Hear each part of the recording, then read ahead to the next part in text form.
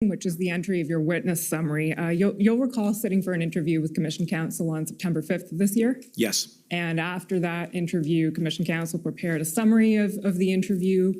Have you seen and reviewed that summary? I have, Okay. yes. And can you confirm that it's accurate to the best of your knowledge and belief? Yes. Okay. For the record, Mr. Clerk, that's WTS 5054. No need to pull it up. So, Mr. Mendocino, I understand you were appointed Minister of Public Safety in October 2021. Is that right? That's correct. Okay. And can you briefly outline, well, first of all, your background before that, your background in politics, and what you did before that?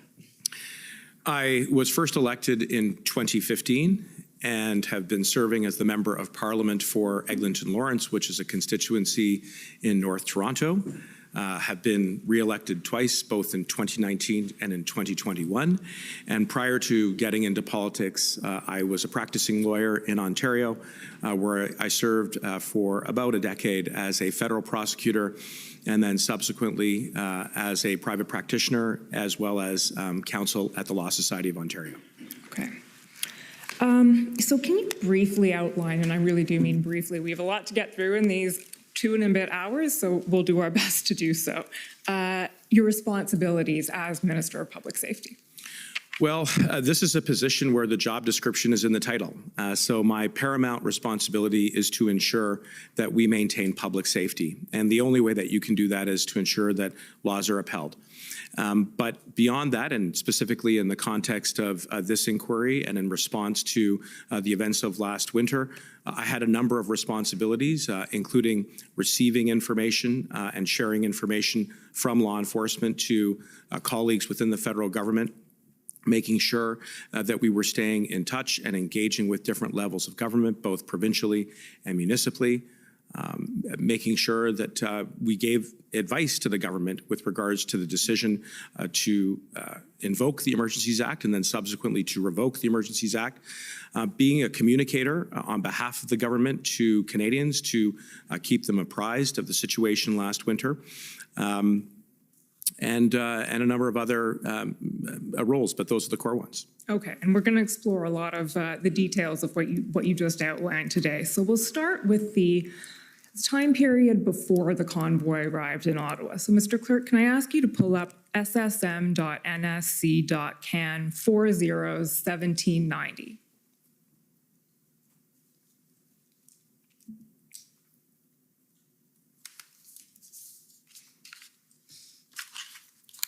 So, Mr. Mendocino, to situate you, this is just on January 26th, I believe. I'm sorry, if you just scroll down a little bit. You had asked Commissioner Lucky, I believe, to brief you on the convoy. Do you recall that? I do recall that. By the end of January, there were reports about a massive protest that was mobilizing from across the country. And so to be sure that we were again, kept aware of how police were going to respond to that protest, we asked for briefings. Okay. And the next document I'll ask you to pull up, Mr. Clerk, is pb.nsc.can 50992. So these, to situate you again, as the document's being pulled up, Minister, are talking points for the briefing on January 26th. I believe they're Commissioner Lucky's talking points. So they're not yours, but I'm going to take you through them, and you can confirm to us whether this was the sort of information that was being provided to you that day. So 26th, before the convoy arrives. We scroll down, Mr. Clerk, to where you see the goal of, there we go. So the goal of the nationwide protest is to disrupt traffic flow and general business of government in the hope that the Canadian government will lift all COVID-19 related restrictions. Below that, although the majority of information indicates organizers are planning a peaceful event, many social media posts suggest some participants may attempt to disrupt government buildings and further cause disruptions throughout the city. Was that information conveyed to you? Yes, it was. Okay. Scrolling down again to page 2, please. It is unknown how long the protesters plan to stay in Ottawa. However, the RCMP has located social media posts indicating some participants may stay around the downtown core, until January 31st in hopes to disrupt the House of Commons sitting that day. So was that information conveyed to you? And more broadly, can you tell us what your expectation was before the convoy arrived of how long it would or might stay? That information was conveyed to me and a number of other colleagues at cabinet level, and my immediate reaction was to question the quality of the intelligence about the duration with which this protest was going to occur. One of the things that struck me was that there were reports about a significant number of vehicles that were coming from across the country, and it certainly seemed to me that just given the amount of time that it would take to get to Ottawa and other locations in the country where these demonstrations would occur, that there may very well be an intention to stay longer than the short period of time that some of those initial briefings had suggested that they would stay there. Combined with some of the public statements around the original manifesto, which in my opinion was the spark for the so-called Freedom Convoy, the stated political and ideological objectives within that document to force the government to reverse course on pandemic policies or else to see the government overthrown or resign, suggested to me that there may be an entrenchment. And as time went on, we certainly started to probe those questions more once they arrived at the end of January.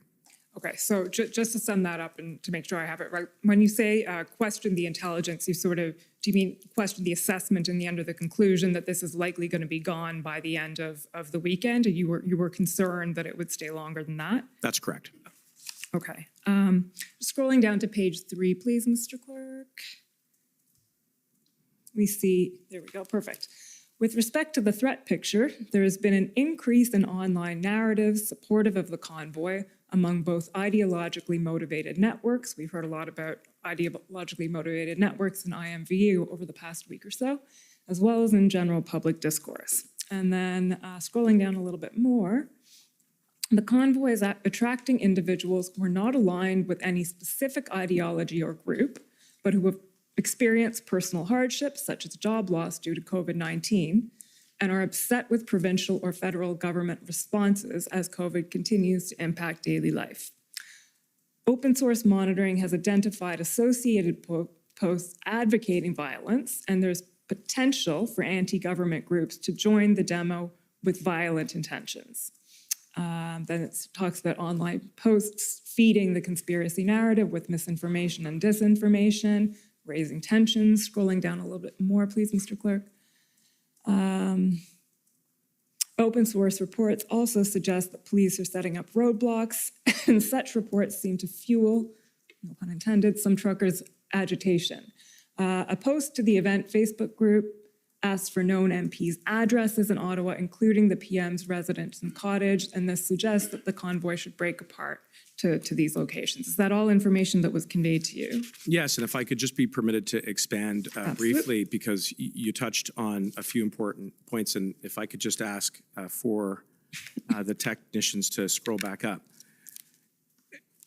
So right under the words on January 22nd, 2022, there's a number of bullet points that I just want to shed some additional light on.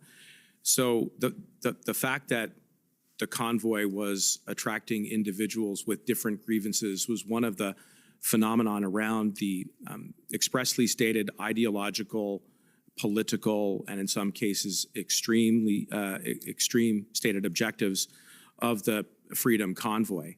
And I mean, this was something that again was a recurring theme in our discussions with law enforcement, with the security and intelligence community.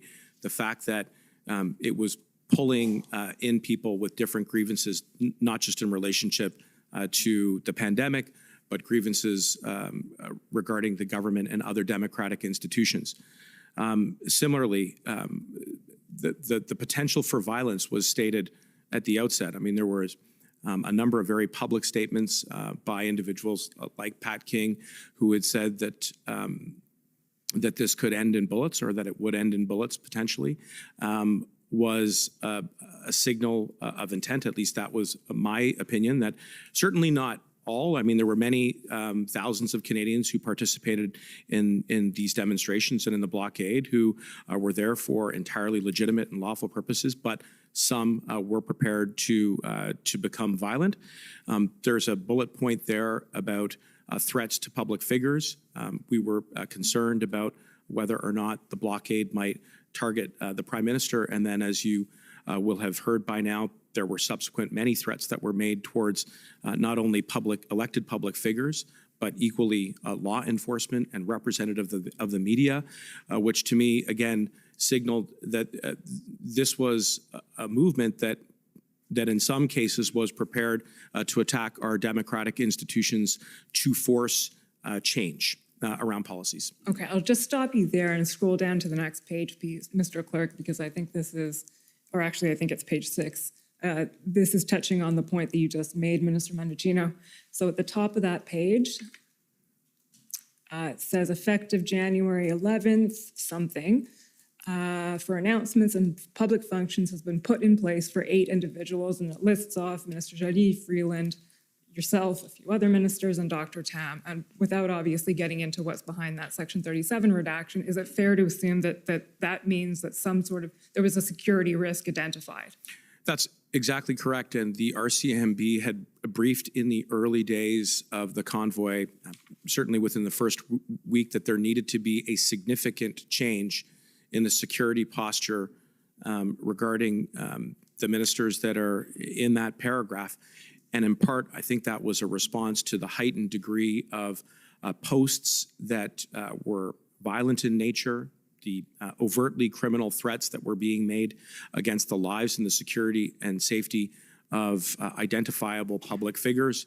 And so as a result of that, the security detail did change around a number of both me and my colleagues in cabinet. Okay, and last point on this, if we just scroll down a little bit more, you'll see a line that says concerns from Minister LeBlanc specifically. We'll be hearing from Minister LeBlanc later on today, but it says Minister LeBlanc has reached in to Minister Mendicino, noting MPs are concerned for their safety and amid reporting of demonstrators attending their residences. This is being taken into consideration as part of the above planning for deployment of resources. And I think that that is worth emphasizing as well, because in addition to the security that was provided to ministers in cabinet, there was a heightened security posture around the Hill and around being able to access Parliament. And indeed, one of my main concerns was that, given, again, some of the stated objectives by some, including the potential to become violent, that we were just returning from winter session, and the first day of the resumption of Parliament coincided with one of the early days in the blockade and subsequent occupation right here in Ottawa. And I was worried about a significant number of people being able to both ingress and egress from the Hill. And so there was a heightened security posture so that we could continue to host Parliament, or to hold Parliament. It was a very important priority that Canadians see that the business of government continue, notwithstanding the blockade and the convoy. But there were challenges. And I had many conversations with parliamentarians, disproportionately women, I would point out, who were the recipient of harassment, intimidation, expressions of hate through the convoy. So that additional security was very much driven by the reality on the ground. Okay, that was actually my next question, whether these concerns were based on sort of identified threats having been identified, I'm going to use that word twice, but by the intelligence services or by law enforcement, or whether these were based on what was being seen on social media, or based on essentially complaints or worries expressed by members of Parliament and the individuals involved. All of the above. And so it was a combination of what we were seeing on the ground in the activities of the convoy. And probably the most aggressive demonstration of their presence was the parking of ultimately hundreds of trucks on Wellington Street, which is one of the main arteries that runs through the parliamentary precinct. And again, I'll just pause here. I mean, that visual suggested to me that we were going to be in it for quite some time rather than just the weekend. But I'll come back to that. I'm sure that the RCMP were taking into account what they were seeing online, what they were hearing from various parliamentarians regarding potential security threats. And so for all of those reasons, again, security was elevated, not only for cabinet, but for parliamentarians and for staff who were working in the parliamentary precinct. Okay, and we will get to the actual arrival of the convoy, but there's one more document I'd like to pull up before we get there. So, Mr. Clerk, that is ssm.nsc.can 401809.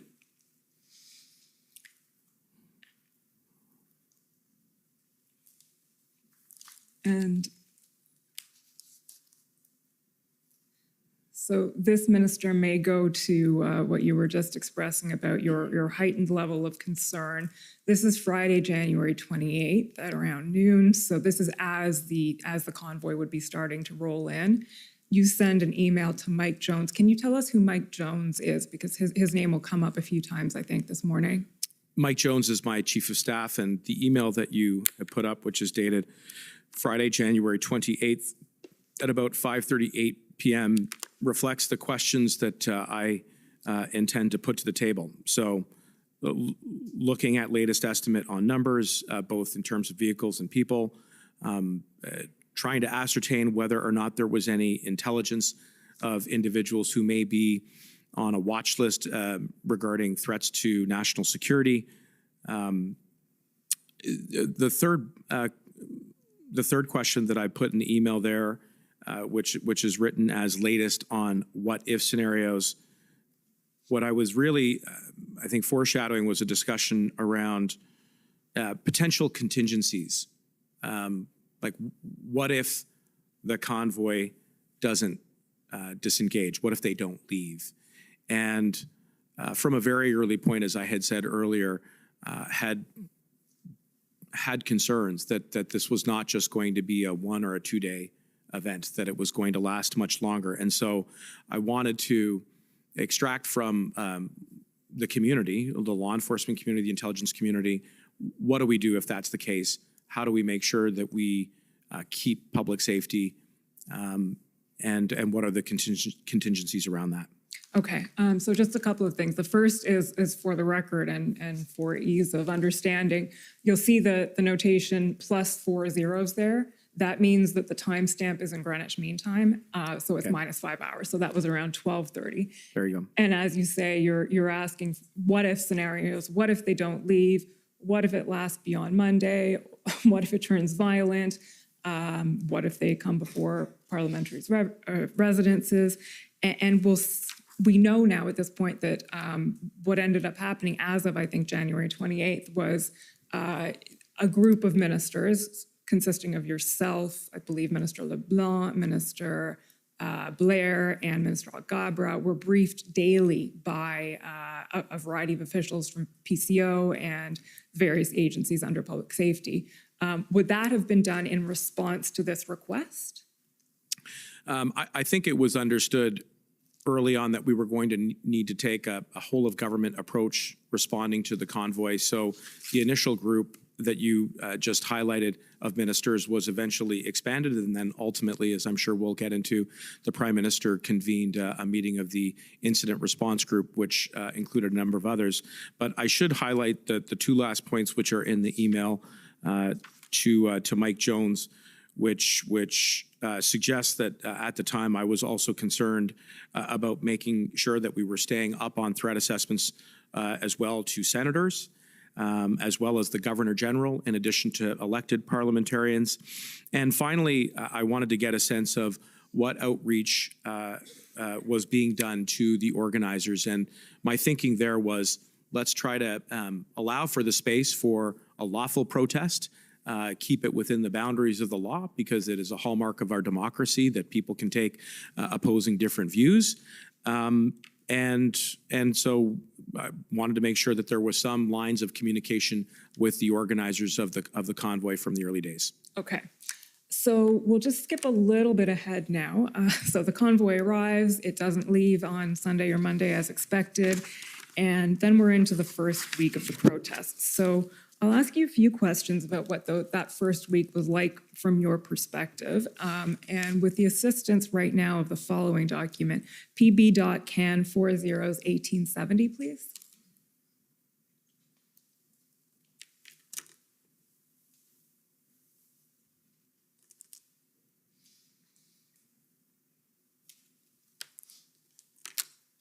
Okay, so Minister Mendocino, this is a text from Mike Jones, who's in the blue. Well, there's no one else, I think, and it's not blue, but there we go. Now it's blue. And the text is to Brian Clow. Can you tell us who Brian Clow is? Yes, Brian Clow is the Deputy Chief of Staff to the Prime Minister. Okay, so just scrolling down a little bit, please, Mr. Clerk, so we can see the text. So this is Sunday, February 6th, and Mr. Jones, Mike Jones, writes to Mr. Clow, so my boss, that would be you, Yes. is pretty amped up. He's concerned that OPS have lost jurisdiction as there's no control at all over what's happening on Wellington. Also concerned for PM safety if he is returning to this week. What does that mean if he was returning this week? Just pausing there. My recollection is that he was out of Ottawa for some period of time and then would be returning to Ottawa and to ultimately the House of Commons, his staff and the RCMP that work with him to protect him, to get into and out of Parliament safely. Because by then, and the date of this text is Sunday, February the 6th, so we're fully now, I think, about a week into the convoy. And this would have been after the first weekend. And the concerns that I was expressing was that by that first weekend, it was my opinion that it was virtually impossible to enforce the law on Wellington Street, given the rampant behavior, not only the noise that was being made by the excessive honking of horns well into the evening, but some of the early reports, and again, this bear in mind, this is Sunday, February 6th. By then, there were a number of press conferences that the Ottawa Police Service had held expressing serious concerns around the reports of intimidation, harassment, and violence. If memory serves, I think there was a press conference where the Ottawa Police Service had indicated that there were reports of firearms that had been brought into the nation's capital. And subsequently, again, I'm going from memory, but there was at least one arrest that was reported of somebody that was making their way potentially to the convoy where the firearm was seized. There were efforts, I think, by law enforcement to try and get the situation under control, but they were overwhelmed. So there were a series of events leading up to the text that Mike Jones had sent to Brian Clow that had led to my concerns being elevated about our ability to restore public safety on Wellington Street in the nation's capital, which is the seat of the federal government. I would also just add that my concerns were not just about Ottawa, that by then there were already reports as well about borders being blockaded. And I would just recall for you and for Judge Rouleau that in my job as Minister of Public Safety, I'm not just looking at the nation's capital or the parliamentary precinct. I'm looking at the entire country. And so by then, a number of critical infrastructure and borders had become either the target of or, in fact, blockades, which had a significant impact on critical supply chains. So there was a lot that was, I think, I'm interpreting and extracting a little bit exactly from the language, but I think that's what Mike Jones was conveying to Brian Clow. Okay, so just scroll down a little bit more, Mr. Clerk. So The next part of the text says he wants to go out, that would be you want to go out and say that OPS needs to get control over the situation. And if they need more from OPP, they should make that clear, but they should get working on removals within the next 24 hours. And if they aren't going to do it, then we may need to look at other measures. Let me know if you want to discuss. So this represents where your thinking is, as you say, at the end of the first week. So this is Sunday, February 6th, and you've just told us why you've come to this viewpoint. Can I ask what you meant by we may need to look at other measures at that point? At that point, I think looking at offering additional resources to local police, and there had been informal requests communicated to me and to my office for additional RCMP services, which we provided on a number of different occasions prior to the invocation of the act. So that was certainly one of the other potential measures that we could explore, which was how do we get more boots on the ground to help the Ottawa Police Service. And let's not forget the Ontario Provincial Police, who were the first stop if OPS, the Ottawa Police Service could not restore public safety. And so that's what I believe I was foreshadowing at the time. Okay, well, we're about to get into some of those resourcing discussions because the next topic we're going to cover is the tripartite meetings, what we've come to know as the tripartite. So, Mr. Clerk, if you can pull up while I'm talking pb.nsc.can 402335.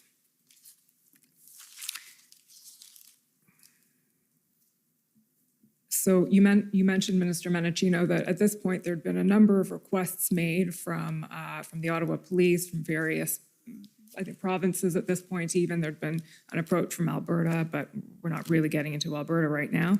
But in any event, around the 7th or 8th of February, I believe it was the 7th, a decision was made that it would be a good idea to convene the federal, provincial, and municipal governments to discuss the situation in Ottawa and the way forward from there, including the provision of resources, as you mentioned. There are a lot of issues to cover that come out of the tripartites. We're going to focus on a few. A few of those issues are the RCMP resources, there's the lack of the OPS plan, and there's what seems to be expressed as a lack of engagement from the province of Ontario. So I'm going to take you through a few extracts that focus on some of those topics. So the document in front of us now is a readout of the February 7th tripartite, and that was the first tripartite meeting. Is that right? Yes. Okay. Scrolling down, Mr. Clerk, to when you see the initials MM. Okay, MM is Marco Mendicino, that's you? Yeah, yes. Okay, Minister Mendicino or Marco Mendicino, one of the two. So, call last week with Watson was productive. It is a stressful period for you and Chief. Feels like things have turned around a bit today. We have confirmed 250 Mounties have been deputized, supporting local law enforcement. We have been timely and responsive in putting our response together. Minister Jones will want to have a discussion with what they can contribute. Letter addressed to, and I can scroll down, yeah, there we go, both PM and Premier, we are going to be in touch. Okay, so from your recollection, Minister, who attended that first tripartite meeting? Well, from the federal level of government, myself, Minister Blair, our officials, some of our political staff, Mayor Watson, I believe his chief of staff, and I'm trying to recall whether or not there were any officials from the Ontario government not elected or not, but I mean, the majority of the participants were the political levels from the City of Ottawa, the federal government, and supporting staff and officials. Okay, and that's fair. This isn't a memory test anyway, but so Minister Jones obviously did not attend because you were talking about getting her to attend in this exchange here. Okay, can we just scroll down again to page 2, please? Keep going a little bit, please, Mr. Clerk. There we go. Where it says Watson on tripartite table. So the discussion before this pertains to RCMP numbers, how many resources are being provided. There's some frustration expressed throughout this by the Mayor of Ottawa, Mayor Watson, about how many RCMP boots are actually on the ground. So that's being discussed. And then we get to Watson, on tripartite table, has the province agreed to this? And Minister Blair then says, both of us have reached out, that would be you and I.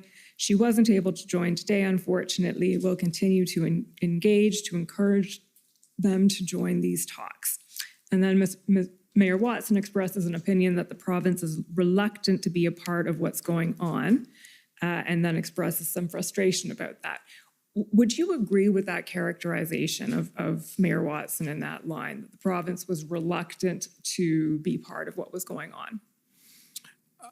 I would agree that at that particular point in time that there was a common desire to have Minister Jones or additional representation from Ontario at the tripartite meeting for the purposes of cooperating and coordinating the response to the convoy in Ottawa. Now, I would add that that's not to say that the province was not engaged at all. And I know, for instance, that Premier Ford had made a number of very strong statements about the state of the convoy, condemning it, saying, it was out of control. He pronounced very definitively and declaratively that it was time for people to go home, if I recall correctly. That would have been before this tripartite.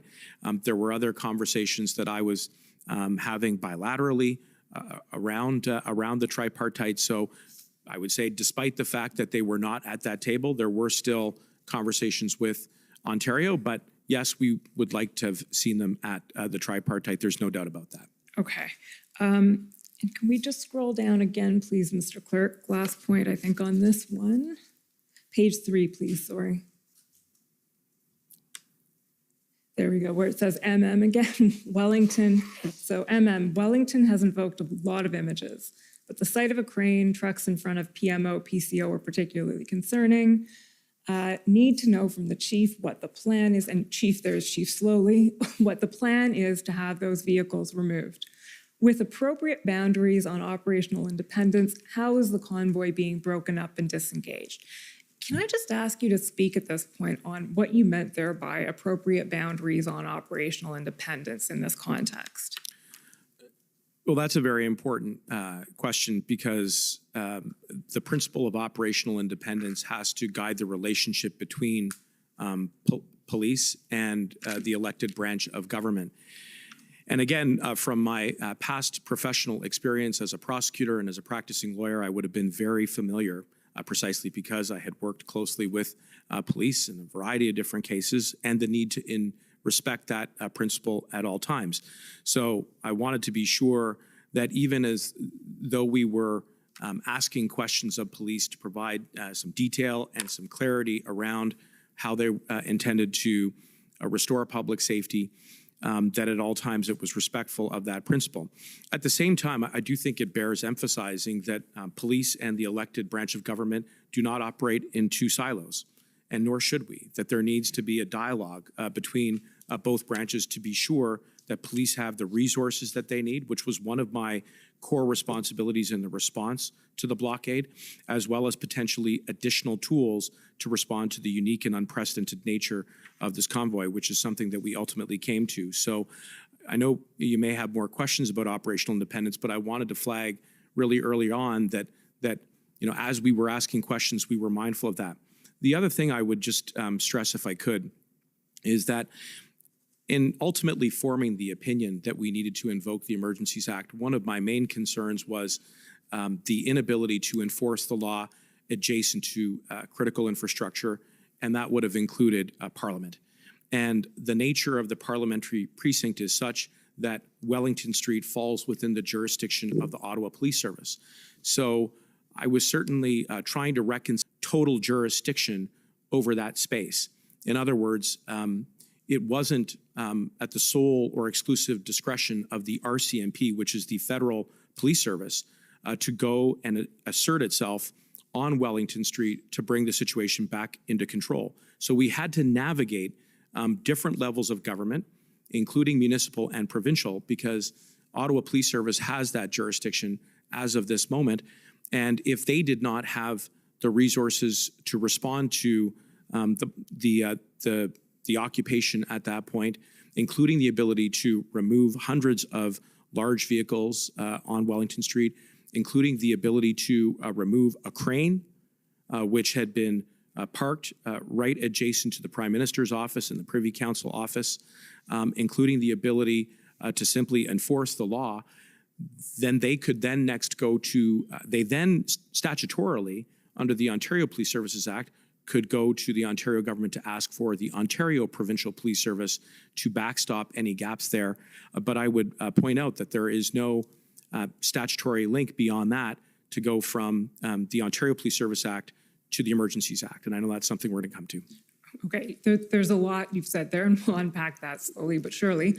But for the purposes of the discussion we're having right now about the tripartites, would it be fair to say that part of the idea in holding the tripartites would be to sort out the jurisdictional issue? All of that. It was really to make sure that all of the key players at all three levels of government were able to navigate around the jurisdictional challenges and complexities, but beyond that, the situation on the ground, which, you know, by then, as you pointed out in an earlier exhibit and text, was on the it was on the brink of being completely ungovernable, if not already by then.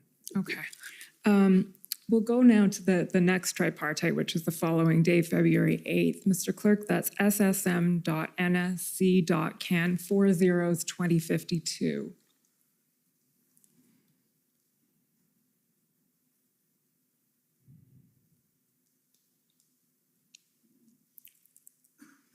So these are notes taken of that tripartite. Just again, to situate us a bit with the names here.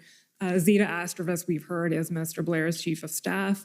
Samantha Khalil, can you tell us who that is? Samantha Khalil works in the Prime Minister's office, and I believe she works in the Issues Department of the Prime Minister's office. Okay, so this is essentially a readout or notes from that tripartite on the 8th. Scroll down a little bit, Mr. Clerk. There we go. Good to be back on these calls. It's only been a day. Stay focused on the task at hand, received your letter, and the mayor then says, why no Solgen attendance? Solgen is Minister Jones? That's correct. Okay. And you say no word back. So you're conveying there that you attempted to call or attempted to contact Minister Jones and had not heard back at that point? Yes, that's right. Okay. And then the mayor says he's speaking to the premier tomorrow and he will ask that his minister be at the table. He goes on to talk about a call that he'd had with the Prime Minister, which we went through in some detail a few weeks ago. And then Minister Blair chimes in on Ontario involvement and says, I know Marco's been having good conversations with Ontario. They are worried about being visible and then being asked about what the province is doing. Now, I appreciate that these are Minister Blair's words, not yours, but do you recall what he was talking about when he said they were worried about being visible? Well, again, as you pointed out, these are my colleague Minister Blair's words that are being captured in a summary of a readout.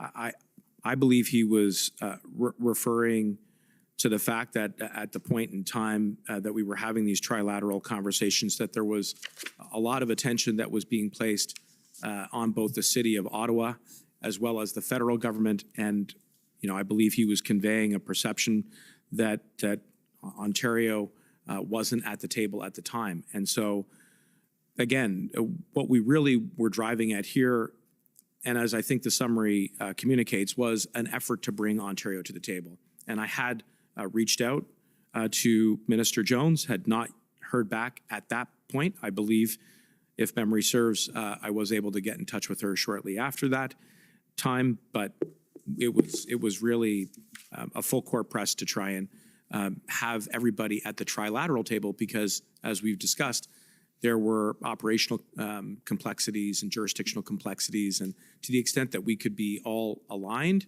then that would help to restore public safety. Okay. And we'll get back to that topic. I'm going to scroll down and take you to something else I want to ask you about here. Scroll down a little bit, Mr. Clerk, until you see page 3. slowly for every action. Should be a little bit down from there. There we go. So just scroll down. There we go. Thank you. Slowly. So there's a chief slowly speaking. And you're asking, what does the trend look like for removal? Is it going slowly going down, or is it stop and start? And Chief Slowly says, for every action we do, there is a counter reaction that can exceed our resources. We saw that in Coventry. So he's discussing there the give and take, or the reactions and counter reactions in Ottawa specifically. But then he then says, our public request for 1,800 more people resulted in the activity in Windsor, plus a national call for protesters to drive to Ottawa so they can outnumber even increased police presence. There are national implications and local implications here. They are very well organized and able to mobilize people. Yeah. So can you expand a little bit on what you were hearing about that at that time, the level of organization, and to the extent that you were hearing this, and the interconnectedness or not of what was going on across the country? That is a critically important intervention by Chief Slowly at the time for a couple of reasons. First, he's flagging as a very serious concern that locally they are outnumbered. And he says that it is exceeding their, or he suggests that it is very close to exceeding their current resources, which is why they had asked for some additional help, including from the RCMP, which by then we would have responded to. There were a couple of installations prior to the invocation of the act that I think numbered in the hundreds, somewhere between 200 at the outset, and then eventually getting up to about 500 all told. There were questions about exactly how those resources were being deployed by the RCMP in conjunction with Ottawa Police Service. But the real important point is he's saying we're outnumbered and we need help. That's what I took from that intervention. The other thing that he mentioned in that intervention is Coventry. And through a number of briefings in the lead up to the invocation of the Emergencies Act, there was a discussion of two different groups that were at play in the blockades. There was a large group, again, of Canadians who were exercising their lawful right to protest against certain policies by the government. But then there was another group that had other more extreme objectives that was much more sophisticated and organized. And it's my recollection that that latter group was interspersed in a number of different locations very tactically, but that there was a concentration of that latter group at Coventry Road that was made up potentially of individuals who had previously served in either the military or in law enforcement. And that to me raised a concern, a very serious concern, about some of the counter operations that could be run by that group to overwhelm legitimate law enforcement. And that, I think, is exactly what Chief Slowly is getting at. When, if numbers are being reported publicly about how many additional reinforcements are being sent in, then the word could go out to call for more protesters to descend into the nation's capital, or, again, quite frankly, to deploy across the country. And we did, and again, I would hasten to add, this was not just about Ottawa. This was about the entire country, where we would see the levels of protest go up and go down. And the time that I thought was most dangerous were typically the weekends. And that's when there was a surge of people who came and descended into the parliamentary precinct. And that if I read Chief Slowly right, was in part a tactical decision that was being informed by some within the group who had the skills and the experience to overwhelm whatever police resources were available at the time. Okay, so going back to a few things you said there, the first one, you mentioned that there were some questions about boots on the ground and how many RCMP officers were being provided. And we've heard about that, but from your perspective as Minister of Public Safety, what was your understanding of what was going on there and why? Well, my understanding was that Ottawa Police Service did not have the resources to respond at the time. And therefore, they were putting out a request for assistance from different levels of government and different levels of law enforcement, including the RCMP. And that is and so my response as Minister of Public Safety is, let's get you what you need. Let's get you the additional boots on the ground. And in dialogue with the commissioner of the RCMP, we were responsive to that request on more than one occasion, deploying additional RCMP members to assist to restore public safety here in the nation's capital. There was also other requests, including in Alberta, but we can come back to that. Well, before we get to Alberta, when you say let's get you what you need, do you mean let's get you what you need from the RCMP, or let's get what you need from the OPP and then only then from the RCMP? I wouldn't say that there was necessarily that strict sequencing. My job as Minister of Public Safety was to be responsive to the requests that were coming in from the City of Ottawa, vis-a-vis the Ottawa Police Service. And so we facilitated those requests. They were not, they were not necessarily subject to the Ontario Provincial Police responding at the time. I wanted to be as supportive as I could. I was very much sympathetic to the plight of the residents in Ottawa. I was very concerned for their safety and their security. We were beginning to see counter-protests manifesting because I think at that time residents felt that they had to take matters into their own hands. That was extremely concerning to me because I thought that it represented a significant risk of more serious violence as a result of frustration and fatigue, and we were seeing an abundance of expressions of that in reporting and on social media. So I wanted to be as supportive as I could to the City of Ottawa and to the Ottawa Police Service. And Chief Slowly, I think rightfully was flagging his concerns about resource capacity and potential counter operations that were being run by the blockade and the occupation. So getting back to that last concern about the counter operations, the action, the reaction, were you concerned then that this could spiral into something where police resources would actually be overwhelmed and stretched beyond capacity across the country? Was that the nature of your concern, or was it in specific areas there wouldn't be enough available locally? Or was it a broader concern than that, or was it just the specific instances? It was a broader concern that was national in scale.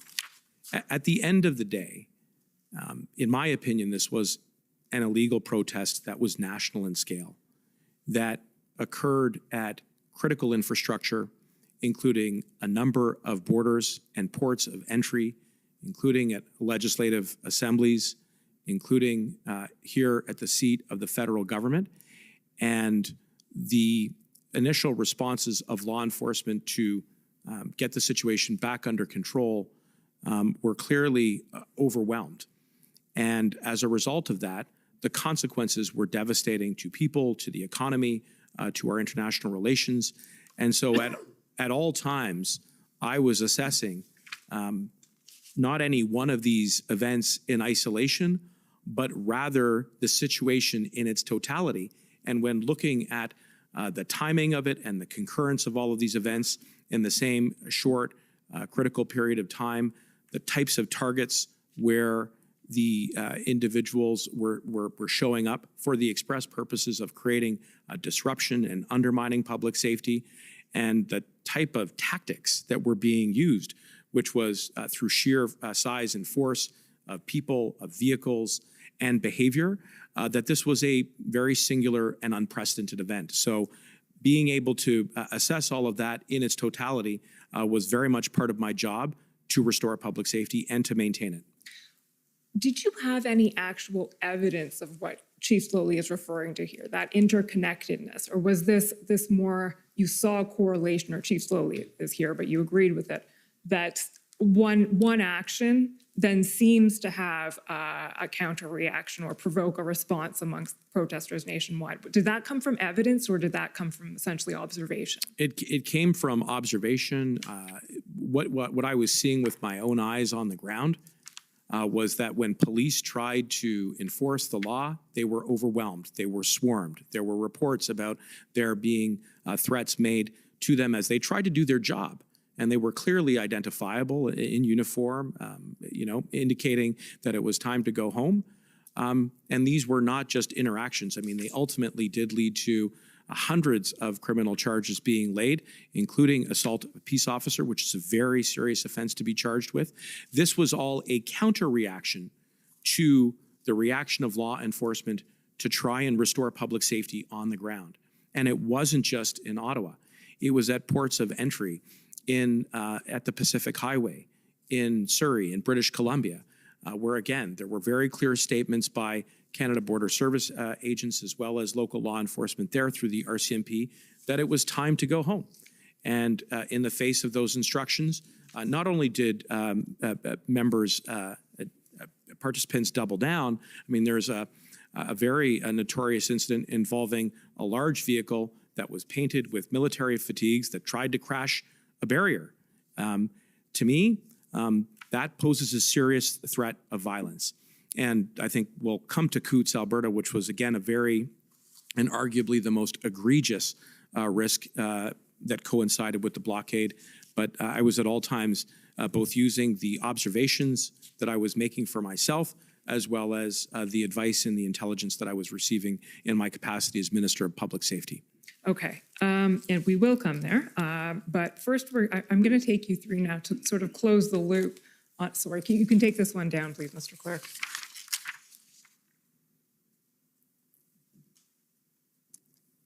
So can you just pull up quickly ssm.can.ns C402676. This is the third and last tripartite, and there's just a couple of things I want to highlight here, Minister, ask you about, which is, sorry, here we go. Let's just scroll down a little bit more. Thanks, latest from RCMP, okay. So towards the middle of that paragraph, you say, phase has moved beyond inconvenience or disruption. So this is now February 10th. They have moved to disrupting the economy. We are having very intentional conversations with the province about how confident they are around enforcement, the ability to take appropriate action quickly and decisively, whether in Ottawa, Windsor, Sarnia, et cetera. Spoke to Minister Jones. It was a focused conversation, and I'm looking forward to hearing back from her on what OPP can do to assist you. Okay, so I'll take it from that, and we'll get back to the conversation with Minister Jones, but Minister Jones was not at the third and last tripartite here. Is that correct? That's correct. Okay. So thank you, Mr. Clerk. So I'm just going to try and put together the chronology of what happened here, and I'll take you back to February 5th. SSM.can407854.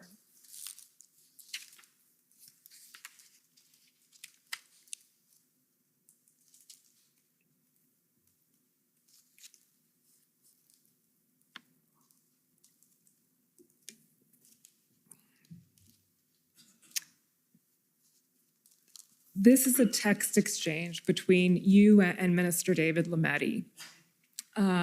Just scroll down a little bit, please, Mr. Clerk. I'm not sure what you're referring to. You say, you were perfect today. Thanks. So were you, buddy. Then so the blue is Minister. Little collegial support at a very stressful time. /bromance. Okay. I think he might resent that suggestion. So were you, buddy. Should I call Downey? You've spoken to Sylvia. Downey, there would be a reference to Doug Downey? That's correct. Okay. Can you tell us who, just for the record, can you tell us who Doug Downey is and why Minister Lametti might be calling him? He's the Attorney General of Ontario. He's Minister Lametti's provincial counterpart. Okay. And so you have spoken to Sylvia, he says, and you say, I have spoken with Sylvia. You should call Downey. We need them in the right space to respond to any RFA for OPP assistance. And then Minister Lametti replies, spoke to Doug Downey, needs slowly to be quick. Can you tell us why would Minister Lametti be calling Doug Downey about this? So you're speaking to your counterpart, he's speaking to his. In what capacity would that be? Well, again, I mean, you're asking me to interpret or infer why Minister Lametti has reached out to Doug Dunney, the best answer that I can offer is I believe he is reaching out to a provincial counterpart to understand what Ontario's response is to the situation, not only in Ottawa, but elsewhere, including in Windsor at the Ambassador Bridge. And by then, the blockade was causing significant interruption to the economy. Again, thousands of people were temporarily laid off. Businesses were impacted in the auto manufacturing sector. So I think he's trying to gain some understanding from the Attorney General of Ontario about perhaps what advice he is offering to the Ontario government. Again, I'm drawing some inferences here, but I think it's a combination of that. But I think more broadly, just to keep lines of communication strong between the federal government and the government of Ontario. Okay, so you actually asked him to call Downey. So do you have a recollection of why, or is it essentially what you just told us? Yeah, no, actually, there it is right there. Yes, so I would say that was my thinking at the time, was to try and keep lines of communication open and to be sure that that we had some understanding about what advice may be provided to the Ontario government. Okay, thank you. Mr. Clerk, next document is ONT 401141. So I understand that there was a call that took place between you and Minister Jones on the 7th. In that earlier text exchange, you seem to refer to an earlier call before the 5th. I don't know if do you have any recollection of that one? I'm sorry, I'm sorry. Which document am I looking at here? Sorry, yeah, that's my fault. The last document, the text exchange with Minister Lametti, you say, I have spoken with Sylvia, and that appears to be on the 5th. So do you remember a conversation prior to the 5th? In the context of the blockades, not off the top of my head at this moment. Well, we know that one happened on the 7th, and yes. This document is Minister Jones's notation of that call. And she says, so she's talking to you, Marco Mendicino, Jim Watson wants an interlocutor. I think that may mean interlocutor, but I'm not sure. Wellington will be fast and jurisdiction FTP table to support the city, 1500 OBP 38 Kitchener. Can you tell, so the interlocutor, is that a reference to an interlocutor? Was that part of the discussion you were having? Again, if we could have the document just scrolled back up to the top, I just want to, February the 7th, Jim Watson. I agree with you. I think that the word there may be misspelled and is referring to an interlocutor. And, beyond that, I couldn't say much more about that particular note. But I did have a conversation with Minister Jones. Yes, you did. And around that time. Pardon me? Around that time or shortly thereafter. Okay, and we're going to get to a report of what was said in that conversation as well. But before we get there, I want to just go through a little bit the call you subsequently had with with Premier Ford, because at this point, so can you take us through that? Minister Jones you have a conversation on the 7th. Actually, why don't we go there now? Yep. So that conversation is reported in a text exchange. Can you pull up, Mr. Clerk, ssm.nsc.can 403127? So while that's getting pulled up, this is a text exchange on February 11th between Samantha Khalil, who you've told us is a PMO staffer, Mike Jones, your chief of staff, and Theda Astravas. And so Samantha says, thanks guys, long day. Okay, so writing here is Mike Jones, your chief of staff. And, oh no, I'm sorry, this is Sam Khalil, I think, writing here. She says, hey, so on trilateral meeting, got it wrong again, it's Zeta writing. So Ms. Astrova says, hey, so on trilateral meeting, Sam, I don't know what you think, but I really think we need Jones at the table. Perhaps your boss can push again. Your boss there, so Mike Jones, he's talking about you. He says, by Jones, I assume you mean Ontario, and can have my boss reach out again, but the last call got pretty frosty at the end when he was saying, we need the province to get back to us with their plan. quote unquote, I don't take edicts from you, you're not my fucking boss. Scroll down again. Yes, obviously not you, she said that. Does that accord with your recollection of the conversation you had with Minister Jones? There was definitely some colorful vernacular towards the end of that call. I'm happy to say that both Minister Jones and I still enjoy a very productive and positive rapport. But the real thrust of the call was to engage Minister Jones to understand exactly where her thinking and where the government of Ontario's thinking was at in responding to the requests of Ottawa Police Service to get additional resources, and more broadly speaking, to restore public safety on the ground. And you know, I think certainly by the end of the call, it was quite clear that the inability of law enforcement using existing authorities to restore public safety on the ground was of increasing concern to me in my capacity as the Minister of Public Safety, as well as the federal government. And we wanted to be sure that Ontario was exercising all of its capacity to support not only Ottawa, but other communities as well in this province, including Windsor. So it was an important engagement.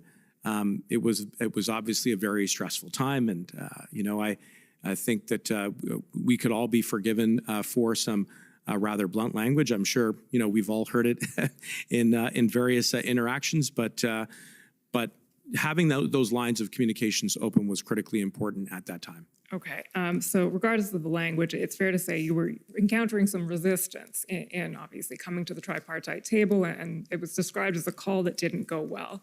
And we know that on the 9th, you spoke directly with Premier Ford. So we can take that document down, please, and we'll pull up the readout of your call from Premier Ford, which is ssm.can.nsc 402832. How did that call arise? Did you call Premier Ford? Did he call you? Tell us how that happened. The Premier called me, and by then, again, it's important to place the timing and the chronology of this call into the broader context.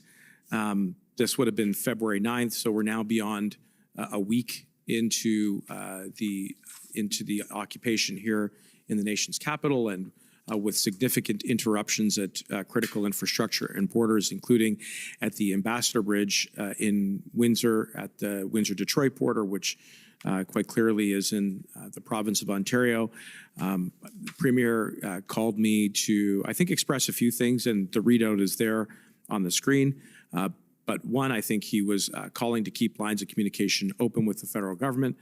Two, he was indicating to me that his chief public health officer was going to be going out in the very short term to communicate the end of vaccine passports and the end of mandates. But he also was very supportive and said that he was prepared to stand with the Prime Minister, which I took as a very constructive suggestion to show unity across different levels of government responding to what was then a very urgent state of crisis and emergency. And having that demonstration of solidarity, I thought, would reassure Ontarians and Canadians. I also did say to him that I would relay what I interpreted to be a bit of a nudge by Premier Ford around the federal government's posture around pandemic policy to the Prime Minister, more broadly just the fact that the call had occurred. And I did take the opportunity to express to him two really important things. First, I was really concerned about restoring public safety at critical infrastructure, including the Ambassador Bridge. And I also said that I was concerned that even if there was an announcement around a change in pandemic policy, that they may not leave. I think in the end, that proved to be true.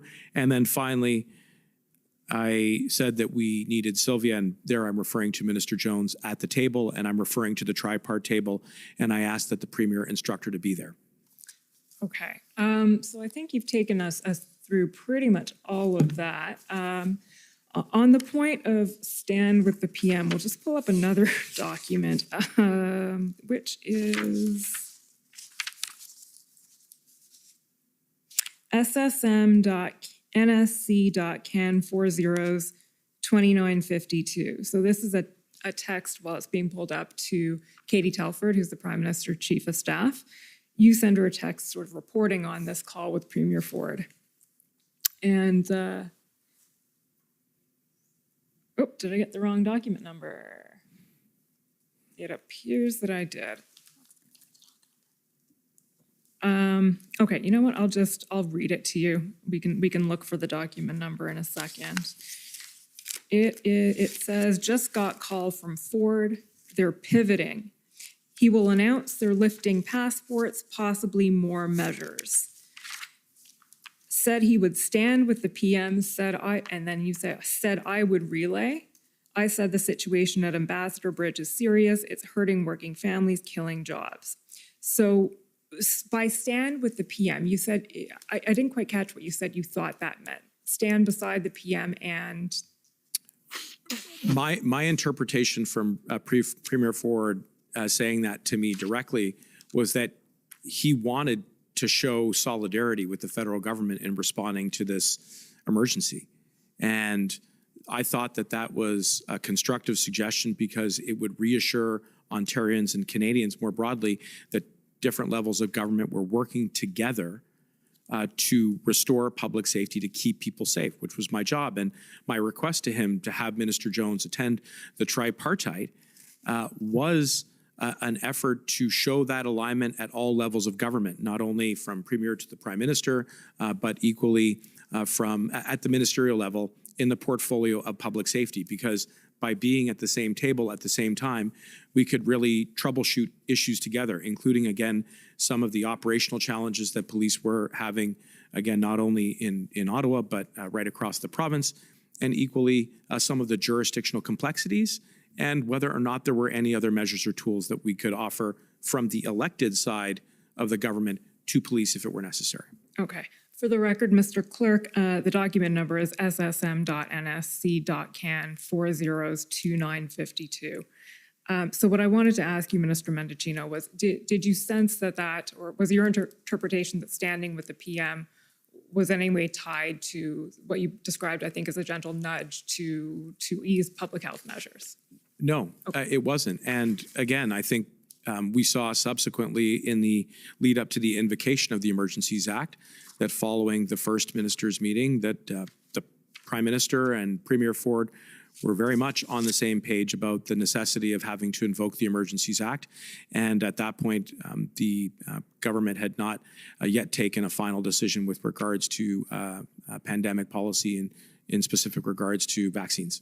Okay. The last point I want to ask you about on all of this is to get your reaction to something we heard from Mr. Mario Di Tommaso when he testified, which was, and I'll paraphrase what he was saying, but essentially part of his thinking or his explanation of why Ontario was reluctant to participate in the tripartites is that insofar as these were a forum to discuss policing resources, Ontario, the governmental officials shouldn't be participating in that because that's a law enforcement matter. The question of deploying police resources is something for law enforcement, not for governmental officials. What's your take on that in the context of what we'd raised earlier about the lines of operational dependence of the police? Yeah, here again, this is a very important question. First, I can't speak for the Deputy Minister of Public Safety or the Solicitor General in Ontario, but from where I sat, the Premier of Ontario actually showed very important leadership in the early days of the blockade, going out publicly saying that this had no longer was a lawful protest and that people needed to go home.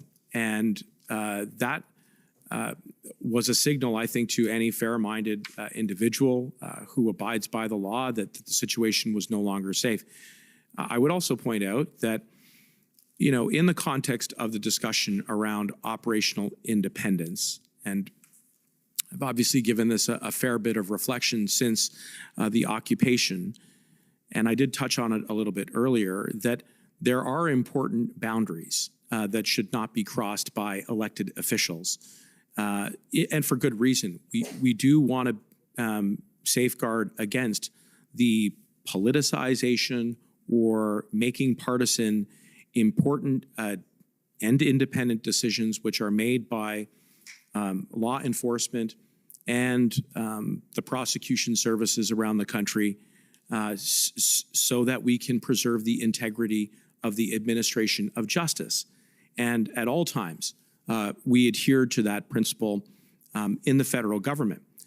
That having been said, there does need to be a dialogue, and there is a dialogue between police and the elected branch of government when it comes to providing additional resources and tools. And I can offer a number of, very concrete examples, not only in the general, but in the specific context of our response to the blockade. So if I could, when I received a call at the beginning of February from the Premier of Alberta, the then Premier of Alberta, Jason Kenney, one of the concerns that he'd expressed is that he and Alberta did not possess either the resources or the tools to clear the blockade at Coutts, which had mobilized pretty much since the end of January or beginning of February.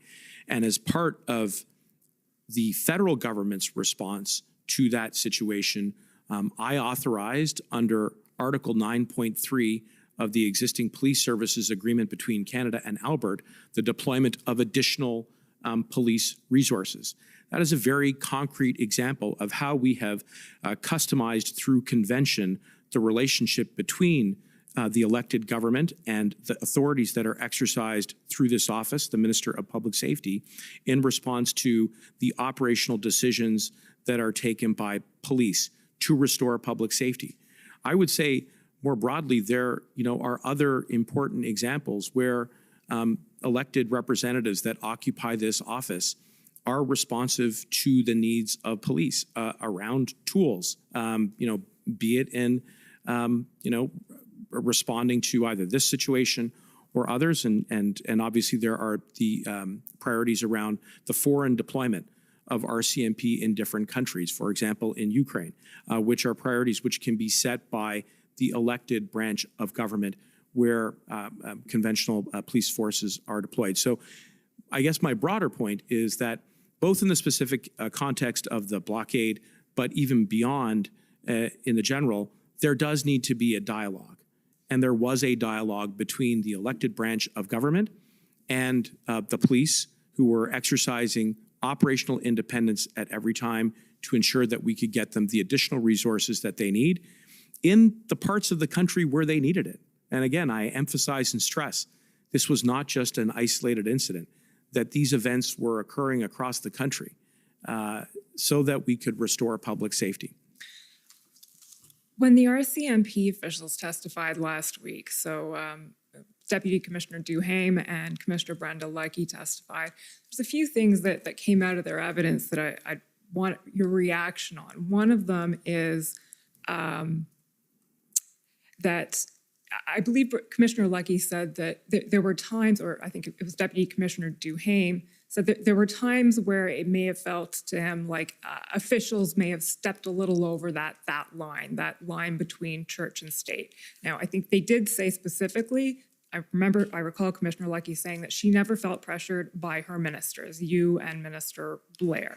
She did say that at some point you sort of had to educate or educated, and she didn't point to any sort of instance where it was necessary, but she said you educated, and it fell to you essentially to educate the rest of cabinet. I think it was the February 10th IRG right. on where that line was and the importance of operational independence. Do you recall that? I do, and I wanted to be sure that as colleagues around the cabinet table were expressing the same concerns that I had, that others had about the ineffectiveness of existing authorities and resources to restore public safety up to that point, and we are approaching now 2 weeks into the blockade, that nevertheless, we should not violate the principle of operational independence. Because, again, just situate yourself in our shoes for just a moment, our paramount concern is restoring public safety.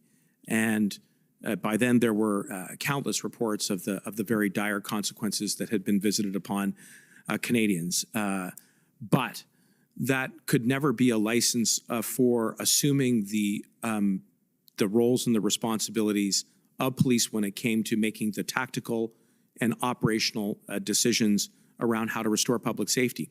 So it was important to strike a balance between respecting that principle, but also fulfilling my role specifically in holding the RCMP accountable for their role in restoring public safety, and more broadly, the government's role in understanding why it was that despite existing authorities and resources, we could not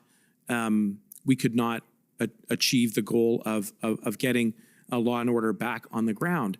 And when I look back now and, I ask myself, and why it was in the perception of the commissioner that she felt that some, not all, were coming up to the line, it is because of the unique and singular nature of this public order emergency. It was the fact that the scale of this was national.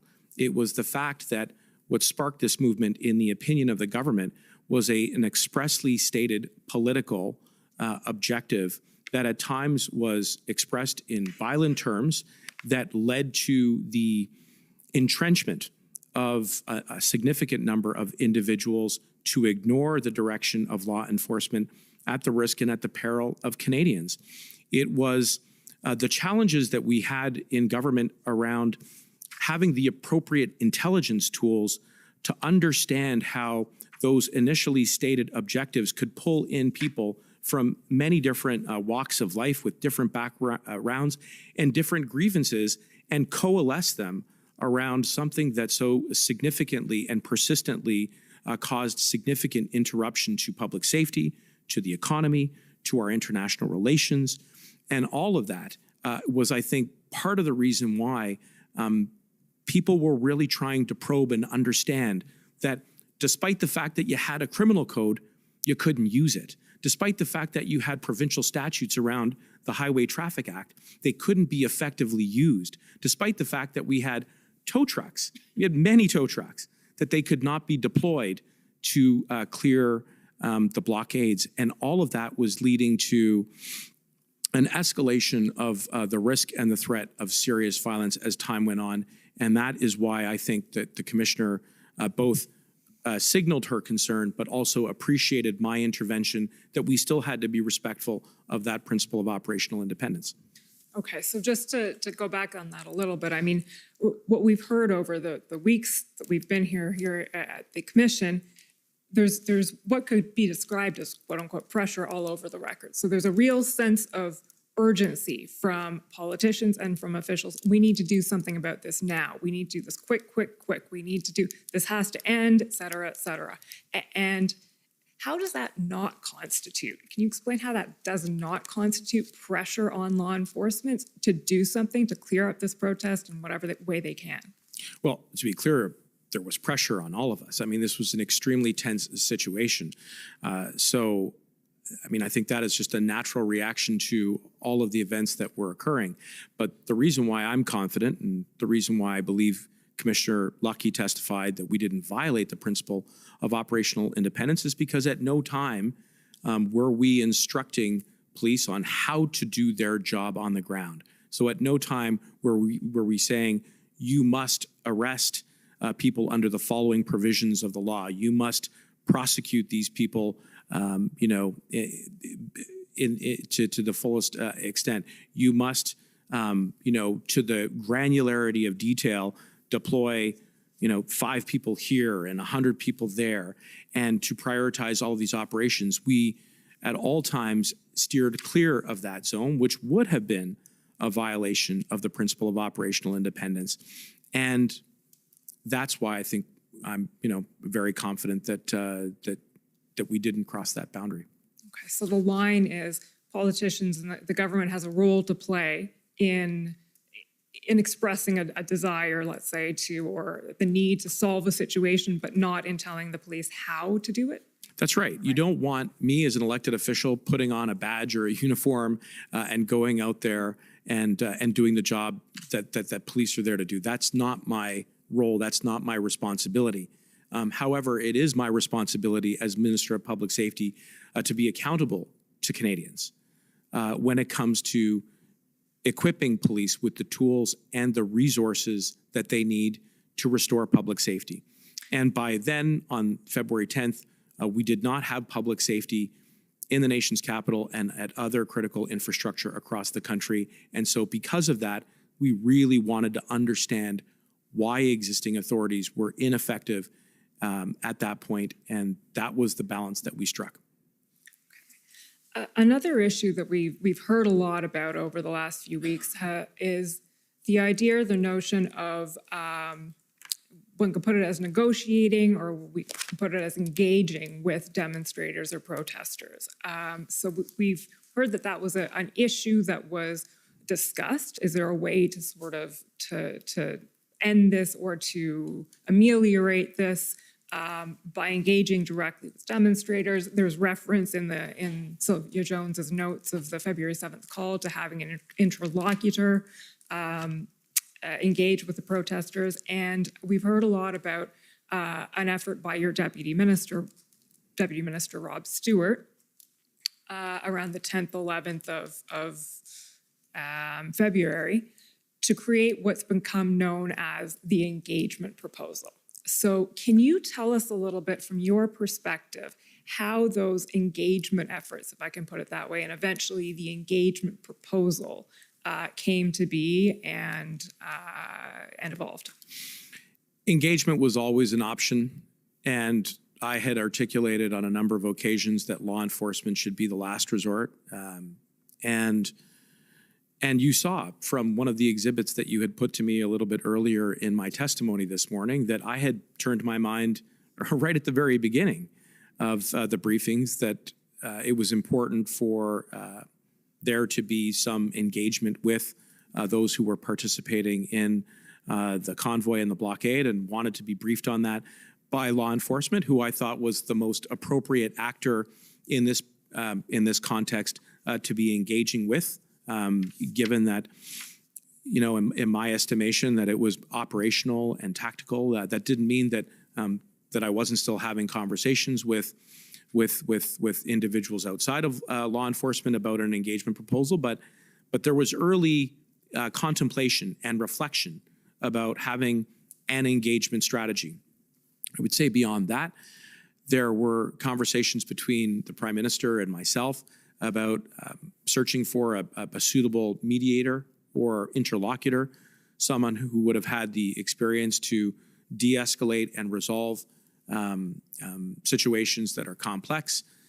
And beyond that, by the time we got to the ERG, there was a report that was given by Deputy Minister Stewart about information that he had gleaned from conversations that he was having with the Ontario government and the OPP around the intelligence of what the group was constituted of in terms of adherence to, you know, ideology, the desire to, you know, double down and hold the line and et cetera, and all of that, versus everybody else who might have just been there to express another point of view. And so as a result of that report that he offered at the ERG, there were taskings that were listed by the clerk of the Privy Council at the end of that meeting, one of which was to continue to develop a potential engagement strategy. And so that's what the Deputy Minister set about to do. And I know that there, you know, was some additional work on that front. Okay, so this is, you knew that this was, you were aware that this was being worked on by your Deputy Minister? Yes. Okay. Mr. Clerk, can we pull up ssm.nsc.can 402958?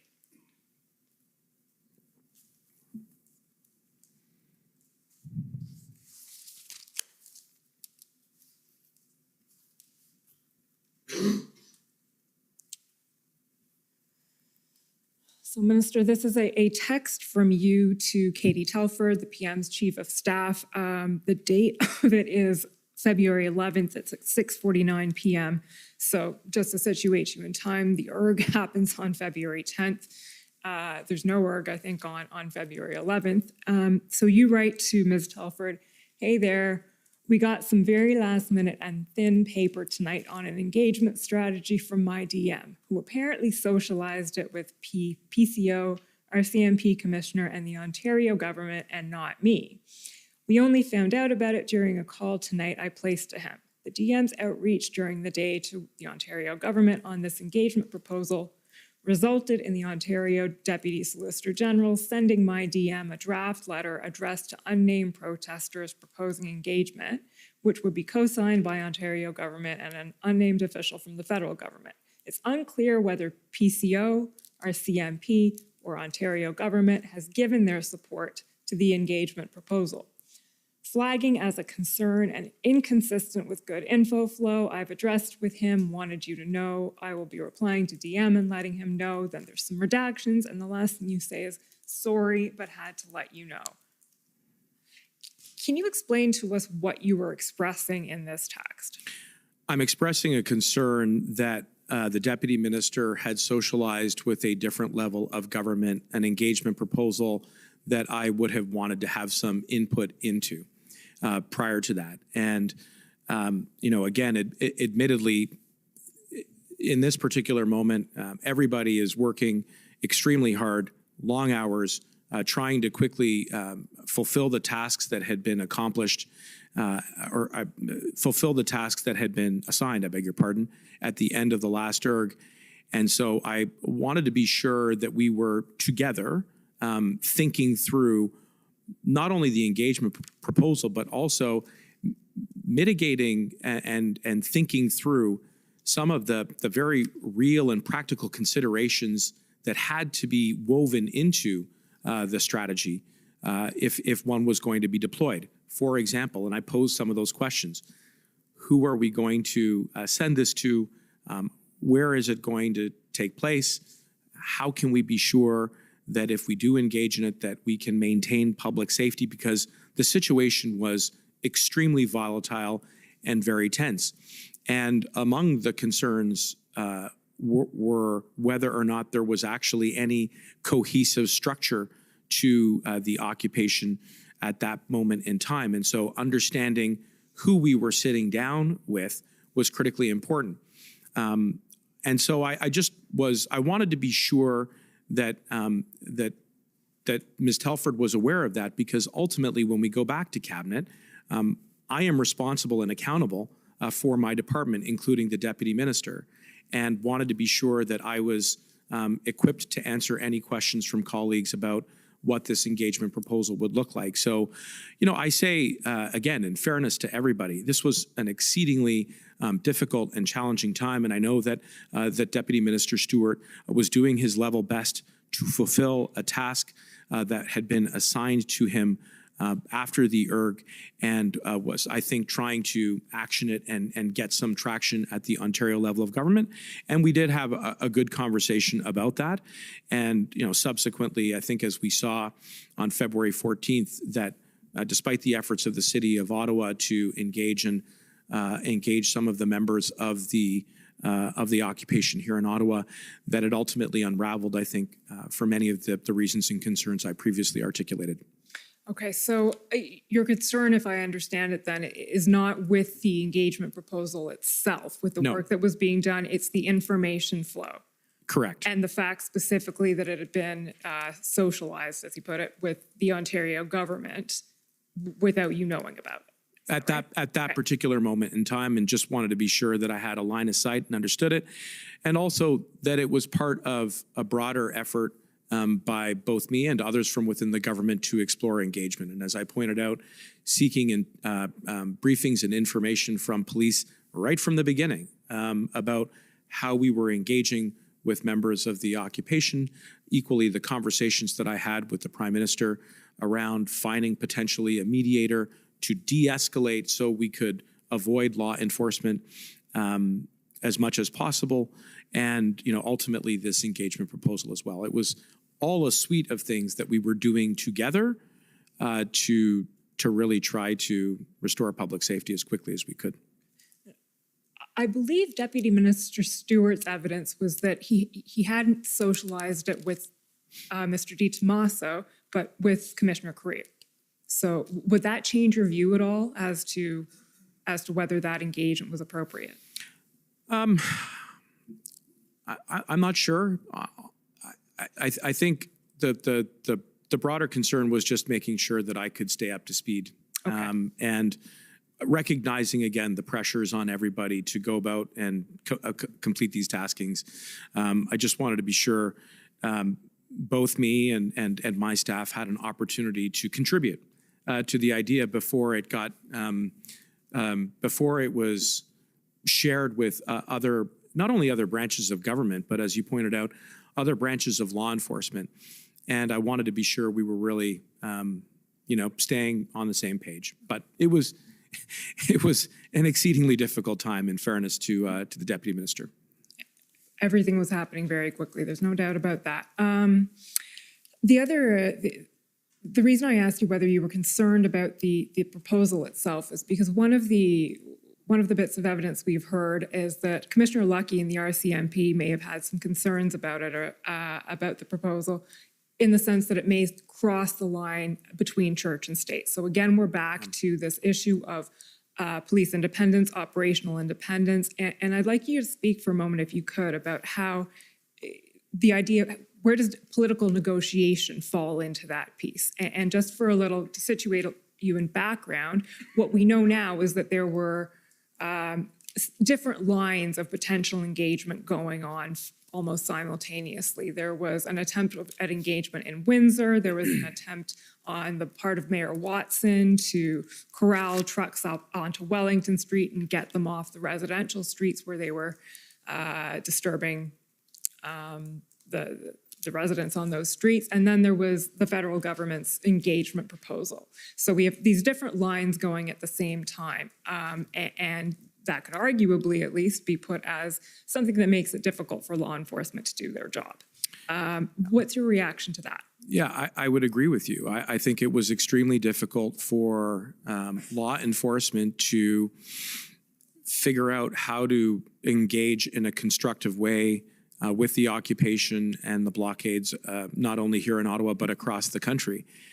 I know from the early days that members of police liaison units, these are individuals within law enforcement who have very specific expertise in engaging with people who protest to sort of set the boundaries of what, just to be sure that everybody can be safe. So here's what we can all sort of agree to. And I think that there, as you've heard previously, there was some effort to do that, certainly at the local level here in Ottawa. But to come back to what I think that, like the core of your question is, you are absolutely right that it becomes a lot trickier and more complex once elected officials start to penetrate into the terms and the conditions by which you negotiate a disengagement of the blockades and the occupation, if it involves, let's say, the moving of vehicles, the moving of people, the moving of police officers. All of that, I would submit, is much more within the operational domain and, by extension, independence of police, which was one of the concerns that I had in navigating this appropriately. So that was, I think, part of what I was getting at in my text to Ms. Telford, was just I wanted to be able to think that through with everybody, and especially if we were going to be sharing it with other levels of law enforcement, so that we were respectful of those principles of operational independence as well. Okay. I now want to ask you, turning to, we know the engagement proposal didn't go anywhere in the end.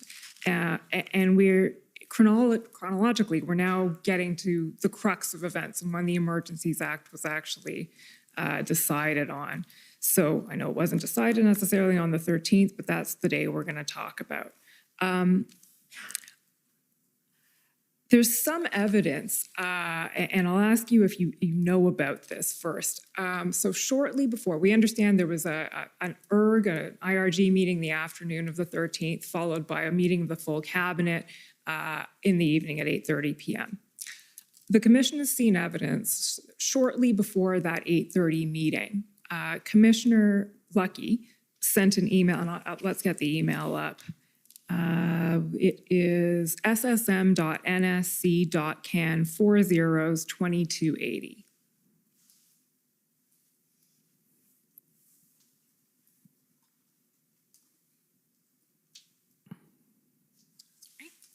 So this is an email. The timestamp on it it's just shortly before 8 o'clock once you do the Greenwich Mean Time adjustment.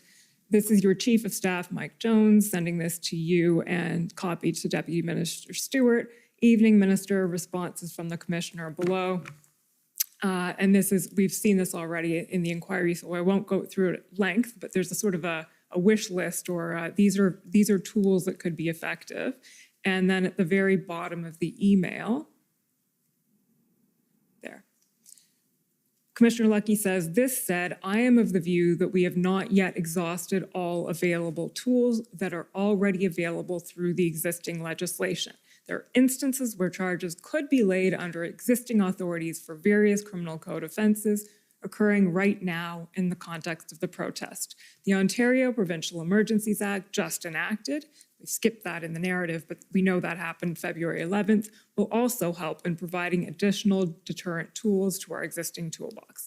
So my first question, Mr. Mendicino, is, did you see this before the cabinet meeting? I don't recall exactly when I would have seen it. This, as you pointed out, was sent just prior to the commencement of the cabinet meeting.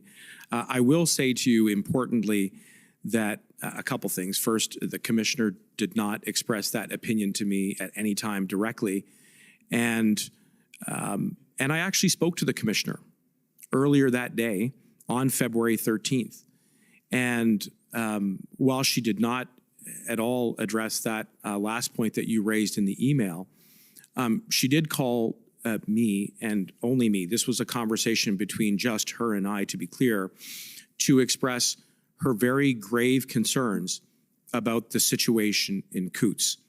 And she underlined for me that the situation in Coutts involved a hardened cell of individuals who were armed to the teeth with lethal firearms, who possessed a willingness to go down with the cause. And the reason why this was such a sensitive conversation was that we had RCMP undercover personnel deployed in the field. And she was justifiably concerned that there not be any leak of this information because lives literally hung in the balance. And for me, this represented far and away the most serious and urgent moment in the blockade to this point in time. And so it also spoke volumes to me about the commissioner's state of mind, which was that we were potentially seeing an escalation of serious violence with the situation in Coutts. And it certainly, I think, was in the broader context of the preponderance of the advice that we were getting from the commissioner at that time as a result of conversations not only in the ERGs about where there were gaps in authorities, in existing authorities, to return public safety to the ground, could not have drawn any other inference that she was supportive, as she later expressed that she was, of the decision to invoke the Emergencies Act. This was a singular moment for me in my mind. And it was so urgent that I said to her, well, look, I can't just keep this information to myself. At a minimum, I have to be able to share it with the Prime Minister, which I then subsequently took steps to do. Shortly thereafter, I reached out to Ms. Telford. Sorry, just to be clear, which information are you talking about there? About Coutts and about the potential for gun violence and for the loss of life, and the fact that there were RCMP personnel that were in the field, and all of this occurring literally within hours, not even days, of the Invocation to the Emergencies Act, I was extremely concerned that this had reached a new height of both urgency and emergency. And so I felt I had a responsibility to let, at a minimum, the Prime Minister know and his staff know, while respecting the operational sensitivity at the most delicate levels to protect the people on the ground. And so I did that. I spoke to Ms. Telford afterwards, where I conveyed to her both the best information that I had at the time around Coots, and asked her to keep this, to respect, in effect, the Commissioner's request that we treat this information with the utmost sensitivity so that we could ensure that we were keeping people safe. But this was a threshold moment for me. There's no doubt about it. And that was on, you had that conversation on the afternoon of the 13th? That was the same day, yes. Okay, so just to recap a little bit, you didn't see this email from Commissioner Lucky before the cabinet meeting? Again, I'm trying very much to reconstruct the sequence of events. Things moved very, very quickly. It literally came in inside of a half hour of the commencement. So I don't want to say definitively I didn't see it. I was much more preoccupied with the actual direct conversation that I had with Commissioner Lucky earlier that day, where she had imparted to me perhaps the most urgent information to date with regards to the occupation and the blockades, and that was a threshold moment.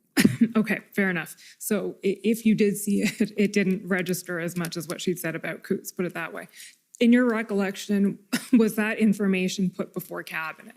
So we know that Commissioner Lucky wasn't called on to speak. Do you recall this being expressed to cabinet that evening? No. Okay. And you certainly, obviously...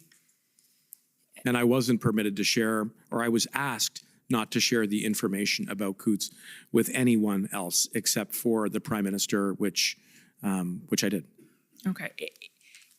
If you had known this information, and I appreciate you're not entirely sure on whether you saw this information or didn't, would it have changed your mind at all? I don't think so at that point. My interactions directly with the Commissioner were actually going in the opposite direction, and certainly the fact that that we were on the precipice of engaging in an operation in Coots where people were armed with a significant number of lethal firearms, where they possessed body armor, where there was intelligence or information that they had ideologically extremist views and symbolism that was attached to the group, that they were prepared to go down with the cause, was a very strong signal to me that the Commissioner was of a heightened concern around the state of affairs. And again, it was consistent with the advice that we were getting contemporaneous to the decision of the Invocation of the Emergencies Act around tools to address the gaps that existed. So, you know, the need to deploy RCMP officers, the need to procure essential services, importantly, the need to declare no-go zones or prohibition of assemblies. Let me just say on that last point that I wasn't just hearing about that from the RCMP. The CBSA had briefed Cabinet on at least one occasion for sure, if not more, about their explicit concerns about the lack of their authority and jurisdiction to clear roads on the way to the border.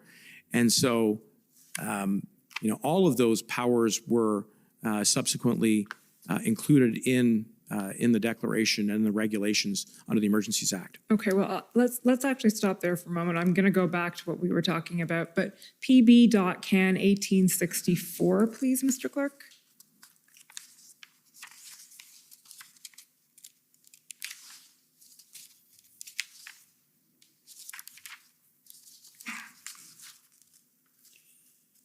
So this is a text from John Osofsky, president of the CBSA, the evening of February 13th. And he says, the gap, well, you asked, is it possible to direct CBSA officials to take a harder line, or is a heightened sense of vigilance as far as it goes? And he writes back, the gap is the fact that there is not an inadmissibility in IRPA, Immigration, Refugee and Protection Act, for coming to a protest. We have directed back 29 so far for other reasons as part of our enhanced vigilance. And you say, right, okay, so nothing we can do to strengthen our position there. I think our position broadly is that it's an illegal blockade, and it goes on. So that is, sorry, go on. Sorry, scroll down a little bit, please. If you're blocking a border hurting Canadians, it would warrant a tougher position. And then you ask, the 29 were sent back because it was believed they had violent intentions, or on what grounds were they sent away? We don't have the text after that. But first of all, is this a text conversation that was happening during the cabinet meeting that evening? Well, I'd have to go back and take a look at the timestamps. But About 9:23 p.m., I think. could very well have been. I assume it was. This is February 13th, right? That's right. Yes. So I would have been trying to really get a clarity of understanding about what the gaps were, and what the then president of the CBSA is expressing to me is that they need something that they don't have. And what they don't have at this moment in time is any existing authority to turn away foreign nationals who are attempting to enter into Canada where there are reasonable grounds to suspect that they may want to support what at this point is an illegal blockade. And so that is, again, a cry, an obvious request for some assistance here as a result of a gap in an authority. And there is a direct line between that gap and the subsequent powers which were included under the Emergencies Act. There is no other way for me to interpret the information that I'm getting from John Ozowski. It's certainly not to do anything about it. And subsequently, we did provide that authority, and there were, as my understanding recollects, at least, I think, one or two individuals who were turned away on February 19th by CBSA on the strength of the Emergencies Act authorities that were provided to them. I think we know it was two, and the answer to the question here is that the 29 were sent back because under enhanced vigilance, because generally speaking, I think because they didn't meet the vaccination requirements. I think your interpretation's right, and I think Mr. Ozowski he's communicating to me that we're working with what we got, but it's not enough, and we're concerned that we don't have the authority that we need.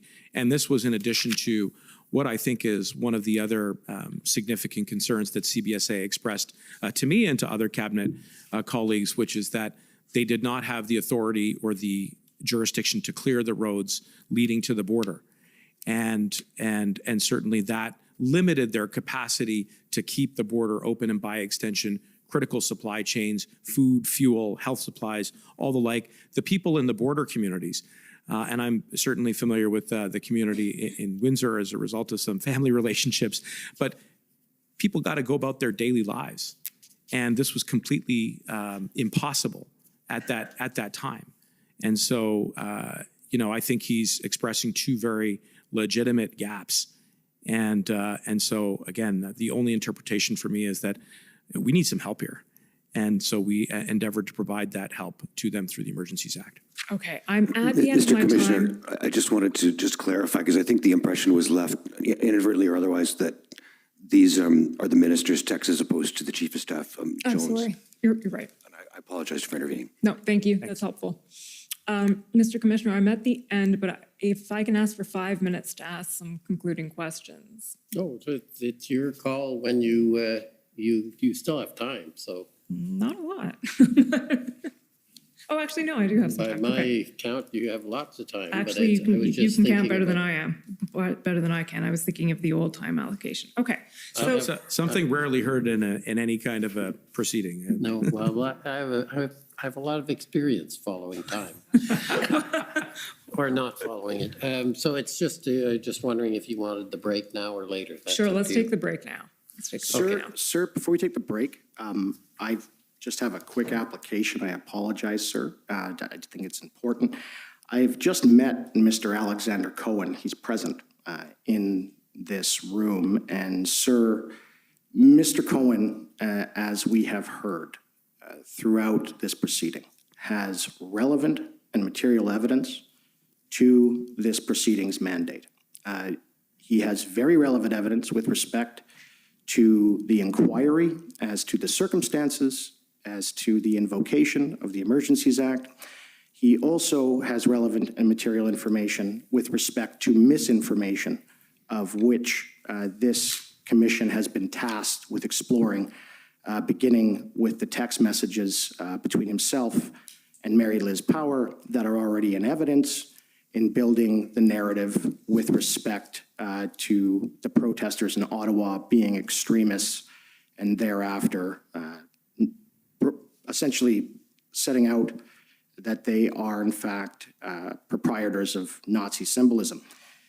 Sir, this commission is been hearing from various. I mean, can I just interrupt? Yeah. What's your application? I'd like to call him as a witness, sir. Well, have you written any, is there I didn't expect that we would have the opportunity. well, you haven't at the moment. There's no application, so. Well, this is my application, sir. I'm making it orally, and I'm asking for the commission to have him testify after the minister. He has relevant material information. I'm not going to do this orally right now. Well, sir, we're given 15 minutes to cross-examine, to elicit relevant and material evidence, and we have relevant and material witnesses here.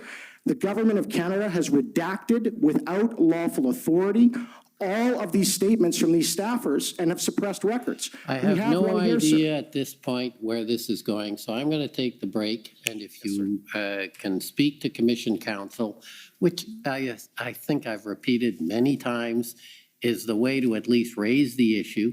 Yes. And then we'll see if they can resolve it or Yes. not. But we have a schedule, and Sir, the This is the schedule is problem. not as important as getting to the so truth. there's no question we want to get at the truth. But you know what?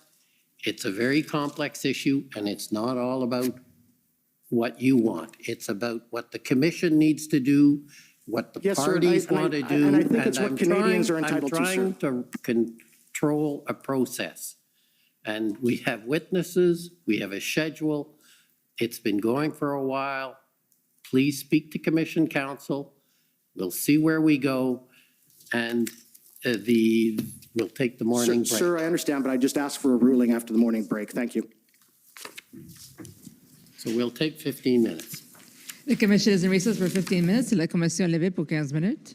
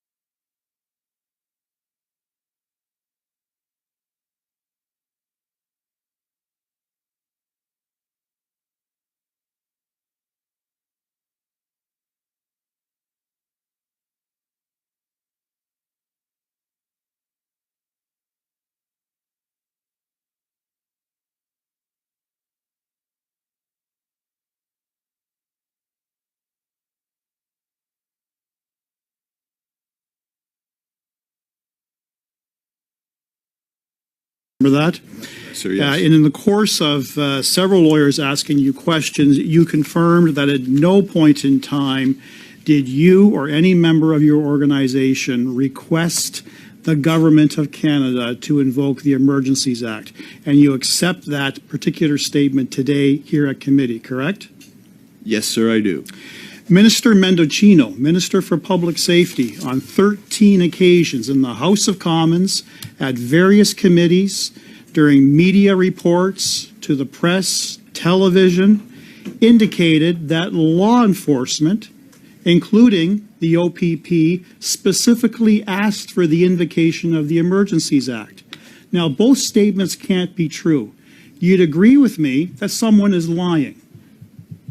Well, I can. And you're not lying, sir. I So am not. Minister you would agree with me, Minister Mendocino is lying to Canadians. Well, I can tell you that I am telling you the absolute truth, sir. At no point did I provide or request that the Emergencies Act be invoked.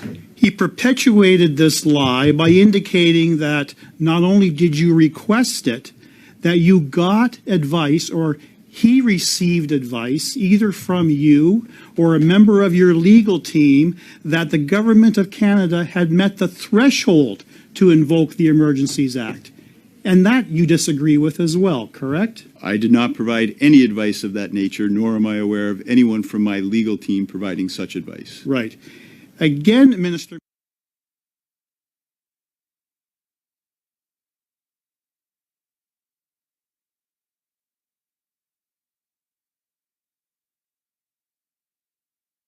This is my summary of what I've been watching is why was it used? And if you look at the last few days, it was used because there was a mass kerfuffle and confusion between levels of government. That had a significant impact. No, sorry, let me just clarify that. In fact, the reason why we invoked it was because it was necessary to restore public order. And I just want to complete the thought, because I think what you're beginning to hear from the people who were directly impacted by that disruption was that there were significant impacts on people, on workers, on families, on critical and infrastructure and supplies around and healthcare. And so when after 3 weeks you can't return to public order, you have to take a look at the entire toolbox that is available to you. And the Emergencies Act was one. Now, it was done very reluctantly and after, I think, a lot of thoughtful consideration. And you're hearing about the conversations that took place at all levels of government, federal, provincial, and municipal. You're hearing about, how the different levels of police were trying to come together and coordinate a plan. But it was necessary at the end of the day. But it seems like because we weren't doing their job, either the police or the city or the province or even your government, or weren't coordinating well, that's what led us to the point where you needed to invoke the EA. If someone had done something earlier, would we have needed to use the EA? If the police had stopped them from coming into Ottawa in the first place, would we have needed to use the EA? Look, that's what we're getting at. I totally hear the question. I think that's why it's really important for the commissioner to listen carefully to all of the evidence. And we've said since the outset that once we invoked the act, that we would cooperate with the commission so that we could take whatever lessons are necessary. Look, in an ideal situation, you don't have to resort to the Emergencies Act, but this was necessary. It was necessary precisely because the interruptions were significant to people at critical infrastructure, seats of government, our borders. That had a direct impact, and we did it because we needed to restore public order.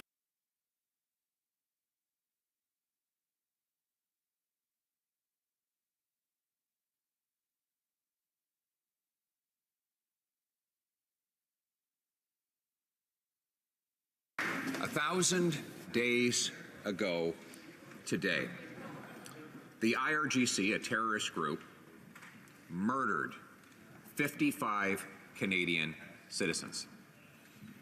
Yet, 1,000 days later, it is perfectly legal for that same terrorist organization to raise money, coordinate, plan, and act right here in Canada.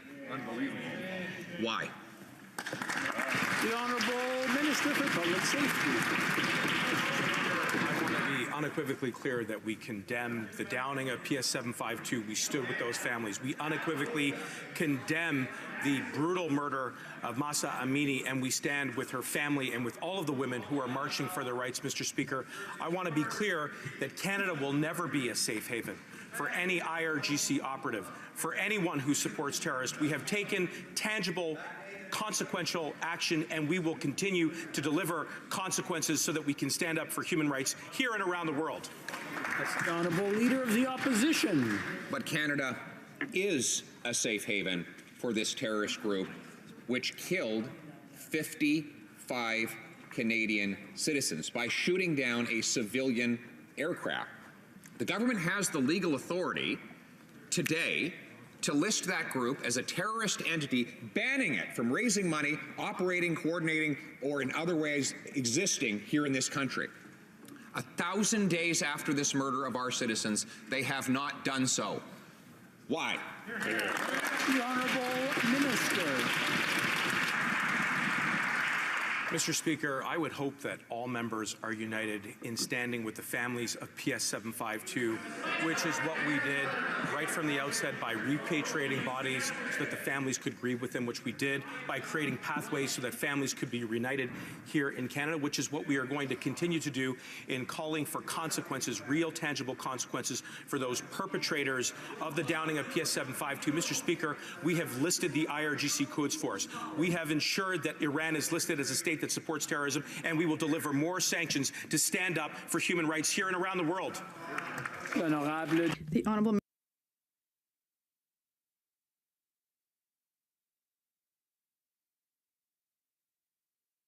Familiar with over the last number of years as they continue to block efforts to pass C-21, as they have said in the past that they would pull back on the national ban that we put into place for assault-style rifles, which have led to some of the most devastating shooting tragedies right across the country. It's one of the reasons why it's important, it's imperative that we continue to move forward with the mandatory buyback program, which will see those AR-15 style rifles removed from our communities once and for all. They have no place in any community, in any neighborhood, in any street. Unfortunately, it's the Conservatives who continue to obstruct the passage of this bill, something that we have become very familiar with over the last number of years as they continue to block efforts to pass C-21, as they have said in the past that they would pull back on the national ban that we put into place for assault-style rifles, which have led to some of the most devastating shooting tragedies right across the country. It's one of the reasons why it's important, it's imperative that we continue to move forward with the mandatory buyback program, which will see those AR-15 style rifles removed from our communities once and for all. They have no place in any community, in any neighborhood, in any street. Unfortunately, it's the Conservatives has learned that even before the truck convoy came to Ottawa, who continue to obstruct. The government was planning to insult the occupants in an effort to scorn them. Text messages between Liberal employees reveal that this was strategic. They wanted to give interviews about the extreme elements of the convoy to make them look bad, and they even thought it would bring out the crazies, they said. 2 days later, the Prime Minister insulted the convoy, and the police confirmed that this fueled the crisis. Does the government realize how dangerous and deeply irresponsible its strategy was? The Honourable Minister of Public Safety. Mr. Speaker, we invoked the Emergencies Act because this was an unprecedented situation. It was dangerous for workers, for families, for youth, and that is why we worked together with police services. It was a necessary decision, and now we're going to collaborate with the Commission because transparency is an important component of this exercise. Now, thank you. Since the beginning of this illegal blockade, the government managed the resources and the RCMP to help the police force here in Ottawa and help other operations across the country. It was an unprecedented situation, and the decision to invoke the Emergencies Act was one that was necessary to help Canadians who were impacted by this unprecedented situation. Thank you. D. Royal.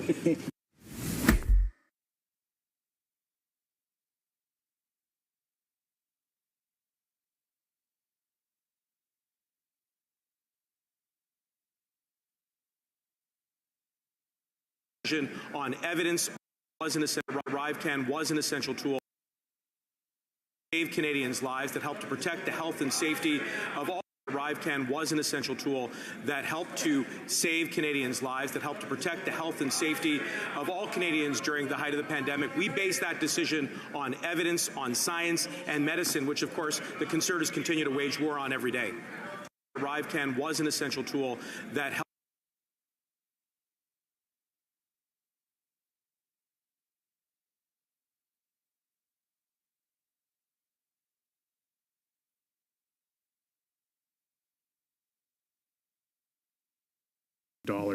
Have you or your department commissioned any studies that demonstrates that this buyback plan is an effective use of taxpayer dollars to enhance public safety? I've spoken with the victims. But have you commissioned a study that proves this? Of course, we're studying the costing very carefully. You're studying it currently? You don't have a study, you don't have proof right now that it will? Mr. Lloyd, let me unpack the answer for you for just a moment, if I can. Well, I don't need to because you said you don't have a study you're currently studying it. Minister, I have an engagement paper that was sent out by your department in October of 2018 that directly states under the heading International Experience that, quote, in all cases, the data does not conclusively demonstrate that these handgun or assault weapon bans have led to any reduction in gun violence, end quote. Your own ministry recognizes that there isn't data to support your buyback argument. Why are you wasting billions of dollars on a scheme that hasn't worked?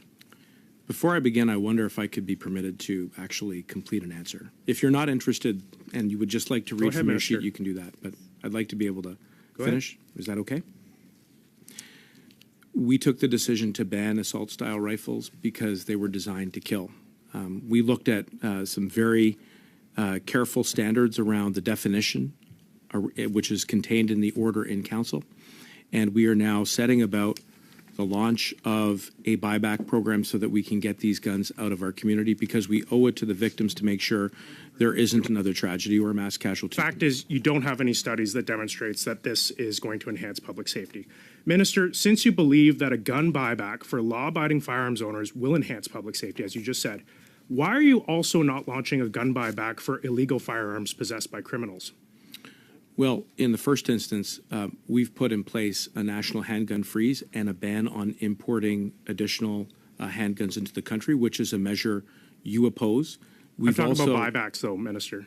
Well, if I could just be permitted to finish, Mr. Lloyd.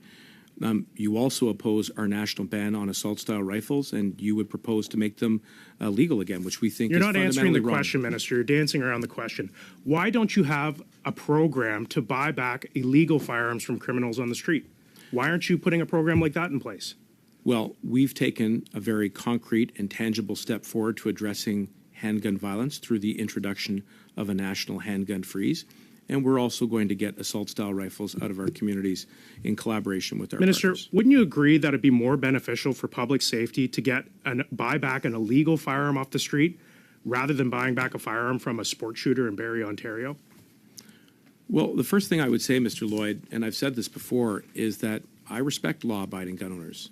But then why do you have a program that only targets them? Why don't you have a program to get illegal guns off the street by buying it back from criminals? Well, you and I disagree about that, but I do respect You don't think that a law-abiding owners. buyback program for criminals would be effective? We've taken the judgment that when it comes to assault-style rifles, that they have no place in our communities, and we've also taken the largest step forward, probably in a generation, with C-21, by putting in place a national handgun freeze so that we can reverse the trend and the growth of a universe of a type of gun by about 45 to 55,000 new registrations Minister, my next every year. question is, you're seeking to cap magazine size to no more than 5 rounds. Is that correct, yes or no? Yes. Will this apply to all long guns or only semi-automatics? Well, what we have proposed is certainly with regards to... Will it apply to all long guns? No. Okay, so will it, do you understand the Lee Enfield rifle is a commonly used hunting rifle? It has 10 rounds in the magazine. You're aware of that? I have heard that. Is the Lee Enfield rifle, because it has 10 rounds in its magazine, on the list of things that will be regulated? Let me take a step back and tell you why it is that we've put these standards into the bill. We think that by doing so, that we will reduce gun violence. See, the important thing, Minister, is that these firearms are predominantly used by Indigenous people to fulfill their traditional treaty hunting rights. And if you are limiting their ability to use a Lee Enfield because of C-21, you're limiting Indigenous rights. This violates Section 35 of the Charter of Rights and Freedoms. How is this not colonialism, Minister? Well, we're consulting with Indigenous communities, and we have and will continue to consult on Bill C-21. Good. And we're listening very carefully to Indigenous leaders to make sure that for those who hunt as part of their tradition or who hunt to eat, that this bill will be consistent with those principles of reconciliation. And I assure you, those conversations are ongoing.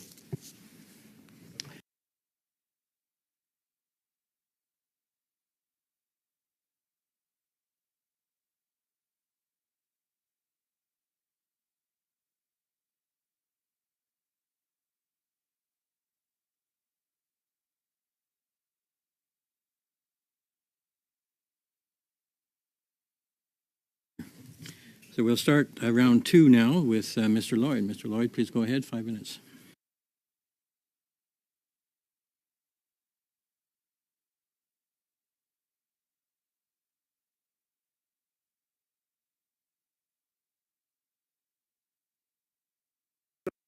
I met with many social media content creators, Mr. Speaker, including YouTubers and other digital-first creators, and I heard their concern. And it was great conversation, Mr. Speaker. Like, they're amazing.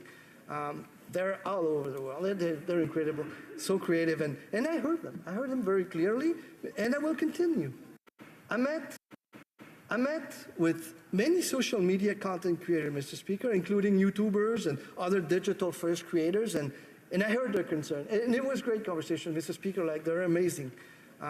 They're all over the world. They're incredible, so creative, and I heard them. I heard them very clearly, and I will continue. Order to allowed. listen to them. Any form of discoverability mandate. The commission has reconvened. La commission reprend. Canadian content Sir, creators. They will hurt okay, thousands the of Commission Counsel has not completed her I understand, presentation. but sir, and your counsel's advised you that, No, I know you've directed, you wanted the I'm sorry, application. I'm speaking. Yes, sir. The application, if you want to do it, you've been advised it's to be done in writing, not in the middle of the Sir, we presentation. filed 2 motions in So writing at your I'm direction that sorry. you've refused to rule on with respect to the redaction you're- of documents from the government of Canada. You're That speaking, has I'm not been speaking. ruled on, and they've been Okay. filed for I days. will take a break while you're asked to Sir. leave. I will return in 5 minutes if security could deal with the council. The commission is in recess. La commission est levée.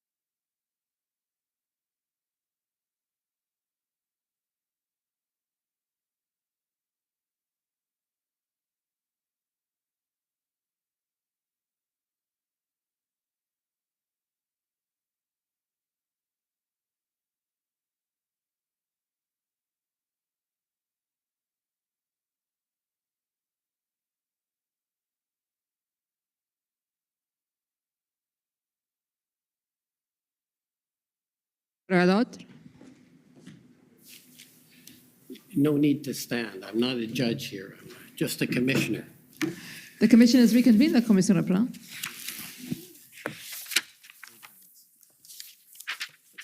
Okay. Thank you, Commission Counsel. Welcome back, Minister.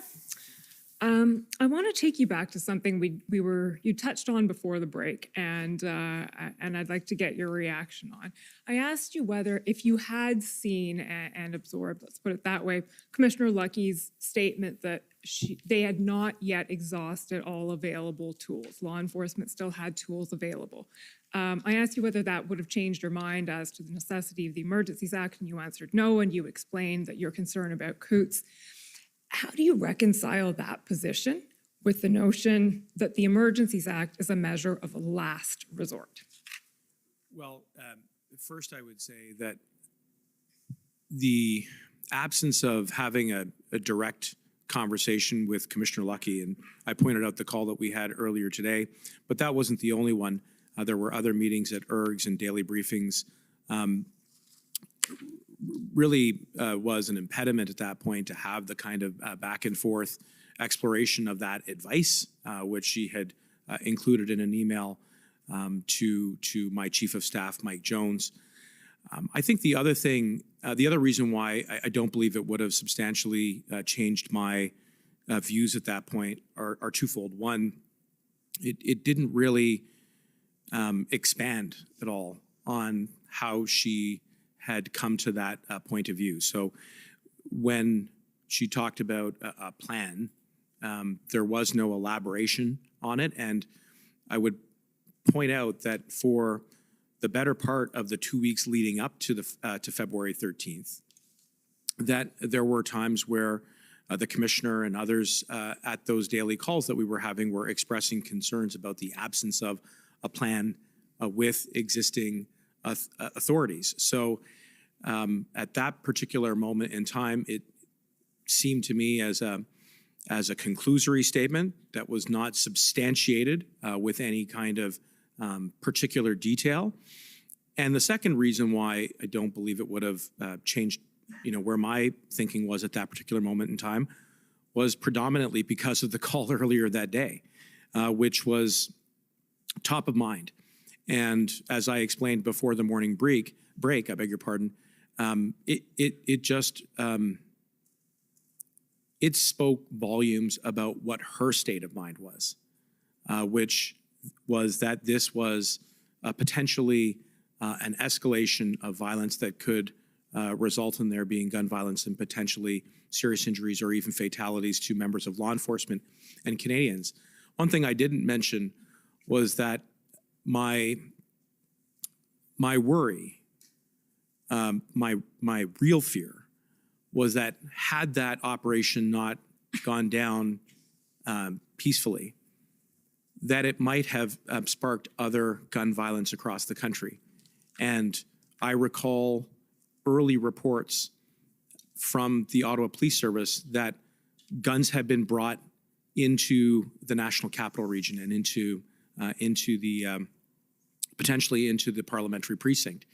And there wasn't a lot of detail around that, I want to be clear, but we were operating with the best information that we had available to us.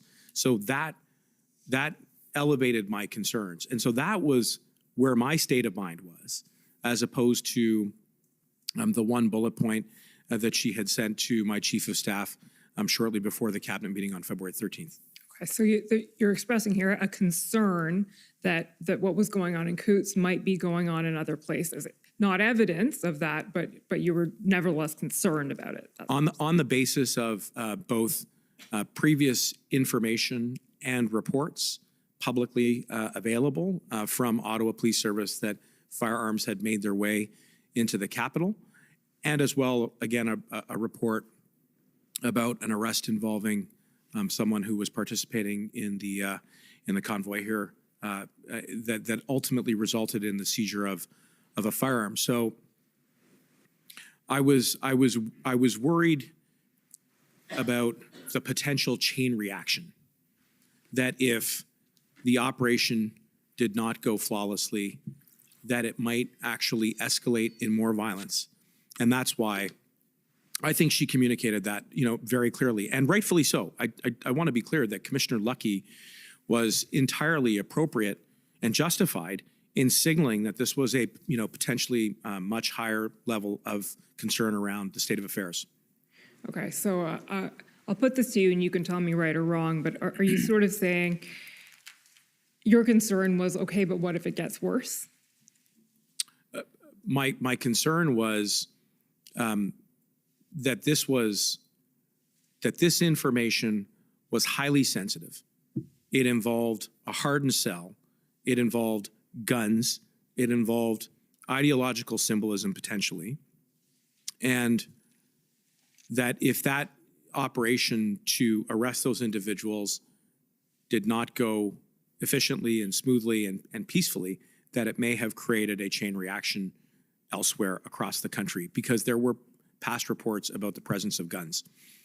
Okay, so I should have put my question more clearly maybe, but with respect to the availability of tools and whether law enforcement had what it needed, are you saying, and you may not be, so I'm asking you, but are you saying that regardless of whether there may have been tools available, there was a concern that it would actually, that the situation would get worse. Yes, and again, the urgency with which we had that conversation, the confidentiality around it, the operational sensitivity about it, the jeopardy of having lives at stake, the potential chain reaction of other gun violence across the country on the basis of reports, and the concurrent advice that we were getting about tools that could only be granted in the Emergencies Act because resources were ineffective at restoring public safety, and there were gaps around deploying RCMP efficiently. I mean, you'll recall the swearing-in provisions, the no-go zones, the procuring of tow trucks, all of that was where my state of mind was. Okay. And by the way, those were conversations that we did have in person at the ERGs and at the cabinet table around where those gaps were. Where the gaps were. Yes. So we have heard evidence about gaps that have been identified. We also heard from a number of officials, and we saw in documentation a lot of hesitancy around the idea of using the Emergencies Act and the possibility that it may inflame tensions, it may make things worse. There was a lot of, if I could put it this way, doubt around that. In light of that, and in light also of a lot of discussion that we've had here in the commission about whether the threshold itself was met under the Emergencies Act, can you go there at this point and explain to us your understanding of why the threshold was met and why it was necessary in light of the hesitancy that had been expressed about the need to invoke it?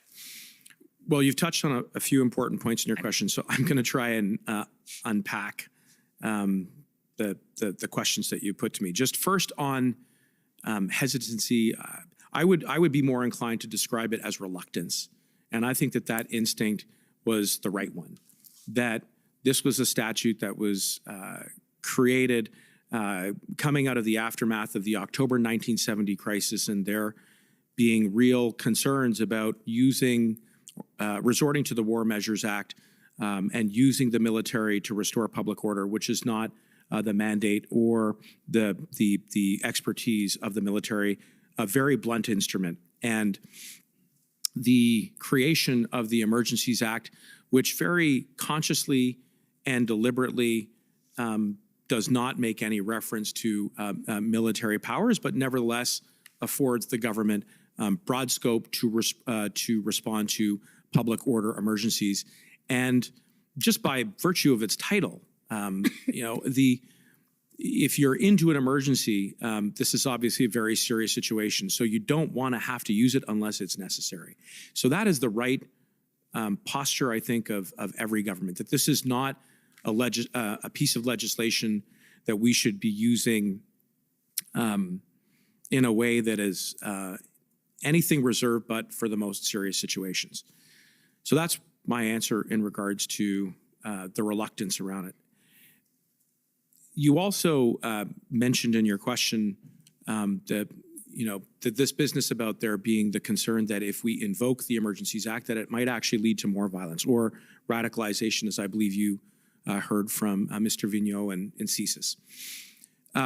I was very mindful of that, but I also, and colleagues at the cabinet table also had to weigh the risks of not invoking the Emergencies Act because there were the materialization of counter-protests from individuals, specifically in Ottawa, because they were so frustrated at their inability to go to their jobs, take their kids to daycare, get access to emergency medical services, their prescriptions and the like. I mean, it was utter and total mayhem. I mean, let's call a spade a spade. And so that frustration was boiling over.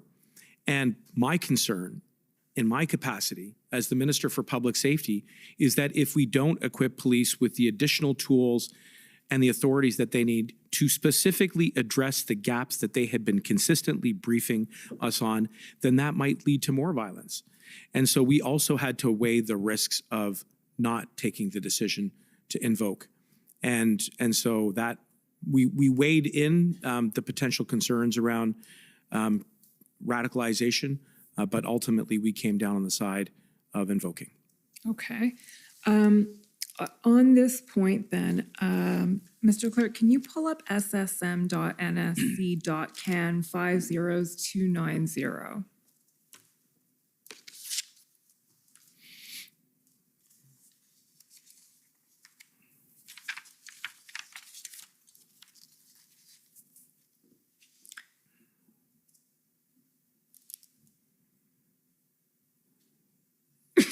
Excuse me.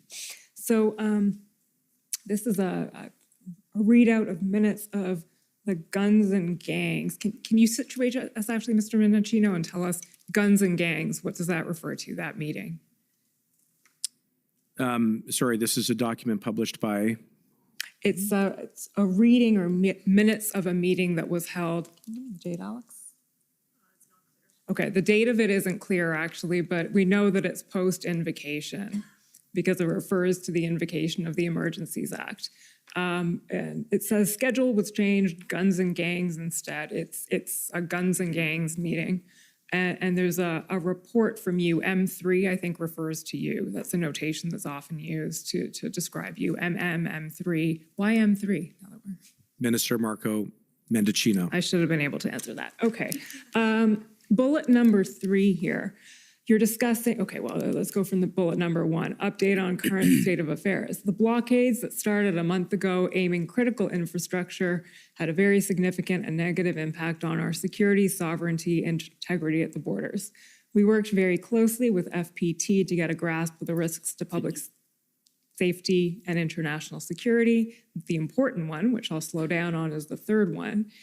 We took unprecedented decision to invoke Emergencies Act on the advice we received from many branches of enforcement on every level.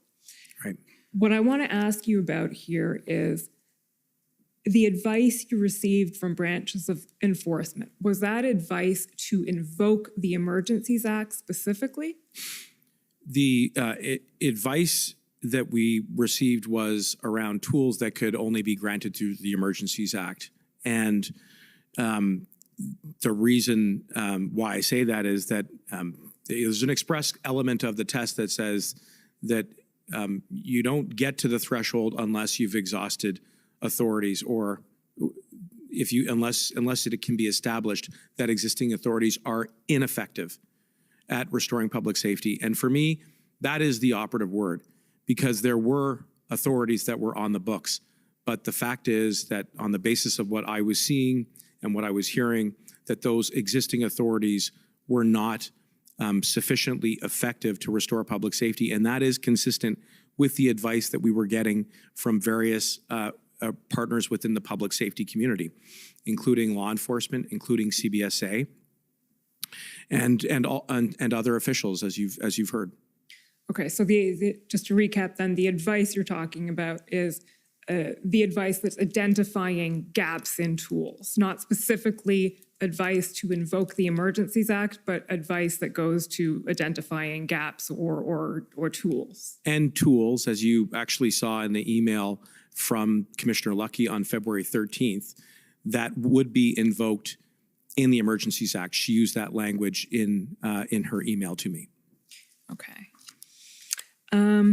Then the very last question, I think I actually am now out of time. So the last question I want to ask you, Minister Mendocino, and your legal background shows and how you unpacked my triple-barreled question last time around. So this is the last barrel, the third barrel that you didn't get to in your answer, which is the threshold for invoking a public order emergency, as you know, depends on identifying a threat to the security of Canada with reference to the CSIS Act. We've heard a lot of discussion at the Commission about how that threshold may or may not have been met, and we know that there was no specific threat to the security of Canada assessed by CSIS.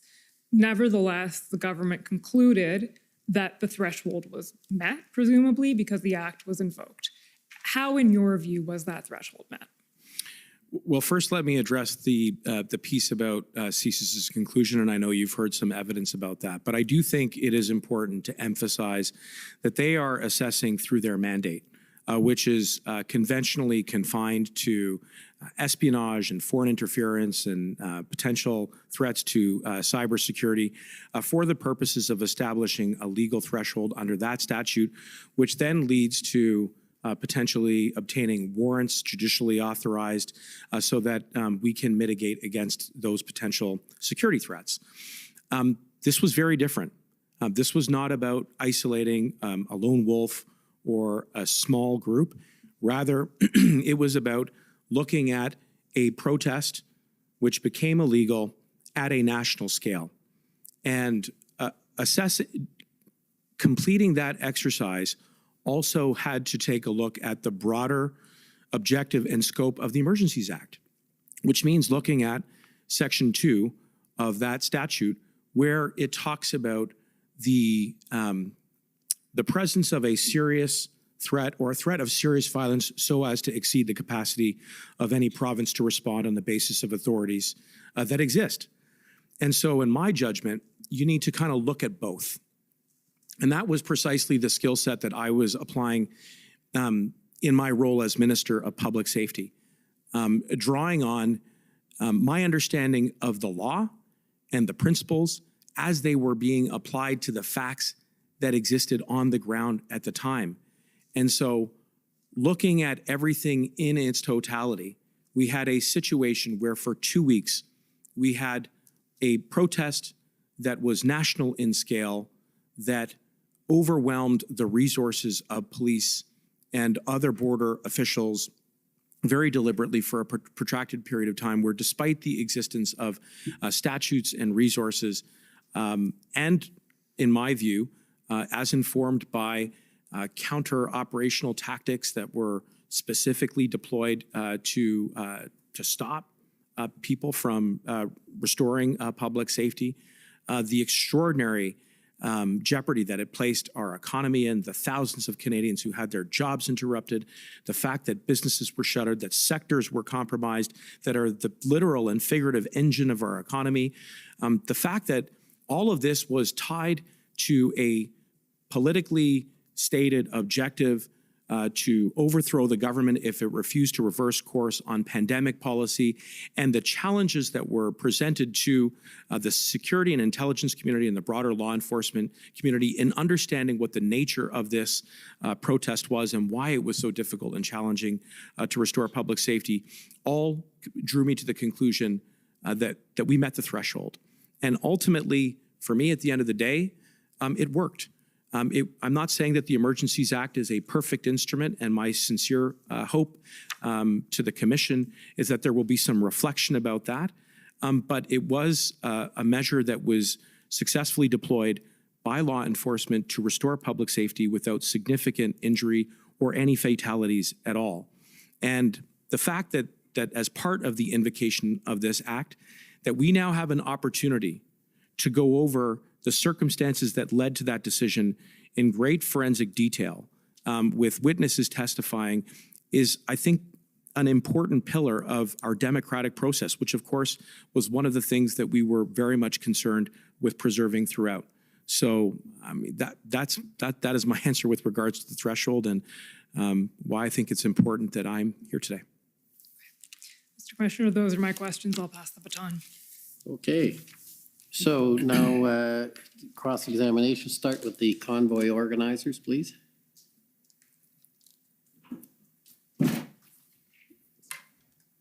morning. Good morning, sir. My name is Keith Wilson, counsel for the convoy organizers. I apologize for my voice. I'm recovering from a cold. I have a bit of the same. Thank you, sir. Sir, we're not in a position to proceed with cross at this time, and there's two reasons.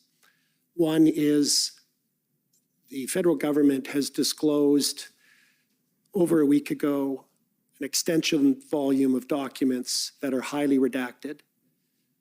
It is obvious from the face of the documents that they don't meet the criteria for lawful redactions.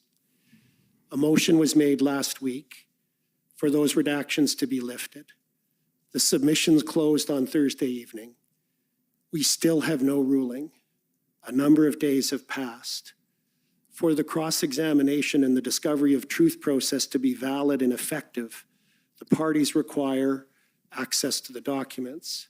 We don't have that.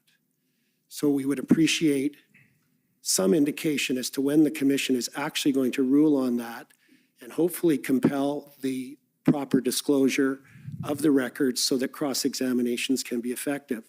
I emphasize that these documents are not related to future witnesses, but present witnesses. So we're making the process inefficient with all due respect by not allowing the parties to have access to unredacted documents.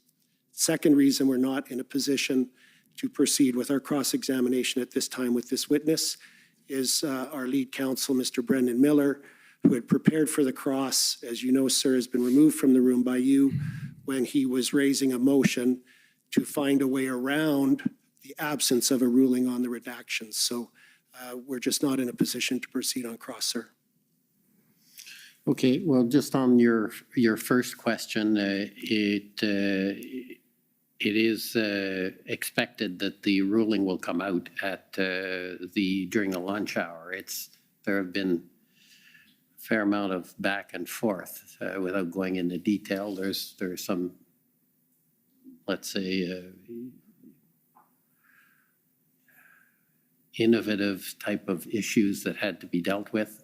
So that should come out at the lunchtime, which I'm happy to, I will do my utmost. It's going to come out, unfortunately, probably not on the record, the website, because it won't be translated, which is one of the issues we have to deal with. But we will, in light of what you say, we'll issue it in English only for the moment, and it will be posted when it's bilingual.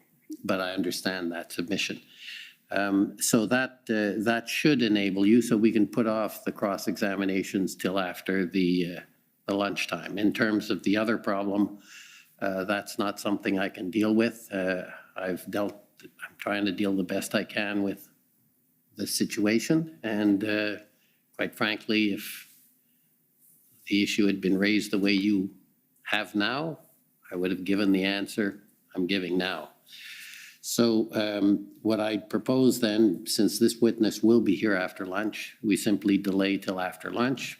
If you could endeavor, because I see you have, Mr. Will, you have a co-counsel, so can sort out how that can be done, that would be appreciated.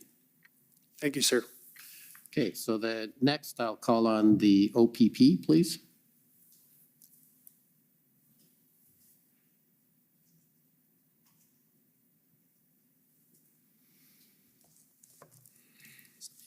Timer here. Good afternoon, Minister. Chris Diana, Counsel to the OPP. Good afternoon. We received some documents last night that we're all frantically trying to review. Some of them are quite interesting. And one of the ones I'd like to start with, Mr. Clerk, is PB.CAN.401849. And this appears to be a text exchange with you and an unidentified person who I'm hoping you'll be able to help us identify. And if we can go to page 26.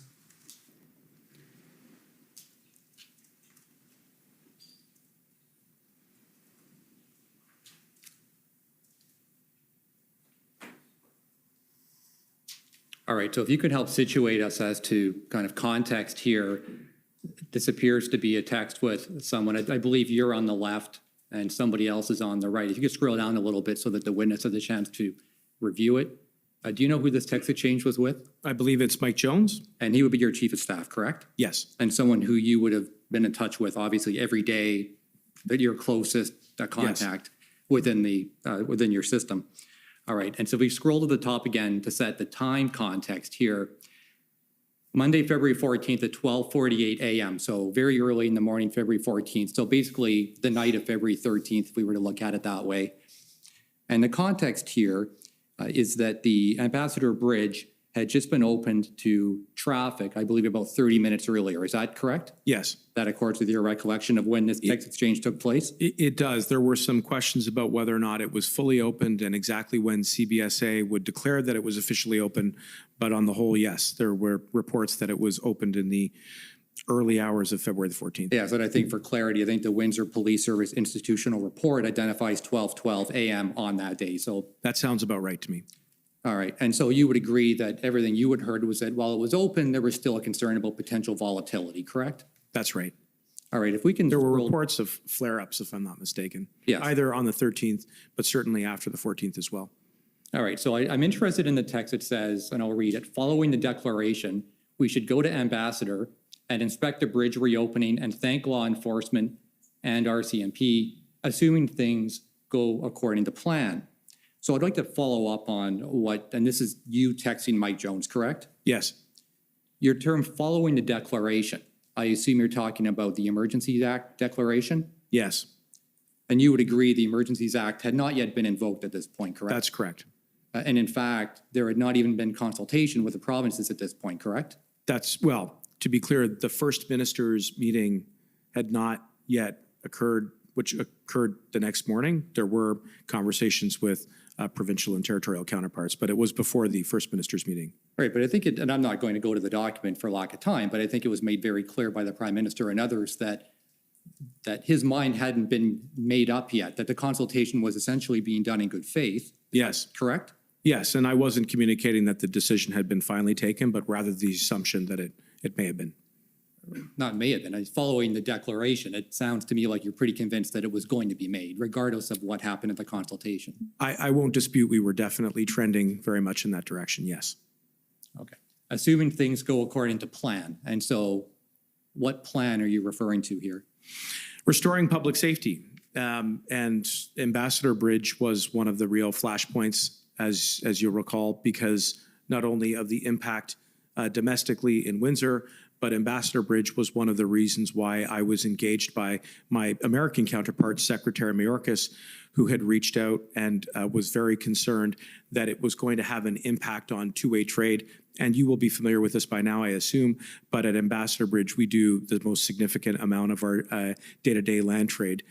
So there was a lot at stake in restoring public safety at the Ambassador Bridge in Windsor, Detroit. Right. So a cynic might suggest, and we're both lawyers, and there are a number of us in that category. A cynic might suggest that it appears here you're talking about setting up a photo op in Windsor even before the Emergencies Act is invoked. I agree with you. A cynic may suggest that, but that was not my my intent. The point was, this was a very stressful time, and I wanted to be in a position to reassure Canadians that we were restoring public safety right across the country, including in Windsor, Detroit, and that was an idea that I had proposed at the time to my chief of staff. Okay, so let's read the rest of it. Your chief of staff says, okay, do you know when that will be? Presumably being the invocation of the act, correct? Yes. Your response, I'm hearing as late as tomorrow morning. I think it's a powerful visual. Otherwise, it's just tweets. So basically what you're saying is I should go there, get some pictures, get some video, because it sends a better image than just tweeting about it. Fair? Well, I think what I'm getting at is that people are anxious and are concerned and want to be confident that we are restoring public safety. I mean, I would point out that that is not the end of the matter, and there's some additional back and forth between my chief of staff and law enforcement. Ultimately, I chose not to go on sober reflection. All right, so let's go to that then. The OPP was not impressed with this idea. Is that fair to say? I didn't speak directly with the OPP, but it was expressed to me that law enforcement had concerns about me or any other elected official going. All right, if we can take up the document ID OPP 4582. And I'm going to be taking you to text messages between Commissioner Carrique and Deputy Commissioner Chris Harkins on February 14th. And once that's up, if we can go to page 71.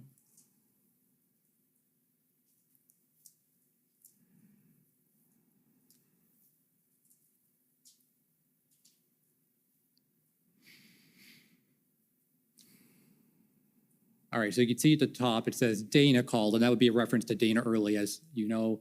And this is from Chris Harkins. Dana called, she is not happy. The RCMP called, and the Federal Public Safety Minister, and that would be you, correct? Yes. Is coming tomorrow for a photo op, tour the command post, etc. Not appropriate. Optics are terrible. Can we stop it? See here that obviously the OPP was not happy with the idea and described it as a photo op. Yeah, their advice changed my mind.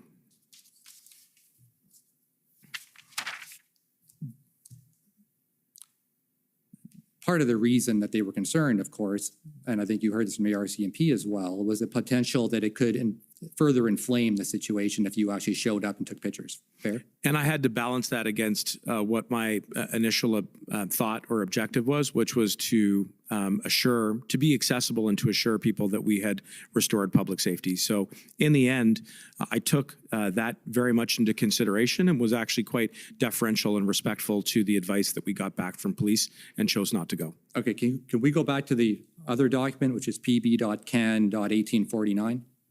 And this is back to your text exchange with Mike Jones.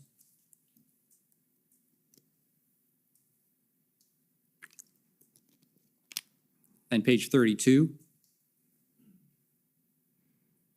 Here it says RCMP, and this is, I believe, Mike Jones saying, RCMP Commissioner also strongly advising against a trip to Windsor, concerned that it's still quite volatile and things have been inflamed by today's announcement.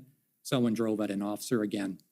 I want the visual as well, but with 2 levels of forces asking us not to, my 2 cents is that it's not worth the risk of going and something happening in response. Delaying gives us more time to plan, etc. Scroll down, okay, I hear you, let's discuss. So essentially, it was your chief of staff that was saying, look, we've heard from 2 police services, let's not do this. Yeah, solid advice, and I took it.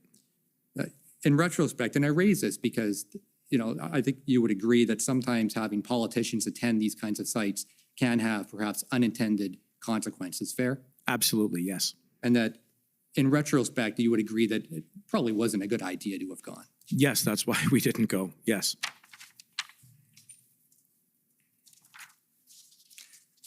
And in my last minute, I'm going to ask you about consultation.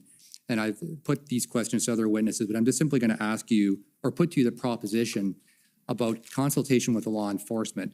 And the suggestion that I'll put to you is that it's a good idea that when there is consultation with law enforcement on tools, that be done in writing for purposes of accountability so we can go back and check exactly who said what to whom.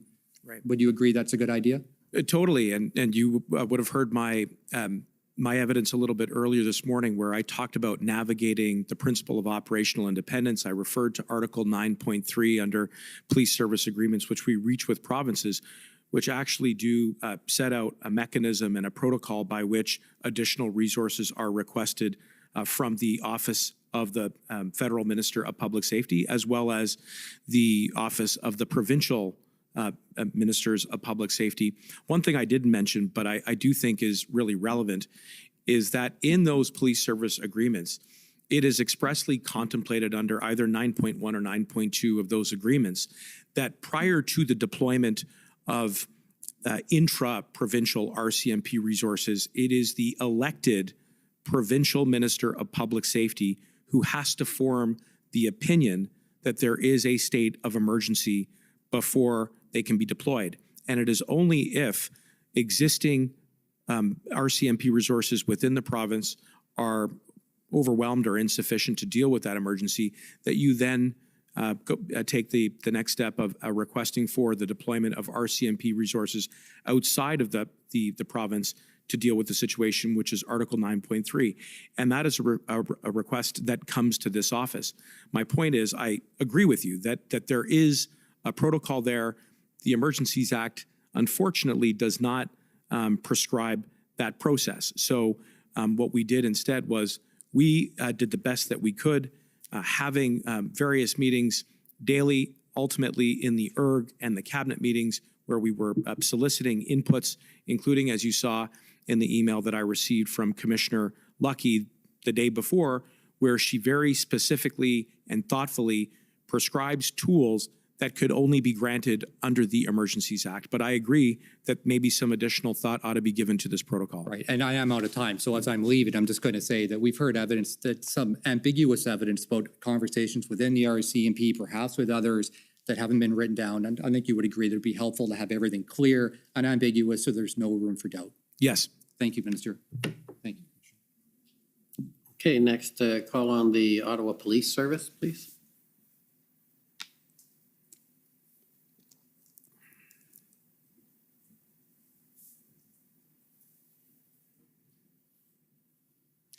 Good afternoon, Minister. My name is Jessica Barrow, and I'm one of the counsel to Ottawa Police Service. Good afternoon. Prior to the arrival of the convoy, would you agree with me that there was conflicting information about how many protesters may participate in Ottawa, as well as how long they may stay? I do agree. And by the way, the range was very broad. Right. I mean, I'd heard something in the low thousands, and then it quickly escalated as we got closer to the weekend, upwards of 7,000 or 8,000. So yes. And so that was a real difficulty from a planning perspective at all levels of government and law enforcement. Is that fair? Yes. And in fact, you testified earlier that you were concerned that even the intelligence you were receiving from your team maybe didn't fully capture all of what you were seeing in terms of public narrative. Is that fair? I recall that, yes.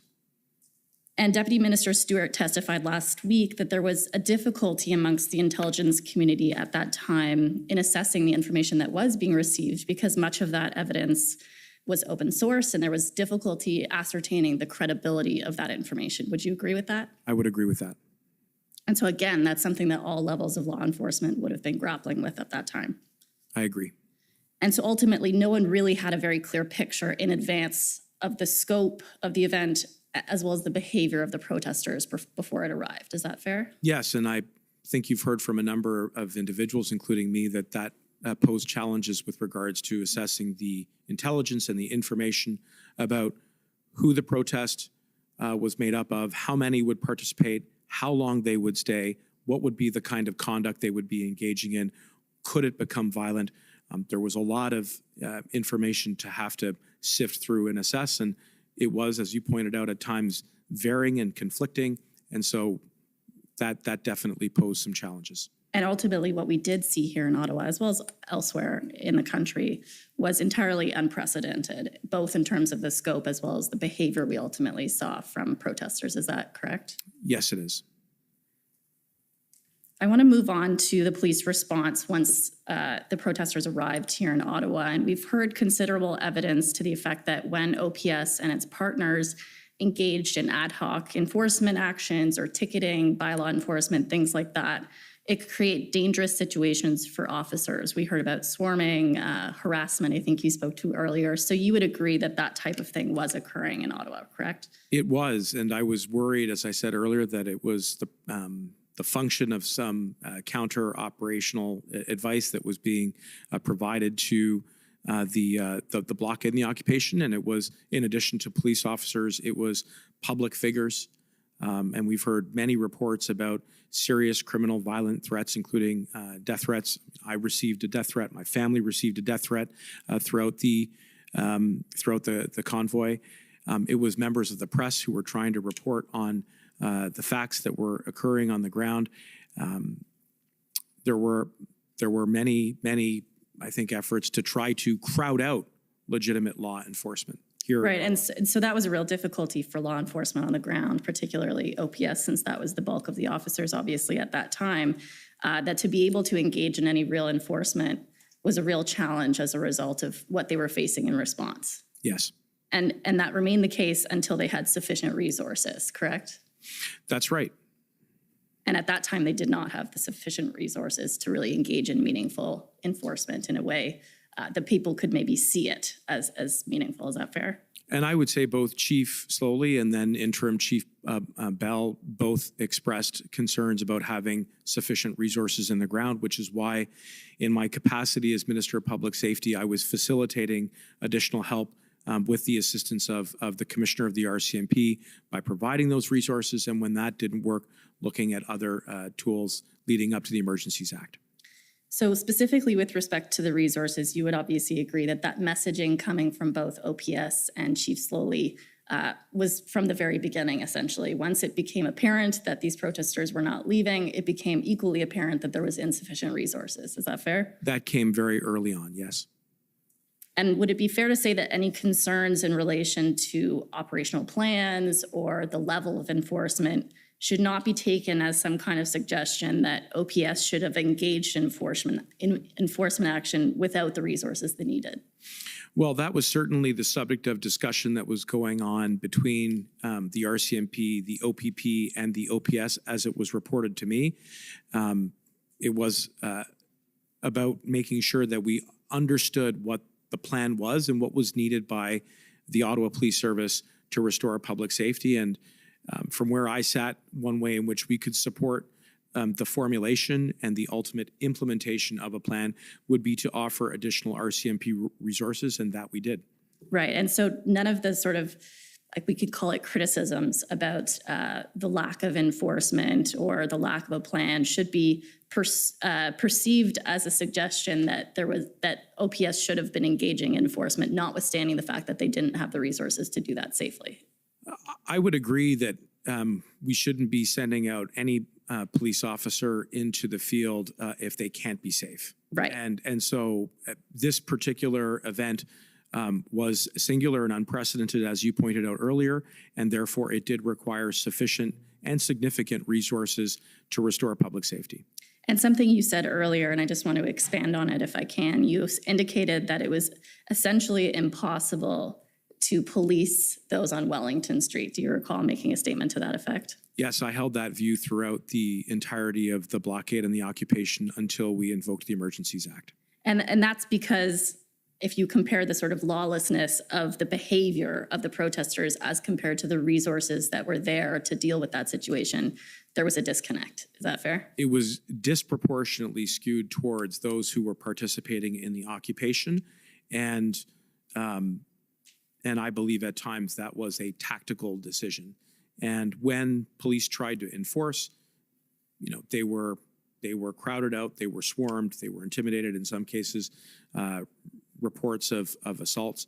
So yes, they were overwhelmed.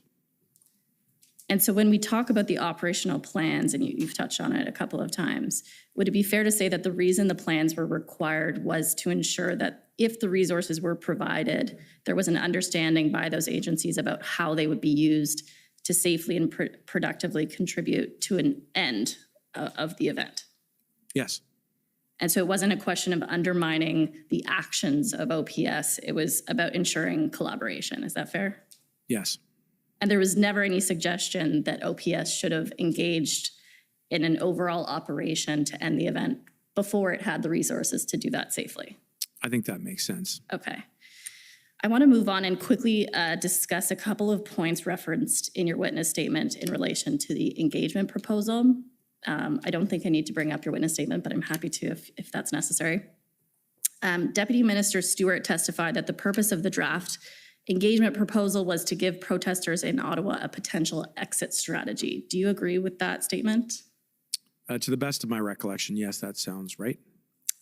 And that view came from Deputy Minister Stewart's conversations with Inspector Bowden, who you may or may not know is an expert from OPP on protester engagement through his PLT work. Are you aware of that? Yes, I have some recollection of that. And he also testified, he being Deputy Minister Stewart, that the proposal had buy-in from both OPP and OPS. Were you aware of that? I believe so, yes. And you testified earlier that you saw it to be your job during this time, or perhaps the job of your department, to ensure that law enforcement had both the resources and the tools they required. That's correct.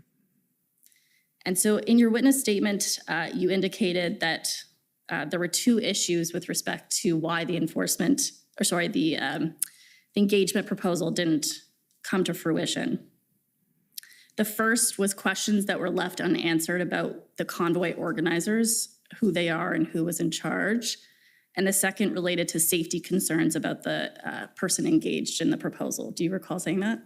Yes, and in addition to that, the logistics of where engagement would occur. Okay, so I just want to pull up a couple documents in relation to that. The first is OTT 405318.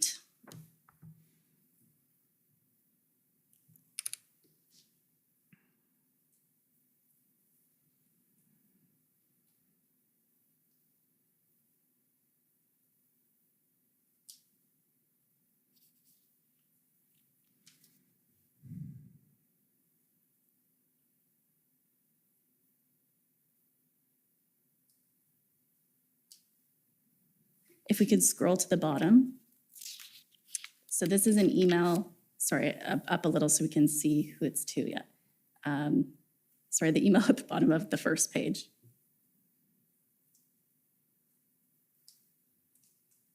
Yes, there. So this is an email from someone at Ottawa Police named Vicky Nelson to a number of people, including Deputy Minister Stewart. And as you can see, it says, "Good morning on behalf of General Counsel. Please find attached the list of the convoy leaders and their affiliates." That's on February 7th. And then if you scroll to the top, it's an email back from Mr. Stewart saying thank you. And so you would agree with me that there is some level of engagement with OPS to get the information your department needs about those convoy organizers and their affiliates to assist with this proposal.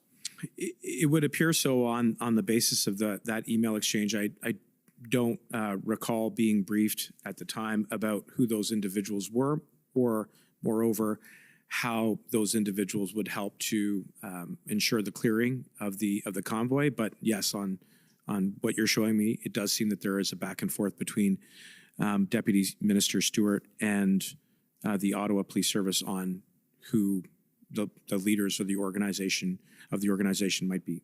Thank you. I'm just going to bring up one last document. This one's pb.nsc.can 2963.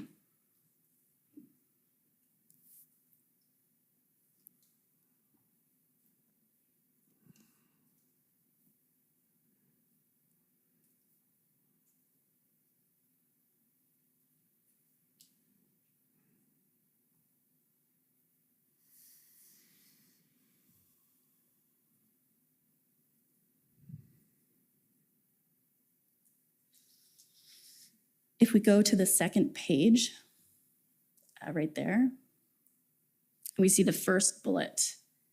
Would the signatory of the letter or the person who goes to the meeting be putting themselves at risk? Is that a big concern? And this is an email exchange between yourself and Mr. Stewart, amongst various other people.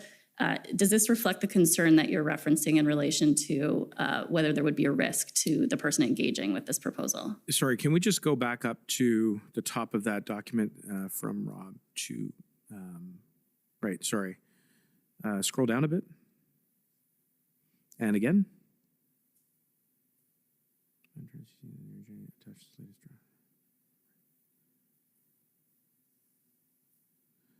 So the way I recall this is that the Deputy Minister Stewart is responding to concerns that I had raised with him about the engagement proposal. Right. So if we scroll then to the back up to the first page of the document, it looks like we have the answers to those questions. And if we look at the last or the second bullet, we see the risk to the signatory and government rep at a later date meeting is low, assuming the meeting is virtual. So again, would you agree that the concern that you've raised has been addressed as a result of a conversation between Deputy Minister Stewart and his OPP expert? I would say it begun to address the concerns. I don't think I was wholly satisfied by the answers that I had gotten at that stage. In particular, I would have explored the assessment that the risk to the signatory and to the government rep was low, because I needed to understand exactly where the setup was going to be, how it was going to be undertaken, and bearing in mind at the time the situation on the ground was volatile and at times extremely chaotic, and certainly with a very compromised ability to enforce the law. I really wanted to be satisfied that those answers, that those questions would be answered, because if I went back to Cabinet and was asked about the engagement proposal that was being worked up by my deputy minister, I had to be accountable and I had to be in a position to answer them. So it begun to answer some of those questions, I would say, not completely. So you said I would have, as though it were hypothetical. Did you ultimately continue that conversation, or was the decision made at this point to kind of stop the process? No, there was no decision to stop the process. And there were some ongoing conversations about engagement. And, ultimately, this is February 12th, 12/25. The following day, we have an ERG and then a cabinet meeting. And then the 14th is the day in which, it's about a day and a half after this email exchange, we saw that the efforts of the City of Ottawa were not successful in the engagement proposal. And by then we were into the invocation of the Emergencies Act. So you would say sort of events overtook and the proposal fell by the wayside? I would say there was a lot of work that was going on, and I know that the deputy minister at the time was working very hard to fulfill this task around the engagement proposal, but we were also, meeting with enforcement officials, meeting with cabinet, meeting with and engaging with provincial and territorial colleagues. And then, yes, the sequence of events that had to be fulfilled prior to taking a decision on the Invocation of the Emergencies Act was pressing. Okay, thank you. Those are my questions. Thank you. Thank you. Next, counsel for former Chief Slowly, please.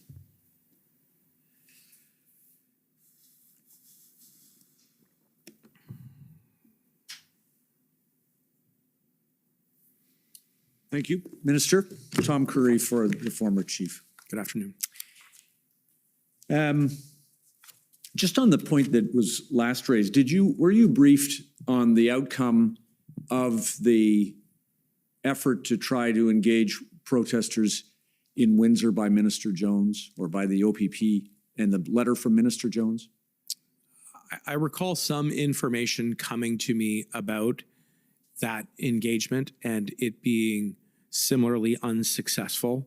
I recall there being a report about a letter being circulated to individuals who were part of the blockade in Windsor, and that my recollection is that it did not gain any traction with them. And so likewise here in Ottawa, a lot of the concerns around the cohesive structure of the blockade and the occupation raised legitimate concerns about whether or not, even if a negotiated settlement had been reached, whether or not it would have been successful in disengaging and clearing the blockade and the occupation. Thank you. The issue about whether a negotiated resolution was possible, was that taken eventually to cabinet and discussed? It was discussed at definitely one of the ERGs where, as I said earlier today, my deputy at the time had briefed the members of the ERG on the constitution of the individuals that made up the occupation here in Ottawa and the degree to which they were entrenched and dug in, and how we might shaken or loosen that through engagement. So it was discussed, yes. And similarly, did you become aware that the mayor of Ottawa had negotiated successfully for the relocation of some of the vehicles away from residential neighborhoods, and that was thought to represent a possible breakthrough? I do recall there being discussions between Mayor Watson and I think his there was an appointed a mediator that he had managed to secure. But I also remember being very concerned that the vehicles that were clearing out of neighborhoods were actually coming back downtown into the parliamentary precinct, and that created a surge of vehicles that were, again, entrenching at the seat of the federal government. And my concern was that it was actually growing the scale of the occupation here, and that would have made it even potentially more difficult and challenging to clear. Right. A couple of things, if I could, just about the resources. The information that you received about resources came principally from Commissioner Luckey. That's correct, yes. And did you become aware that the information that you were receiving from the commissioner did not accord with the provision of resources to the OPS? Yes, in trilateral meetings with Mayor Watson and in discussions with some of his officials, I think he articulated a concern that perhaps there was a need to look more carefully at the number of RCMP that were actually deployed, and two, what their taskings were. And I know that he sort of underlined that latter part on a couple of occasions, that it wasn't just the numbers, it was what were the RCMP going to be dispatched to do. And in fairness, those were questions that we did put to Commissioner Luckey at the time, and I think she did her best to answer them. Right, understood. And you relied in making, I won't take you to them in the time I have, but you made various public statements in response to questions from the media about what you were doing, what the federal government was doing to help the Ottawa Police Service, and in reliance on the information you had from Commissioner Lucky, you made those statements, including naming the numbers of officers, I think at one time 250 or 275, something in that like range. that. Yeah, the reason why we were trying to get the message out was that there were, I think, increasing questions and concerns from the city that they didn't have enough personnel, and I wanted to communicate that on behalf of the federal government that we were acting quickly and decisively to respond to those concerns by dispatching RCMP personnel. And the idea that all you can do in your position, I presume, is rely on those, in this case, the commissioner, to provide you with information to the best of her ability, and then you can rely on that and convey it. As it turns out, in this case, you learned that the information that you had and conveyed was not accurate. Well, I would say a couple things. One, when the commissioner is briefing me, I take that information, specifically around operations, very much into account as we're making decisions about what additional resources we can offer. I was nevertheless interested to know whether or not we needed to do more to coordinate, because the mayor and certain officials were saying it wasn't just about numbers, it was about tasking. So there was a free-flowing dialogue there. The numbers was the issue of whether or not to be public about the numbers was also a concern, because the commissioner said that she was concerned that if we posted numbers or we published numbers, that might actually lead to a surge.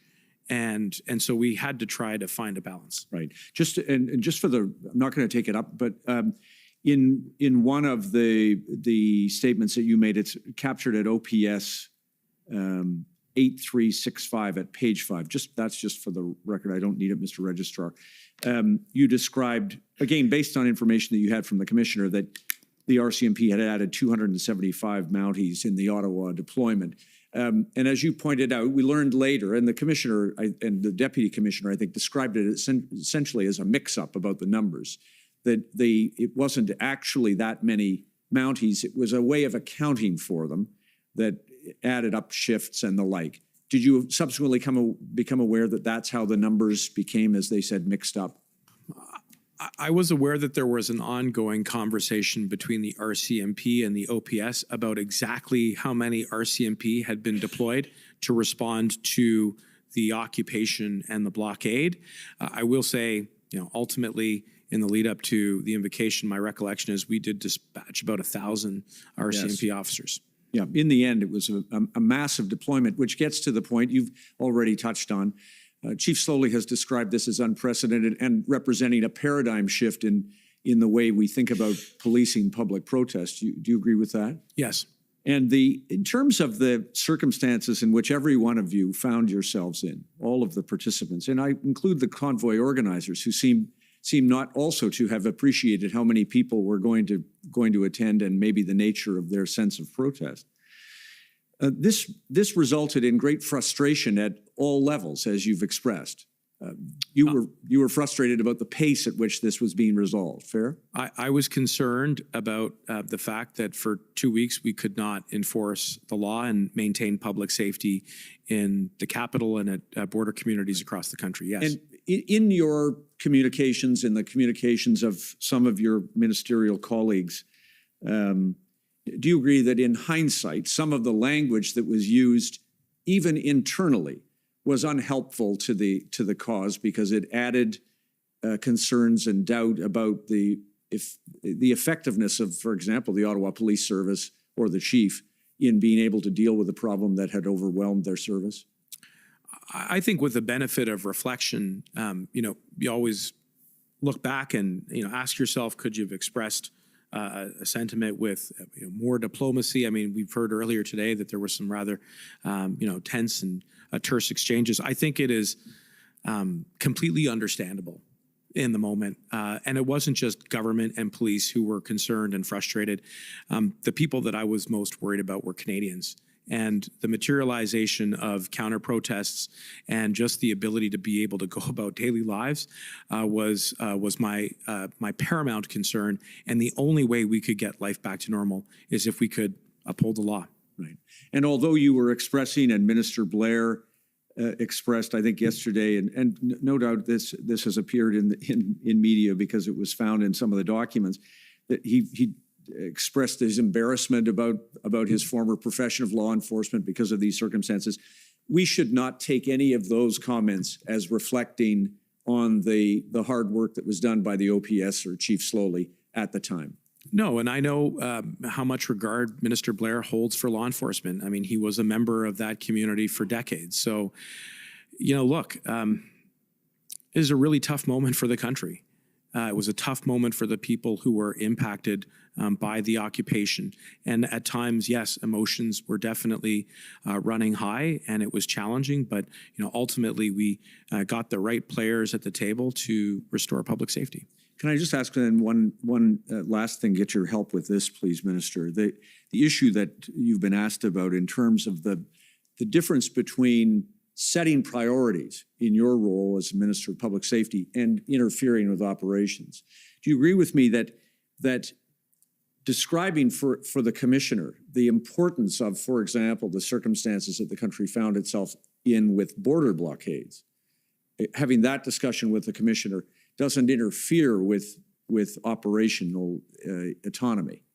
No, I don't think so. And I think, again, this is an area that is really important to this inquiry, which is to understand where those boundaries are within the context of an emergency. So it is important that in my job as the Minister of Public Safety, that I am holding the RCMP and other line agencies in the public safety portfolio accountable for doing the job of finding ways to restore public safety, exhausting every effort, using statutory authorities which exist, using authorities and resources that exist, and failing that, to look and scan at what's left.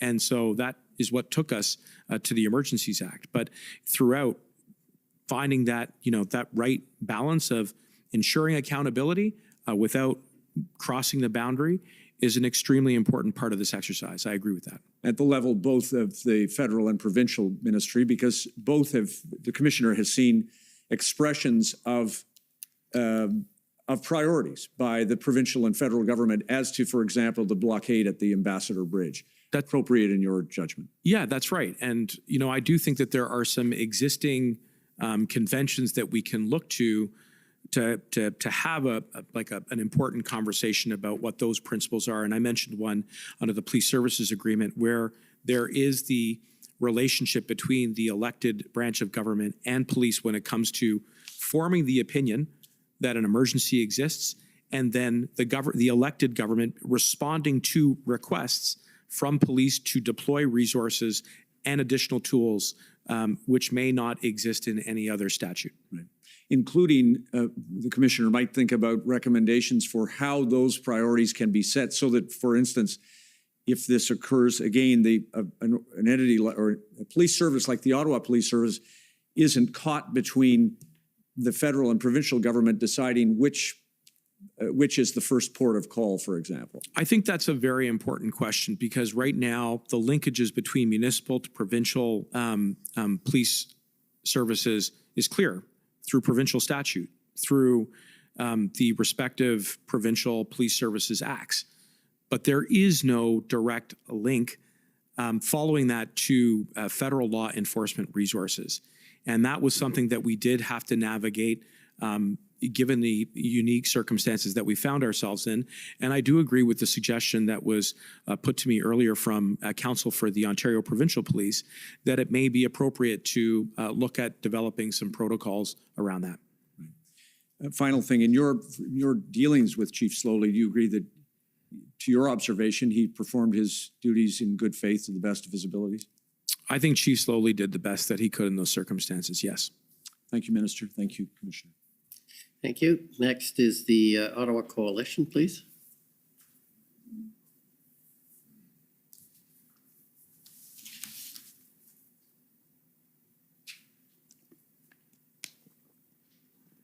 Good morning, Minister. My name is Paul Champ, and I'm counsel for the Ottawa Coalition of Residents and Businesses. Hello. Hi. I just have some questions for you today. I'm going to cover just two issues, the time that I have.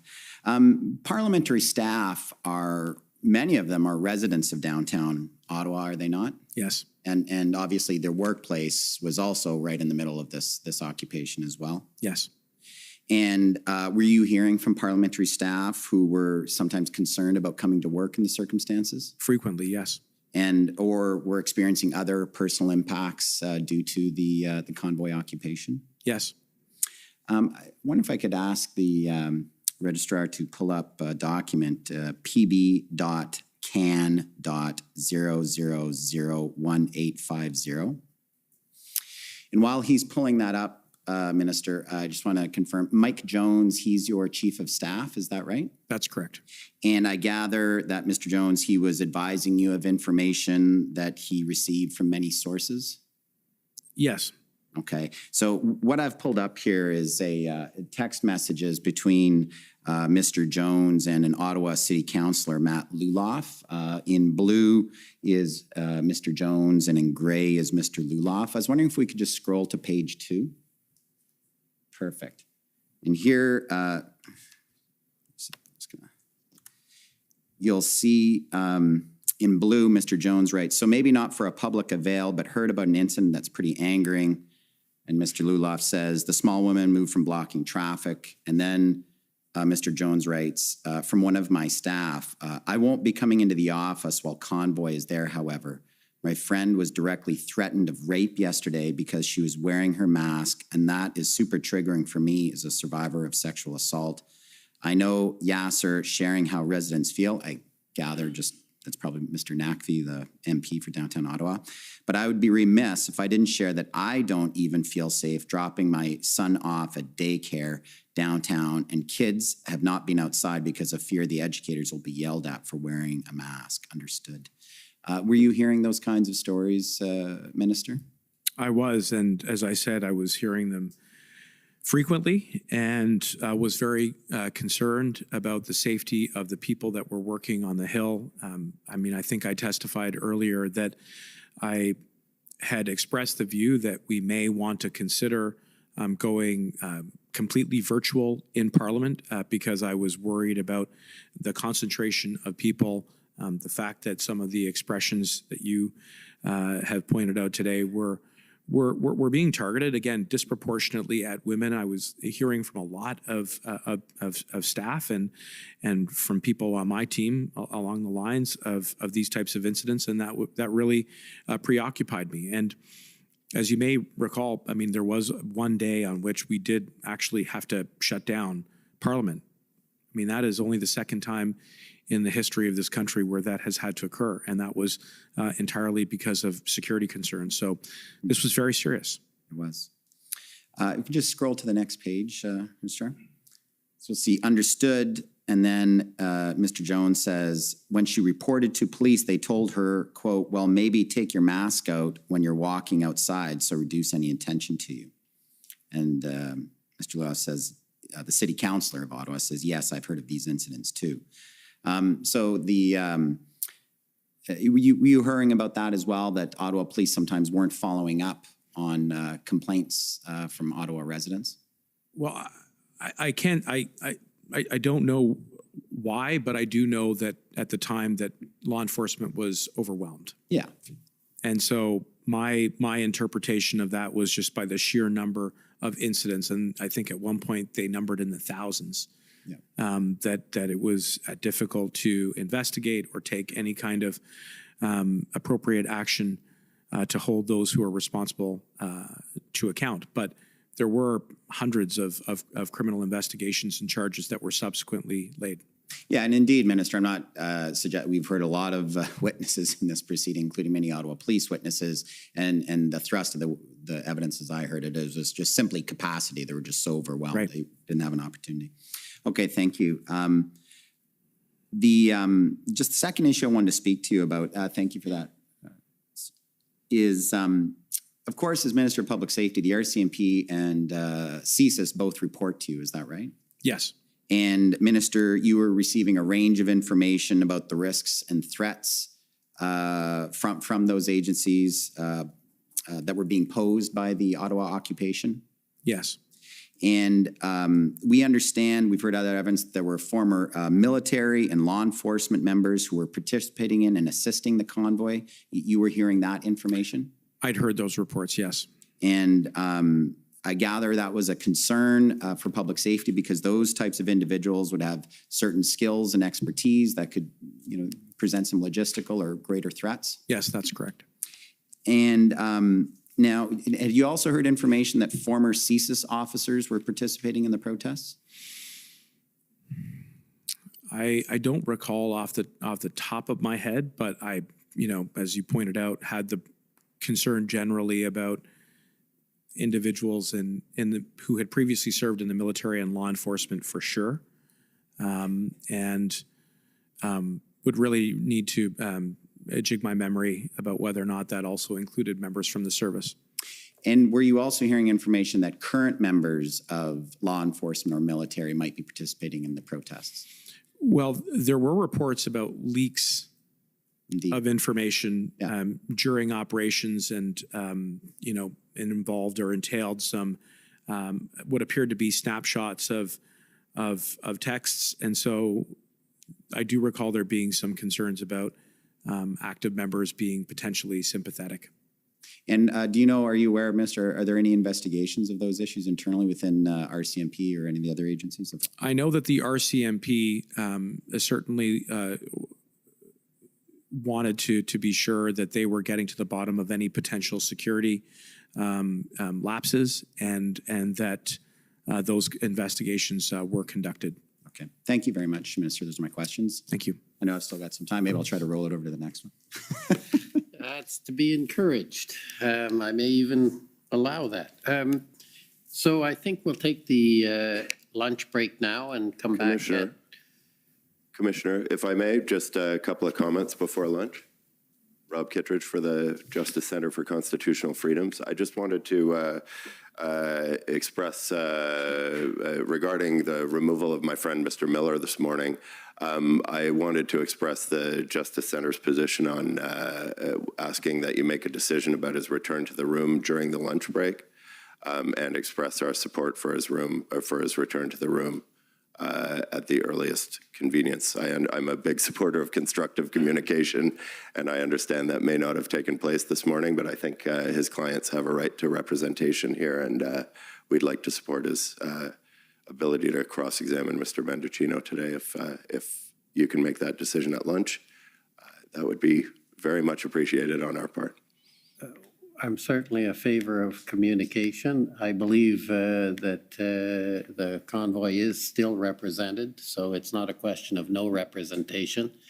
I'm not aware of a request that he return to the room, but if he requests it, I will consider it.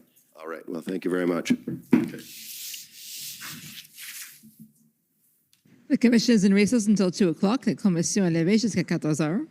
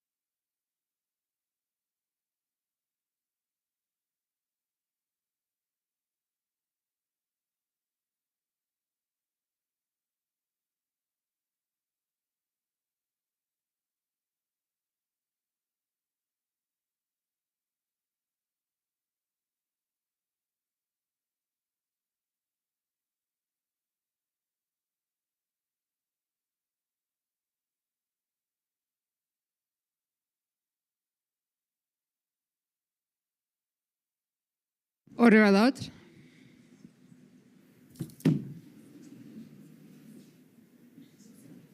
The commission is reconvened. La commission reprend.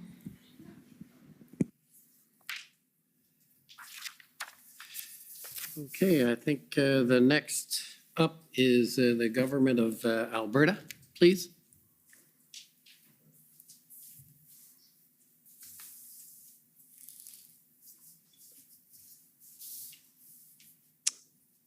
Good afternoon. Sorry, I'm having an issue. I'm unable to start my video.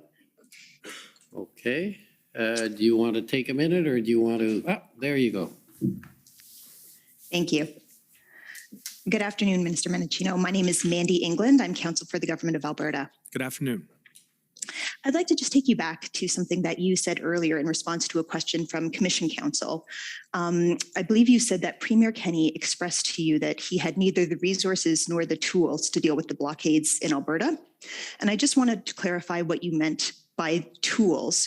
Often in this inquiry, that term has been used to refer to legislative tools or authorities, such as being able to use the criminal code. And so I was hoping you could clarify what you meant by using that word. Yeah, that's a fair question. What I was referring to were conversations that we had at the beginning of February, where he had indicated that he needed physical tools and assets to help clear the blockade. I believe he was expressing a concern that he was having a really hard time getting access to those assets through either the RCMP or through provincial police services. So he was putting to me the suggestion that we might be able to assist him through military assets. And I'd said to him that although statutorily requests for assistance were still within my office's authorities, that they were in practice being addressed by my colleague, Minister Blair, in the new ministry that was created following the 21 election through the Ministry of Emergency Preparedness. And I took that conversation and I committed to then Premier Kenney that I would relay it to both Ministers Anand and Blair. Okay, thank you. So you meant physical tools as opposed to legislative authority? At that point, yes, that's correct. Okay, thank you. If I could I please take you to document ssm.nsc.can 403069.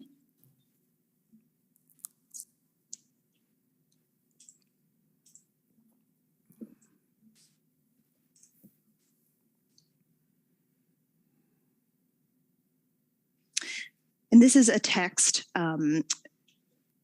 The portion that I will be reading will be a text between Zita Estravis, Minister Blair's Chief of Staff, with Mike Jones, your Chief of Staff.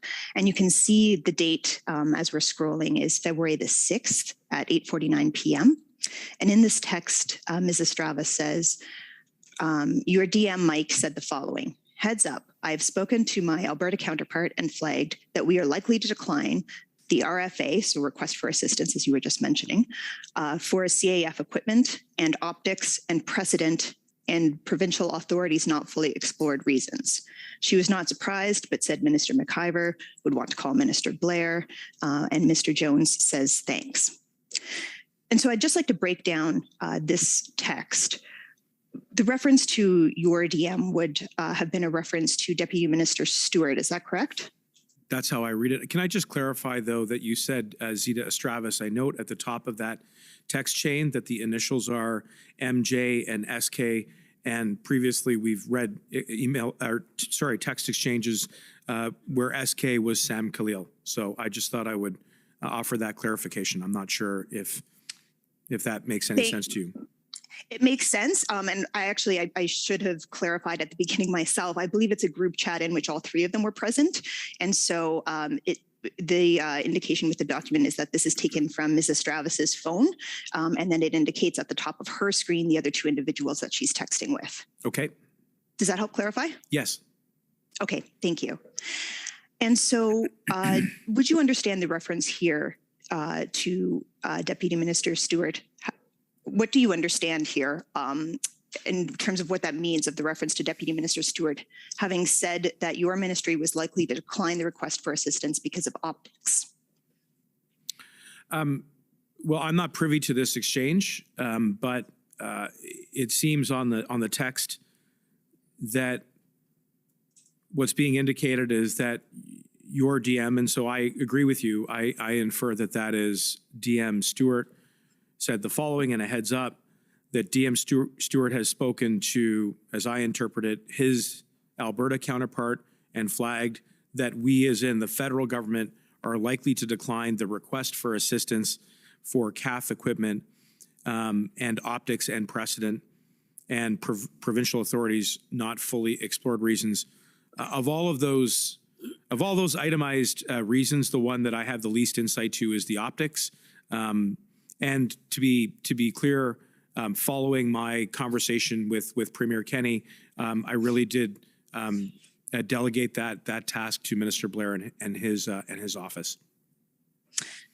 And just so that we are clear on the dates here, though, this text does predate that conversation with Premier Kenney. Would that be correct? This is Sunday, February 6th, the day after the request for assistance was sent. I have to, again, try to jig my memory. There may have been a conversation with Premier Kenney before the 6th. It was certainly at the very beginning of February. In any case, it actually seems to me to make sense that, given the sequence of events as we've been discussing them this morning, that I spoke to Premier Kenney, indicated that Minister Blair would be the lead on processing the request for assistance.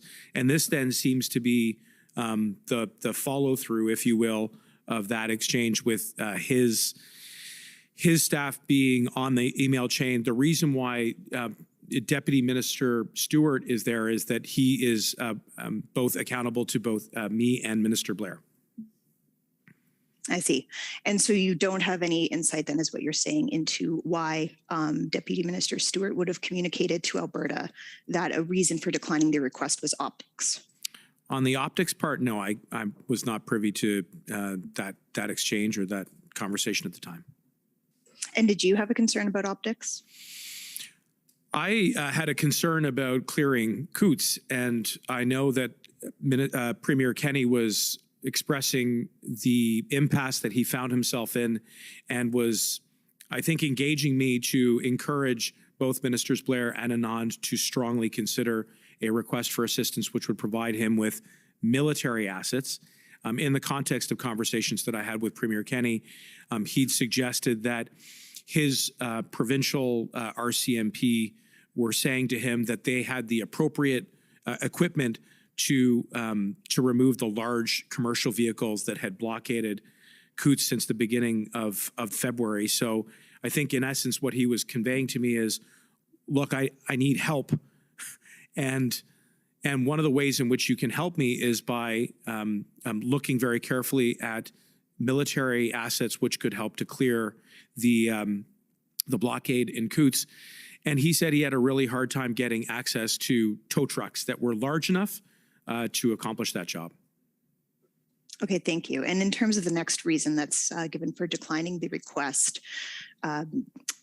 do you have any insight into why Deputy Minister Stewart might have said it was due to precedent?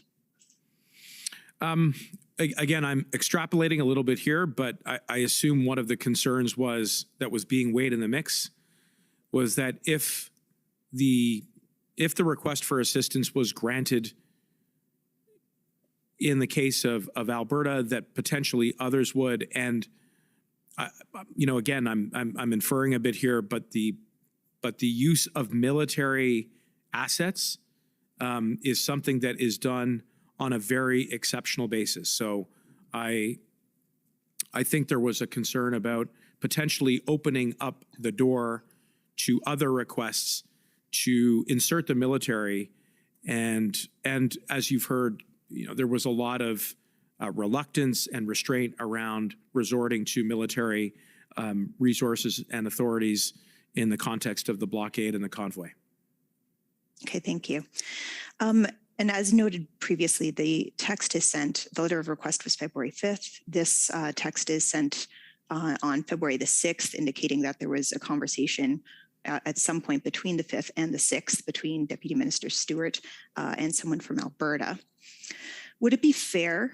I also note that nowhere on the list of reasons does it say that the request for assistance would be denied because the CAF equipment wasn't suitable or they didn't have suitable equipment.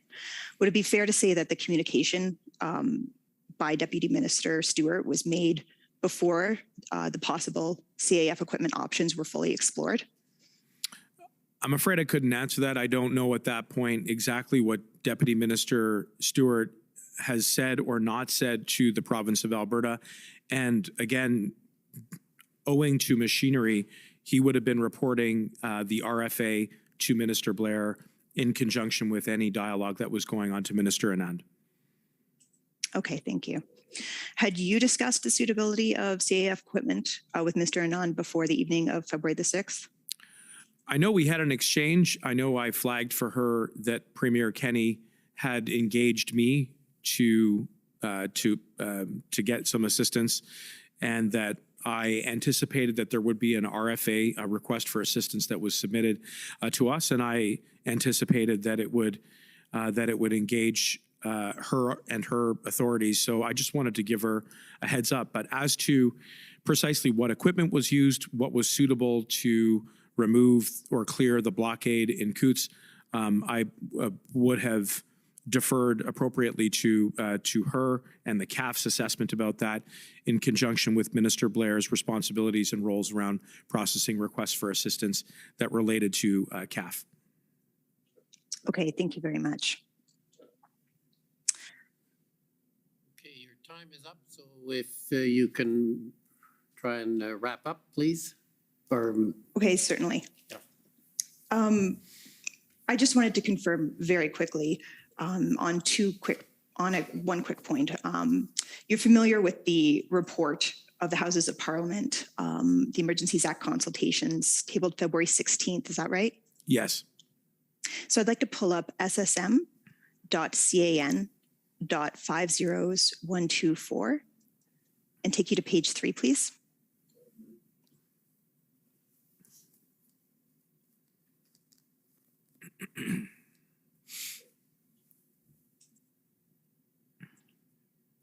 And if we could scroll down to the bottom of that page.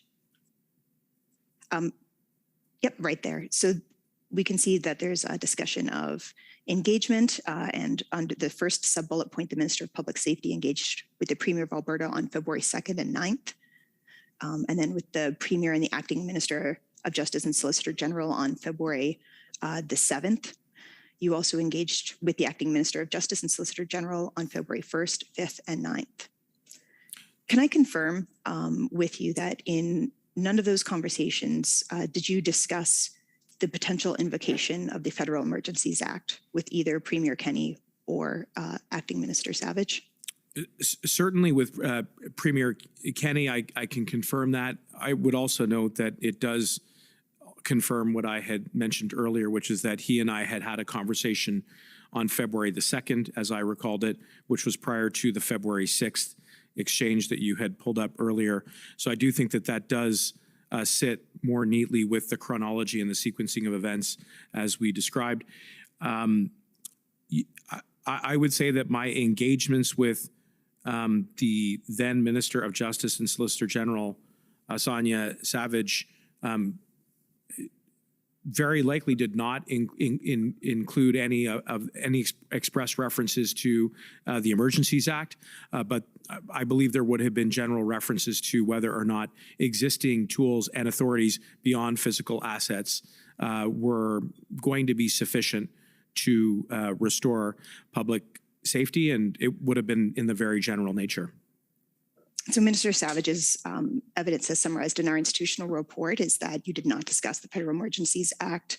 Would that be something that you would agree with, or would you dispute that? No, I agree with that, yes. Okay, thank you. And I know I'm out of time, and so perhaps I don't have time to take you to this, but there are emails and text exchanges confirming that it was the conversation on February the 7th. There's a readout and text exchanges with yourself and Minister Blair that it was on that date that you had the conversation with Premier Kenney about the tow trucks, with the agreement to relay it to Minister Blair and Minister Anand. Would that jog perhaps your recollection on the chronology of when that conversation might have taken place? That sounds right. Okay. Thank you very much. Those are my questions. Okay, thanks. Next, if I could call on the Union of British Columbia Indian Chiefs, please. Good afternoon, Minister. My name is Cheyenne Arnold Cunningham, and I'm counsel for the Union of BC Indian Chiefs. We've heard a lot today already on the topic of consultation, so we'd like to ask, did you consult or cooperate with local First Nations or Indigenous groups during the Freedom Convoy situation and or the decision to invoke the Emergencies Act? I would say that I've had broad and ongoing conversations with representatives and leadership within First Nations and Indigenous communities in my role and in my capacity as Minister of Public Safety. I know that, in the lead up to the invocation, that a number of colleagues that sit at the table, including Ministers Miller and Haidu, are in routine and constant engagement with First Nations and Indigenous peoples and the communities. So there's a broad range of ongoing dialogue that is undertaken by representatives of the cabinet. Okay, thank you. From a public safety viewpoint, do you think that it's important during a public order emergency event for Public Safety Canada and police services to engage with First Nations in the local territory? I do. So in your mandate letter dated December 2021, you were directed to implement the United Nations Declaration of the Rights of Indigenous Peoples, which is also known as UNDRIP. Are you familiar with Bill C-15, which came into force as federal legislation in June 2021 to adopt and implement UNDRIP? Yes, and I would just add to that we are leveraging UNDRIP to advance important reforms within the RCMP around First Nations and Indigenous policing. And so, for example, over the last number of weeks and months in my capacity as Minister of Public Safety, I have been deeply engaged with First Nations and Indigenous and Inuit communities for the purposes of ensuring that there are more Indigenous-led public safety initiatives, including the creation of Indigenous-led police services, which are independently created.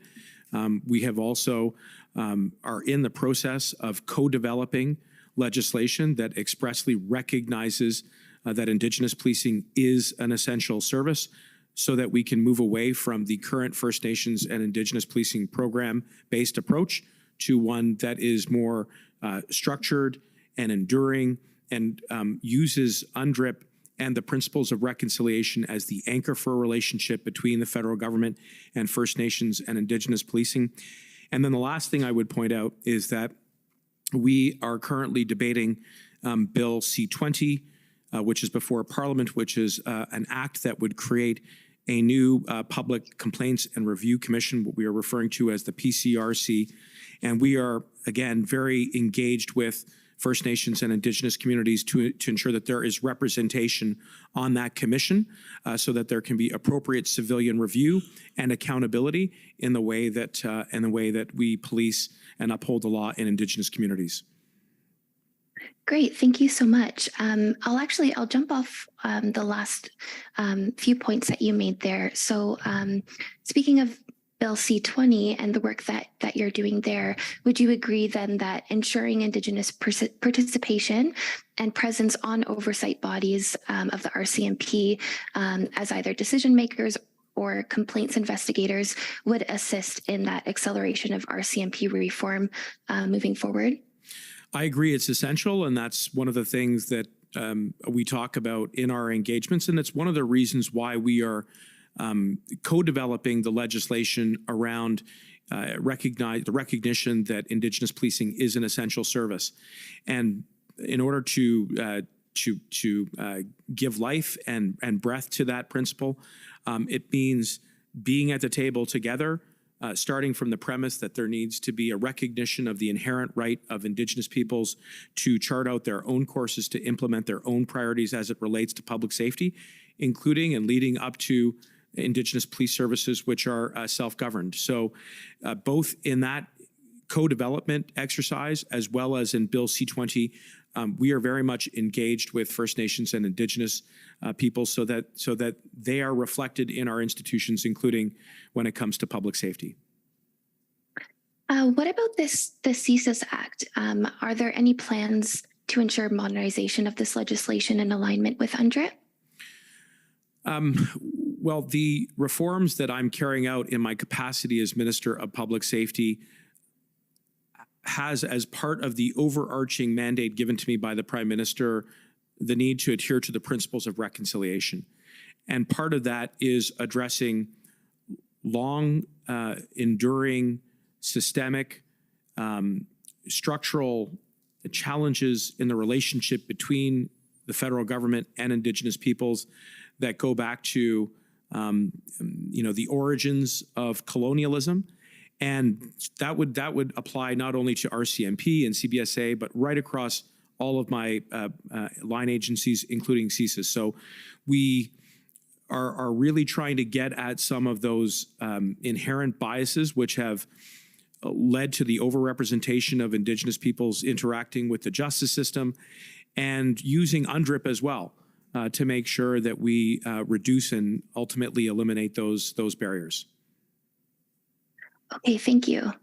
So in considering all the work that you're doing to implement UNDRIP and your mandate and Bill C-15, and another piece of your mandate, which is to work in partnership with Indigenous peoples to advance their rights.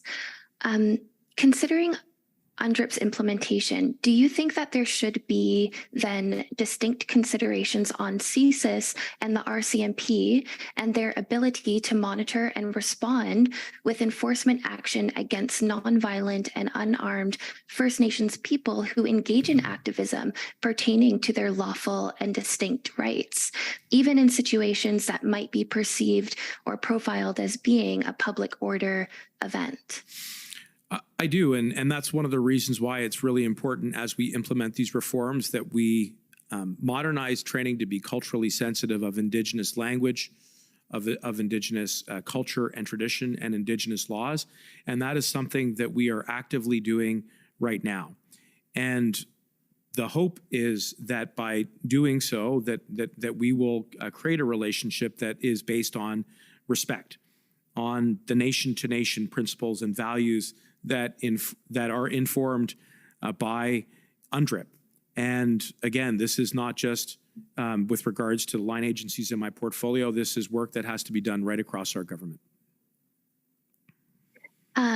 Okay, thank you. And then in thinking about the practice of consultation and cooperation with Indigenous peoples, and in the context of responding to a situation like the Freedom Convoy situation or public order emergency events, and looking at it in this context of a multi-jurisdictional landscape and First Nations jurisdiction and sovereignty and rights and territories, how is Public Safety Canada then now going to build in consultation and cooperation in these contexts?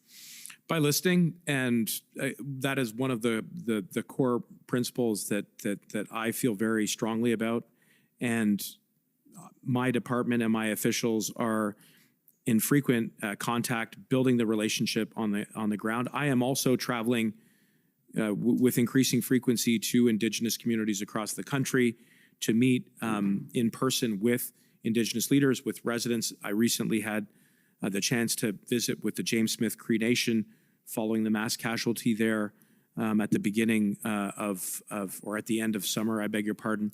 And so that direct personal experience is meant to foster a relationship so that we can move forward with the kinds of reforms that are inspired and governed by UNDRIP and by the principles of reconciliation, which have been documented in the Truth and Reconciliation Calls to Action, the MMIWG Calls to Justice. It's a full court press from the federal government to really move forward with those reforms, but you have to meet with people, and you have to respect that inherent right of self-government and that inherent right of self-determination. And that includes when it comes to public safety initiatives. And I think by doing so, we can break that intergenerational trauma, that endless cycle that has seen a disproportionate number of Indigenous peoples caught up in the criminal justice system, for example. And so that is work that I am deeply committed to. Thank you so much for your time today. Those are all of our questions. Thank you to the Commissioner as well. Okay, thank you. Next, if I could call on the Canadian Constitution Foundation, please.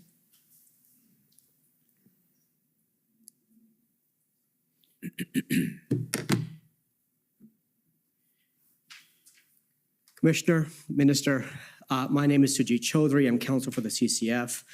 Minister, I'd like to begin by picking up on a comment you made, I believe, during your examination in chief, where you said there's a dialogue between civilian leadership and law enforcement professionals. And so I want to pick up on that idea in the context of your relationship with Commissioner Loki. And in the context of the convoy, I'm wondering if you could just answer, a few questions. I mean, were you getting daily briefings? Were you in frequent communication with her? If you could just give us, and I have limited time, so if you could just give us a bit of a window into what your interactions were like with her. The short answer is yes and yes. And to give you a little bit of detail, we would have been meeting daily, on some days, multiple times through different briefings. The purpose of those interactions was to have a dialogue so that I could understand from her exactly what law enforcement was doing to restore public safety, and then ultimately in the lead up to the invocation to seek some advice so that I could then impart some advice to the government around the invocation. So these were daily and frequent conversations that I was having with the commissioner. So when the February 7th letter came to you and the Prime Minister from Mayor Watson and Chair Deans requesting a deployment of RCMP officers, I suppose you would have delivered that letter to the commissioner then? We certainly were in constant contact. Just to be clear, it wouldn't have necessarily been my personal responsibility to transfer it, but there was a very clear line of communication about the pressures that the Ottawa Police Service was under to muster the resources that were necessary to restore public safety. It also would have been clear to Commissioner Lucky some of the information and the feedback that I was getting from the City of Ottawa around numbers and tasking and the like. And so those conversations and that dialogue would have been occurring, yes. And she was updating you then on her steps to respond to that request for support? She was. Okay. So, Mr. Registrar, if you could put up on the screen the following document, and I apologize, it's PBNSC CAN 402872 _rel.0001. And Minister, while this is coming up, this is a document that's dated on or about February 10th. And it's a memorandum of agreement between the RCMP and essentially the OPS and the OPSB about force deployments. Have you seen this document before? I can't recall if I've seen this document specifically.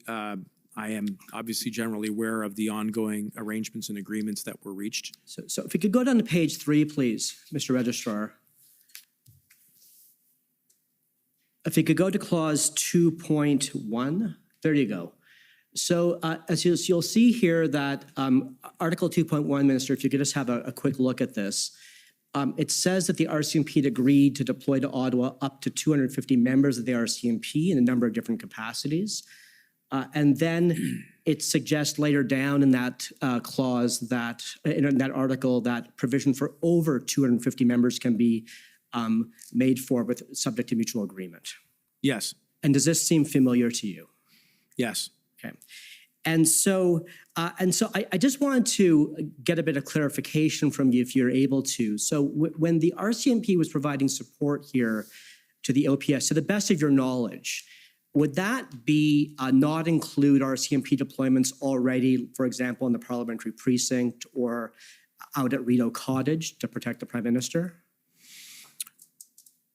Well, I think that was certainly one of the issues that was raised by Mayor Watson and his staff at the time, which was that some of the numbers that were being reported were inclusive of pre-existing RCMP deployment, for example, in the precinct or for protection. And so my responsibility at that point in my capacity as Minister of Public Safety was to relay that to the Commissioner to get some clarity about exactly how many we had deployed and for what purpose. And do you recall what information came back to you? I do. I have a general recollection that one of the concerns that the Commissioner had expressed at the time was that while RCMP members were being dispatched or deployed to the city of Ottawa, that it wasn't clear to her what those taskings would be and whether or not or how exactly it would fit into the OPS's operational plan at the time. And that was the feedback that I was getting. But what was clear despite that was that we were sending RCMP and that we were open to sending more RCMP to support the city of Ottawa to restore public safety. So if we could just call up another document, it's OPB 401014.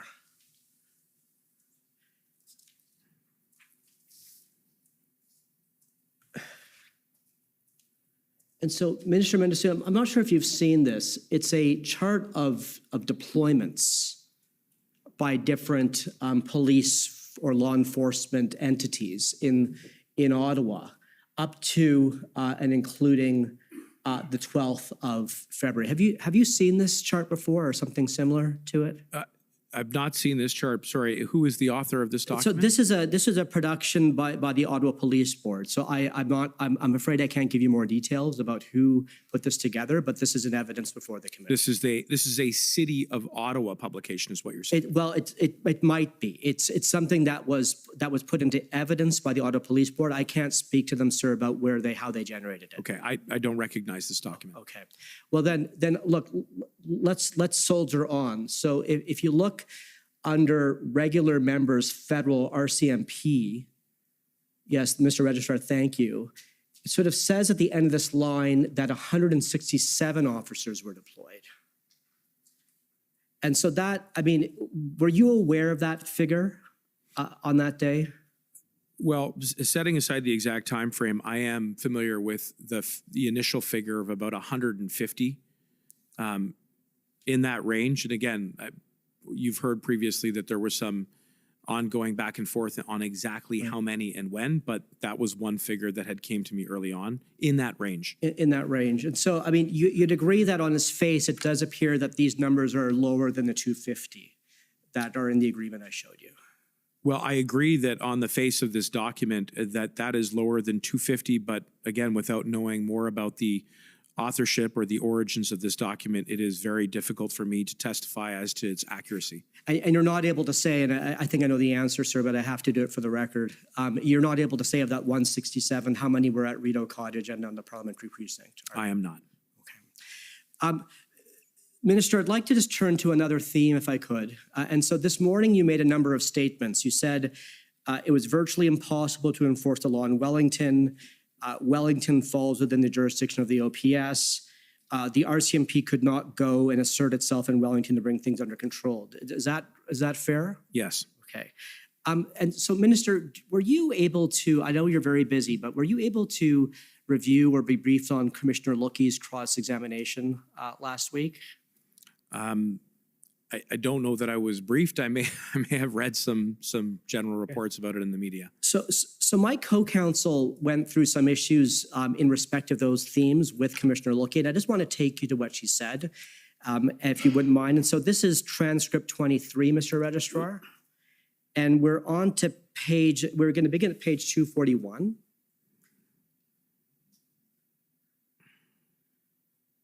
And Minister Mendocino, I know you're a member of the Law Society of Ontario, so there'll be a bit of legal questioning here. Okay.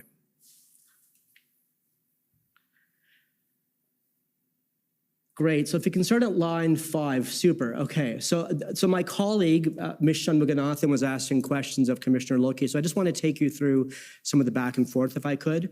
So my colleague says, my co-counsel, okay, so you'll agree that the RCMP officers have the power to enforce the criminal code, for instance, and the commissioner says yes. Then my co-counsel says, right, and they always have the power to enforce the code. It's just part of what they're allowed to do, and the commissioner says yes. And then if you could scroll down, Mr. Registrar, my co-counsel says, right, they don't need to be sort of the local police in a jurisdiction. This is a power they always have. And the commissioner says, yes. And then my colleague says, right, and there's nothing in the code, for example, that says an RCMP officer can't enforce the criminal code in one particular place. They can enforce that anywhere in Canada. And the Commissioner Lookey is not sure. And I'll let you read her response there, sir. And when you're done, let us know and I'll go to the next page. And Commissioner, I know I'm a little bit over time, but I think this is an important point. It goes to the jurisdiction on Wellington. Mr. Minister, can we go to the next page? Yes. So if we could go to page 242. Mr. Commissioner, I just do think it is important that the Commissioner's evidence not be put that she wasn't sure, but that she articulated that that power she was describing was if you were to find committing a criminal code offense, just so that witnesses not of course skip past that. Of course, I didn't mean to mislead. So I take my friend's point. And so if we could just go down to my colleague's next question. So okay, so just to use sort of a silly example, if we have an RCMP officer that's standing on Wellington Street in Ottawa and they see someone committing an offense under the criminal code, they don't need to call up the OPS to arrest the person. They could go and arrest the person themselves, and the commissioner answered yes. And so we're past time. So I just want to ask you, so that we put to the commissioner a number of questions about the scope of RCMP officers under the RCMP Act, particularly Section 18A. And do you have any reason to think that Commissioner Lookey is incorrect here? I think she's right in saying that if any peace officer sees that the law is being broken under the criminal code, that they may they may use their common law authority to effect an arrest. But because of the important conventions around respecting jurisdiction and recognizing that, and certainly in the province of Ontario, that there are municipal police services that are set up under the Police Services Act, that they would not act unilaterally. And certainly, and I hope I'm not going too far in trying to ascertain your line of questioning here, but it would be somewhat chaotic for the RCMP to simply insert themselves unilaterally into Wellington Street and start effecting arrests without coordinating very closely with the OPS and the OPP. So that is why so much of the energy was around understanding what the operational plan is, notwithstanding that, in theory, yes, this line of questioning is correct. You know, an RCMP officer could effect an arrest if they saw the law being broken under the criminal code. Okay, well, Commissioner, I'm well over time, and thank you, Minister Mendocino. Okay, thank you. Next is the Democracy Fund, JCCF, please.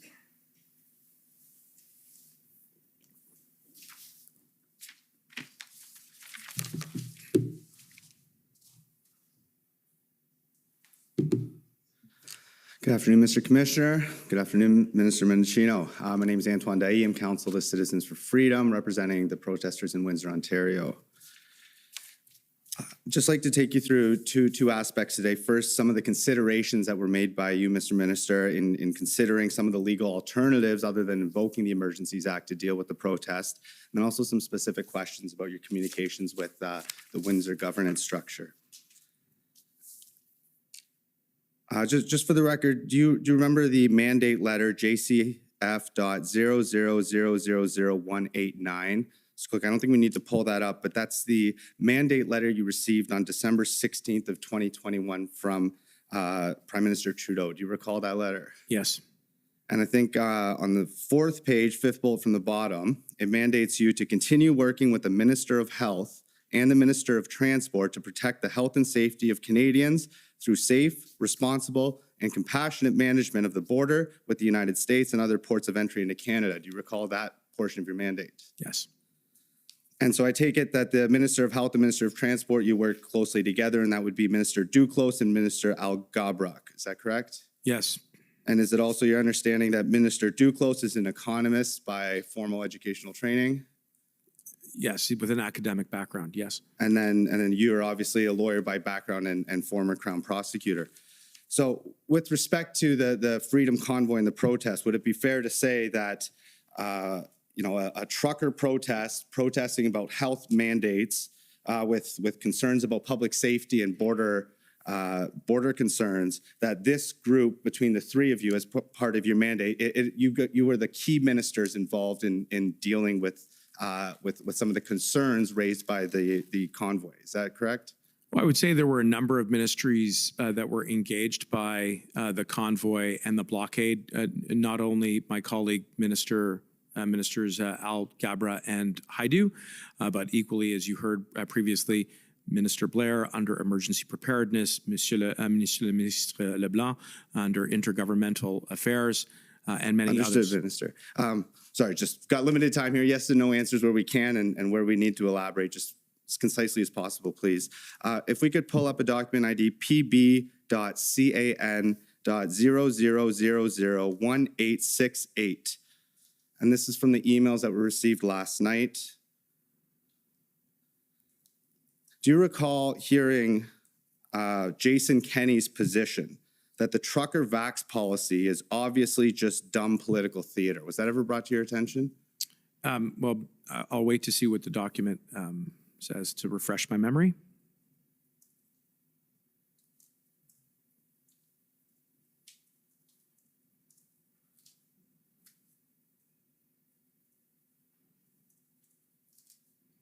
And sorry, who is this text exchange with or between? If we could scroll down, so it should be the third attachment in the 6th email that was received from Mr. Brousseau last night. There it is. The trucker vax policy is obviously just dumb political theater. Calling them Nazis hasn't exactly helped. Do you recall being informed of Premier Kenney's position on this? I recall seeing that was Minister LeBlanc's, looks like a cut and paste of what Premier Kenney had relayed to him. Okay, and I take it you disagree with Premier Kenney's position? Yes. But is it true, though, that the Liberal platform in September of 2021 dealt with a mandatory vaccination policy across the entire federal service and on federally regulated transportation? Yes, we put that to the electorate in the 21 election. And I believe you had 33% roughly of the popular vote there. Is that correct? Well, to the best of my recollection, yes, your number's right on that. Okay. And so would you say then that in part this mandate or this must-do activity is rooted, at least in part, in a political or ideological purpose? Well, it was part of, I think, two important things. First, the best available medicine, evidence, and science that we got, and it was our belief then, and it continues to be now, that vaccines were the best way out of the pandemic. And secondly, in the lead up to the 21 election, there was a very, I think, robust debate among all Canadians. Understood, Minister. I'm trying to figure out what specific knowledge you had in dealing with the Minister of Health here. So would it be fair to say that under the Department of Public Safety and Emergency Preparedness Act, you are given the responsibility of exercising leadership at a national level relating to public safety, and that the Department of Health has a similar aspect in terms of promotion and preservation of health? So what I'm trying to get at here is the separation of powers a little bit, because we did have an unprecedented emergency situation with the pandemic in Canada where some of these vaccines were pushed through very quickly. And so, perhaps by way of analogy, if there's a new peanut that's coming on the market that may have been genetically modified, it would clearly be within the purview of the Ministry of Health to assess the safety of that. But was there ever a consideration where, let's say you're now implementing a mandate that results in 90% of Canadians ingesting this product? Does that concern your mandate under public safety at all? Well, first, there was a lot of thoughtful deliberation and research done prior to the decision of launching and implementing a national vaccine strategy. But while there is a common objective between the public safety ministry and health in protecting the health and safety of Canadians, public safety has a different mandate, which includes the law, and there are agencies under my portfolio that are responsible for upholding the law. And Understood. So Minister, so there is a little bit of overlap, and this is, some of this overlap could have been discussed through your mandate working with the Minister of Health and Transport. Is that fair to say? Well, there were, again, very robust communications within government throughout the pandemic and throughout the convoy, and that includes with Minister LeBlanc, Minister Algabra, Minister Duclos. Understood. If we could pull up, Mr. Registrar, JCF 0000183.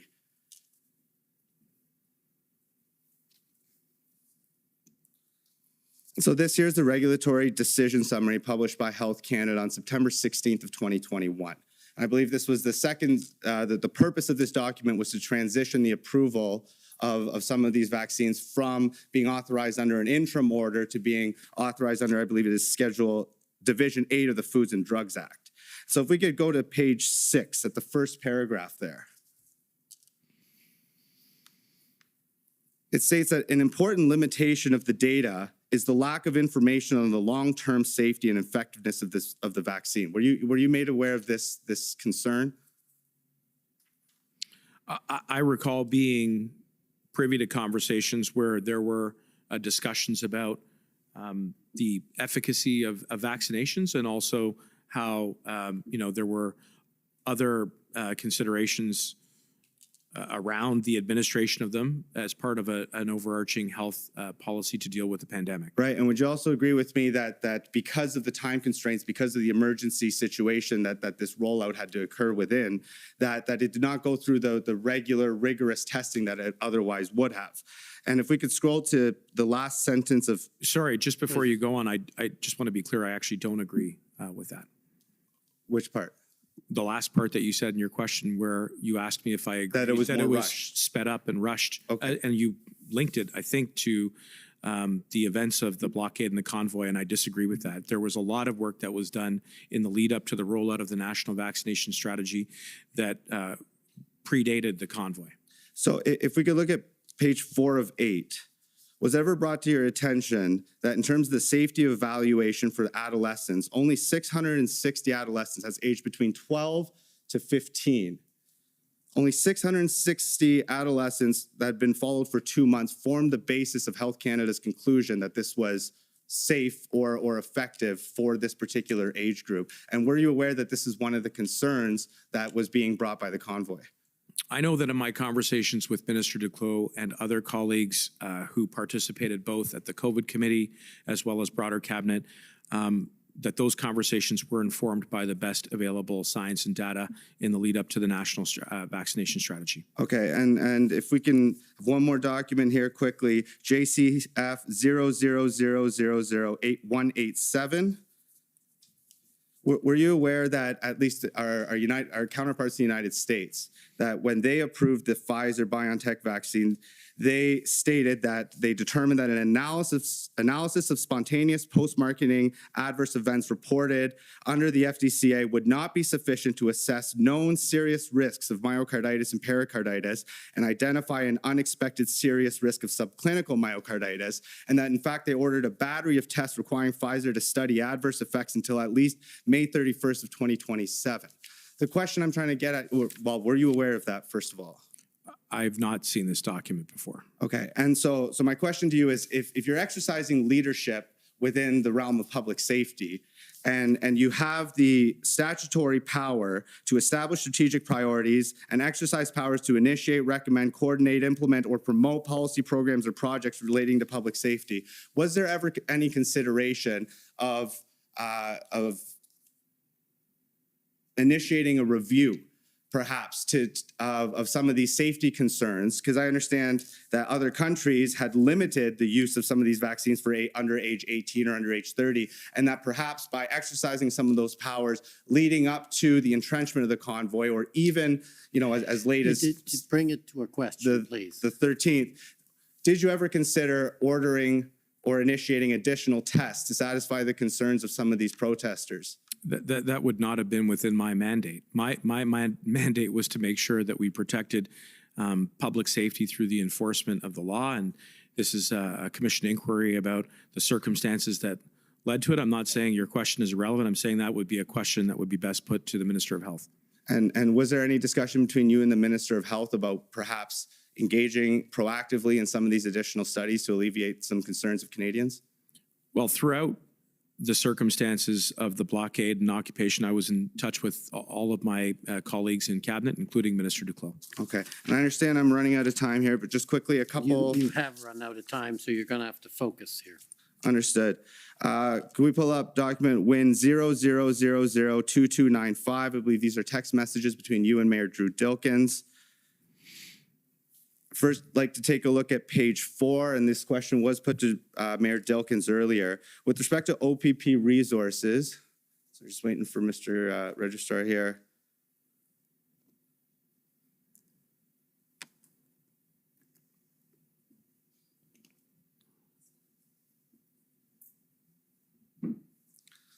Page 4, so is it your it appears that it's your understanding on February 9th at 7:35 p.m. that Chief Mizuno had not requested any additional police officers from the OPP. Was that your understanding? And if so, where did you attain that understanding? This exchange is about trying to clear up what I think is a miscommunication or a misunderstanding between different levels of enforcement and the City of Windsor. And so what I'm really trying to get to the bottom of there is whether or not additional help had been turned down by the City of Windsor. But it says apparently your police chief just told. So the question is, where did you ascertain that belief or that understanding? I am trying to recall whether or not that was information that I got either directly from Commissioner Lucky or from other sources. Off the top of my head, I can't say. Okay, and lastly, just on page 20 here, last question here, Mr. Commissioner. So on February 14th at 11:57 a.m. says that to the extent you, so here being Mr. Dilkens, you can be supportive of any additional authorities that gets Windsor the resources you need to keep the bridge open, people safe, that would be great. Is it your understanding that Drew Dilkens, Mayor Drew Dilkens, invoked the citywide emergency before or after this text message? Off the top of my head, can't recall. But I know first that the Ontario government had declared a state of emergency on the Friday before, which would have been, I'm just doing. So I think on the 14th, the City of Windsor declared an emergency by order Same of the mayor, day. correct? Yeah, that sounds about right. But don't recall. But yeah, the Ontario government had declared the Friday before. Okay, and last one here, where you reference resources. Do these resources include money? He and I and other representatives of the government have had a conversation around potential compensation for losses suffered to businesses and residents arising out of the blockade. Yes. Understood. Okay. And I'm out of time, so thank you for the indulgence. Those are my questions. Thank you. Thanks. Next, the CCLA, please.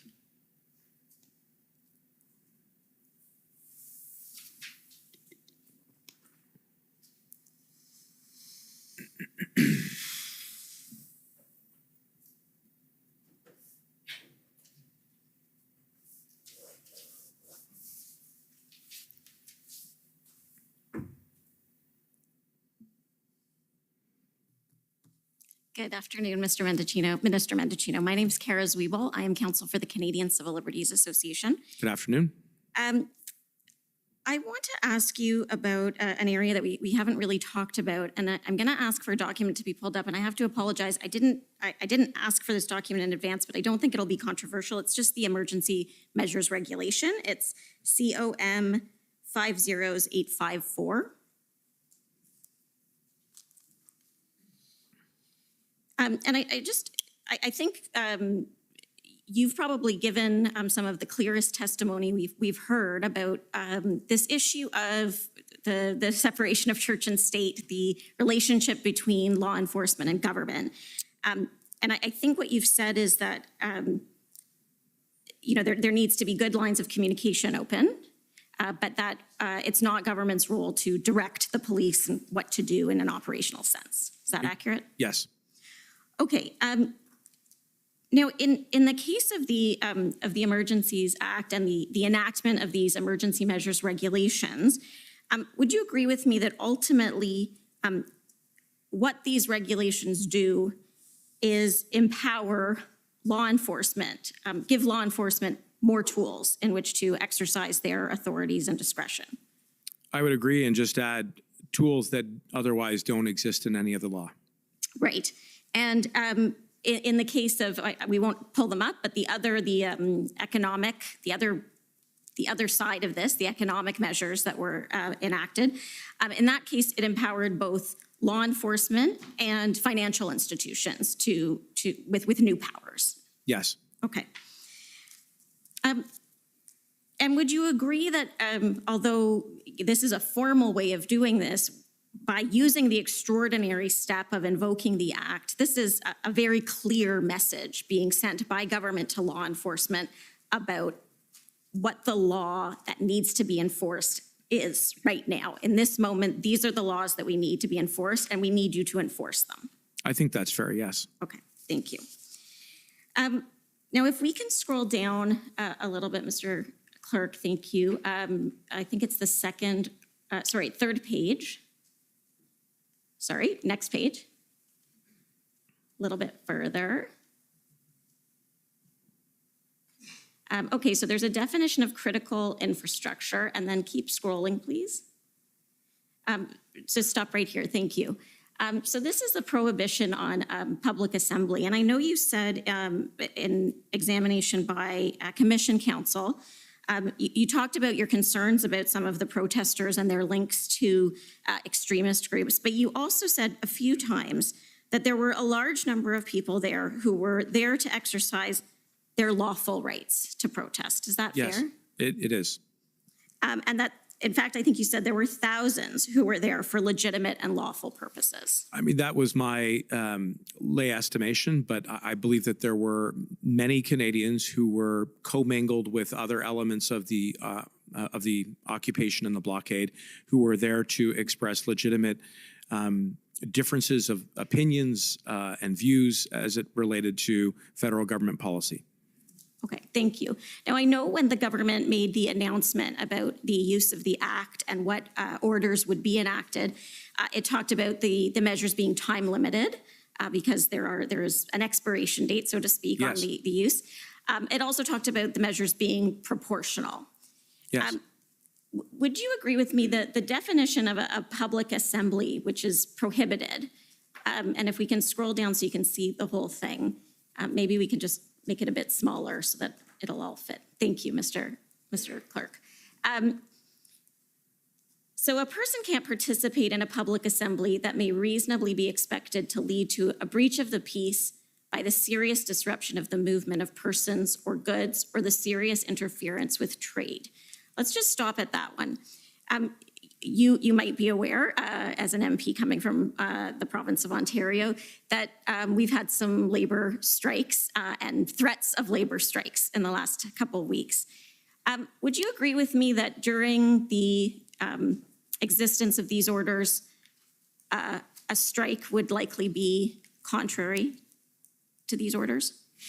Well, I do think that we need to be very careful and circumscribed in defining what the powers are. So the prohibition of public assembly, as it is itemized under the regs, does direct that people can't be part of a public assembly that may be reasonably expected to lead to a breach of the peace by the serious disruption of the movement of persons or goods or the serious interference with trade. Let me pause there and say that that is directly responsive in part to CBSA's concerns around the lack of authority to clear roads adjacent to critical infrastructure in the form of the border. And you can draw a straight line to the rationale for that power. That having been said, in addition to that, the regs still have to comply with the Emergencies Act, which is the parenting statute. And what that says is that, yes, all of the individual rights that are there around freedom of assembly, including the right to protest, are preserved, so long as you do not then cross the boundary into activity which could pose a threat of serious violence. And that is the delineating limitation to how it is that we both protect charter rights while at the same time giving circumscribed, targeted powers to restore public safety. So you have to read this provision, in my opinion, in conjunction with the parenting statute. Okay, but I mean, this definition is what law enforcement is going to use when they go out and decide whether someone is in violation of the order. And this is the document that perhaps a very diligent citizen would look to find out what is permitted. Is that fair? It is, but we count on law enforcement to interpret the law correctly. And as part of the rolling out of these regulations and these circumscribed powers, it would have been part of the plan to implement that there is a respect for the right to lawful assembly. In any event, by the time these regs had come into force, certainly it was clear to those who were still there that law enforcement had directed, government officials had directed that this was no longer lawful because it was no longer safe. Understood. So I'm not so concerned about whether there was a question that this applied to, for example, Wellington Street. I'm concerned about whether there was a question about where else this might have applied and the potential that it might have applied to a range of other places. Would you agree with me that there's nothing in these orders that geographically restricts their scope? There's nothing that says they're confined to Ontario or they're confined to border crossings? I think by inference, you could say that certainly under sub 2(1) and the subparagraph A, that there are,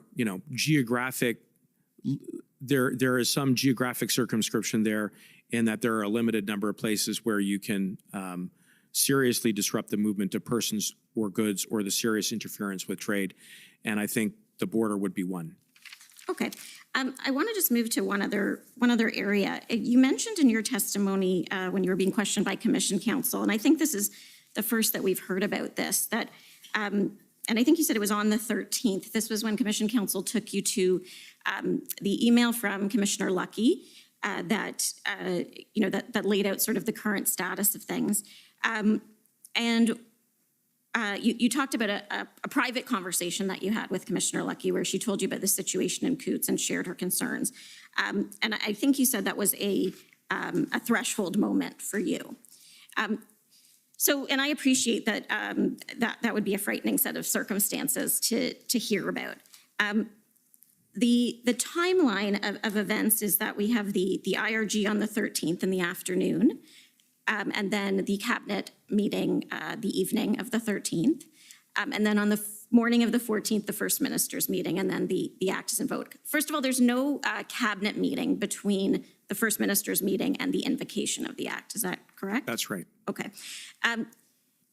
The morning of the 14th, I think you would have learned that the Ambassador Bridge blockade had been cleared and that arrests had been made and that police had executed a safe operation in Coots leading to arrests. That was true, but I would add that there were reports of flare-ups.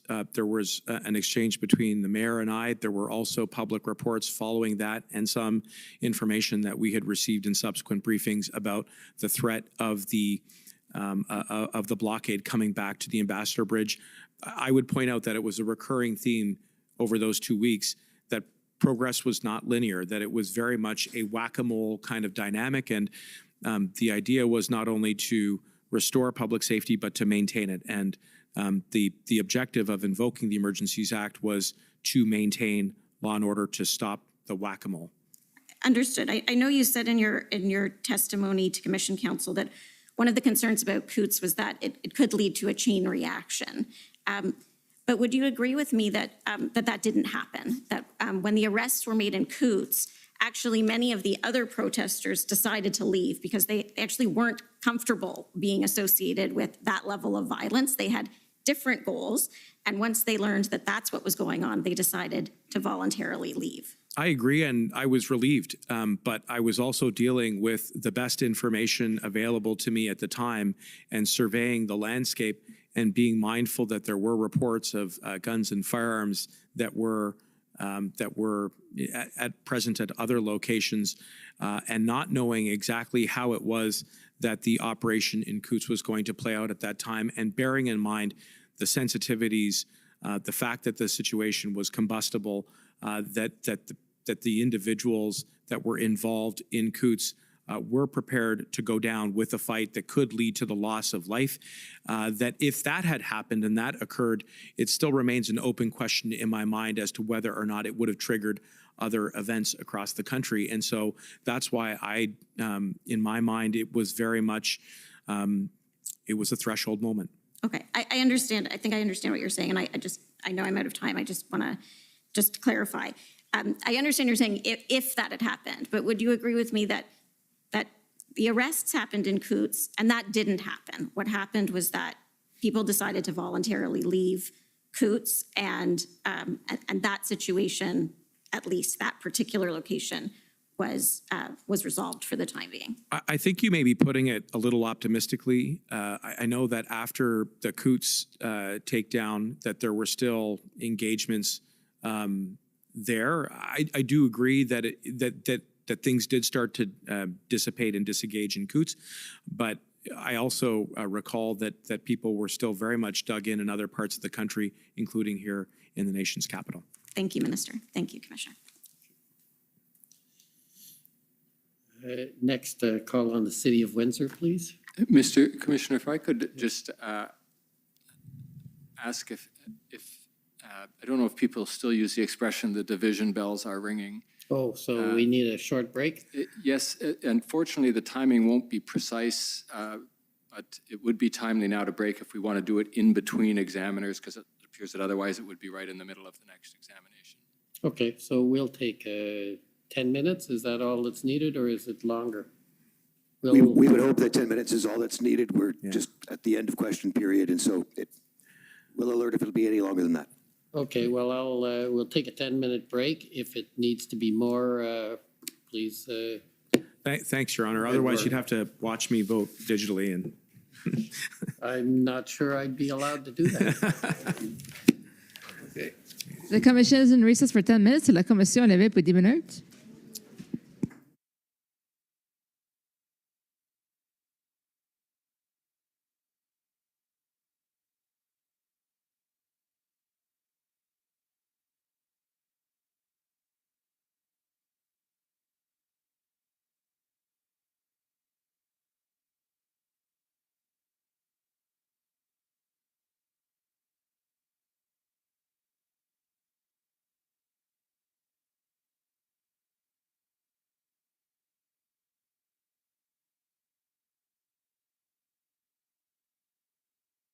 Made on procedural issues of this importance without undue delay. When decisions are not made on procedural issues of this importance without undue delay, procedural fairness of not just my clients, but everyone's is violated. Canadians are entitled to the truth, and you can't hide behind unlawful redactions in a public inquiry claiming baseless redactions on staff or correspondence because it may hurt you.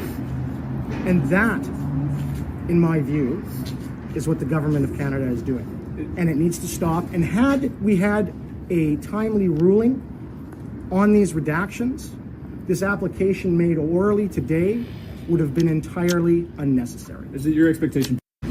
When decisions are not made on procedural issues of this importance,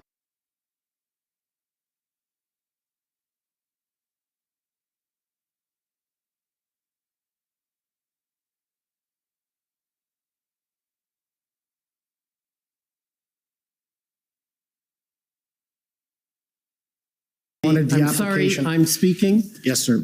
The application, if you want to do it, you've been. La commission reprend. Sir. Okay. Commission counsel has not completed her I understand that, sir, and your counsel's advised you that No, I know you've directed, I'm sorry, you wanted the I'm sorry, application. I'm speaking. Yes, sir. The application, if you want to do it, you've been advised it's to be done in writing, not in the middle of the Sir, we presentation. filed 2 motions in So writing at your I'm direction that sorry. you've refused to rule on with respect to the redaction you're- of documents from the government of Canada. You're That speaking, has I'm not been speaking. ruled on, and they've been Okay. filed for I days. will take a break while you're asked to Sir. leave. I will return in 5 minutes if security could deal with the council. We had made application days and days and days ago. The commission consistently directs that we are to make motions in writing. So we do so. We currently have 2 outstanding. The first is dealing with all of these redactions that the government of Canada has put on all of the staffers' correspondence, as well as the notes of Ms. Katie Telford, the Chief of Staff to the Prime Minister. They have redacted these documents claiming they are irrelevant or that they are in fact subject to a cabinet confidence, despite the fact that the law is abundantly clear and undeniably clear that cabinet confidence does not apply to political staffers. These include the notes of Sarah Jackson, who is the office manager of Katie Telford, discussing the Emergencies Act, discussing the protest, discussing what they're going to do.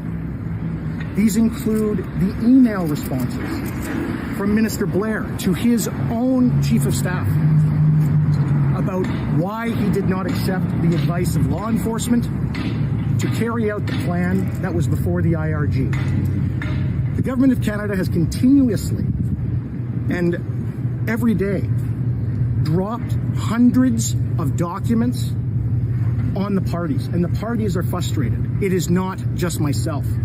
They have tried to turn this entire proceeding into an inquiry about the failures of Chief Slawley, as opposed to actually about the invocation of the Emergencies Act. And my duty to my clients, and my duty as a lawyer, is to uncover the truth. We have also applied, and we applied before I asked the questions with respect to Mr. Brian Fox, to have him compelled as a witness. And we did that in writing. We applied to also now have Mr., I believe it's David Chan, who we found out was the individual who actually took the photos of the gentleman carrying the Confederate flag, of which he is also the photographer for the Prime Minister.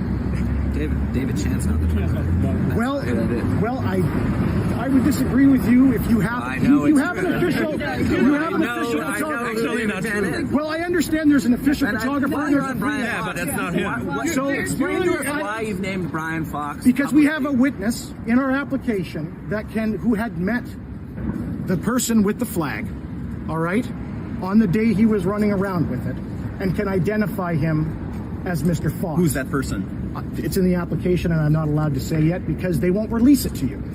Our applications that we have made, applications that we have made, have still not been released by the commission. Are you worried about getting sued, sir? No, I'm not. Because guess what?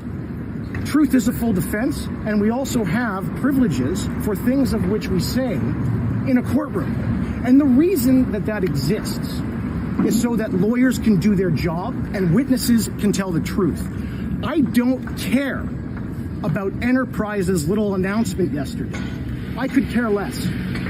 If they want to bring that, I would be happy to do so and defend it and get discovery and get their records. What are your odds of getting at the truth on this sidewalk? Well, I can tell you the odds of getting at the truth, and a commissioner who has no compulsion powers at law directing that I leave a building, a government building where I am counsel, to a client whose rights to counsel are constitutionally protected. Well, you're challenging his authority. Well, I understand that. And I'm challenging the lawfulness of what's going on.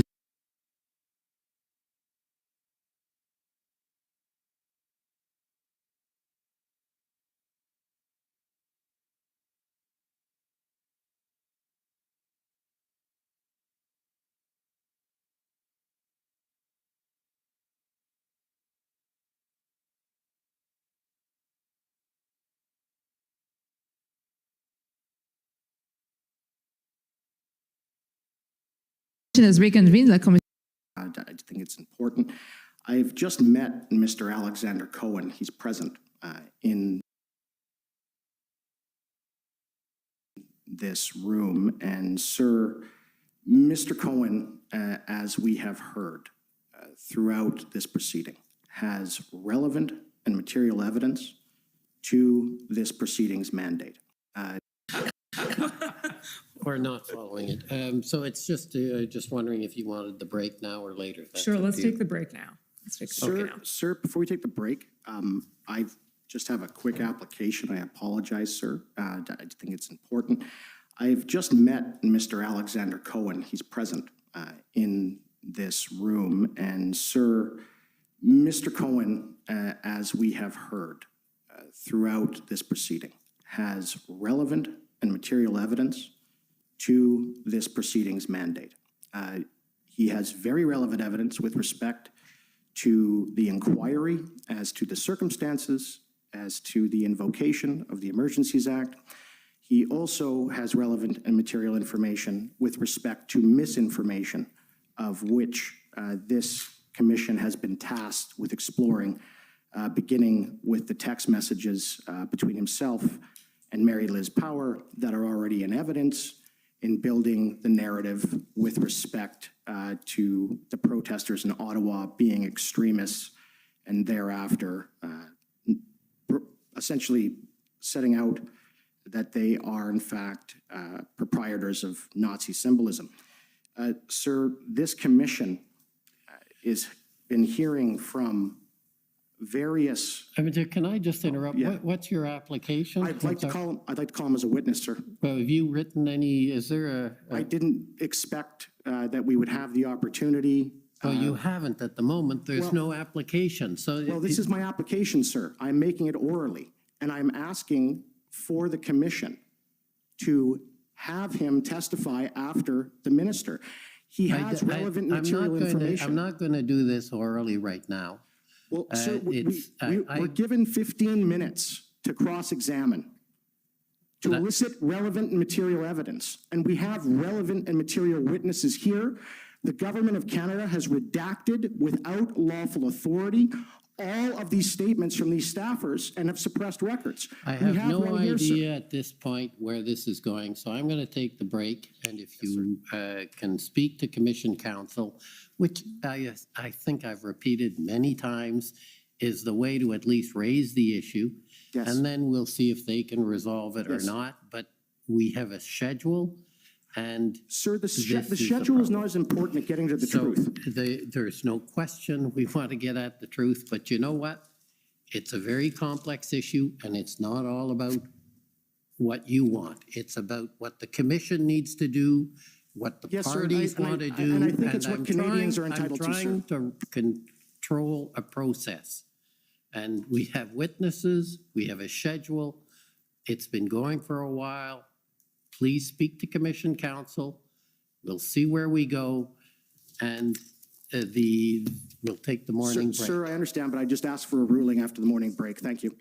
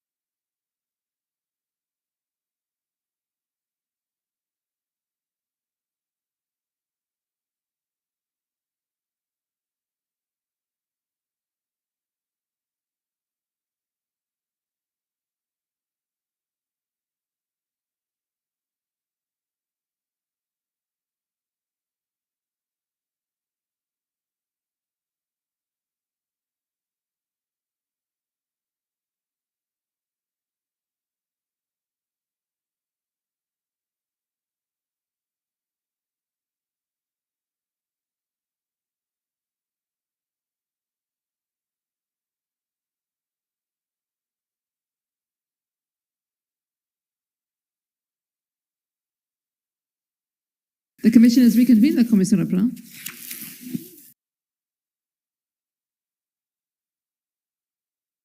Motions. So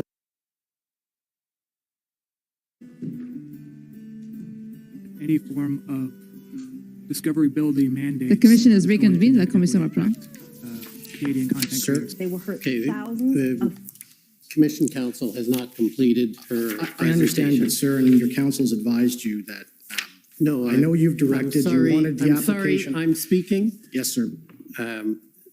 The application, if you want to do it, you've been advised it's to be done in writing, not in the middle of the Sir, we presentation. filed two motions in So writing at your I'm direction that sorry. you've refused to rule on with respect to the redaction you're- of documents from the government of Canada. You're That speaking, has I'm not been speaking. ruled on, and they've been Okay. filed for I will days. take a break while you're asked to Sir. leave.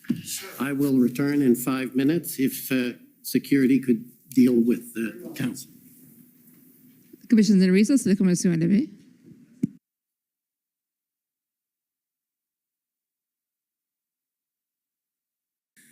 I think the other thing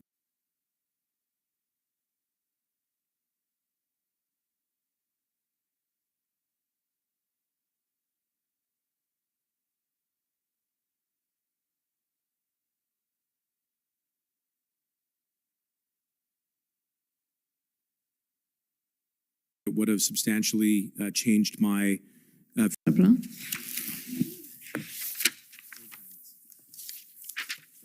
Okay.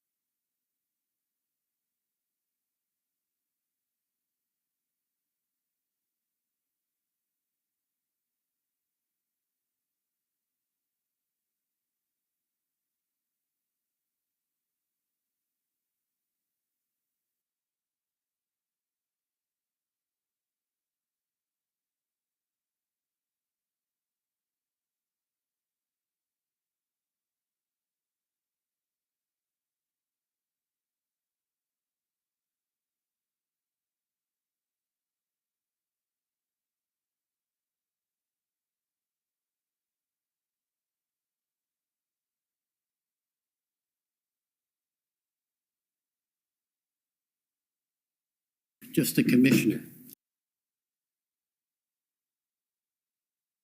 Just a commissioner. Oh, yeah.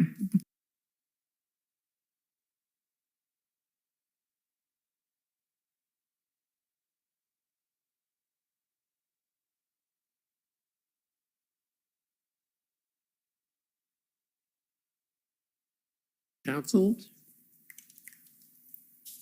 Counsel? Welcome back, Minister.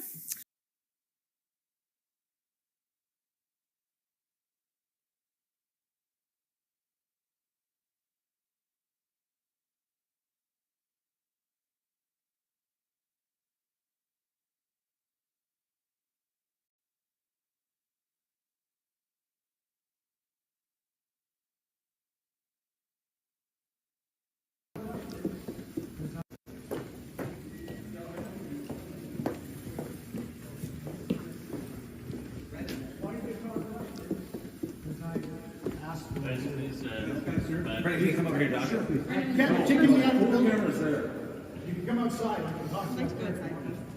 Thank you.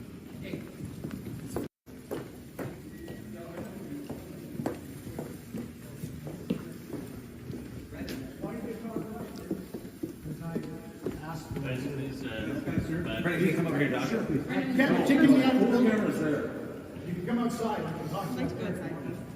Thank you.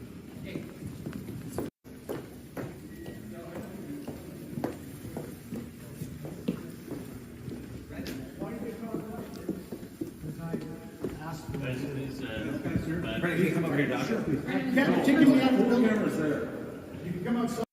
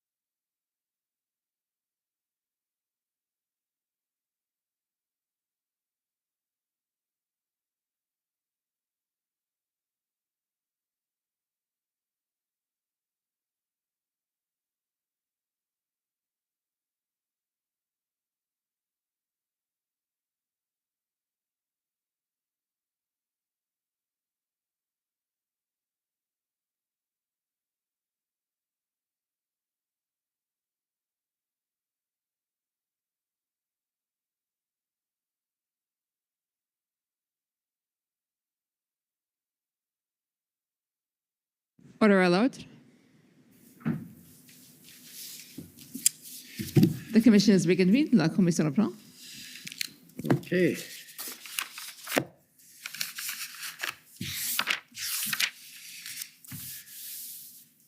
So I guess where were we at? Oh, no, but that counts. I called you already, so the time is.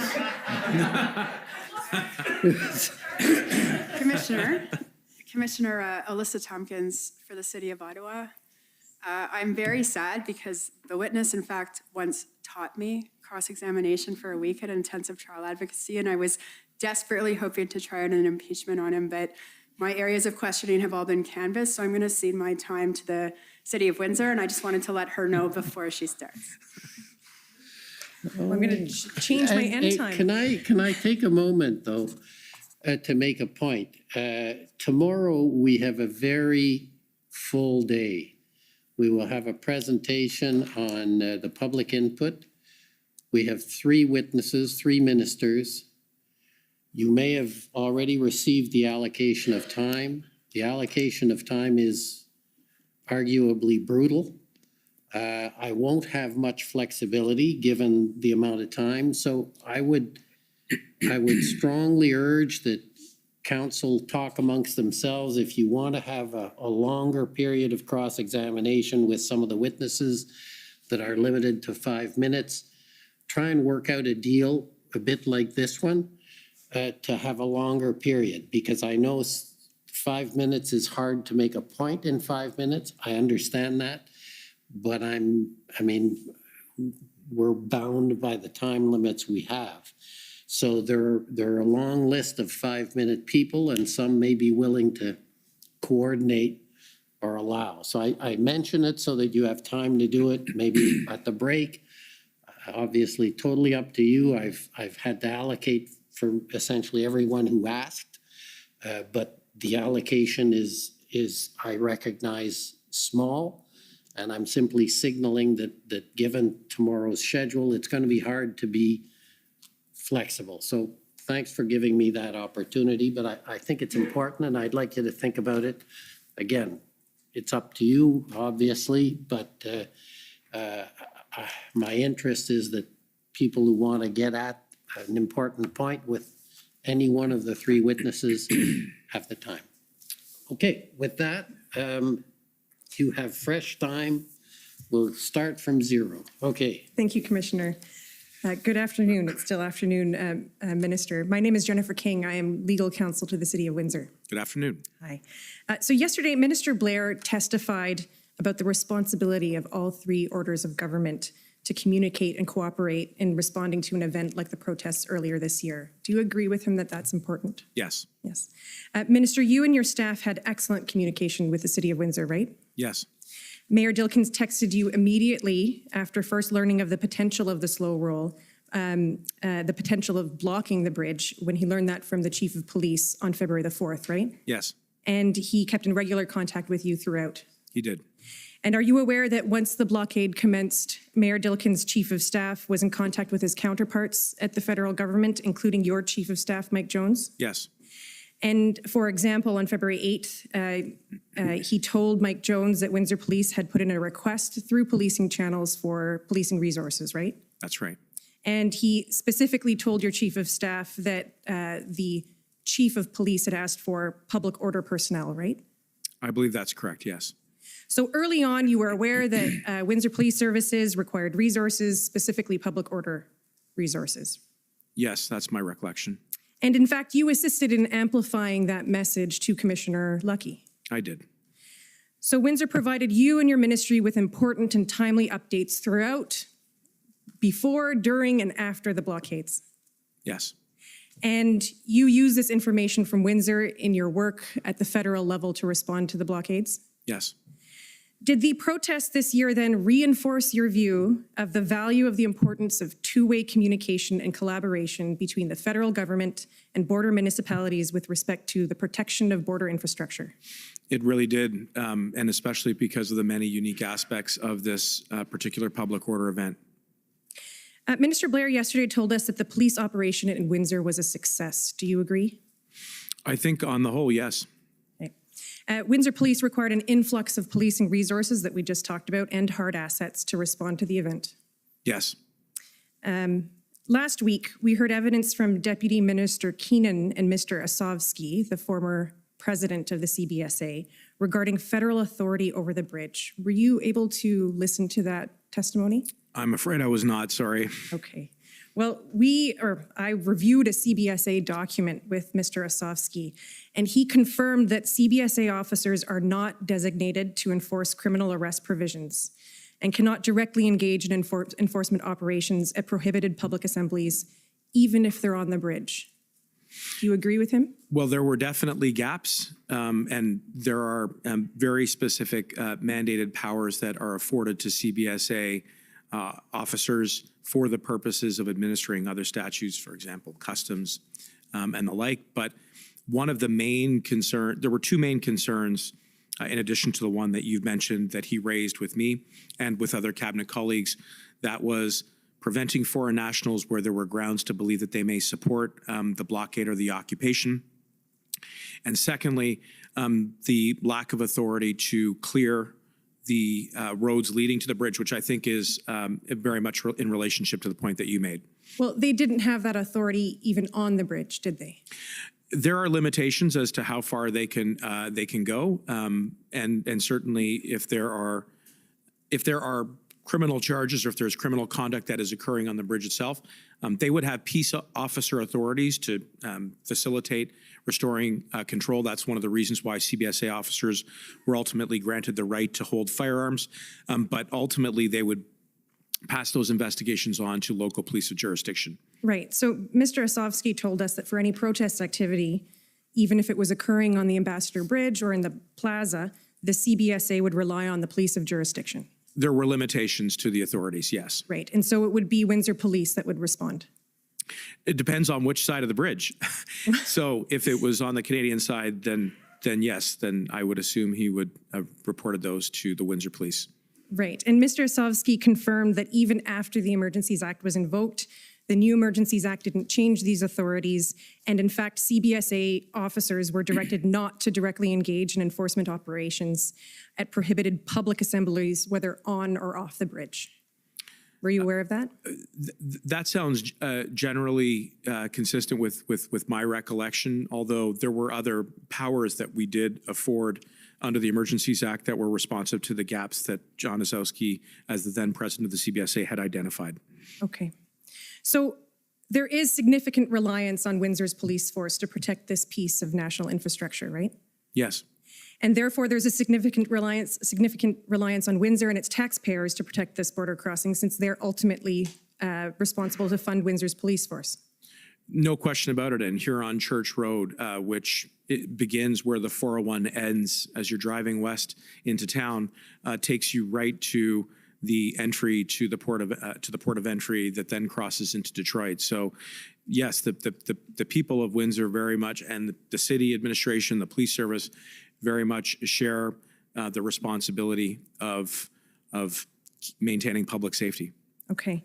So would you agree with me that the issue of what respective authorities are available to the police of jurisdiction and to federal authorities at a port of entry should be understood and planned in advance so as to avoid any confusion over jurisdiction and roles during an event like this? I think that's a fair statement. And indeed, during the course of my conversations with Mayor Dilkins at the time, I did foreshadow that we may have to consider how it is that we maintain jurisdiction in the roads leading into the borders, certainly immediately adjacent to, so that the federal government could properly play a role in maintaining those critical supply chains that were compromised and ultimately blocked for extended periods of time, not only in Windsor, but across the country. So yes, I do think that is an issue that merits conversation. And this planning should include who's responsible for those resources, right? I think that it goes hand in glove. I think if you are going to talk about expanding the jurisdiction of the CBA to, let's say, roads which are otherwise provincial highways, that is a conversation that has to occur with other levels of government, municipal authorities, And then if you're going to make any recalibration there, you're going to have to make sure that CBSA have the resources to enforce as well, or at a minimum, engage in some kind of an understanding or an agreement with different levels of government and enforcement to make sure that we can protect our critical infrastructure, including our borders. And you'd agree that that plan should also include plans to protect the community that's around that critical infrastructure? Yes. So I'll have a couple more questions about planning, but as a bit of an aside, in Windsor, RCMP are not the police of jurisdiction, right? That's correct. We heard from Commissioner Lucky last week that the RCMP O Division has a detachment in Windsor. Are you aware of that? Yes. She wasn't sure how many officers are there in Windsor. Minister Mendicino, do you know how many RCMP officers are in Windsor? I know that my best recollection is that we deployed approximately 75, I believe, or 100 RCMP officers. That's my recollection off the top of my head. I don't know how many are permanently stationed there at O. So are you aware, Minister Mendicino, that shortly after the successful police operation, Windsor representatives, including Mayor Dilkens and others, started asking all three levels of government to sit down and develop a long-term sustainable framework to protect critical infrastructure? I don't actually have a specific recollection of that conversation being started, but I wholeheartedly endorse the idea, and I think it's a good initiative. Okay, so I just want to take a little bit of time on that. Mr. Clerk, can you please pull up SSM CAN 406251 and scroll to page 4. Hopefully I have the right reference. Minister, this is a readout of a call that you had with Mayor Dilkens and MP Massey on February the 18th. I expect this was a busy time for you, as we've already heard. But you had a call with Mayor Dilkens and MP Massey. Do you recall this call? Yes. And so the readout, if you scroll up a little bit, Mr. Clerk, was sent to a number of recipients, including Katie Telford and Brian Clow, and they're of the Prime Minister's office? Yes. Okay. And you can't see the color on this, but the summary or the highlights at the top included that MP Massey highlighted the desire for a comprehensive plan with redundancies to prevent this from happening again. Yes. So here's an example of a Windsor representative saying right off the bat, we need a plan. And if you could scroll to page 5, in the middle of the page, you'll see some notes of Mayor Dilkens' comments. And he notes that the current set of Jersey barriers and police support is important, but is incredibly resource intensive and disruptive to the community, both small businesses and the University of Windsor.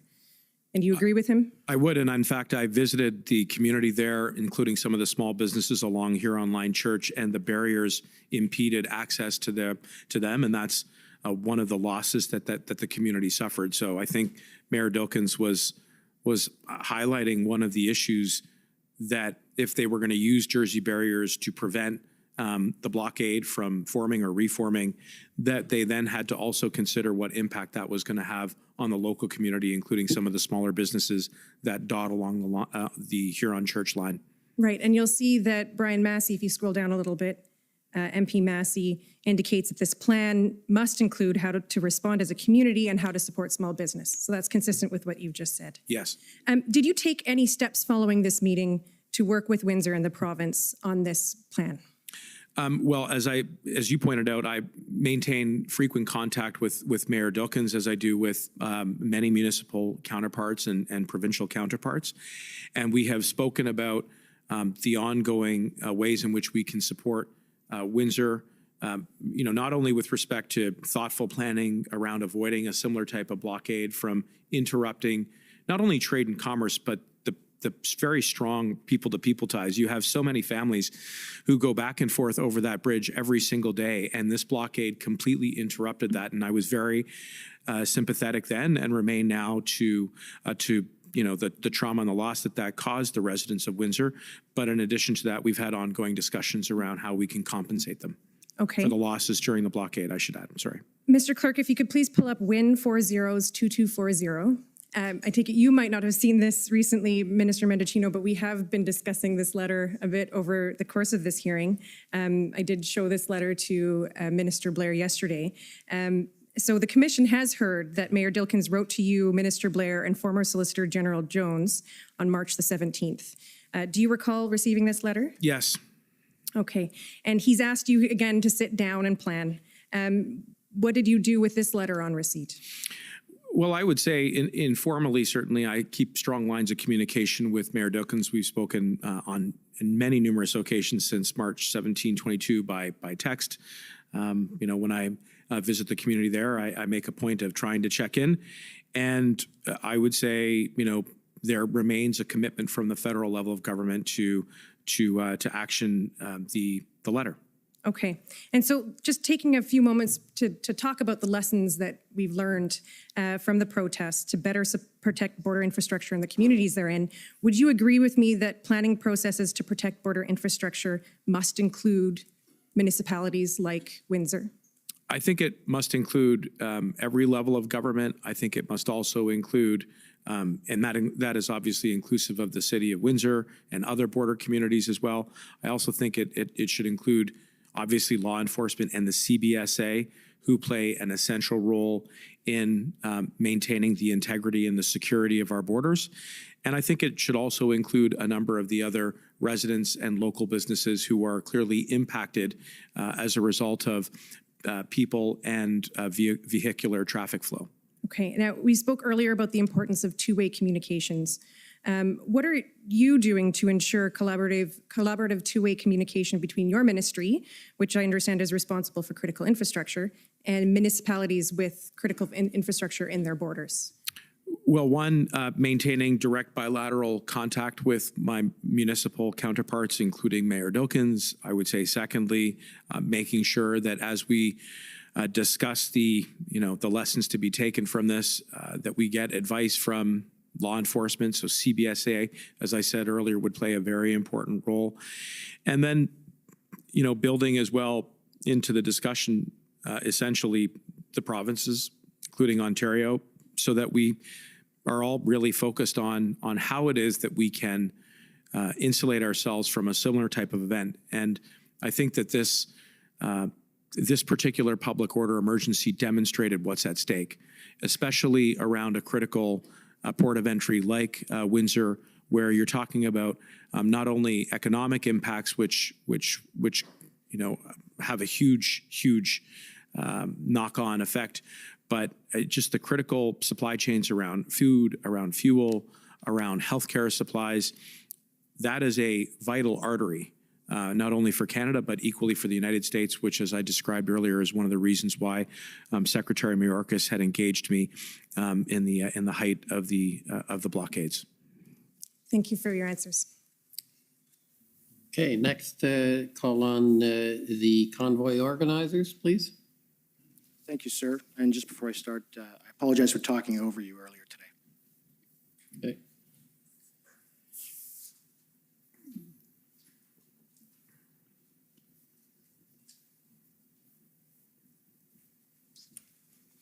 Hello.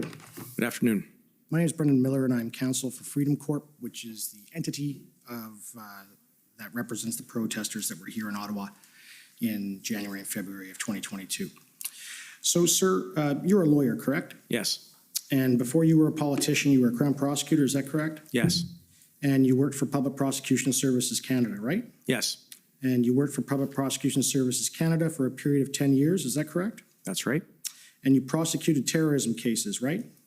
I prosecuted terrorism cases as well as other types of cases, including the Controlled Drugs and Substances Act and other federal statutes. So it wasn't just limited to cases involving national security. There were a broad range of cases that I prosecuted. And you agree that in prosecuting the terrorism cases, you had to become intimately familiar with national security law, fair to say? I had to become familiar with the principles around national security, the Anti-Terrorism Act, other statutes that would have implicated national security. Yes, the CSIS Act would be another act as well. And so included in your knowledge would be the CSIS Act? Yes. Right? And that would also include in your knowledge would be the Canada Evidence Act provisions protecting national security as well as criminal investigation information. Is that fair? Sorry, could you just repeat that last question? Your intimate knowledge as a prosecutor and what you were doing, it would also include the provisions in the case law with respect to the Canada Evidence Act provisions protecting national security as well as criminal investigation information? Yes, it would. And as a lawyer, of course, before you testified here today in these proceedings, I take it that you knew you needed to be prepared to testify? Yes. And in preparing to testify here today, I assume you reviewed many records and as many as possible. I spent a fair bit of time, yes, reviewing the documents that were prepared for me in anticipation of this testimony. Right. And I'm sure you reviewed the numerous statements that you made in public and to Canadians with respect to the protests in Ottawa, as well as the invocation of the Emergencies Act. I would have done that, yes.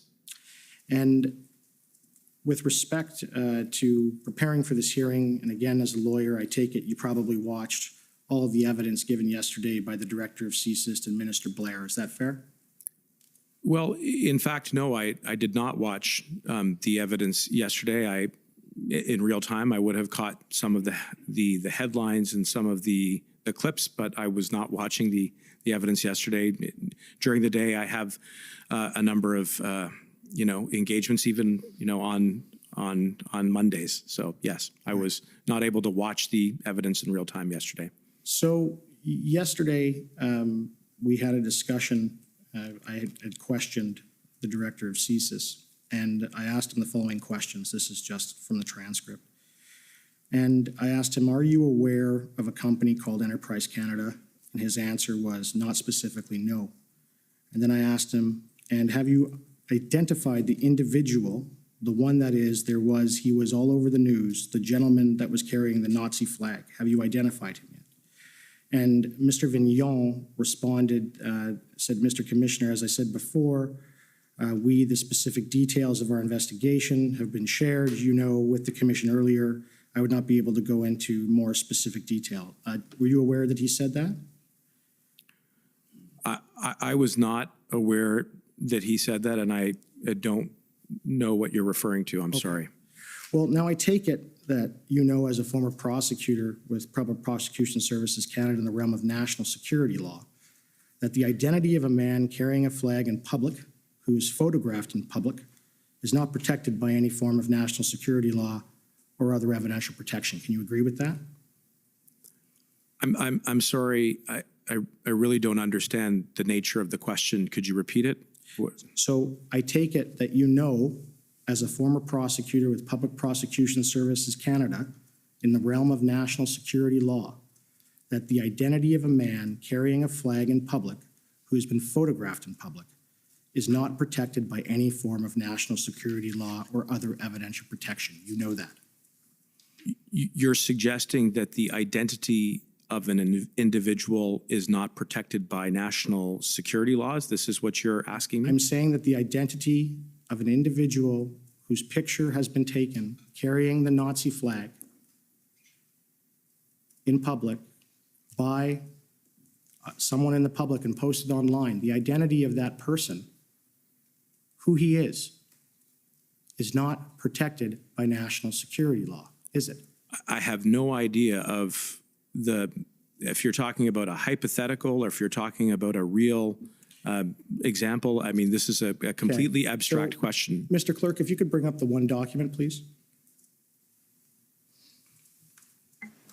Yeah, just for record, it's POE HRF 18. I think so. Yeah. Okay, so this is the individual I'm talking about. It was all over the news. And we've been trying to figure out who he is, and we think we have. Now, again, in looking at this picture, it was posted online, it was in the news, everywhere. And when I asked the Director of CSIS about his identity, he didn't say he didn't know. He invoked national security law. But I take it, as a former prosecutor with the Public Prosecution Services Canada in the realm of national security law, that the identity of this man carrying the Nazi flag in public, who is photographed in public, is not protected by any form of national security law or other evidential protection. You know that. Mr. Commissioner, I have an objection to state with respect to the nature of this questioning. In my submission, the placing of this photograph again before the witness in light of the evidence given to date is an abuse of the process of the public hearing process, and that the purpose of my friend putting this document up on the screen is not a good faith purpose. It is apparently for the purpose of asserting claims in order to associate them with the credibility of this public hearing process and distract from the fact-finding process that the important work of this inquiry surrounds. In my submission, there needs to be a good faith basis for the questions put to the witnesses, and this is a further example of what my friend is seeking to do that is not directed to the fact-finding process of this inquiry respectfully, but to injecting this photograph and other documents into the public light so that they may be commented on, taking advantage of the privileged forum in which my friend is speaking and making assertions to which witnesses repeatedly have had no evidence to give, and there could be no reasonable expectation that they would have relevant evidence to give in of course, we filed an affidavit. I'd asked to finish my objection, which I'm almost complete. In my submission, the Commission must respectfully insist that participation be conducted in good faith by those who have been given the right of audience in the form of full party standing and for whom public funding has been recommended for the purposes of enabling their participation to serve the objects of the Commission and their clients' interests. I object to this line of questioning. Okay. Yes. Sir, as you know, we filed an affidavit from an individual who identified this man. And the man is Mr. Brian Fox, according to that affidavit. He met him when he was doing, that photo was taken around the same time. He talked to him. He's been identified. There's an application before this commission to call Mr. Fox, as well as to allow our witness, Mr. Sean Folks, to testify. And it is clear, frankly, from the lack of answer and from the objection, that the witness here needs to answer this question. And subject to any questions, sir, those are my submissions. Okay, well, just going back, I suspect you may be functioning under a misapprehension with respect to the testimony of Mr. Vigneault, but that's a different issue which we can get back to, because I think you've misunderstood his answer. So that's something which maybe could be cleared up. With respect to the question, I'll let you continue this. However, the outstanding motion that you've referred to has not been ruled on, and the evidence that you're proposing to tender is not in the public record. So that is not an appropriate, if you like, an appropriate representation at this stage. So, but I'll let you ask the question. I have, because of the outstanding motion at the moment. Right. So, sir, now again, I take it, you know, as a former prosecutor with Public Prosecution Services Canada in the realm of national security law, that the identity of that man. Can I just interrupt you? If you could just read what the question was to Mr. Vigneault again. Question, right. Are you aware of a company called Enterprise Canada? Mr. Vigneault, not specifically, no. Question, and have you identified the individual, the one that is there? He was all over the news, the gentleman that was carrying the Nazi flag. Have you identified him yet? Mr. Commissioner, as I said before, the specific details of our investigation have been shared, you know, with the commission earlier. I would not be able to go into more specific details, and then I tried to get him to identify that it was the individual, and I was cut off. Yeah, so I just want to, my understanding to try and assist is that CSIS will neither confirm or deny that they're investigating that, because that's all secret. So what he's answering there is not a refusal to identify, not a refusal to answer. It's because their job is to do investigations.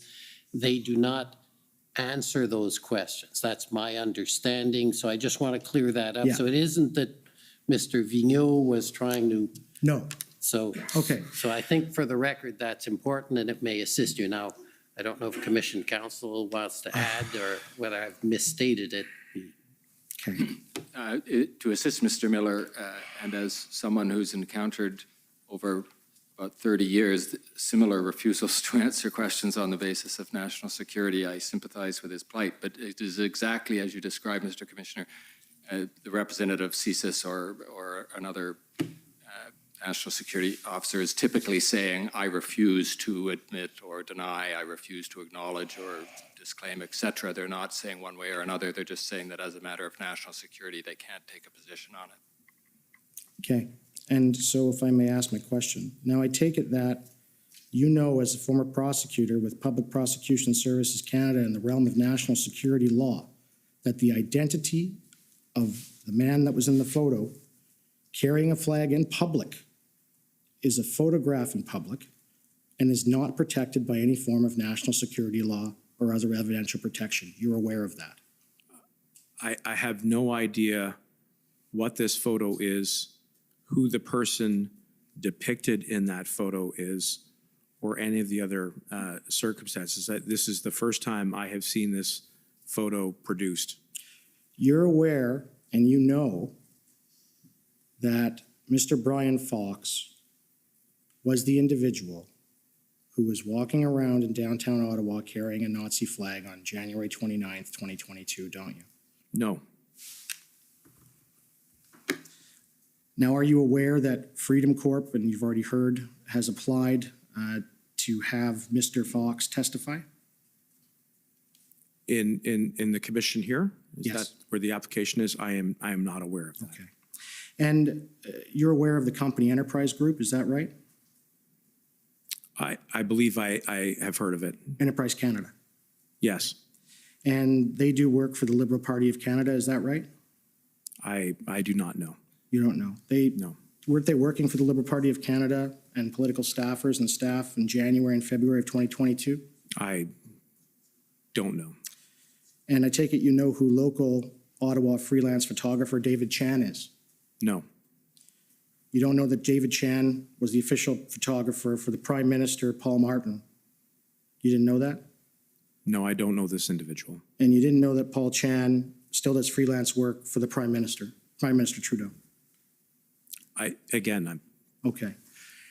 And you're not aware that Mr. Chan was the individual who took the photos of the person with carrying the Confederate flag? You put it as a question. You're trying to make all kinds of statements that are of no assistance to the commission or to this witness. I will just ask, so are you aware that Katie Telford, the Chief of Staff for the Prime Minister, has a relationship with Enterprise Group and their staff? No, I am not aware. Okay. And I just want to talk to you then about your statements. You had said after and during the invocation, we are listening to law enforcement. According to law enforcement, we need the Emergencies Act. You said that, correct? Yes. Right, but law enforcement didn't advise you they needed the Emergencies Act, did they? Well, I think as you've heard me explain today, I had every reason to believe that law enforcement was supportive and requested the Emergencies Act through the tools that could only be granted through that statute. I've identified the briefings that we received from law enforcement where they identified the gaps in existing authorities and can draw a straight line between the tools that were proposed to us from the RCMP, from the CBSA, to the regulations which then prescribed them, which were then invoked and which were then used to restore public safety. And you agree that you stated that the Emergencies Act was instrumental in addressing the blockades at ports of entry. Do you remember saying that? Yes. But the Emergencies Act wasn't used to remove any of the protesters in any blocks of entry or ports of entry. You're aware? Well, I would just clarify, as I said earlier, that in fact, it's my understanding that CBSA did use the Emergencies Act powers to prevent 2 foreign nationals from entering into Canada. And that was exercised under the powers that were granted to them. And that was, again, a direct link to a gap that had been expressed to me and to my colleagues in Cabinet. And by invoking the act, we were addressing a gap and what was necessary in the circumstances. Okay. And you also said that we got advice from our law enforcement that we met the threshold. That advice and the decision to invoke it informed by nonpartisan professionals. Can you agree that no law enforcement ever advised you that the threshold to invoke the Emergencies Act was met? That never happened, did it? Well, I'd say 2 things in response. One, we did receive advice from law enforcement very specifically with regards to the tools that were then invoked as part of the Emergencies Act. In fact, as I mentioned earlier today, in the February 13th email that my chief of staff received from Commissioner Lucky, that there was an express link that she drew between those tools, which were, again, we were getting briefed on consistently, and the language of the use of the Emergencies Act. The second thing that I would say is the Commission has since heard that a number of our nonpartisan, professional, independent public servants, including those who operate in the security and intelligence sphere, did advise that the threshold had been met. Okay, and just two last questions arising from that.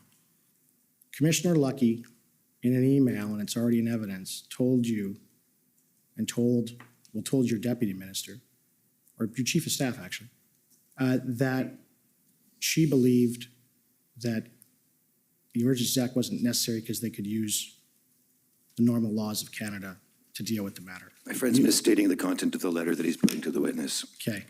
Can you agree that Commissioner Lucky and no law enforcement official, a police officer, advised you that the threshold to invoke the Emergencies Act was met, meaning that there was reasonable and probable grounds or reasonable grounds of a threat to the security of Canada? No one from law enforcement specifically said that to you, did they? Well, in the broad context of my portfolio, I would disagree with that. And certainly, as you heard from CSIS, the threshold was met in the broader interpretation of the law. Okay, next, the Windsor Police Service, please. Good afternoon. Oh.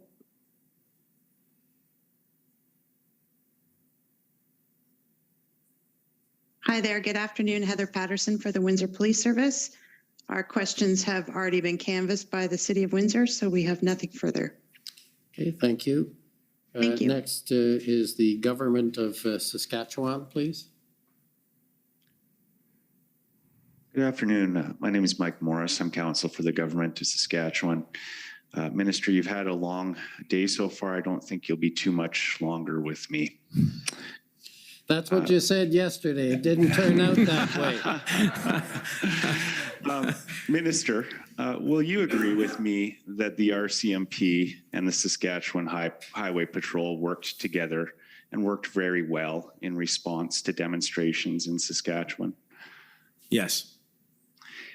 And will you agree with me that the federal government was never advised that demonstrations in Saskatchewan could not be dealt with using existing authorities? I'm sorry, could you repeat the question? Will you agree with me that the federal government was never advised that demonstrations in Saskatchewan could not be dealt with using existing authorities? I believe that's accurate, yes. Okay. We've heard quite a bit about a cabinet meeting on February 13th, a first minister's meeting on February 14th. I'd like to ask you about whether there were some other meetings, however, and in particular, whether there was a caucus meeting between the cabinet meeting on February 13th and the invocation of the Emergencies Act on February 14th. Was there a caucus meeting? Between the cabinet meeting on February 13th and the invocation later on 14th, I believe there was. And do you know what time that caucus meeting would have occurred? I want to say in the morning. I don't have the time exactly off the top of my head. Would it have occurred before or after the first minister's meeting, sir? I really can't recall off the top of my head. Okay. Do you recall whether caucus was advised that the Emergencies Act was going to be invoked that day? I don't believe that was the case. I think that caucus was being made aware of the circumstances of the convoy, and certainly there was a lot of public speculation at the time about the potential for the invocation of the Emergencies Act, and there was the call that was scheduled with the first ministers on that same morning. Okay. Was there a meeting with leaders of the official opposition or the opposition leaders that day as well? Yes, to best of my recollection. Okay. Did you attend that meeting? I recall attending a meeting with the Prime Minister and other cabinet colleagues that involved the leaders of the opposition parties. I can't recall exactly what time that would have been. Do you know whether it would have been in the morning or the afternoon? Again, I think it was in close conjunction to the First Minister's call. I don't have the times at my fingertips. Okay. Do you recall whether the opposition leaders were advised that the Emergencies Act was going to be invoked that day? I think there was a signal to the opposition that the government was strongly considering the invocation and was going through the sequence of steps that were necessary in the lead up to that decision, including consultation with first ministers of the provinces and territories. Okay. I want to talk just briefly about the numbers at the Ottawa protest, because it's my understanding they fluctuated greatly, you know, from the weekend to during the week. Is that fair that there were a lot of people there on the weekends, but not necessarily during the weekdays? Yes, I would say that was fair. So, I mean, this is a bit of an assumption, but perhaps people had other things to do during the week, such as going to work. Would that be your understanding as well? I think that's a safe assumption, yes. Okay, so by the time Monday rolls around, then I assume that the numbers have dwindled out significantly in Ottawa, and they don't start to build up again until Friday before the weekend. Is that fair? I think that's fair. Okay. We know the Emergencies Act was invoked on a Monday. It was February 14th. My question is, could an assessment not have been done throughout the week as to whether invocation was necessary, given the numbers would have been limited during the week before the anticipated buildup on the weekend? Put another way, could you have given the police an opportunity to exercise their operational plan before deciding to invoke the Emergencies Act? I would say a few things in response. One, the assessment of whether or not to invoke the Emergencies Act didn't really take shape until that first incident response group that the Prime Minister convened on February the 10th. And by then, we were approaching 2 weeks into the blockade and the convoy across the country. And one of the realities on the ground, what we were seeing, what we were receiving in the way of information from law enforcement is precisely what you described in your question, which was progress that was not linear, where at times perhaps, you know, there may have been, you know, some travel or trade going through borders, but then at other times blockages. At times, you know, there were maybe only 1,000 or so individuals here in the parliamentary precinct, or even less, but then it would surge on the weekends. And so it was that state of volatility that made it very difficult to not only restore but maintain public safety. And by then, the government, in my view, in my opinion, had already exercised considerable, I think, reflection and restraint in trying to understand why it was that existing law enforcement resources and authorities were not effective at restoring public safety. That was the backdrop to the very focused discussion that we had around the potential invocation of the Emergencies Act. Thank you. Commissioner, I just have one more question. Am I still under time or over enough that I can ask that one?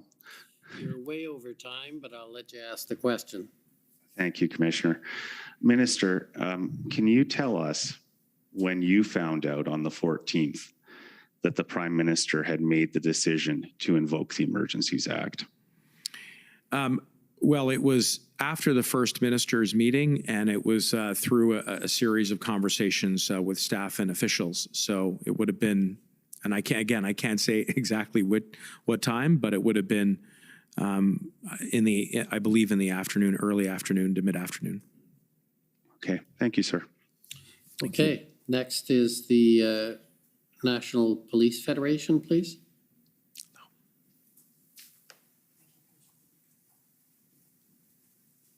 Hello, Minister.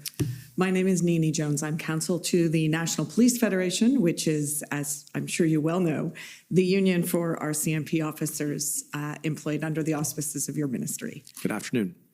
I want to actually just I want to go back to policing a little bit in a bit more detail and pick up on a theme that you've explored a great deal in your evidence, and that's the sort of barriers to the surge capacity of police in responding to the convoy in various locations. And you know what I mean when I talk about surge capacity, right? Yes. Yeah, okay. You agreed with counsel to Mr. Slowly that a recommendation around a protocol for requesting additional police resources was something that would be welcome in terms of that provincial, municipal, federal hierarchy or who to ask first question, right? Yes. And you were asked some questions about the barriers created, particularly by the Police Services Act in Ontario and swearing in RCMP officers as peace officers so they can function effectively inside Ontario in respect of enforcing the law in various jurisdictions. And that I think is a second barrier. You'd agree with me? I would agree that was a challenge when it came to deploying. It was seen as creating delay once additional RCMP were deployed to then have them sworn in individually in accordance with the local police of jurisdiction to carry out peace officer responsibilities on the ground. And so the Emergencies Act, again, was directly responsive to a challenge that had been pointed out to us in briefings. And challenge is probably a better word than barrier, but I think we agree on that. So can I just take you to a bit of what we see as sort of a third barrier or challenge in respect of the issue of surge capacity? And that's the question of not authority, which is sort of that authority to enforce the law, but the jurisdictional problems that are created in Ottawa. And you've talked a lot, both in your witness statement and your evidence today, about this kind of mismatch in jurisdiction in respect of the NCR, the National Capital Region, and the parliamentary precinct. Well, I think what I highlighted earlier was that provincial police services statutes do clearly spell out how municipal police services can turn to the provincial commissioner to backstop any gaps in resources if they are overwhelmed. And so that part is clearly spelled out. If I may, you mean the OPP commissioner? That's correct. Right. And so the Ontario Police Services Act is helpful in that regard because it can then be very instructive to the local chief of police to turn to his or her counterpart provincially and say, I need help. And if that is insufficient, I think that's where there is currently a lacuna, there is a gap. And so we worked around that gap with daily dialogue and through a lot of collaboration and coordination so that RCMP could be deployed. I will say, though, it is important to draw a distinction since you represent the membership of the RCMP in the arrangement here in Ontario where there is a Provincial Police Services Act and in other provinces where there are police service agreements where, again, and I've been, I think, pretty specific in my references to the articles in those agreements that have a mapped out protocol of steps where you can deploy resources of the RCMP within the province and where that is insufficient to then pull RCMP officers from other provinces under Article 9.3. And I believe that it could be potentially a roadmap for an ongoing discussion about how municipal, provincial, and federal law enforcement authorities can work together to address potential future public order emergencies. So just to get a little bit granular on that exact point, thank you for that very helpful answer. In Coutts, for example, or Emerson, or in the Lower Mainland, the RCMP was able to rely on Article 9 powers to draw in additional officers to provide that surge capacity, right? Yes, and in fact, again, I think it bears emphasizing that was an authority that was exercised by the office that I occupy. And this is one of the customs by which we have developed the dialogue between elected government and police to respond to extraordinary situations that do require additional resources. And so, again, just to get a little bit a little bit more into the details in this, you know there are about 19,000 RCMP officers across the country. Give or take. Sure. I mean, no one's looking for precise numbers on that front. We've heard evidence here that there are slightly less than about 1,500 Ottawa Police Service officers. I believe I recall hearing that evidence, yes. And we heard evidence from Commissioner Carrique that on any given day, he has about 3,000 uniform officers who are engaged in frontline policing out of his larger total complement. I recall that. Okay, so would you agree with me that the RCMP are uniquely positioned in terms of sheer numbers to provide or facilitate providing that surge capacity in public order emergencies like the one that arose in Ottawa during the convoy? I think by the sheer size of the force that there are many members that can be deployed, and we do that. So I would say yes, that as a result of the size of the RCMP, they are somewhat unique in their capacity to deploy across the country. Amazing. Thank you so much for, I think I am under time. I can't believe that. No, you're not. Don't try and pull that. No, but you were close, to be fair. Okay, Government of Canada, please.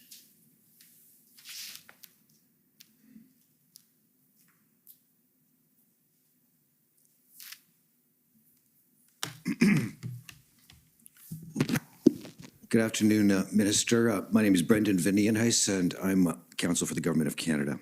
Good afternoon.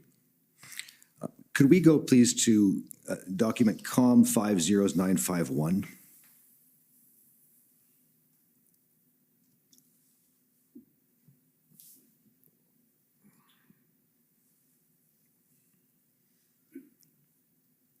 I'm showing you a document that's appeared in the Commission database that appears to be a statement from Enterprise Canada regarding comments made by Mr. Miller yesterday and issued on November 21st.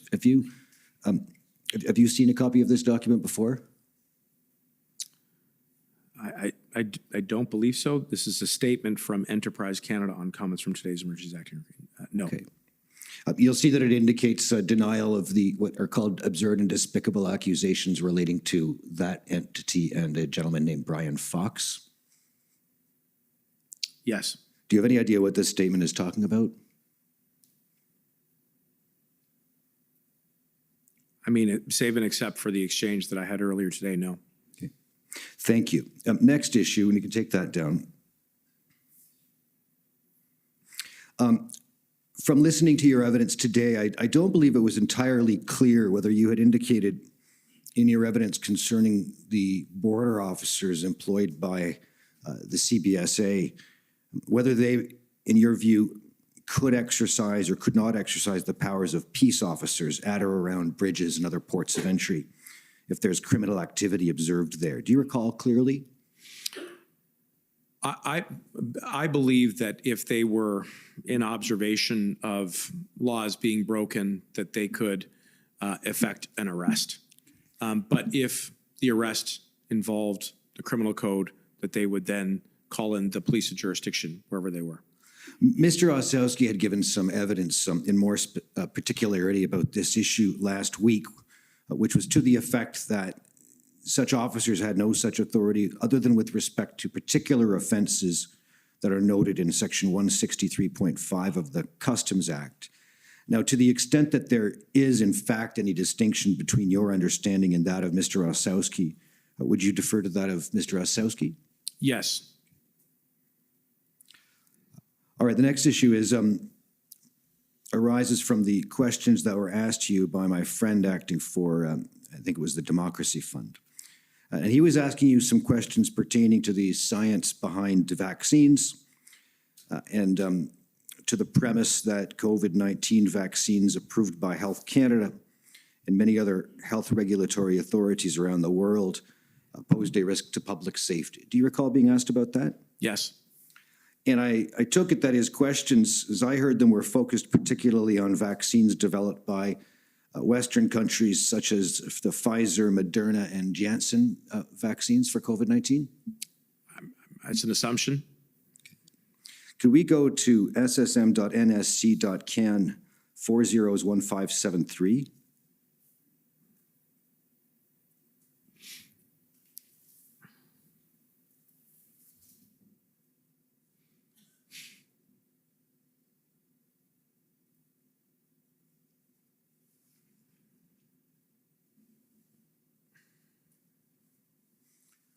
I'm showing you an analytical brief that appears to date to December of 2020 from the Canadian Security Intelligence Service. Do you see that? Yes. And it's entitled Canadian Vaccination Rollout Implications for Possible IMVE. Yes? Yes. If we could go to page 2, please.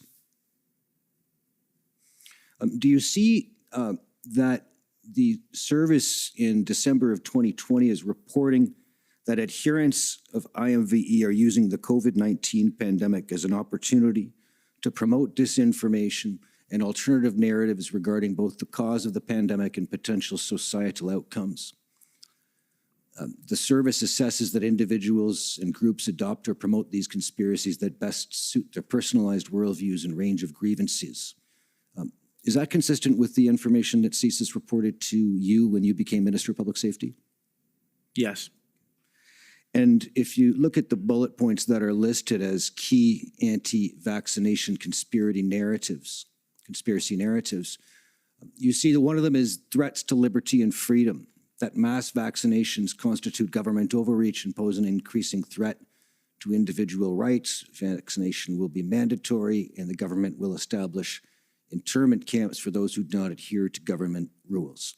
Is that information or information of that nature consistent with what was related to you by the intelligence service under your remit? Yes. And another key anti-vaccination narrative is that vaccine development, provision, and access, that vaccines have only been tested on animals. Russian and Chinese vaccines are safer and more effective. You see that? Yes. And did you receive information to that effect from the service?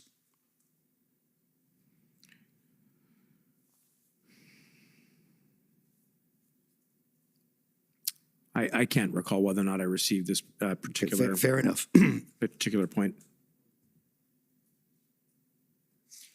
The next key conspiracy narrative is that rejection of the existence of the pandemic and or its severity and the safety of the vaccination, that the vaccine is not needed and causes a multitude of health issues or will contain small microchips placed by the government. Did you receive that kind of information from CSIS about? Yes. Yeah.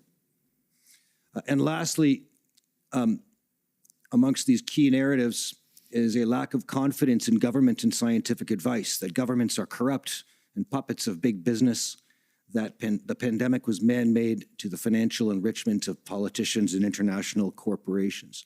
Were you briefed to similar effect by CSIS when you became Public Safety Minister? Yes. Could we go now, please, to pb.nsc.can 50527?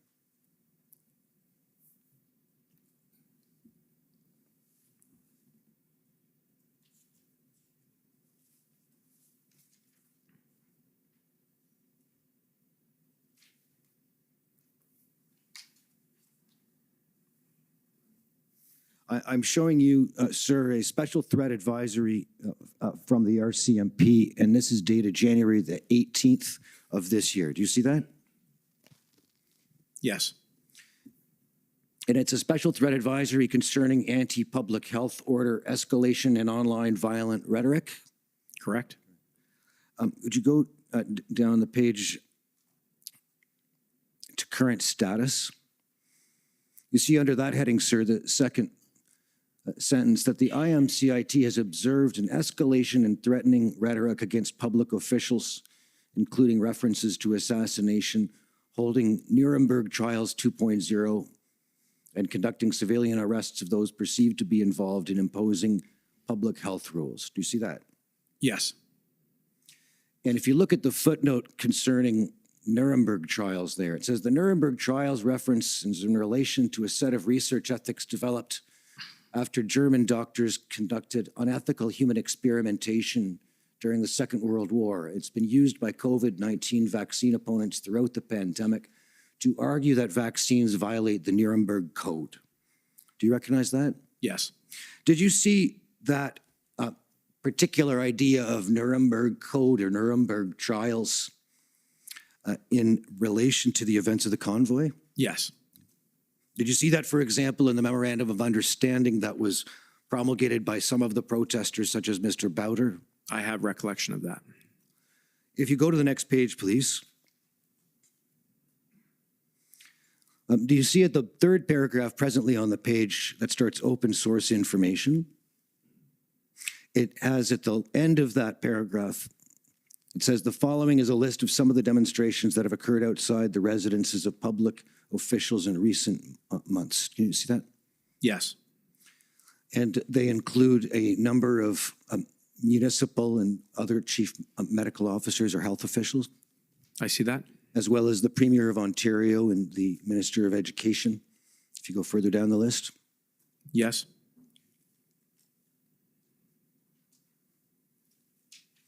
Was this information briefed to you by the RCMP or information of this nature ahead of the arrival of the convoy? Definitely of this nature. And as you heard me say earlier today, there were significant alterations to security posture to public figures that is consistent with the report that you are referring to here as a result of the ideologically extremist rhetoric that was becoming more and is becoming more and more pervasive, and the concern that that rhetoric can lead to violence and the threat of serious violence. Now, I would like to go, if we may, to ssm.can.nsc 402578. And this will be a readout of a briefing from January the 26th of this year. Bless you.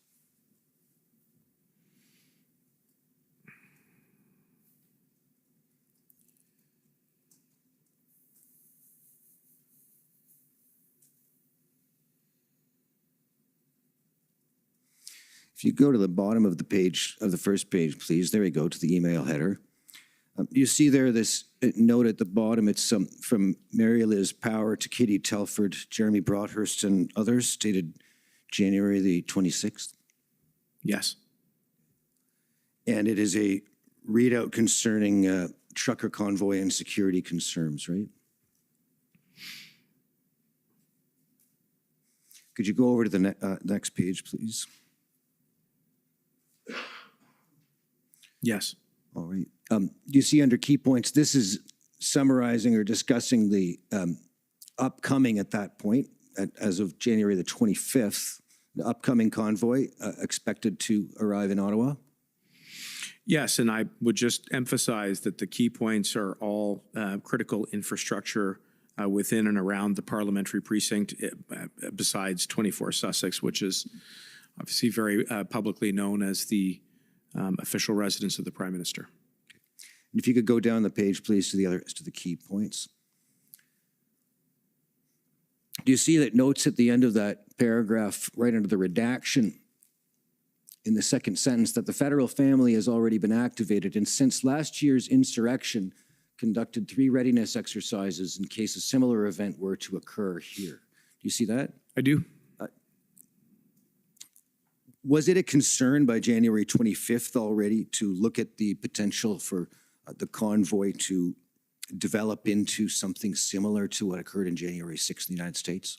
I know that that question did surface in one of the early briefings that we were having with the law enforcement and public safety communities. I know one of my ministerial colleagues raised the concern that that the blockade and the convoy could potentially result in a January 6th type event, and much of that was connected to the foundation that you've already laid around the increase and the pervasiveness of ideologically extremist rhetoric, many of which included the dog whistles the examples that you've already provided. So that, I think, is one of the reasons why, at the same time, the RCMP were adjusting security posture for parliamentarians, and why there was enhanced security in the parliamentary precinct.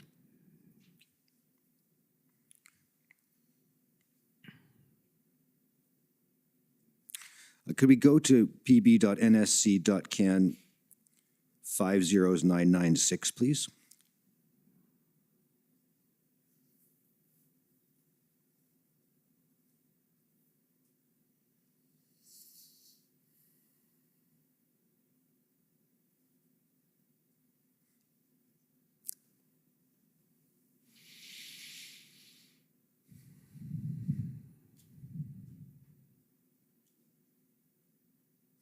And sir, this is another RCMP Special Threat Advisory, this one dating from January the 25th. So that'd be 3 days or so before the convoy was expected to arrive in Ottawa? 3 or 4 days? January 28th or 29th? Yes, that's the description of the convoy. If you look to the top right of the page, you'll see the date of the document. Yes, sorry, there it is. I see that now. Yes, that's about 3 or 4 days before the arrival. And if we could just go to the key points, please. The third key point indicates that the IMCIT assesses that there's been an increase in online narratives supportive of the convoy among both ideologically motivated networks as well as in general public discourse, correct? Yes. And it notes the significant amount of financial support that's occurring? Yes. Okay, can we go to page 2 to the heading convoy participants? And sir, it appears that the RCMP advised in the threat advisory that it's assessed that this convoy will include ideologically motivated individuals with grievances that are anti-government, anti-authority, and conspiratorial in nature. That individuals with racially motivated and ethno-nationalist views may also be attracted to this event, though the purpose of the event is not rooted in these specific grievances. Do you recall being briefed to that effect? There was definitely discussion about the intelligence around what the potential makeup of the convoy and the blockade would be. And as I discussed earlier in my testimony, those sentiments, anti-government, anti-authority, were definitely they were dynamics that we were alive to in trying to understand not only the objective, which was expressly stated at the outset in the manifesto, but the degree to which the blockade and the occupation would resist law enforcement and become entrenched. And just one more reference in this document. It says at the end of that paragraph, rhetoric observed online in various networks known for more extreme content have made references to the January 6, 2021 events at the U.S. Capitol when discussing the convoy to Ottawa. Were you aware of those kinds of communications being on the radar of law enforcement? Yes. All right, thank you. I'd like to go now just to a couple of texts. The first being pb.can 401843. This will be an exchange with Brian Clow. You're familiar with Mr. Clow as the Deputy Chief of Staff to the Prime Minister? I am, yes. And it'll be page 2 once the document's up.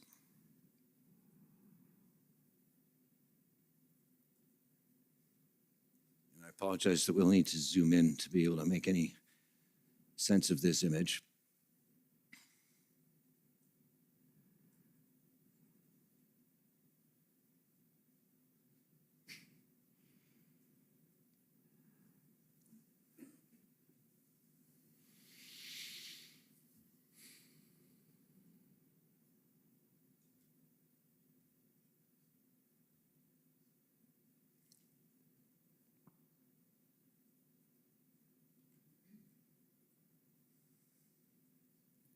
If you could scroll down, please.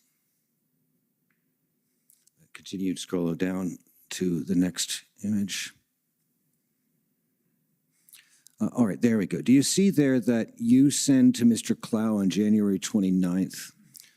And if you can go down, you can see the text that actually follows the image. It is a text from a gentleman named Randy Hillier, or sorry, a tweet from a gentleman named Randy Hillier. Are you familiar with him? Yes. And I believe he's complaining that the police have restricted access to Parliament Hill. And he goes on to say, he indicates that the PPS are restricting access to Parliament Hill. Do you see that? Yes. Was Mr. Hillier later arrested on 9 charges, including counseling the commission of indictable offenses and mischief in relation to the convoy events? I can't speak to the exact nature of the charges, but I do recall he was arrested, yes. If you could go down, if we can go to pb.can.40's 1847.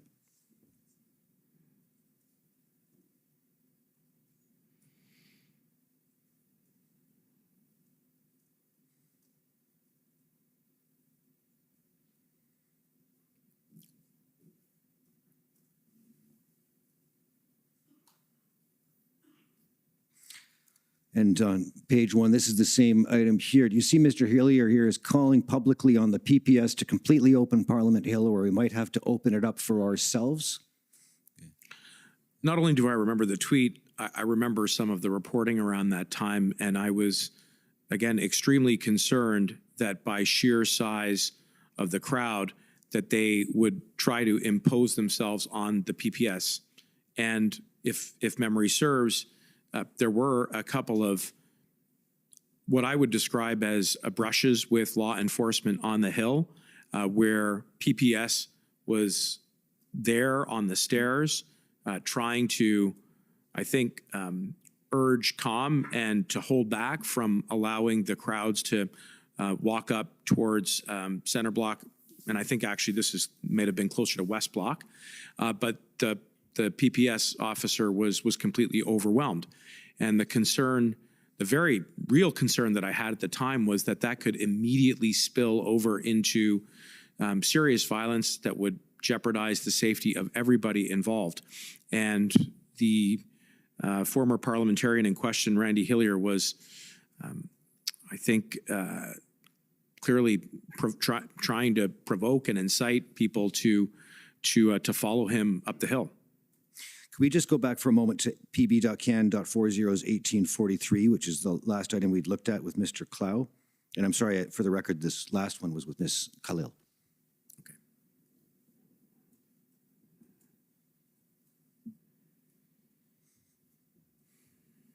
It'll be down to the 3rd page, please.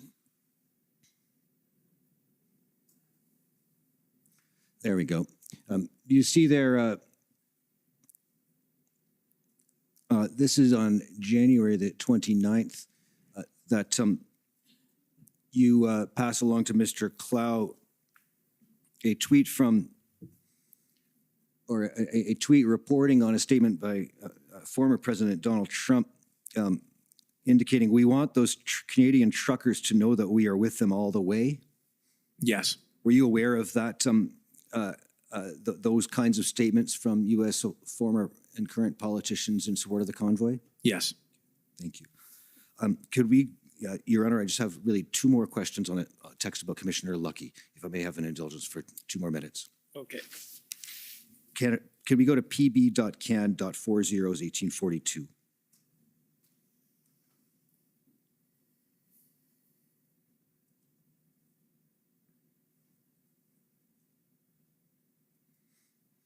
It'll be page 10. Is this an exchange of text between you and the clerk, Ms. Charette? Yes. Could we go to page 10, please? All right. I'm showing you a text from February 16th, and it appears that you indicate below the redaction, speaking with Brenda now. Is that referring to Commissioner Lucky? Yes. The most substantive brief on the Ottawa enforcement plan to date, she says she is confident this weekend will not look like the last few weekends, right? Yes. Were you encouraged by Commissioner Lucky's briefing after the invocation of the Emergencies Act? I was. There were more details forthcoming once the invocation of the Emergencies Act was invoked around exactly how a number of law enforcement were going to coordinate. There were details around soft tech and hard tech and how it was all going to be sequenced, and that information, I think, was reassuring that we were going to hopefully, with the skills of law enforcement, restore and maintain public safety. Was it evident to you that she may have been walking a very challenging line in reporting enough to you in cabinet to ensure you are fully informed without providing inappropriate operational detail? Yes. And lastly, let me just ask, you had indicated in your evidence you weren't sure if it would have made a difference if you had seen, you couldn't recall, but if you had seen the note in her email that indicated that having been said, I am of the view we have not exhausted all available tools. Do you remember giving that evidence? Yes, I do. Was it possible, in your view, at that point in time, February the 14th, February the 13th, both to recognize that not every imaginable tool had been exhausted, but also recognize that there were insufficient police resources available to use those tools with the protests remaining at that size and number of locations across the country? I suppose that was possible, but I come back to and stress what I said earlier, which is that the most important conversation that I had that day was the call that I got from the Commissioner Lucky around the situation in Coots. And, the urgency and the degree to which things really hung in the balance at that moment is what shed light on her state of mind, and it certainly informed the opinions and the advice that I shared with the government thereafter. Thank you, Minister. Those are my questions. Thank you. Any re-examination? No, Commissioner, no re-examination. Mr. Okay. Commissioner, it's Bathsheba Vandenberg, Yes. co-counsel for Freedom Corp and protesters. Yes. There's been an unredacted document shared to the parties by Council for Government of Canada at 4 p.m. Pursuant to your decision earlier today. It's the document ssm.can.407721. We advise that the Commission Council, the National Security and Intelligence Advisor, states in that document that there is no national security threat pursuant to Section 2 of the CSIS Act.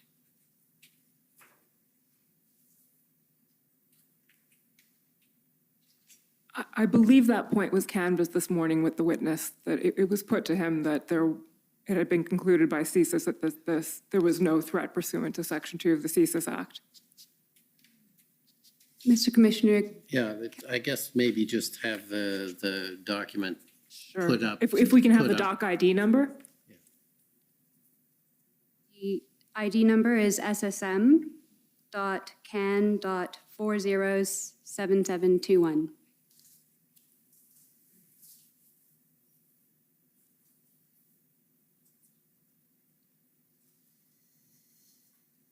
Mr. Commissioner, it's possible because of the timing of the disclosure, it's not available in the party database right now.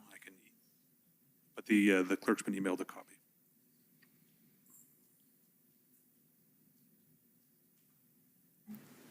Yep, so I do have a copy and I'll put it up on the screen shortly. Okay, let's read this then. Can we scroll down a little bit, please? A little bit more, please. Okay, NES spoke with NSIA, it looks like Ann Jody Thomas, but the NSIA is Jody Thomas. Section 2 of the CSIS Act, violence not met. Wonder if we need full 30 days if Ottawa cleared. I suppose the question would be, Minister, were you aware that it had been concluded that Section 2 of the CSIS Act was not met? Sorry, what is the date of this note? I'm afraid I don't know. Well, look, leaving that aside, yes, It I was. says it's before the speech Monday morning, which is Okay. the date that they announced the invocation. That might assist. Okay. Yes, I was aware that CSIS had concluded that Section 2 under the CSIS Act was not met. I was aware of that fact. Thank you. Okay, well, I only have one question, and it's probably already been answered, but I just want to explore it just a bit more. And this is about the it's been called the line between the police and the politicians or the board or whatever. And I try and ask you something more specific. Let us say that there were two protests, one going on in Ottawa and one at the border in Windsor. would it be appropriate for either you in respect of the RCMP or the Solicitor General in Ontario to advise the superintendent, the commissioner rather, that the government's priority would be Windsor. However, it's totally up to them, obviously, to decide and to deploy resources in accordance with what they're prepared to do. Would that be, and I'll give you a spoiler alert, Minister Blair thought that would be inappropriate. And so, as I think you mentioned, this commission should be looking at that relationship. I want to hear your view.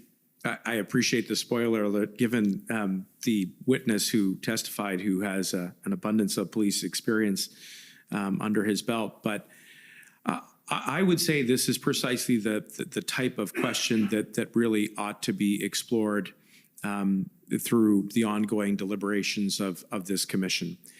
And I suppose, Your Honor, I would impart a few principles to you as you are trying to think through exactly where to delineate the boundaries.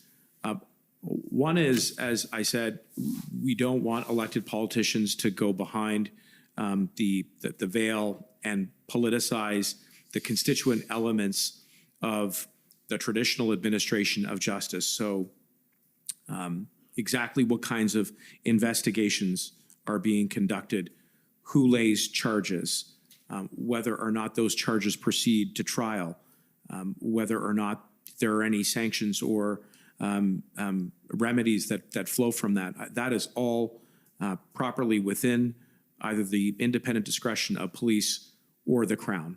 And I believe that those should be protected as sacrosanct as part of our democracy.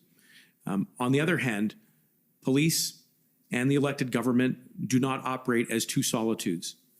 That there does have to be an ongoing channel of communication around how it is that we support one another in maintaining public safety.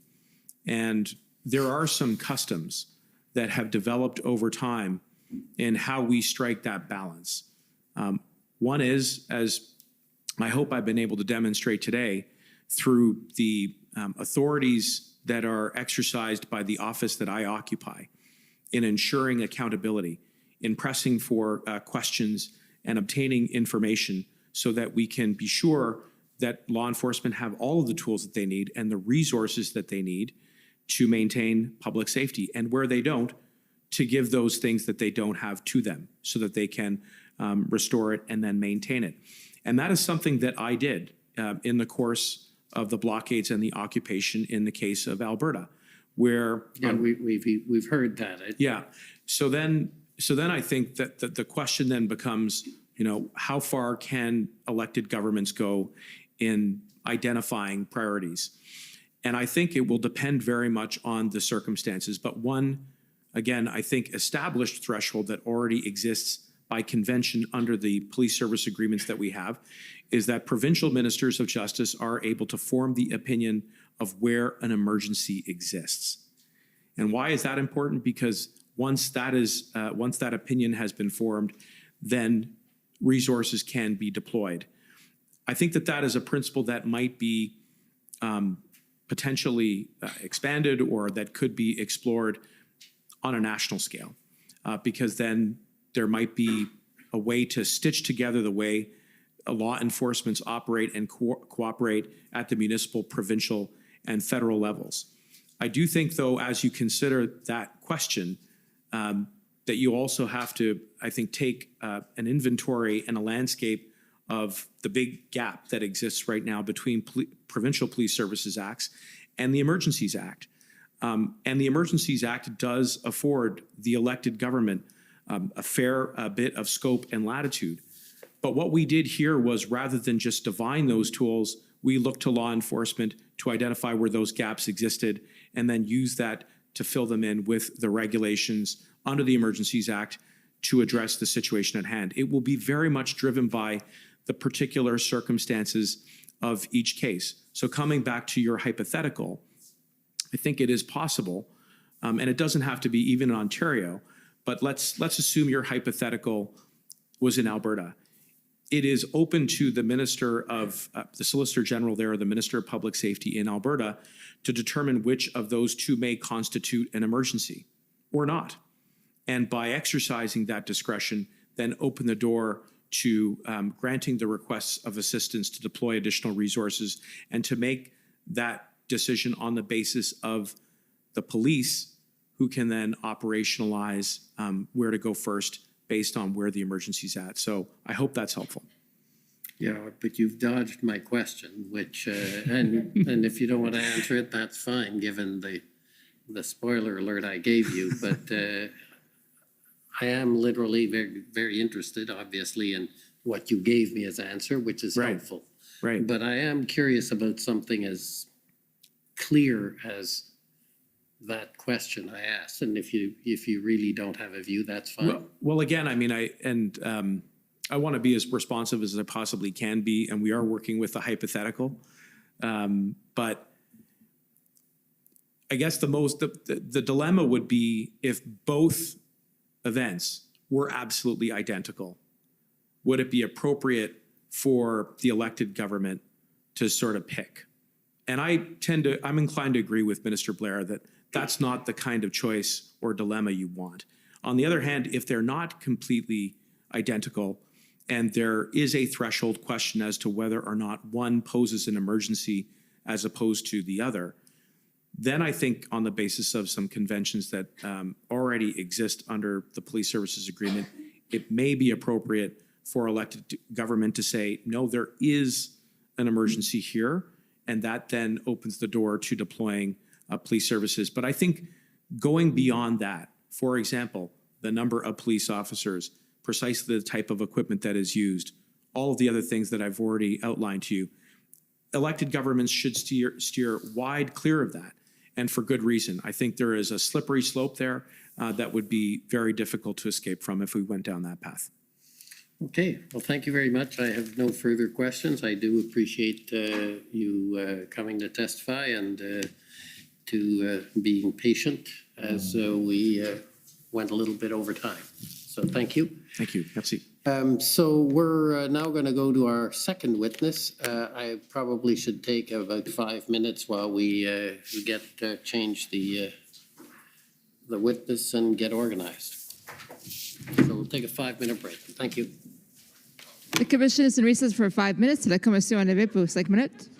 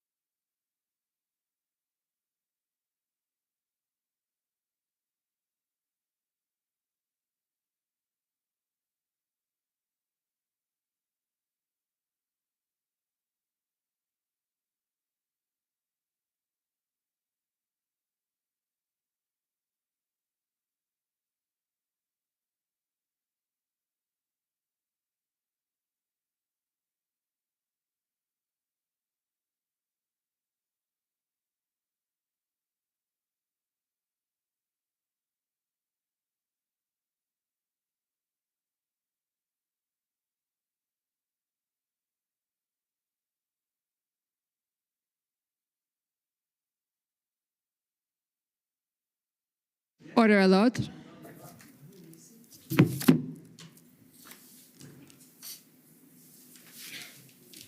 The commission is reconvened. La commission reprend. Okay. We have another witness. Good afternoon, almost evening, Mr. Commissioner. For the commission, our next witness is Minister Dominique Leblanc.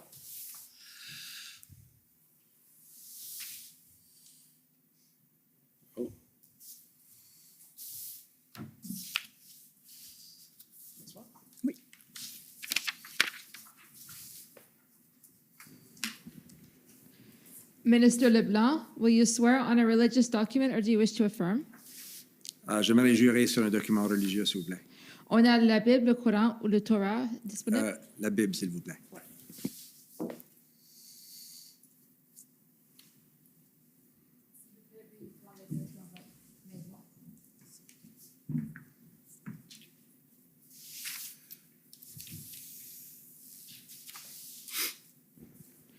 Pour les fins de procès-verbal, s'il vous plaît, veuillez indiquer et ensuite appeler votre nom. Please spell out your name completely. Dominique Leblanc. D-O-M-I-N-C. L-E-B, capital B-L-A-N-C. Do you swear that the testimony you will be giving before this commission will be the truth, the whole truth, and nothing but the truth? So help you God. I so swear.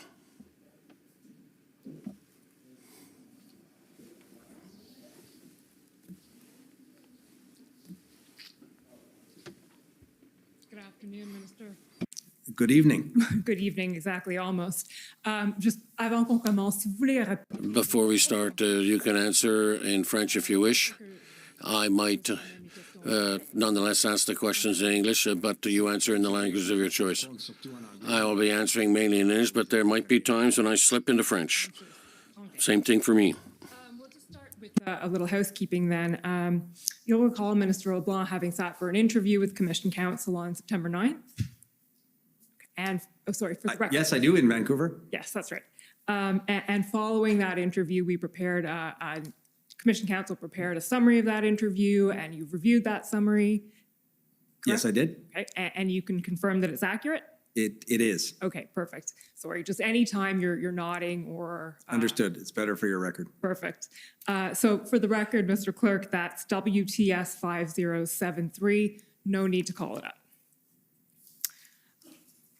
So, Minister LeBlanc, obviously you are the Minister of Intergovernmental Affairs, and I'll just ask you to start off by describing very briefly what that entails. What is the role of the Minister of Intergovernmental Affairs, generally speaking? So I would probably be the Prime Minister's representative, principal representative, in terms of his ongoing relationships with provinces and territories. So it can cover a number of different federal, provincial issues. I would normally be present when the Prime Minister meets other First Ministers. I'm supported by the Privy Council Office, which is the Prime Minister's department. And we would attempt to coordinate across the Government of Canada as best as is possible the federal government's relationship with provinces and territories. Many of the federal legislative measures or policy measures necessarily involve relationships with provinces, so that would be the principal function I would assume for the government. Okay, and the Commission hasn't called as witnesses anyone from the Intergovernmental Affairs Secretariat. So could you just spend a moment explaining how that works, how you're supported within PCO as opposed to by an external line department? That's right. So there's a Deputy Minister, Michael Vandergrift, who supports me in the intergovernmental affairs role at Privy Council. He has a small group of people that support him and me as well. And they would have ongoing relationships at the senior officials level with their counterparts in different provinces and territories. And perhaps the unique role of an intergovernmental affairs minister is, I think with the exception of the province of Quebec, many premiers have kept for themselves the role of being intergovernmental affairs minister in their province or territory. So my counterparts in many cases are the premiers, as I say, with the exception of the province of Quebec. So you're not dealing with another minister, you're dealing with the premier. Right, in his or her capacity as Intergovernmental Affairs Minister. Okay, thank you. That's helpful. Okay, well, as you know, we're here today to talk about the events that led to the emergencies inquiry, and we have about an hour and change to do so. So we'll take it pretty quickly. But to start off, can you give us an overview of what your involvement was, essentially? What role did you play in the federal government's response to the events of late January, early February? I was invited by the Privy Council office to, I think, what was one of, if not the first meetings.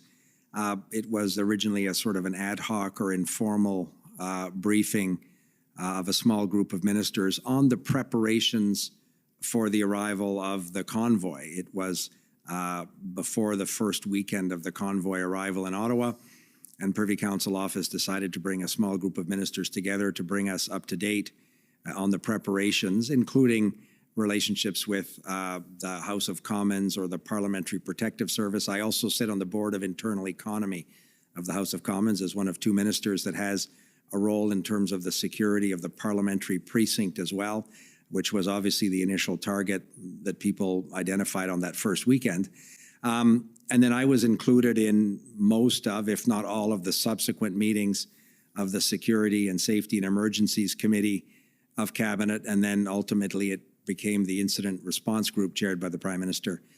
So I was included in most, if not all, of those briefings for ministers. And during that period, I would have ongoing discussions both with my cabinet colleagues that had line responsibilities for a number of these elements, Mr. Mendicino, who you saw earlier today, but the Transport Minister, for example, some cases the Justice Minister. So I would talk to my own cabinet colleagues, principally to ensure that they were engaging with their provincial or territorial counterparts as much as was appropriate in the particular context of whatever issue was before the cabinet. And in some cases, I spoke to premiers directly as well. Okay, so I think you probably answered this question then, but as you mentioned, that initial group of ministers consisted of, I think, public safety, so Mr. Mendicino, Minister Blair, emergency preparedness, Minister Alghabra, transport, and then you as in your capacity as intergovernmental affairs minister, or was your role sort of a within government coordination role, or? I wouldn't have described it as a sort of coordination within the government more generally, other than perhaps in terms of the relationship between our government and provinces and territories.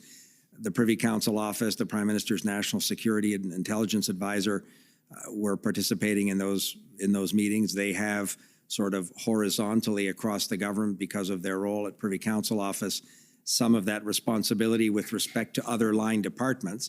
But I would often encourage my cabinet colleagues to ensure that they're maintaining active and open conversations with their provincial or territorial counterparts as the circumstances evolved into various parts of the country in the days that followed that initial weekend. Okay. Mr. Clerk, can I ask you to pull up SSM.can 50293? So, Minister LeBlanc, this is a document that summarizes the engagements you had with various provincial counterparts, and you'll see it starts on February 10th. We're not going to go through it right now. We are going to go through it. We'll become very familiar with it by the end of this examination. But at this point, I'm just going to sort of highlight the fact that these engagements really started on February 10th. So the convoy arrives on January 28th, 29th, and your engagement specifically start on the 10th. So the role you were playing, if I understand it, prior to the 10th is essentially facilitating or encouraging these communications between your colleagues and their various counterparts in other provinces. That's accurate. I would not have been engaged in a very active way with first ministers before that date you see on February 10th. Okay. Thank you, Mr. Clerk. You can pull that one down and pull the following one up. SSM.can 406594.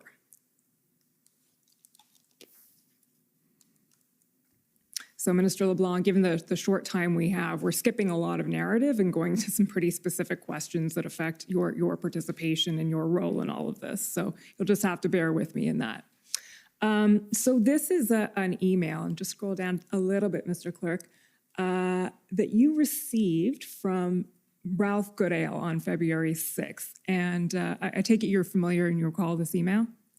Oh, absolutely. I had been asked to talk to Mr. Goodale, and I think prepared that email after my conversation with him. Okay, so that was my first question. How did it come about? So you were asked to speak to him. I think this email is him emailing you. Following my conversation with him. Following your conversation with him. Okay, so maybe we'll start with your conversation with him then. Can you tell us about that conversation? Sure. So Mr. Goodale has been a friend of mine and somebody that I've worked with, obviously, for a long time. He was a public safety minister himself for the first 4 years of our government.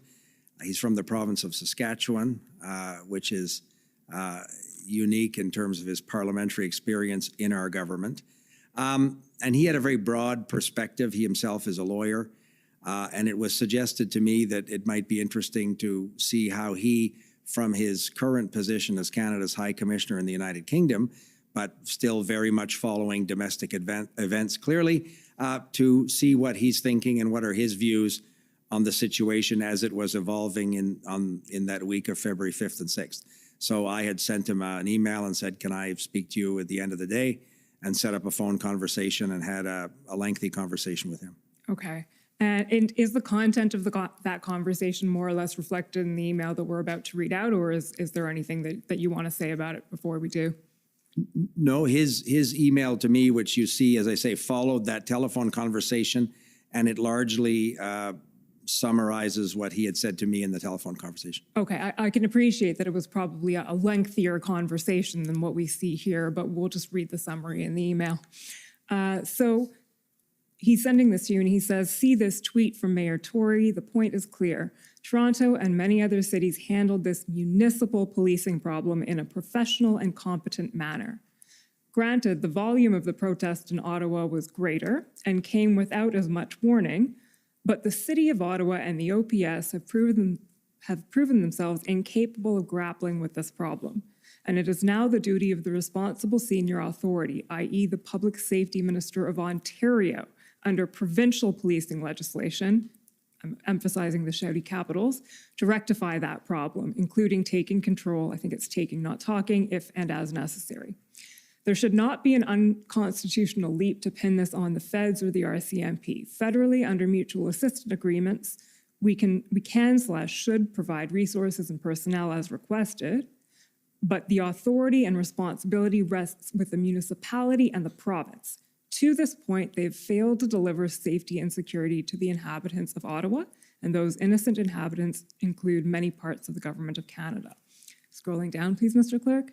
It remains essential to delve deeply into the true genesis of this demonstration and who is controlling and directing it. Stephanie Carvin, I believe is an academic, suggests that it is the work of organized violent right-wing extremists. It may even have US roots. She could be correct. Our intelligence and national security experts must absolutely get to the bottom of this horrific set of events and prepare for the next one. So Mr. Goodale is expressing a few things in this email, but one thing that comes out clearly is that he views this as he sees a policing problem and views a solution as municipal and provincial with a federal overlay. Is that fair to say? Yes, that would have been that would have reflected my conversation on the phone with him, and it's certainly faithful to, I think, what he expressed in that email. Okay, and what was your take on that at that point, or your reaction to that conversation? As I said, I think one of the benefits for me in terms of having that conversation with him was his 4 years of experience as our public safety minister. And I thought he put in a very concise way that I may not have appreciated until that conversation with him, the sort of escalating orders of government that have to respond to these situations. So we had seen, obviously, a pretty significant failure of municipal authorities in Ottawa in those weeks that preceded this. And I thought his insights into the responsibility of different orders of government, and not, perhaps because it was the nation's capital, there was a great deal of confusion, certainly in the public conversation, about what's the government of Canada doing about Wellington Street.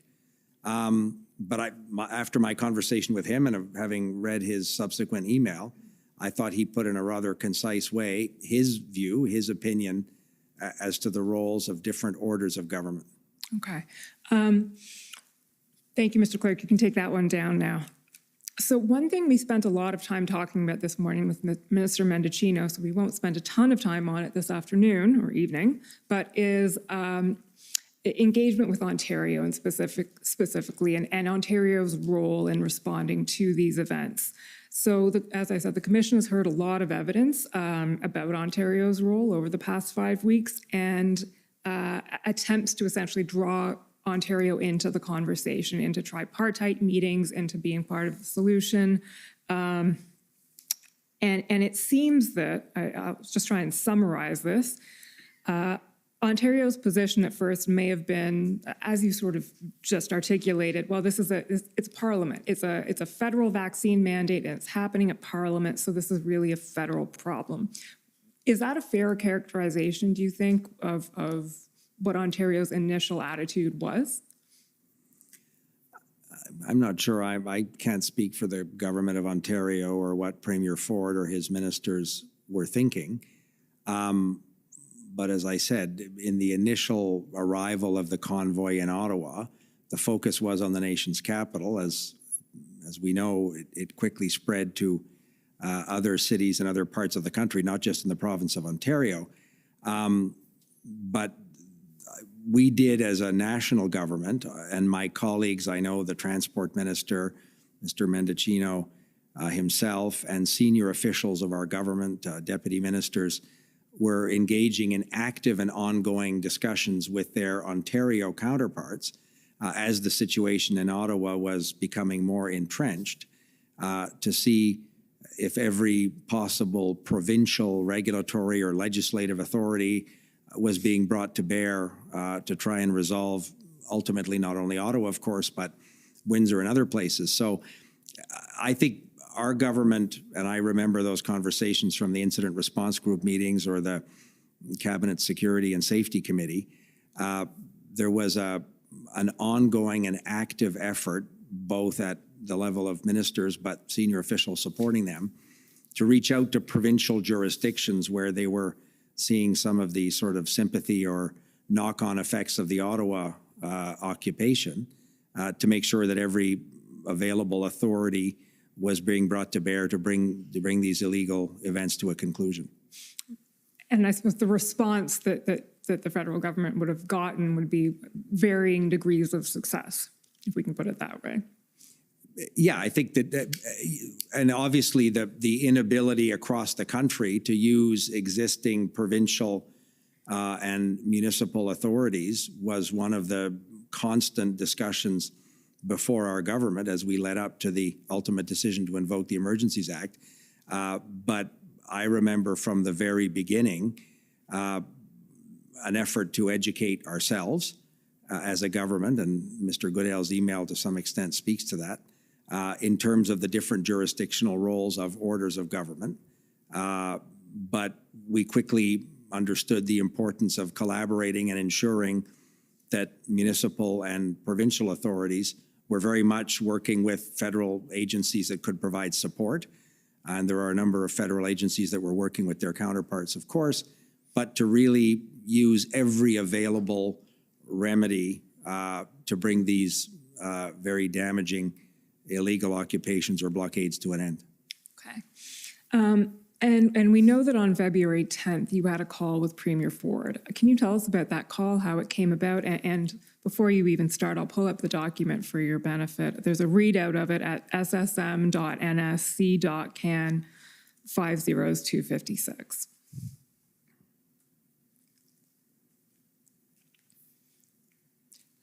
So just situating in time, this would be the Ambassador Bridge blockade is in full swing. February 10th is the date of the first IRG, so we're fairly advanced in the events of the time period we're looking at.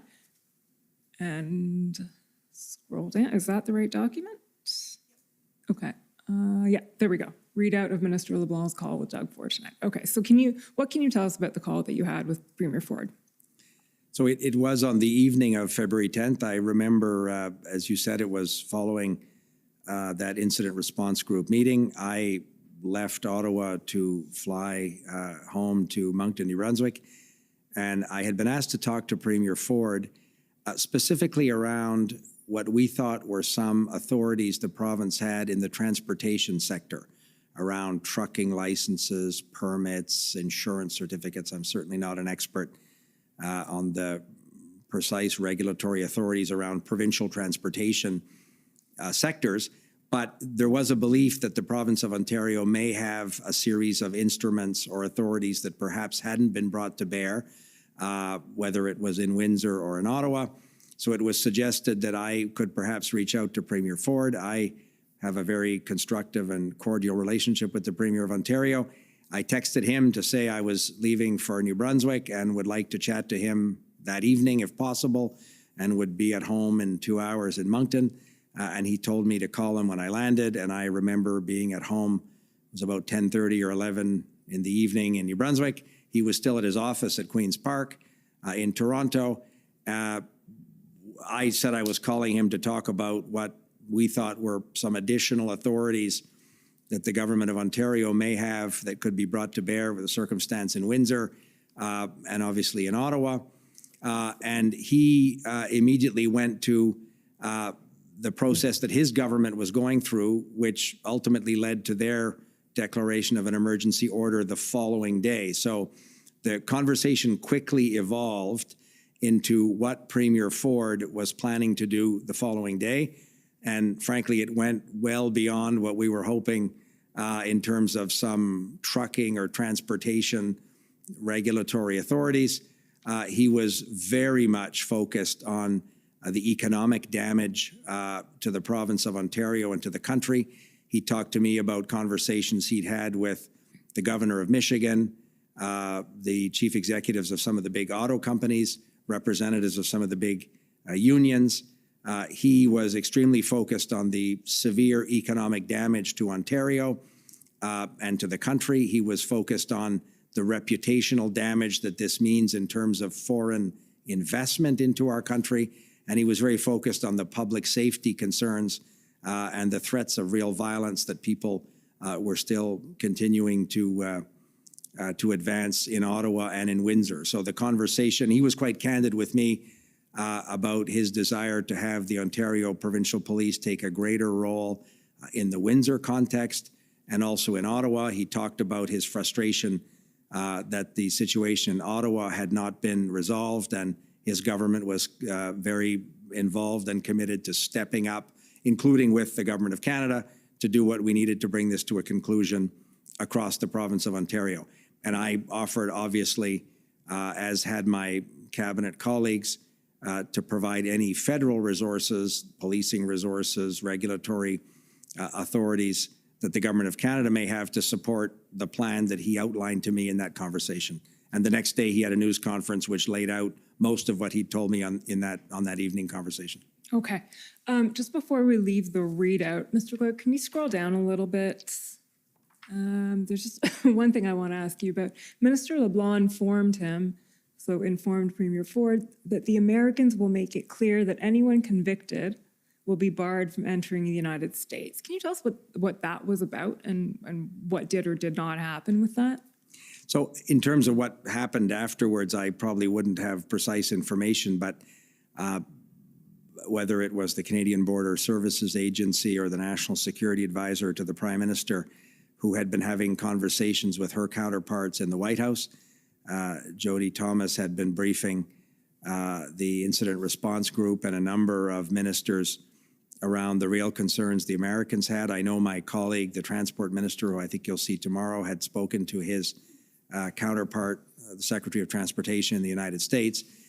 So in those meetings, the Americans, we were told by our colleagues or senior officials who had conversations with senior American authorities, including, as I say, our Transport Minister who spoke to his American counterpart, that they were prepared to do whatever they could to support our efforts to bring this illegal activity, these border blockades, to an end. And my understanding, and if I said that to the Premier, it's because somebody would have told us that the American authorities were prepared to help us if there were convictions of some of these truck drivers, for example, they would look at what authorities they had in the United States to bar them from entering the United States. Okay, and Minister, just taking you back, the Minister Algabra's counterpart would be Secretary Buttigieg? Exactly. Okay, and we'll hear about that tomorrow, I think. Thank you, Mr. Clerk. You can take that one down and pull up ssm.nsc.can 402947.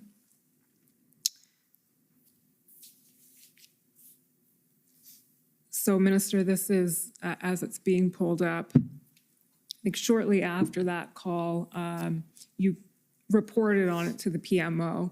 And so this is your text where you're conveying the Premier Ford's position and spoke to Ford. He's going gangbusters on truckers tomorrow, using emergency order, fines, seizing trucks, arrests, suspension of licenses. He's hot to hammer them at a presser tomorrow at 10 a.m. He will introduce legislation to make sure this can't happen again, and wants us to work on plan together to secure border/critical infrastructure going forward. He will then do a presser on Monday to diminish public health measures, but tomorrow is hard on enforcing against blockades. Response comes excellent. So is it fair to say that at this point, whatever happened leading up to this, Premier Ford and the federal government are aligned on an approach? Oh, very much so. And that, I think, probably was a message I would have sent to the Prime Minister's office following that conversation that evening on the 10th of February. And it's certainly faithful to my recollection of that conversation. What I would do is, as I would talk to or exchange messages with the premiers, I would often ensure that Michael Vandergrift, the senior official at Privy Council office, had a readout of the substance of those calls that he could then circulate as well. But that would have been a message I would have sent to the Prime Minister's office. And I certainly agree with your characterization. That evening, I finished the conversation with Premier Ford very reassured that the governments were going to work together to bring this to a conclusion, not just in Windsor, but obviously in Ottawa. And I would think the 10 or 12 days that followed were a proof point that that was the case. So both of you are going gangbusters? Hot to hammer at a presser. I think the context was very much a frustration that what we had seen in Ottawa was now dragging into the third weekend. The border blockages, as I said, at the Ambassador Bridge in Windsor, were having huge economic and reputational damage to our country. And there was an enormous sense of frustration, I think, in both governments, that we needed to bring these illegal blockades and occupations to a safe and proper conclusion. And the 2 weeks prior to this conversation weren't giving any of us a great deal of assurance that that was the outcome that we were going to quickly achieve. Fair enough. I was defining going gangbusters as being committed to finding a solution. And that was absolutely the case. Okay. Thank you, Mr. Clerk. Can you now, can you pull up ssm.can 50293? So we'll leave Ontario now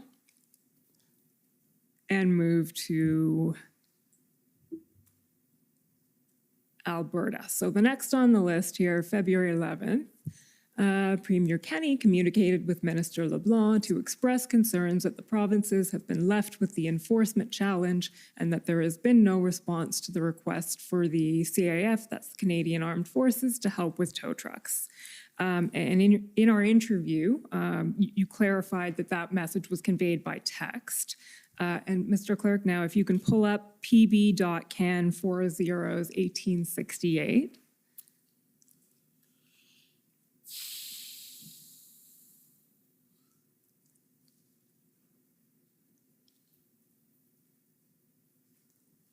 Not particularly legible, but Minister LeBlanc, maybe you can confirm that this is the text exchange to which you were referring. Scroll down one page, please, Mr. Clerk. There we go. So this one reads, this is from you it's a chat with Minister Algabra and Minister Mendocino. And so you're reporting, I got these two messages from Jason Kenney last night. Your guy has really screwed the pooch. This technical term, This trucker vax policy is obviously just dumb political theater. Calling them all Nazis hasn't exactly helped. And now the provinces are holding the bag on enforcement. I can't get any heavy equipment from private vendors to move these freaking trucks off the border because the crazies are making death threats. And you guys turned down our request for army equipment to help us. Because apparently the government of, scroll down please, Canada doesn't really care about the international border being closed. Pensive emoji. But don't worry, the RCMP commander in Alberta just told me proudly that he's secured some psychologists to do a profile assessment on the protesters. I said, that's great news, Deputy Commissioner. Do any of them know how to drive a tow truck? Jay. To which Minister Algabra replies, speaking of bonkers, and you reply, totally. So is that the text exchange that's reported in the summary of engagements? Yes, it is. Okay, so we're just going to pick apart and understand if this is the second time this text has arisen today. So I just want to pick apart a few statements made there. First of all, when he says your guy has really screwed the pooch, is he referring to the Prime Minister or who's that a reference to? I didn't ask him. I didn't reply and ask him exactly which guy he was referring to. So I don't think I could speak for Premier Kenney when he sent that message. Okay. What was your reaction broadly to these texts? I had developed as a member of Parliament a cordial and rather amicable relationship with Premier Kenney. We had kept in touch on a whole range of issues, so we had a sort of an ongoing conversation on a whole bunch of issues. When I was in Alberta, I would see him from time to time. I knew, and I think we saw Mr. Mendicino talk about that today, that the government of Alberta had considerable concerns around the ability to get tow trucks with respect to the blockage at the border crossing in Coutts, Alberta. And I knew, again, from probably Bill Blair or Marco at incident response group meetings, that the government of Alberta was seeking potentially some military assets to help heavy military tow trucks to move some of these trucks from the border blockage in Coutts. So this text message was the Premier emphatically expressing his frustration, which I think he had shared with other colleagues, including Marco Mendicino. Okay.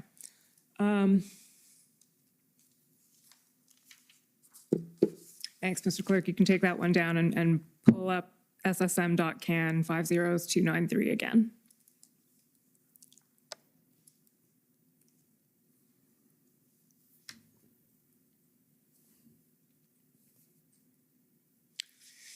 Okay, so we've been now through Ontario and we've been with Alberta, and the remainder of this document, Minister, reports on various other engagements you had with provincial premiers all around the time February 12th through 15th. So it's February 12th onwards. And with the assistance, feel free to keep it up. Can you tell us about the various conversations you were having and what you were hearing? Sure. So you'll see, I think it was the Saturday, February 12th. That was the weekend we were having, I think, daily, almost daily incident response group meetings that the Prime Minister was chairing, in which I was participating. The situation from our perspective was becoming more and more alarming. There were a lot of public discussions of potential pop-up blockades or demonstrations. And I'm going by memory, but a number of provincial legislatures saw demonstrations. There were some in Toronto, some in Quebec City, a number of provincial capitals. There was public discussion of a number of potential border crossings being targeted as well. There was some discussion about a border crossing in Woodstock, New Brunswick with the state of Maine in my home province. There were concerns around the Pacific Gateway border crossing in British Columbia.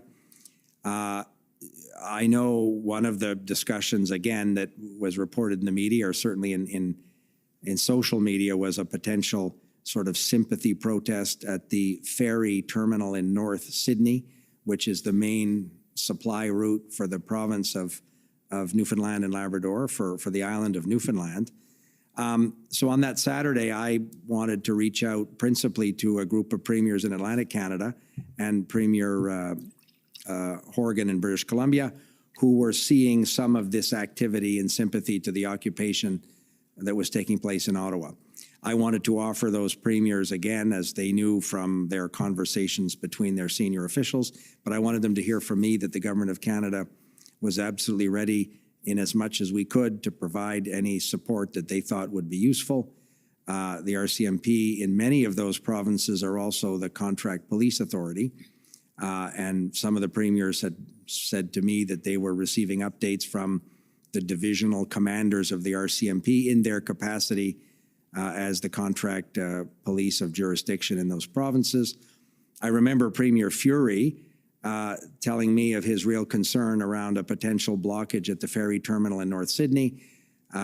He's a doctor by profession and told me that on that ferry, many medical land and then distributed around the province. And if ever there was a blockage of access to that ferry terminal, it's much more than fresh fruits and vegetables in grocery stores in Newfoundland, but it represented a real threat to public safety and security in his province.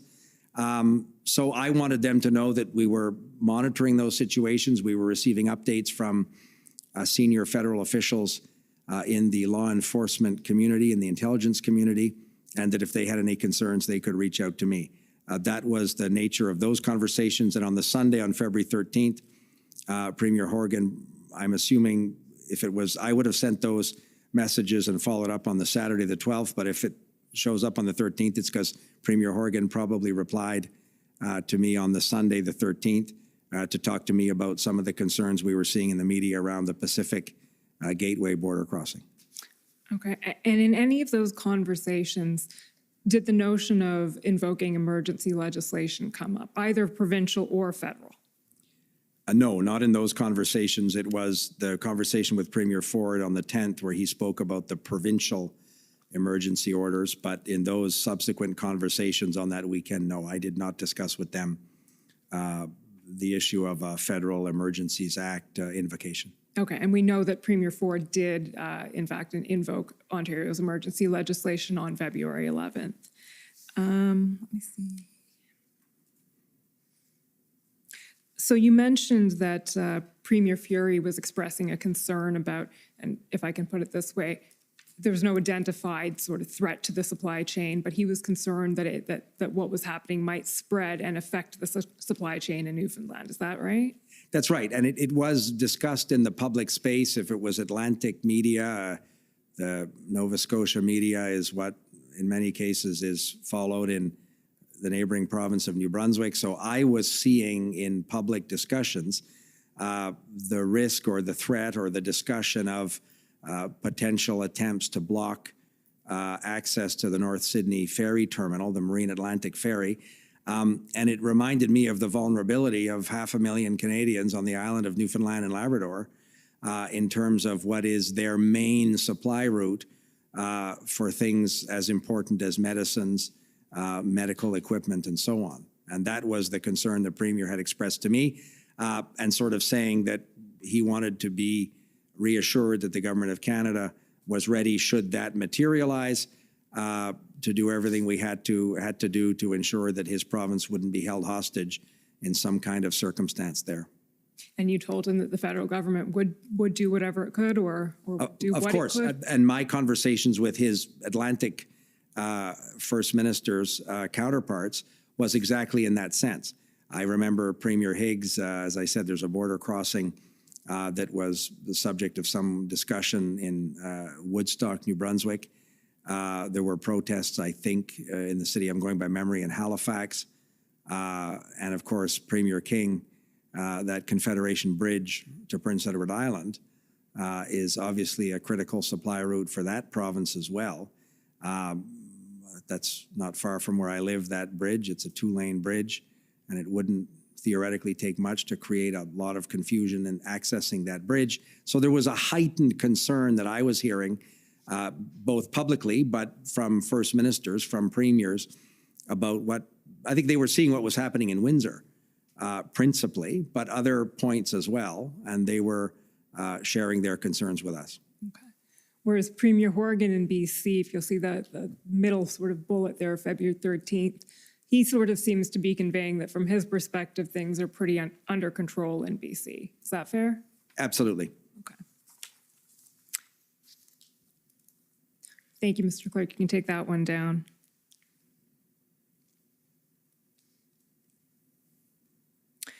So again, we're going to skip pretty quickly in the narrative here, given time constraints. But so those consultations, most of the ones we've discussed, were the weekend of February 12th and 13th. We know now essentially the chronology of what happened on February 13th. So the IRG meeting in the afternoon, leading to a cabinet meeting in the evening. And the outcome of that cabinet meeting has been described to us by the clerk as the decision was to call a First Minister's meeting to discuss the potential invocation of the Emergencies Act. Is that fair? Yes, that cabinet meeting, both at the IRG Incident Response Group meeting the Prime Minister chaired earlier in that day on the 13th, and the cabinet meeting, which was quite late in that Sunday evening, the Prime Minister made it very clear to ministers that he had not come to a decision. He was very clear that he had not come to a conclusion around invoking the Emergencies Act, that he was going to hear from premiers the following day. But the discussion was amongst ministers in terms of what are the steps that are necessary to bring these illegal occupations and blockades to an end, and to restore some sense of public confidence, because even if particular activities or blockades were perhaps being resolved, Ottawa certainly wasn't, but there was a concern, as I said, about a spreading effect or what would be the knock-on effect. So he listened to ministers. We were briefed by the senior officials responsible for a number of federal law enforcement agencies, the National Security Advisor, for example, the Commissioner of the RCMP, the Canadian Border Services. Some of the officials I'm sure you've interviewed would have described to ministers their sense of the evolving situation, and then the Prime Minister would have heard from ministers in terms of their views on what was necessary to resolve this. Okay, and well, you'll be glad to know that given your role as Minister of Intergovernmental Affairs, I'm going to be focusing on that as opposed to going through all of the inputs that were received before Cabinet that night. So, Mr. Clerk, can you then pull up, please, MAN 6048.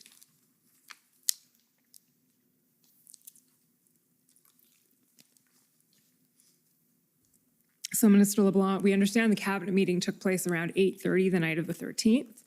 And the document we're about to pull up is the email invitation that was sent about the First Minister's meeting. And I think it was sent, we see the timestamp, it works out to 10:46 p.m. Eastern Standard Time. You have to do the conversion for time there. And sorry, scroll down a little bit, please, Mr. Clerk. It says, colleagues, the Prime Minister will convene an urgent First Minister's call. The call will take place on February 14th at 10:15. Dial-in info to follow. Please confirm your Premier's availability. I apologize for the short notice. Michael being Michael Vandegrift, the Deputy Secretary of Deputy Minister, of Intergovernmental Affairs.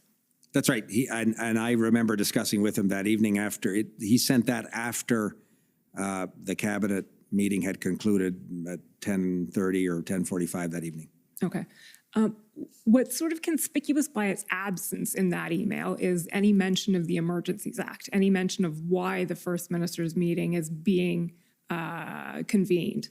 Can you tell us why that would be? So we obviously had a significant concern about potential leaks in the public domain about the subject of that First Minister's meeting. I had no doubt that had we said we're convening this First Minister's conversation on the Emergencies Act, everybody on their morning radio shows would have heard that the Prime Minister has a meeting with the premiers to discuss the Emergencies Act. And we've heard from law enforcement officials in our own government, and I've taken note of a number of witnesses before your commission, about the potential of an incendiary reaction to the invocation. So we thought that it would have been irresponsible to risk that going out into the public space before the First Ministers had had an opportunity, absent from everybody's early morning radio shows, to talk to the Prime Minister about that issue. So there were two reasons probably why Mr. Vandergrift didn't put a subject line. One was to minimize the inevitable leak to media or in the public space. We had a lot of experience with First Ministers meetings in the COVID context, and very rarely were those discussions not in some extent reflected in public comments. So that was a concern. But also I think there was a desire from the Privy Council office to, as much as was possible, to allow First Ministers to have that conversation with the Prime Minister at 10:15 on the 14th, absent, as I said, the public discourse that would have inevitably followed about should we, will we, did the government decide. That, as much as possible, would have been counterproductive to an open and frank discussion amongst First Ministers. And one thing Madame Drouin said about on this point when she testified on Friday was, her words, I believe, were they knew that from the moment the government starts talking publicly about invoking the Emergencies Act, the timeline to take a decision is very short. So does that reflect what you're discussing right now? It was kept quiet because once it's out there, who knows what happens? That was very much a concern the government had. She reflected, I think, what was a concern of some of the advice we were getting from senior officials in the law enforcement and intelligence apparatus of the Government of Canada. But we've seen subsequently premiers who had expressed in that meeting concerns around the public effect of a discussion of a potential invocation. So the shortest period of time between the public discussion around should the government or will the government proceed to an invocation of the Emergencies Act, the shorter period of time would perhaps be conducive with the public safety imperative of making that decision in a way that was responsible. Well, I think in the end it clocked in as under 24 hours, so that was mission accomplished. Yeah, and obviously some people would have said that we should have had an open and extensive public conversation around these issues. In the particular context of the illegal activities that were taking place and the real threat to the safety of Canadians, we as a government concluded that a prolonged and public conversation of this would not be conducive to a safe and efficient and effective ending of these illegal blockades and occupations. Understood.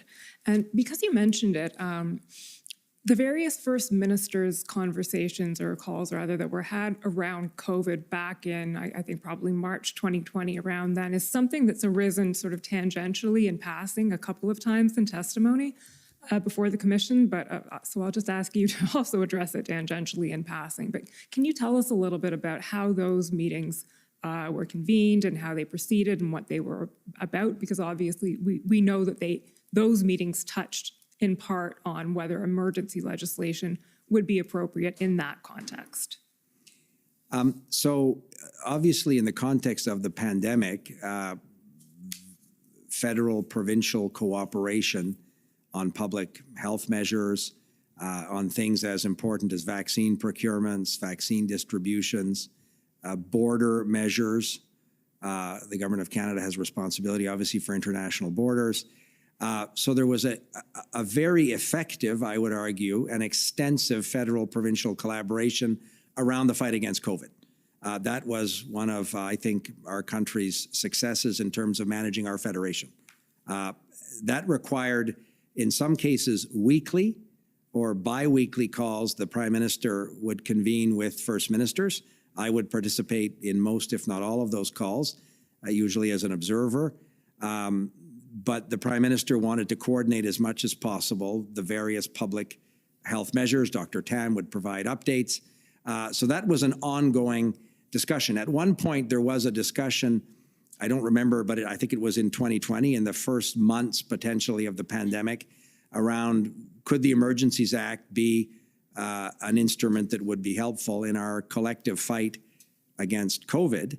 And I think my colleague David Lametti consulted some of his provincial and territorial counterparts, or not some of, consulted provincial and territorial counterparts. There was a process, and the government concluded that at that moment, there was never a conclusion that we would never or could never perhaps have recourse to the Emergencies Act around the COVID measures, but certainly we concluded, having had that conversation with premiers and public health experts, that it wouldn't have been a particularly advisable tool at that particular moment.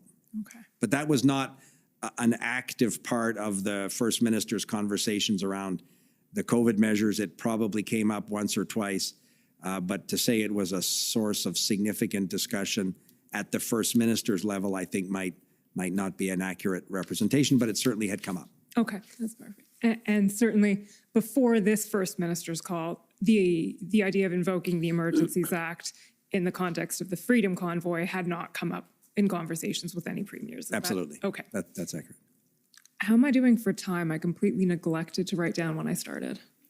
You have lots of time left. You have Okay. about, I think about 20, 30 minutes. Perfect. Okay. So then I want to take you, Minister, to the chronology of February 14th. And I'll ask Mr. Clerk to pull up now OPS 301456. No, sorry, 14566.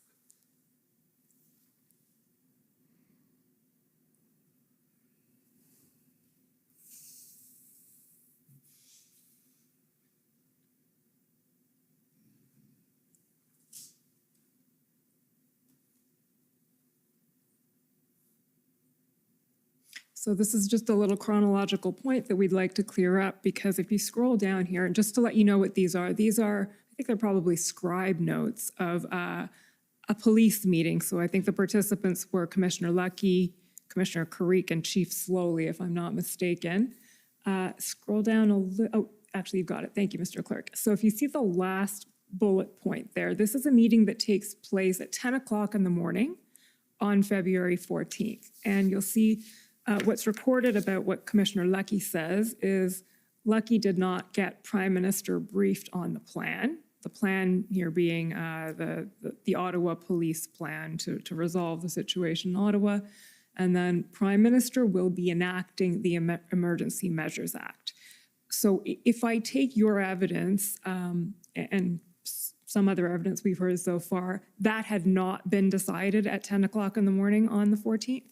That the Prime Minister would invoke the Emergencies Act? No, it had not been decided at all. I don't know why the Commissioner would have said that.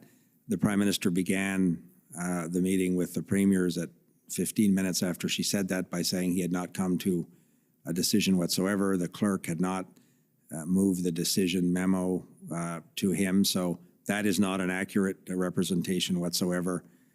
From my perspective of when the government made the decision. Okay, and to be fair, these are notes of a meeting, so it's not necessarily what Commissioner Lucky said, but it's what's written down about what she said. Right, and I'm seeing this for the first time here. But okay, so but in any event, that does not accord with your recollection of the chronology.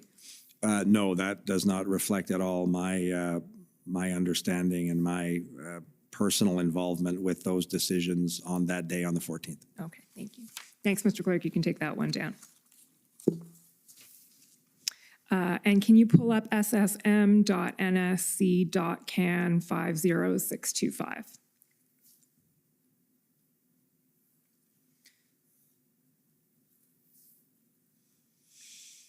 This is the readout, Minister LeBlanc, of the First Minister's meeting itself. So with the assistance of this, I'd like you to just walk us through it. How did that meeting unfold? How did it take place? Obviously not every detail, but what were the various opinions being conveyed, being expressed, and how were they received? So I obviously have familiarized myself with this summary of that conversation, and I participated, of course, in that meeting. I made a brief intervention at the front end of that conversation. The Prime Minister began by stressing that he had not come to a decision on whether we should invoke the Federal Emergencies Act. He spoke at length in terms of these measures would not supplant existing provincial authorities. I think later in the conversation, there was some discussion about whether command structures of provincial police authorities would change. The Prime Minister wanted to, at the front end of the meeting, make it very clear that these were designed to be complementary measures that provincial and municipal law enforcement authorities could use when they thought they were needed. He was very clear that it should be a proportionate series of measures, proportionate to the real public order emergency that the government was seeing, to the threat to the safety and security of Canadians. And he also made it clear to the premiers at the front end that nothing in the invocation of the Emergencies Act would take away the charter protections that Canadians enjoyed, and that this could be done in a way that was compliant with the Charter of Rights and Freedoms. Okay. Mr. Clerk, can you scroll down to the next page, please? We're just going to go through a few of the views that appear to have been expressed by various participants on the call. So Premier Horgan sees he says the approach sounds measured and practical. We're as susceptible as anyone across the country. But then he says only concern is that these measures would be implemented by the RCMP, which are already fully taxed, and then concern about emboldening those losing public support. People are exhausted but have taken 3 shots, worry that too heavy a hand may embolden others. But then he says, in the end, would support this at this stage. So can you explain to us, in your words, essentially, what Premier Horgan was conveying to you at the meeting? So my recollection of his intervention, the Prime Minister started on the West Coast and went across the country. Sometimes he started in Newfoundland and Labrador. This time he started in British Columbia. And Premier Horgan reflected or offered a concern that was shared by a number of premiers during that conversation around the potential risk of inflaming or emboldening some of the actors that were already entrenched at various blockades or in the city of Ottawa.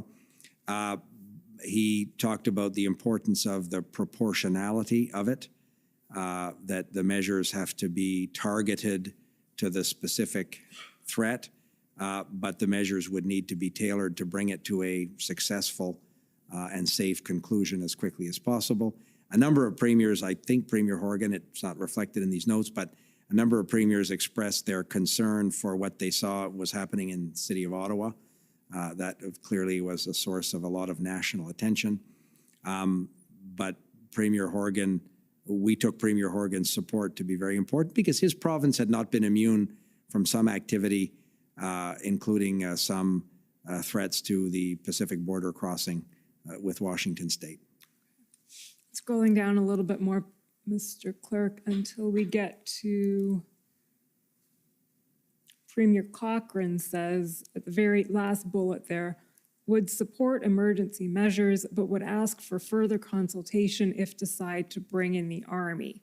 Where does that reference to bringing in the Army come from? Is that something that was discussed actively at the meeting?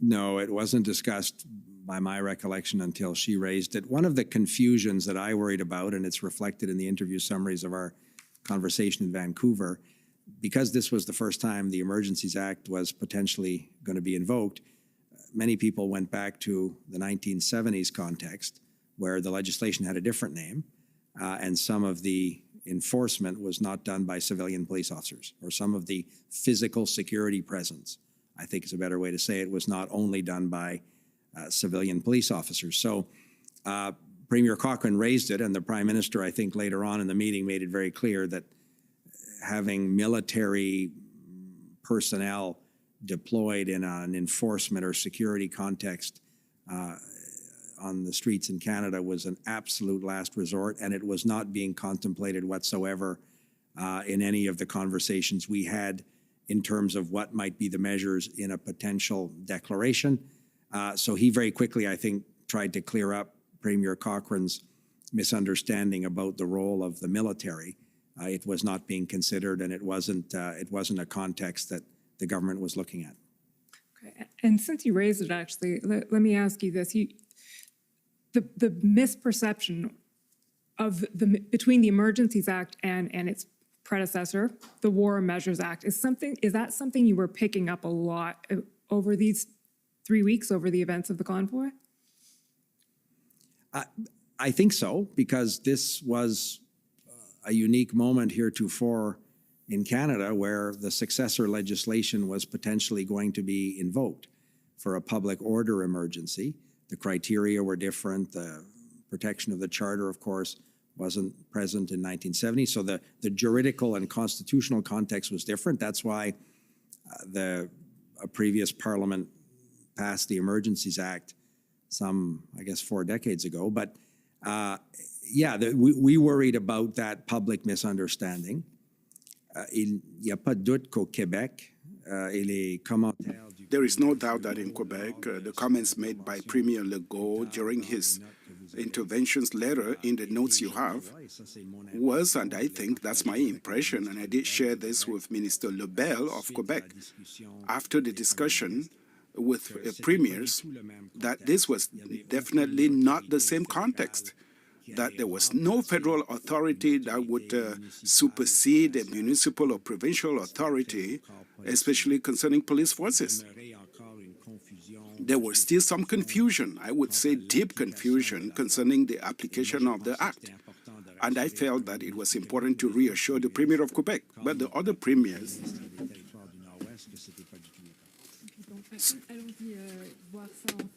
Well, let's go there and see and check for ourselves. This is on page... Find the page where Mr. Legault's statements are made. Page Per- 6, please.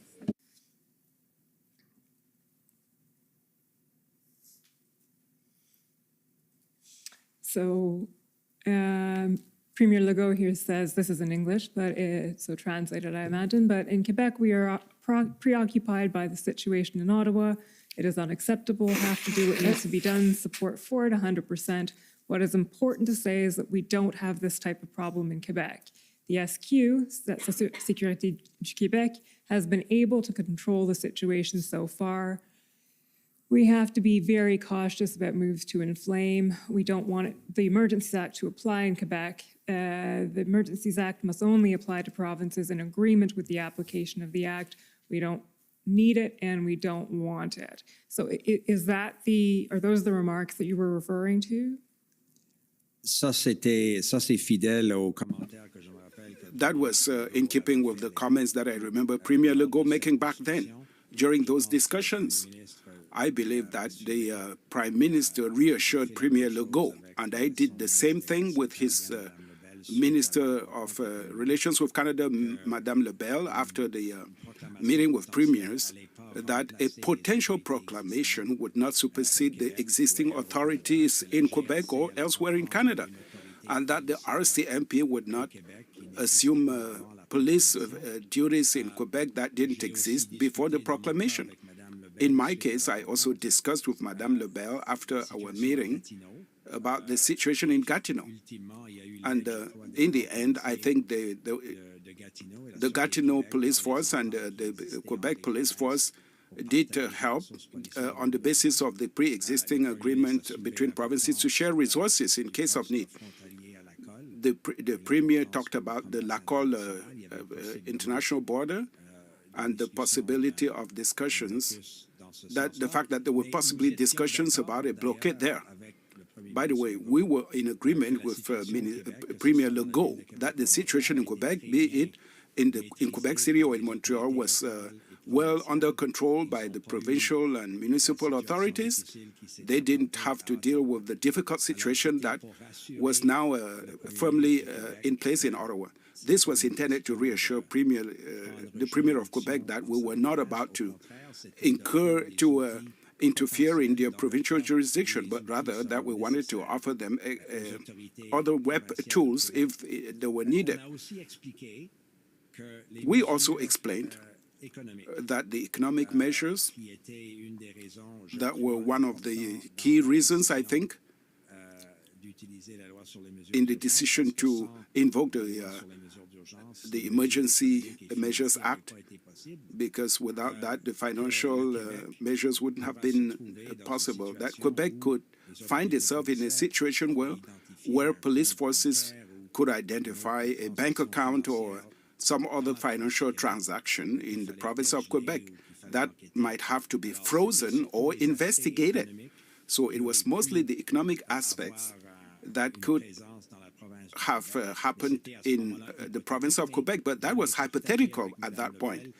The fact is, I shared this with Madame Lebel to try to help everybody understand a totally new situation that we were facing across all levels of government. In fact, that is my next question, because the opinion expressed here by Premier Legault was equally expressed by others, if I may say so.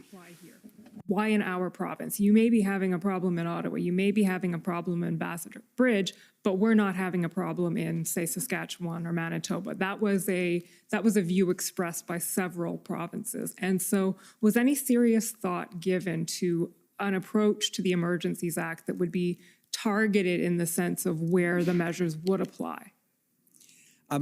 Sure, the government considered one option under the Act, and I don't have a complete juridical sense of the different interoperability of different sections of the Emergencies Act, but there is a possibility to invoke it in a geographically specific context.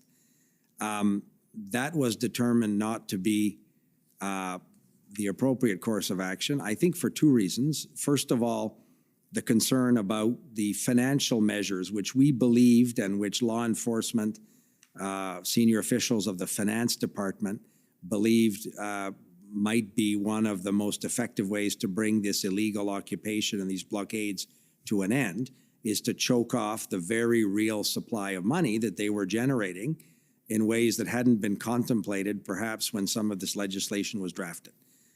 So that instrument was seen as one of the effective, and it, in my view, turned out to be quite effective in dissuading other protest activities and bringing to a conclusion, particularly the context in Ottawa. So there was the requirement for a national application of the Act to ensure that those economic and financial measures, if you're a trucker from New Brunswick that's parked on Wellington Street and your bank account is at La Caisse Populaire Unie in Caraquette, New Brunswick, you shouldn't be able to evade the financial measures that were necessary, in our view, to bring this to a conclusion. And the other very compelling reason from our perspective to have a national application was because the situation was very dynamic and it was very fluid. And it wasn't clear that if the Ambassador Bridge had been and was in the process of being cleared, it wasn't clear that these people wouldn't come back. It wasn't clear that they wouldn't show up in another jurisdiction. There were still threats identified in other provinces. So we thought that the national application, in the event that there was a sympathy or pop-up blockade that was illegal, it would give the law enforcement authorities in those jurisdictions those instruments. But it also had a dissuasive effect. It would have allowed enforcement authorities to designate critical infrastructure to prevent people from bringing children into an illegal protest or illegal occupation. So we think that it had a dissuasive effect in terms of spreading the serious and illegal occupation in Ottawa to other jurisdictions across the country. So it's really those two branches or those two aims. One, the application of the financial measures, cutting off funding, and two, the preventative or dissuasive effect that in the government's view meant that the act had to apply nationally if it was going to be effective. That's right. Maybe the second one might be sort of 2A and 2B. There was a dissuasive element, but there was also the preventative element of giving those jurisdictions those tools should they suddenly arise that the ferry terminal to Newfoundland was blocked, that we wouldn't have to re-invoke some special measure to allow the authorities in the province of Nova Scotia to have the measures to designate a critical piece of infrastructure and to render illegal an activity that was designed to disrupt the peace in one of those contexts. Okay, thank you. You can take that document down now, Mr. Clerk, and pull up briefly ssm.nsc.can 403224. And you can scroll down to page 3, please. So, Mr. LeBlanc, as you know, the consultation with the provinces is part and parcel of the Emergencies Act under Section 25. It's an obligation that must be fulfilled before the act can be invoked. So this is what we're looking at right now is the decision note prepared by the Clerk of the Privy Council delivered to the Prime Minister on February 14th. And at the bottom of the page here, she talks about the consultation requirement, and she says, on February 14th, 2022, you convened a First Minister's meeting to discuss with the Premiers, seek their views on this scenario and the measures being explored. We can scroll down a bit because we know essentially what was said during the meeting. She resumes, she summarizes the various opinions that were expressed, and then she says, this First Minister's meeting will meet the requirements for consultation with the provinces under the Emergencies Act, and then follows that with a letter. So I suppose the question to put would be, so this was one First Minister's meeting, and I think it lasted about an hour or something like that, if that's correct. If this meets the consultation requirement, is there anything that wouldn't? Well, we believe that meeting was an essential part, as you noted, in terms of the decision to invoke the Act. The Prime Minister had not made up his mind whatsoever before that conversation. But a number of discussions between my cabinet colleagues and their counterparts in the provinces and territories, between senior officials of our government, in multilateral fora, and in some cases bilaterally with provincial and territorial officials, informed our government's conclusion that existing provincial municipal authorities were going to be inadequate to bring this to a safe and expeditious conclusion. So this one meeting was the moment where the Prime Minister shared his views on the potential invocation of the Emergencies Act. But as I said, there were ongoing and active bilateral and multilateral conversations at almost every level of our government that were necessary inputs into the government's decision to proceed to the Emergencies Act as the source of final authority or the last resort in terms of concluding this serious threat to Canadian safety and security. Okay. Mr. Clerk, can you take that one down now and pull up ssm.can 50124?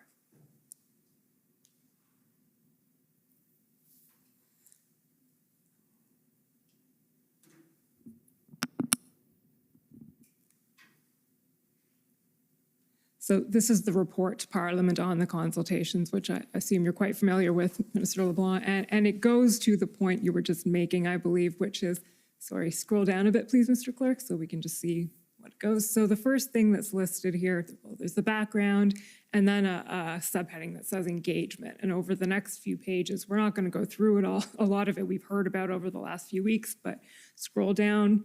It describes the various engagements that were had at both the political and officials level over the course of the convoy events. Sorry, Mr. Clerk, can you just keep scrolling for a little bit? Scroll down, we see Prime Minister speaking to the Premier, scroll down again, keep scrolling, and then we see on page, I've lost count, consultations on the Emergencies Act with the First Ministers. And this describes the actual consultation with the First Ministers that we've just gone through. So if I take what you're saying and if I'm not putting it fairly, then please correct me. But the consultation requirement was fulfilled in the clerk's advice and in your view by the First Minister's meeting at which the premiers were directly consulted about their views on the Emergencies Act. But that was also, in some senses, informed by discussions that had been had broadly around the topic of how to resolve this problem prior to that.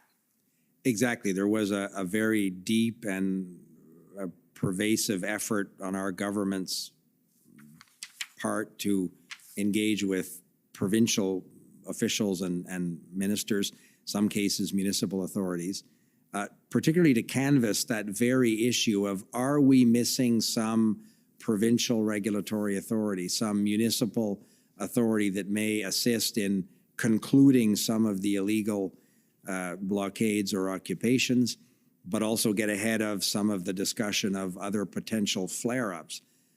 So we viewed the consultation as much more than one particular meeting. If you will, that was the conclusion of the consultative effort. But as I said, many ministers and senior officials of our government had been engaged for many weeks with provincial and territorial officials on what collectively we needed to do to manage a situation that was becoming increasingly alarming, was spreading geographically. The risk of violence or public disorder was growing, not diminishing in some cases. So the trend lines were all worrisome, and that was part of the ongoing discussion. The First Minister's meeting was the formal moment where the Prime Minister heard from all the premiers. I think it might be instructive. As I said, he started on the West Coast and went to the East Coast with a trip across the North to hear from the territorial premiers. He did not cut anyone off. There were, unlike your questioning and the commissioner's rules on time limits, there were no time limits on that conversation. He would have stayed on that call for as long as any premier wanted to talk. He cut nobody off. He answered some questions as premiers would ask them, sometimes ministers, David Lametti in particular. So every premier on that call had an unlimited opportunity to share his or her views with the Prime Minister and some ministers. And at the end, he asked if anybody had anything else to add before he concluded by saying he had not made a decision and that he would reflect on what he'd heard, and the governor and council process was engaged later that day. Thank you, that's helpful. And that actually, Minister, brings us to the end of the questions that I have for you. But before I sit down, I will ask you, is there anything else you'd like to add? No, thank you. It's been a privilege to answer your questions, and it's an opportunity for me that I've never had as a lawyer to participate in something like this, so thank you very much. Commissioner, those are my questions. Okay, so now we go to the next phase. Do you want a break before we do that, or just press on? Mr. Commissioner, you've been at this longer today than I have, so if you're prepared to go on, I am too, but it's entirely up to you. No problem. We're used to long days here. Okay, convoy organizers, please. Good evening, Mr. Commissioner. Bathsheba Vandenberg, Co-Counsel for Freedom Corps and protesters. We have no questions for Minister LeBlanc. However, we would like to give 5 minutes of our time to the City of Windsor and 10 minutes to Justice Center and Democracy Fund. Thank you. That's a very good development. Okay, so just so I get that right, 5 minutes to Windsor and 10 minutes to the Democracy Fund, JCCF, that's right? Okay. So next is the Government of Saskatchewan, please. Good evening, Minister. My name is Mike Morris, and I'm counsel for the Government of Saskatchewan. Good evening. I'm just going to advise, I'm better in English than I am in French, and my translation's not working, so it will probably work better if we can speak in English when possible, okay? Happy to do so. My mother was an Anglophone and my father a Francophone, so I'm happy to have our exchange in English. Okay. Minister, I understand that the Intergovernmental Affairs Secretariat is contained within the Privy Council office, correct? That's right. And Michael Vandergrift is the DM of Intergovernmental Affairs, correct? Yes, that's right. And I understand he was the DM in January and February of this year as well. Is that correct? Yes, it is. Okay. And there is an FPT, Intergovernmental Affairs Group, correct? There is. He has an ongoing dialogue with his counterparts in provinces and territories as well. I expect that group was very active in January and February of this year, particularly with respect to attempting to coordinate COVID-related responses. Is that fair? That's fair. That group was very busy, as I mentioned earlier, in our necessary and I would think quite effective federal provincial dialogue around the COVID measures. But there were also, in the COVID context, Dr. Tam had her counterparts, the chief public health officers. There were groups of health ministers. So the COVID context was much more than intergovernmental affairs. But they would have played, to your point, an active role in assisting the Privy Council group that works with me, and Mr. Vandergrift in particular, would have played an active role in supporting other federal agencies and officials in their relationships with provincial and territorial counterparts. Okay, but in spite of that, this particular group that DM Vandergrift led didn't meet with respect to the Emergencies Act until after it was invoked, correct? That's right. And as for the reasons I shared with your colleague, the Commission Counsel, we thought that if the government was ultimately going to conclude that that was the last resort to bring these illegal occupations and protests and blockades to an end, it was not conducive to have that conversation in a public context, and the fewer meetings where that issue was raised increased the likelihood that we would be able to have that conversation in an appropriate way at the appropriate moment and not have it in the public space for days and weeks ahead of time. Right, and I'm just going to quote from the interview summary for what DM Vandergrift said. I expect this is exactly as you related it. DM Vandergrift explained that the reason for this was to avoid a leak of the subject matter such that premiers could express their views at the meeting without creating a public expectation around it. That sounds like it accords with what you've just explained, correct? Absolutely, yes, that's correct. Okay, but you would agree with me that the provincial governments would have been better able to prepare for the meeting if they knew what it was going to be about beforehand, would you not? From my participation in that meeting, none of the first ministers appeared unprepared. And frankly, when the Prime Minister explained the reason for his convening the meeting, none of them expressed surprise. So I didn't detect a level of unpreparedness or surprise in that meeting at all. Okay. We heard a little bit from Ms. Drouin, Deputy Clerk of the Privy Council last week, and in her view, once it became known that the federal government, was considering using the Emergencies Act, a decision would need to be made very quickly about whether to invoke it or not. Did you share that view as well? Yes, I shared that view, and I think that view was widely shared in our government. As I said, a protracted public discussion would not have been conducive to an effective use of the act, an effective invocation. And a number of people offered the view that there was a risk of an inflammatory effect, including the government you represent. So long, protracted public conversation perhaps wouldn't have been effective there either. Well, actually, CSIS offered that view as well, didn't they? That's right, and the government considered that view, absolutely. Okay, but you're certainly aware that on February 13th, Minister Blair did, well, I'm aware of two interviews, one with Rosemary Barton and one with Mercedes Stevenson, where he indicated to those people, national media, that the federal government was considering invoking the Emergencies Act. You're aware of that, correct? I remember those interviews that Sunday. It was that the journalists were asking how, is the government considering every possible option? I'll remind you, it was the third weekend that the city of Ottawa was paralyzed in a way that was, in our view, a significant and serious risk to public safety and security. And Mr. Blair was saying that any responsible government would, at this point in that emergency, look at every available option to bring this to a successful and safe conclusion. Thank you. I'm going to ask the clerk to pull up a document. It's SSM CAN 402370.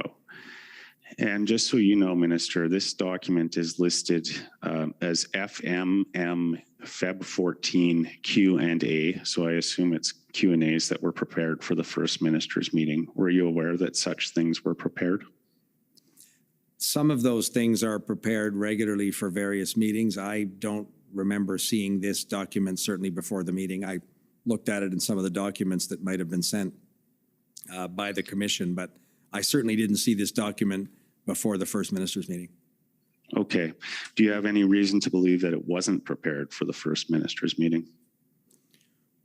No, but I can't speak to which documents were prepared by which officials. I don't have a full recollection of what documents were circulated, but if you tell me that that was a Privy Council or federal government document that was circulated, I'm prepared to take your word for it, but I can't speak to it personally. Okay. And I just want you to take a look at the first two questions on this Q&A. The first one is, why did you wait so long to act? And the second is, when will this come into effect? Will you agree with me that these Q&As appear to have been drafted as if the decision to invoke the act had already been made by the time of the first minister's meeting? No, that I can tell you without hesitation that the decision had not been made. If some communications official is preparing documents for other officials or for political offices, I say, I don't know who prepared these documents or where they were circulated, but there are a series of documents that are prepared for various hypothetical scenarios in the government as part of the routine course of business. So I would not agree with the characterization that that speaks to a decision made. Okay, or perhaps whoever drafted it may have been mistaken. Is that your view then? No, maybe they were. I wouldn't have said it that way until you did. Maybe they were. But as I say, this is a normal course of business for communications officials in the government of Canada. That decision was clearly before the cabinet. The cabinet had been, the incident response group and the cabinet had been considering this second track process for a few days. I don't know when this document was produced even, but as that decision was being considered, it would have been normal for communications officials to prepare documents in contemplation of a decision, but it does not confirm a decision. That would not be accurate. Okay. Sir, Commission Counsel took you to some of the things that were said during the first minister's meeting. I would like to address some of the things that weren't said during the call. Will you agree with me that there was no discussion about there being an approved operational plan to clear the protest in Ottawa? That was a discussion that I remember at a number of incident response group meetings or but not at the first minister's meeting. That's what I'm interested in, sir. I don't remember the first ministers getting into operational policing details in the city of Ottawa. No, I don't. Okay. And will you agree with me that at that FMM meeting, the federal government did not advise that no police services said they needed additional authorities? Again, the Prime Minister convened that meeting to hear from premiers. We didn't provide them with detailed briefings on what police authorities had told our cabinet. Okay. Will you agree with me that there was no discussion of the specific measures that would be included in the emergency economic measures order? I want to see the document again that your colleague, the Commission Counsel, brought out in terms of the First Minister's meeting. I do know at the very front end of it, my colleague David Lametti explained 6 areas where the government was considering as potential sources of emergency authorities in the declaration, in a potential declaration. But I don't remember the detail that he would have given on particular financial measures. I do know that that was shared with premiers as one of the potential sources of authorities in this declaration. Okay, I think your council can probably take it up with you because they have some time at the end. I have limited time, unfortunately. But would you agree with me that there was no discussion, for example, of how credit unions may be affected by the order or how insurers might be affected by the order? No acknowledgement that there are provincial crown corporations that provide motor vehicle insurance that could be affected by the order. Will you agree with me on those points?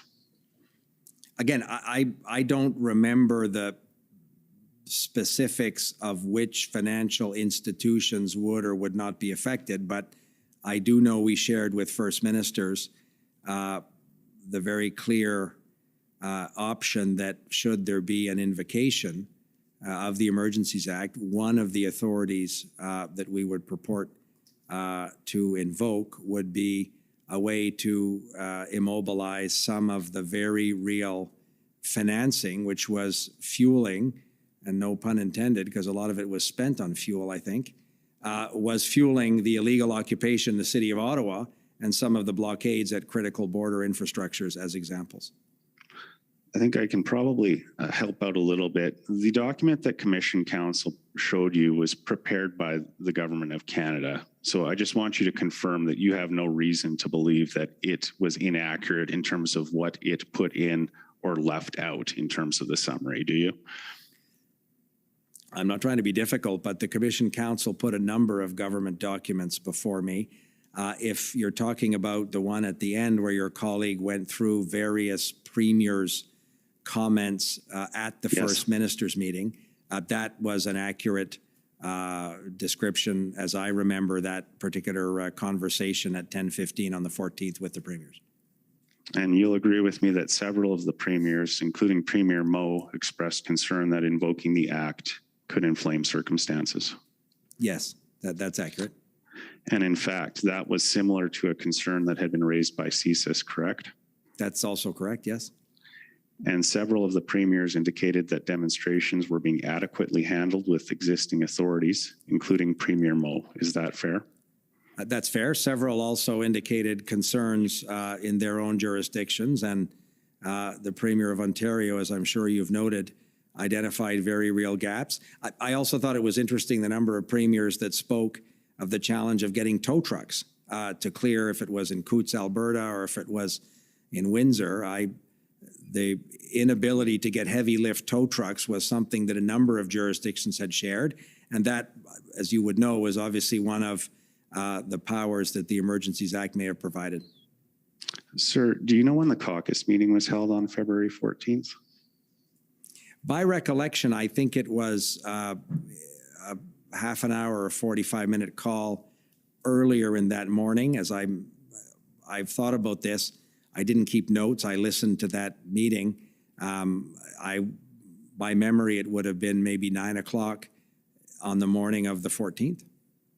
Okay, so it would have been before the First Minister's meeting then? Again, subject to somebody correcting me, that would be my best recollection, yes.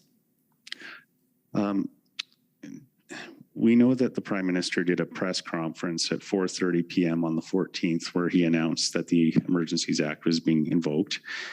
Did Cabinet receive any notice that the Prime Minister had made that decision before 4:30 p.m.?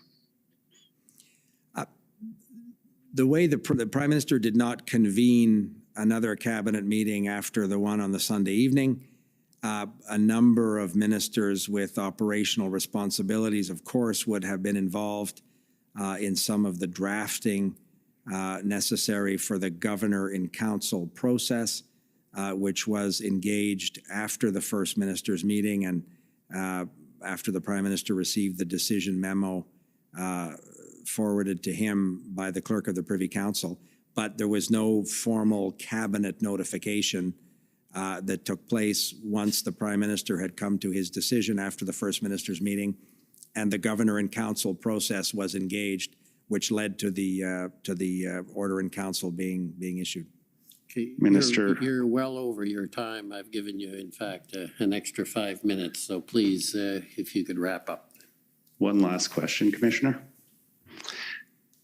Minister, how and when did you find out that the Prime Minister had made his decision to invoke the Act? I was probably consulted during that afternoon, whether it was around the media, the news conference the Prime Minister had at the end of the day, and the Governor and Council process had been engaged. So I was probably notified by somebody in his office that this was a decision as we moved towards the end of the afternoon, and we were getting ready for what would have been the public announcement. Thank you, Minister. I appreciate you answering my questions today. Thank you. Okay, thank you. Next, if I can call on the Canadian Constitution Foundation, please.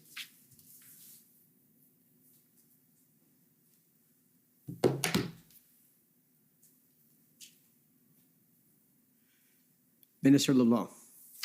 My name is Sujit Chaudhary. I'm counsel for the Canadian Constitution Foundation. So, good evening.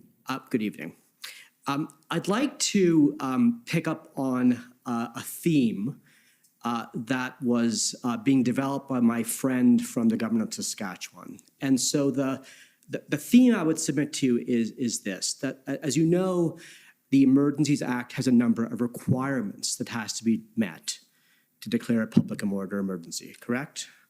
That's right. And so it's one of the questions that we're trying to get at is whether at the First Minister's meeting, the Prime Minister and other members of the Cabinet in attendance effectively communicated to the First Ministers why they felt those requirements had been met.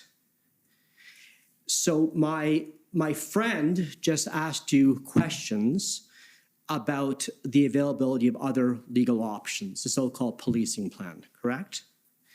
The policing plan, you're referring to the City of Ottawa policing plan? Well, or what Commissioner Loki has put into evidence, that there was, in fact, by the 14th, a policing plan available or ready to be triggered. And my friend, I believe, asked you whether that plan was put to the First Ministers and you weren't sure if it had been or not. I'd want to see the document. One of the major concerns that the government had is the lack of effective policing plan, particularly in Ottawa, to some extent in Windsor.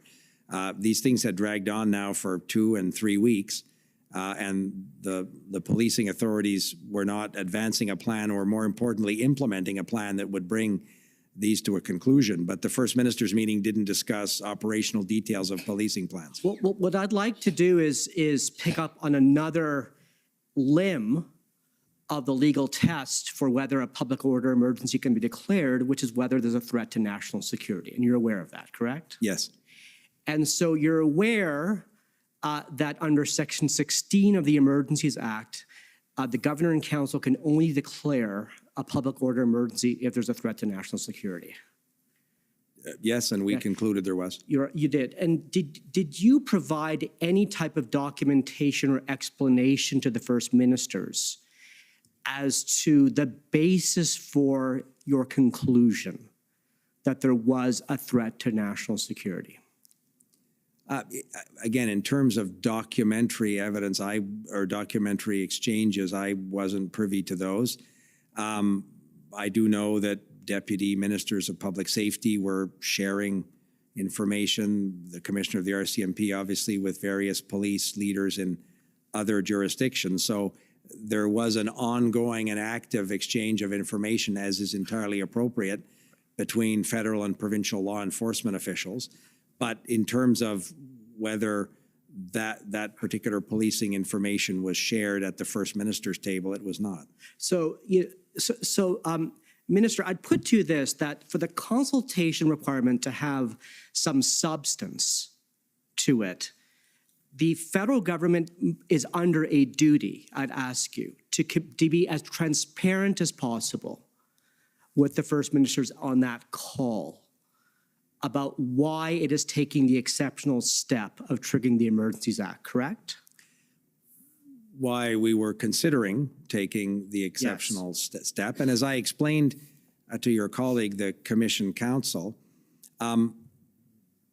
those reflections, those considerations were informed by more than 3 weeks of active exchanges between the Government of Canada and provincial and territorial counterparts. So to say that they were not in possession of the intelligence information, the policing information, I don't think is an accurate description. And I know many of the premiers, because they told me, were also being briefed on an active and ongoing basis, in some cases by RCMP commanders in their particular provinces, because the divisional commanders of the RCMP are, of course, contract police in that jurisdiction. And they were having ongoing and active discussions with public safety ministers in those provinces. And in the case of Premier Kenny, he was clearly being updated in considerable detail by the police commanders in the province of Alberta. Sure. But Minister LeBlanc, I believe you understand that at this point, according to the evidence that we've heard in the commission, there were two potential sorts of threat assessments at the center presented in the Privy Council office. The first you're probably aware of is Director Vigneault's assessment, correct? And he'd concluded there was no threat to national security for the purposes of the CSIS Act. And You're that's aware a of very that? significant, yes, for the yes. purposes of the CSIS Act. And I think it's important that there not be confusion around which particular section of what act he was referring to. But as you probably know, last week, the NSIA, Ms. Thomas testified that in her view, there was a threat to national security under the Emergencies Act, correct? Yes. But was her view shared with the first ministers on that call, so that the consultation was more than just providing them with notice? Well, I don't share your view that the consultation was providing them with notice. The National Security Advisor wasn't briefing the first ministers on that call. She would regularly update the cabinet and the incident response group. We benefited from her analysis and that of Director Vigneault as well.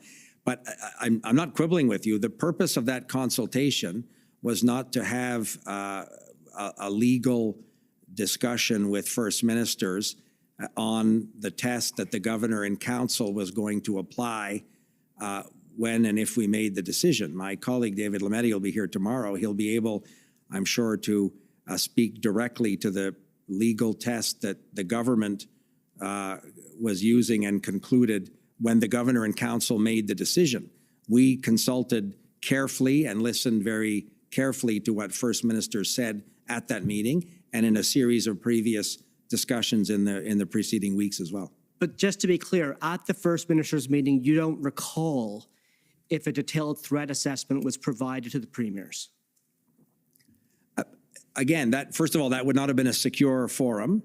A telephone conference call is not normally where senior intelligence officials would share detailed threat assessments. So that particular venue would not have been possible or appropriate. But the way that information was shared with provinces and territories is through the ongoing and secure communications between law enforcement officials of the Government of Canada. And those premiers, many of them would talk to us about it, were being updated by their own deputy ministers of public safety or deputy solicitors general in some provinces, or senior police leadership in their province that had the benefit of an open exchange in a secure context with the Canadian intelligence and law enforcement officials that were briefing the Government of Canada. Minister, I have a couple of minutes left. I want to take you to a different issue, if I may.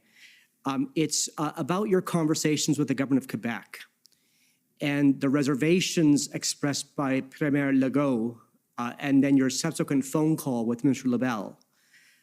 And if I understood you correctly, it was your position that the economic emergency measures that were taken had to apply nationally, correct?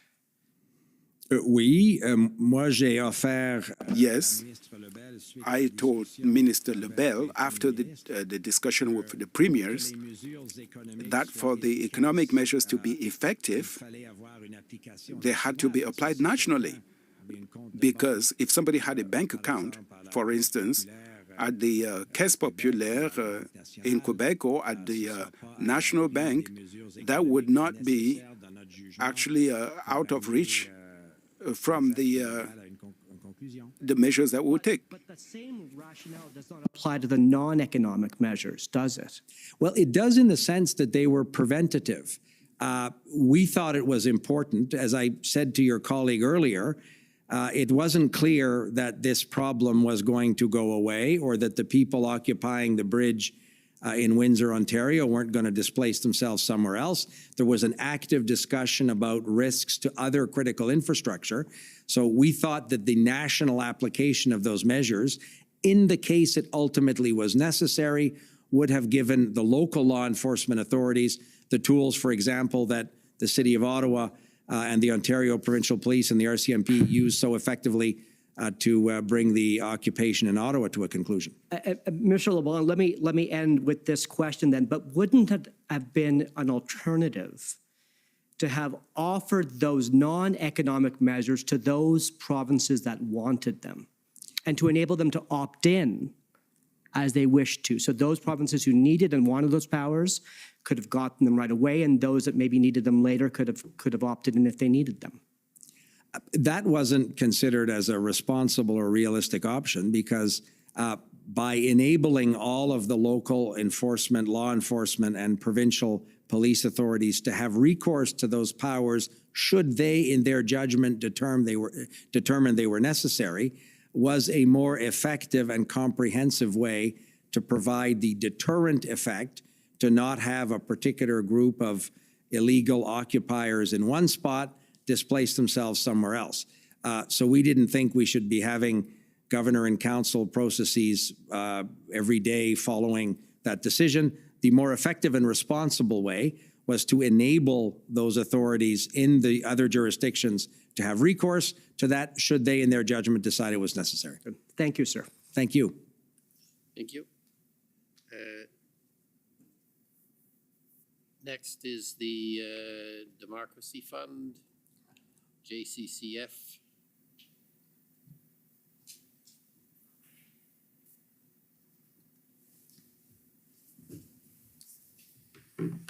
Good afternoon, Minister. Good evening. Yes, good evening. I'm Hatem Kir, Counsel for the Justice Center for Constitutional Freedoms. So the first document I'd like to take you to is the one that we've been talking about for a bit now. It's SSM NSC CAN 50625 REL 3001.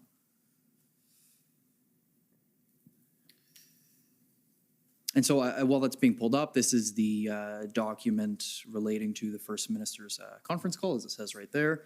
And if we could please go to page 2. Yes, there where, do you see under Premier Horgan's third point, he said that local law enforcement was able to manage. Do you see that? Yes. Okay, and if we could please go to page 3, if we can go to Premier Kenney's comments. So at the top of his first point, you see there where he said that 15 days ago they had 1,000 trucks doing a rolling protest, but then 900 went home. It was reduced to 100 hardcore who stayed behind.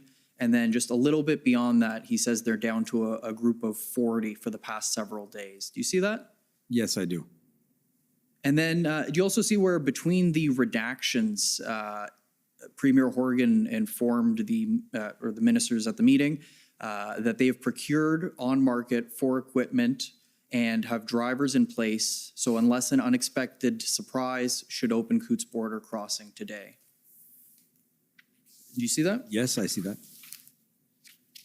Okay, and then lastly, under the, lastly with respect to Premier Kenney, under the redactions, if we can just scroll down a little bit, it seems that Premier Kenney informed the First Minister's meeting that at a previous meeting he had asked the federal government to stop the vaccine mandate for truckers. He said he doesn't understand the public health rationale given the level of transmission. Truckers are isolated in cabs, do rapid tests, and that, quote, he said he, quote, thought it was an unnecessary provocation, end quote. Premier Kenney informed the First Minister's meeting of that? Yes, as I said, this is, in my view, an accurate summary of that meeting. Okay, and then just proceeding on to page 5, Premier Stephenson for Manitoba, under her second point, informed the government that the RCMP were confident that they had the tools in place under provincial law needed at the Emerson border crossing, and they were finalizing plans to open the border, correct? Yep, that's what it says. Okay, so all those premiers had informed the federal government that further powers were not needed then in their provinces. That was their view during that meeting, yes. Okay, thank you. The next, I'm going to change course a little bit here. If we can please pull up SSM CAN 6094 REL 301. And while that's coming up, we've already heard about how you had a discussion with Premier Ford on February 10th, correct? Yes. Okay. So if we can please just scroll down to the second email in the chain, which I take it was chronologically the first email. This is a readout of that conversation that you had with Premier Ford? Yes, that's a summary that my Deputy Minister of Intergovernmental Affairs, Michael Vandergriff, would have circulated to colleagues across the government that you see noted at the top of that email. Okay, and Mr. Clerk, can we please scroll down to the second page? I want to take you to the final paragraph in the summary. So it says there that the Premier had informed you that on the following Monday, which I take it would be February 14th, he will be announcing plans to relax public health measures. And he said in his view, quote, the public is at a breaking point, end quote, and then he refers to other jurisdictions taking these steps. Do you see that? Yes. And I take it that accords with your recollection of the call? Yes. Okay, now he refers to other jurisdictions taking steps. Was it your understanding that he was referring to Alberta, who had announced that they were implementing an accelerated removal of COVID restrictions on February 8th? To be honest, I don't want to mislead you. I would not be able to say which jurisdiction he was referring to. He may have been talking obviously to other provincial premiers, and his officials would have been. They speak actively amongst themselves, as would Dr. Moore, who was his chief public health officer, with their counterparts. So I can't purport to remember the sequence of which jurisdiction was enacting or altering which particular measures. Okay, so given that they're all talking amongst themselves, he might have actually even been referring to Manitoba, which made a similar announcement the following day, or Saskatchewan, which made an announcement on the same day Premier Ford had made that plan, right? Again, I'm taking your word for it. I don't remember the sequence of which province changed what public health posture within their own jurisdiction, but I take your word for it if you have a sequence of provincial public health measures. Okay, I want to hone in on one point that Premier Ford raised there. He referred to the public being at its breaking point. Would you agree that the Freedom Convoy protest was one expression of that sentiment? I would think that certainly in the initial days of the convoy, that attracted a great deal of that sentiment. And our government has acknowledged the difficulty that COVID represented for millions of Canadians. We, the Prime Minister, ministers have acknowledged that this has been extremely difficult on many Canadians, on sectors of the economy. We all know the list of very difficult circumstances that the pandemic brought. So we acknowledge that. And certainly as the convoy was taking form and the first day that we saw on Parliament Hill, there were probably a number of lawful protesters that came to express that sentiment. That wasn't the case as the thing dragged on and as it evolved. But in the initial steps, I think that might be a fair characterization that some of the people participating in some of the convoy activities fit in that category. Clearly, some didn't. But you'd agree as a general principle that generally the goal of protesters is to be heard by their government on an issue that concerns them? I'm not sure I'd generalize that across protest movements around the world or across the country. I can't speak to why particular protest movements are formed. One protests because one wants to bring public attention to a particular issue or bring a certain public policy or governmental policy to public attention. But I wouldn't purport to speak for why people show up at protests or organize protests. Well, you'd agree that that ability to protest is one of the reasons it's protected in our charter is because it's important to that democratic process. It's the voice of, it's one of the ways that people can have a voice. Absolutely. Lawful and peaceful protest is an essential part of any democracy. And as you said, it's protected constitutionally in Canada.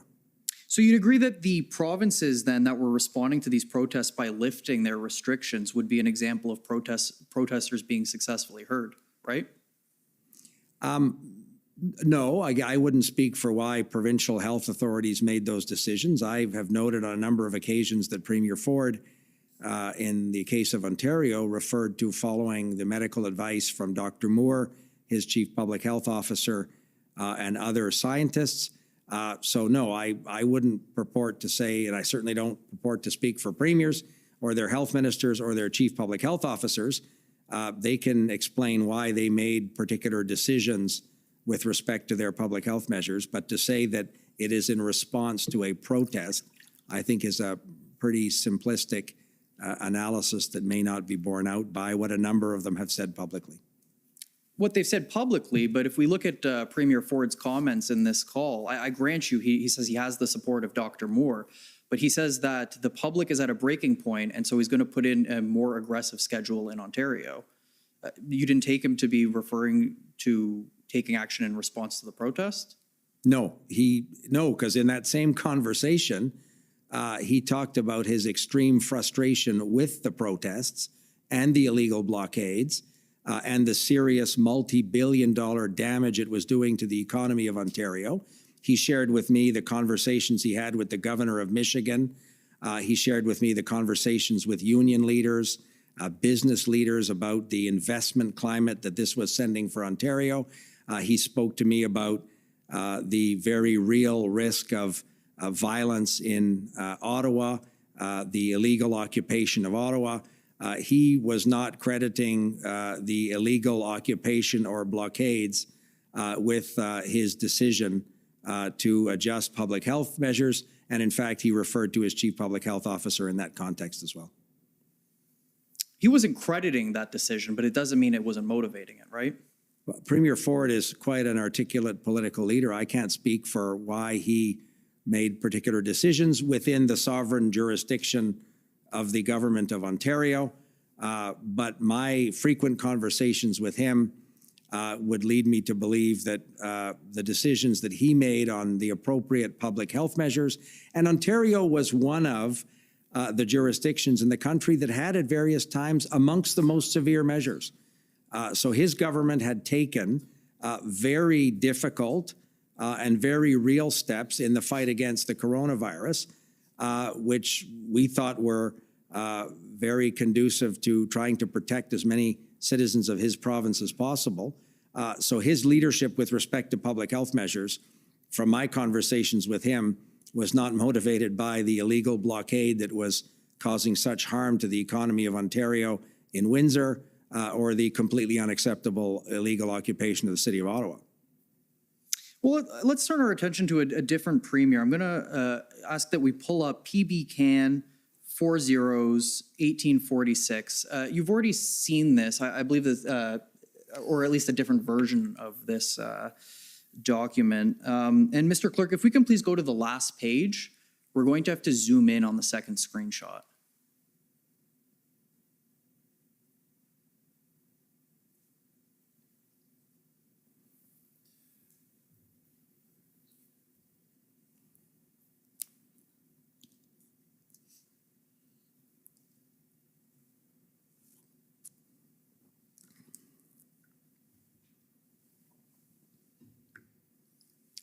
Perhaps if we can even just zoom in a little bit more, it's okay if the bottom gets cut off. Okay, so apologies for the quality of the screenshot. This is how we received it, but do you see there at the top, it says the date, Friday, February 11th? I do. Okay, and then it says there, Dominic, I take it that this was I think actually it was already in response to Commission Council. This is a message that you sent? Yeah, this is I had sort of copy pasted a text message that I had received. I'm guessing if it was 7:47 in the morning, I might have received it overnight from Premier Kenny, and I was forwarding it, I think, to my colleagues. Okay, so the message from Premier Kenny that you were forwarding, which has already been referred to, is that he said the trucker vax policy is obviously just dumb political theater. Calling them Nazis hasn't exactly helped, right? Those were his words and his message to me. Right. Now, my question for you, Minister, is was this sentiment ever relayed to Cabinet as a whole? I was updating my Cabinet colleagues at the Incident Response Group on various discussions with premiers. I would have forwarded that to, I think, I can't see the top of it, but I remember it was Minister Algabra, I think Omar, and probably Marco Mendicino. But I was updating my Cabinet colleagues on those interactions. But so too was Dr. Tam, who was talking to her Chief Public Health Officer counterparts. So the sharing of information around the views of provincial governments was much broader than my summarizing for Cabinet colleagues various conversations that I may have had with premiers. Given, and you know, we did see that Premier Kenny raised a similar statement, though perhaps a different language, at the First Minister's meeting. Did the government consider lifting restrictions as a way to hear what the protesters were asking for? No, the decisions that we made on public health measures were informed by public health advice from doctors and from scientists. That was always the focal point of our decision-making as a government with respect to these public health measures. I put it to you that Premier Kenny was right and that the removal of the exemption for truckers that led to this whole protest in the first place was just a political tactic. Well, it won't surprise you that I don't share that view. And I would also remind you that the United States had a vaccine mandate with respect to truckers that the government of Canada was not able to lift.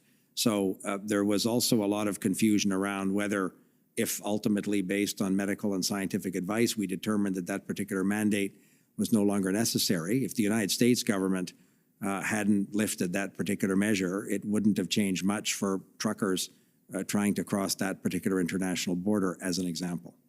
Well, what about referring to the protesters as Nazis? I put it to you that that was also a political tactic. Again, I don't share that view. I didn't agree with the characterization of Premier Kenny. I shared his message with colleagues of mine. Okay, those are all the questions I have. Thank you. And I believe there's some time left over so I can pay back yesterday's indulgence with interest. Okay, thank you. So next is the CCLA, please.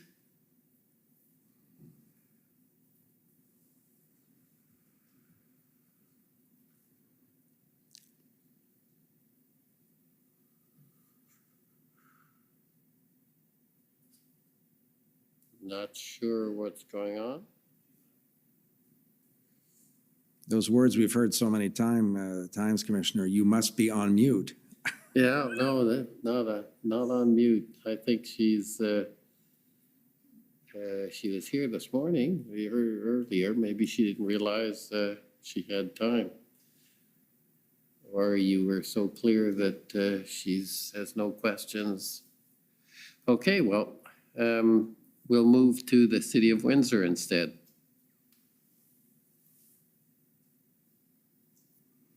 And maybe Commission Council can. I'll do that. Thank you. Good evening, Minister LeBlanc. My name is Graham Reeder. I'm counsel for the City of Ottawa. Good evening. I want to start off by clearing up some comments you made to my friend for the Canadian Constitutional Foundation about the police operations in Windsor. It was not the case that there was no plan in Windsor, nor did it take weeks to resolve. The evidence before the Commission is that the blockade in Windsor began on February 7th. A preliminary plan was in place.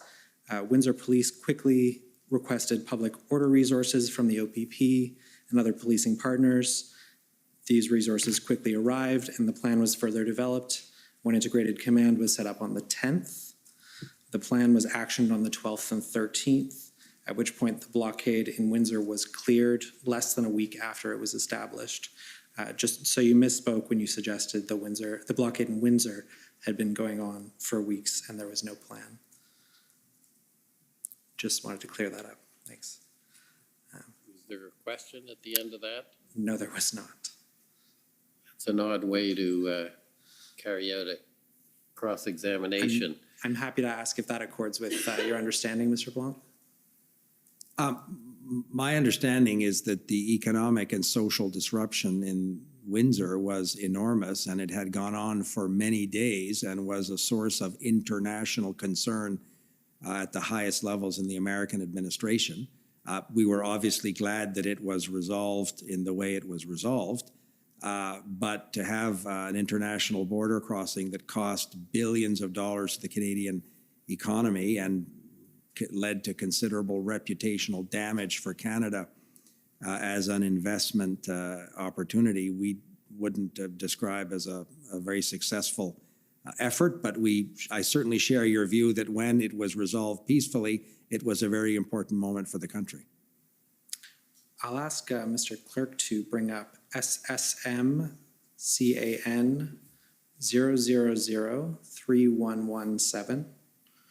This is a letter from the Prime Minister to Premiers sent after the First Minister's meeting on February the 14th. And if we can go to page 3 under point 6,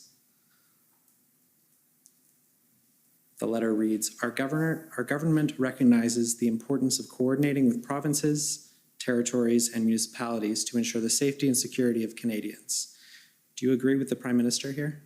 Yes, and he was very clear in the First Minister's meeting and in various discussions across our government that that was the case. Thank you. Minister Blair and Minister Mendocino both told this commission that there's a responsibility for all three orders of government to communicate and cooperate when responding to an event like the protests earlier this year. Do you agree with them? Yes. And we heard from Minister Mendocino today that timely two-way communication between his ministry and the City of Windsor was important in his work at the federal level to respond to the blockade of the Ambassador Bridge. I'll ask Mr. Clerk to bring up SSM CAN 00002253. Although I understand you did not communicate directly with Windsor, were you aware that your senior advisor, Meredith Kaplan-Jameson, communicated with Windsor's Mayor's Chief of Staff, Mr. Telzewski, during the blockade of the bridge?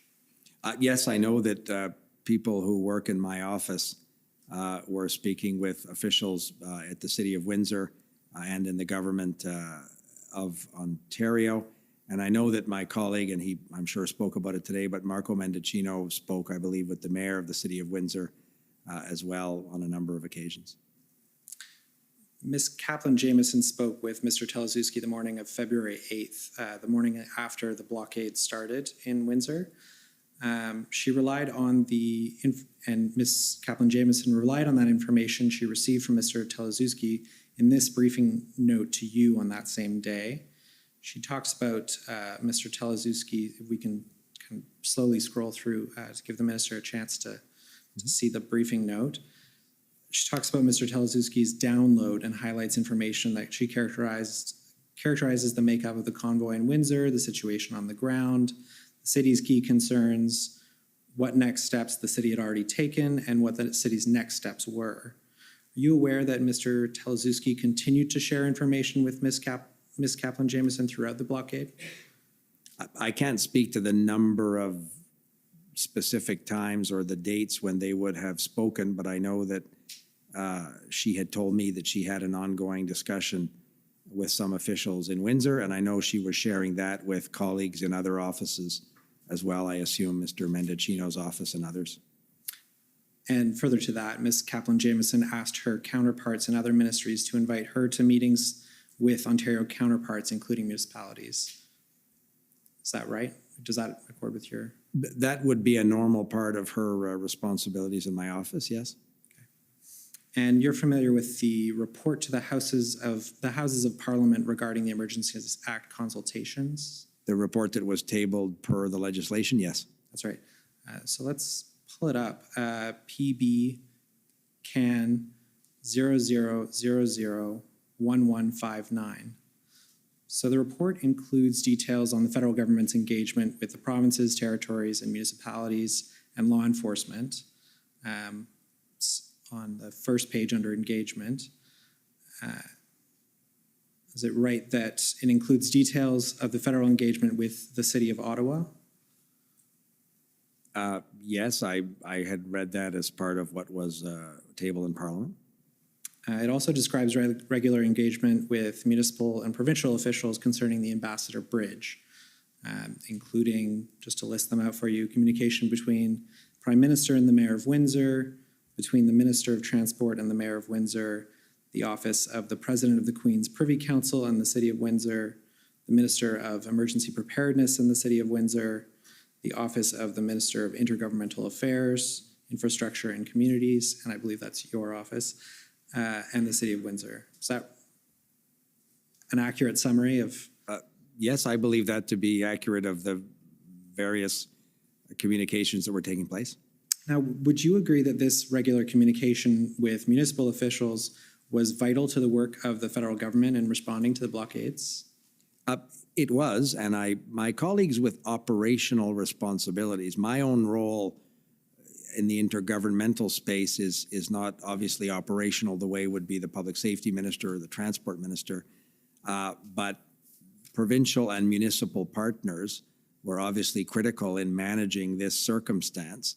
We're always conscious that municipalities operate constitutionally as creatures of provincial legislation. It's not a constitutional order of government, but they have such an important responsibility in managing these public order emergencies that necessarily their officials, their law enforcement officials and so on, have open and active conversations, I think, with provincial and certainly federal officials. And that's in everybody's interest in trying to bring the maximum amount of pressure to bear on ending these illegal circumstances in the most efficient and safest way possible. And this engagement with municipal governments was important enough to the decision to invoke the Emergencies Act that the government included it in the consultation report. Is that right?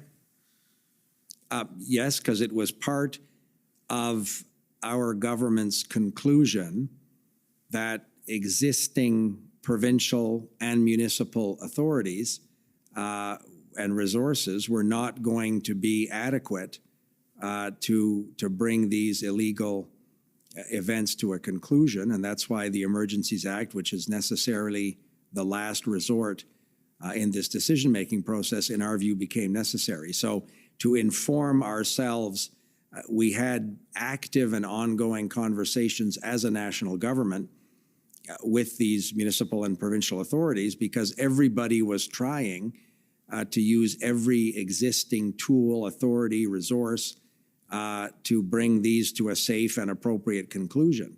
So for us to conclude that it wasn't likely going to work and that it was necessary ultimately for the governor and council to proceed to invocation, this had to be one of the very critical inputs to that process.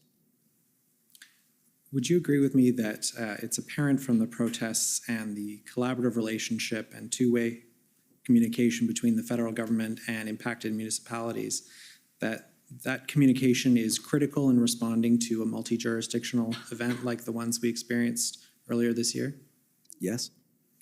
And would you agree that the federal government cannot always rely on their provincial partners to facilitate that communication? again, I want to be careful. As the Intergovernmental Affairs Minister, I'm conscious of the constitutional orders of government. You're a lawyer, you'll understand that as well. Some provinces are very jealous of the Government of Canada having, in some contexts, direct relationships with their municipalities. That's not the case in every jurisdiction. And happily, that was not the case with respect to this joint effort, this collective effort, not joint effort, from the different orders of government, as you noted, to try and manage this national public safety emergency.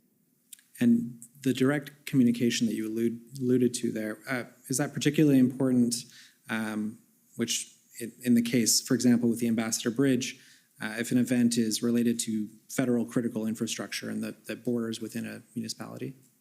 Yes, and that was one of the challenges with respect to those international border crossings, which clearly are critical economic infrastructure for the country. The fact that this international border crossing could so effectively be blockaded, largely in the municipal streets of the city of Windsor.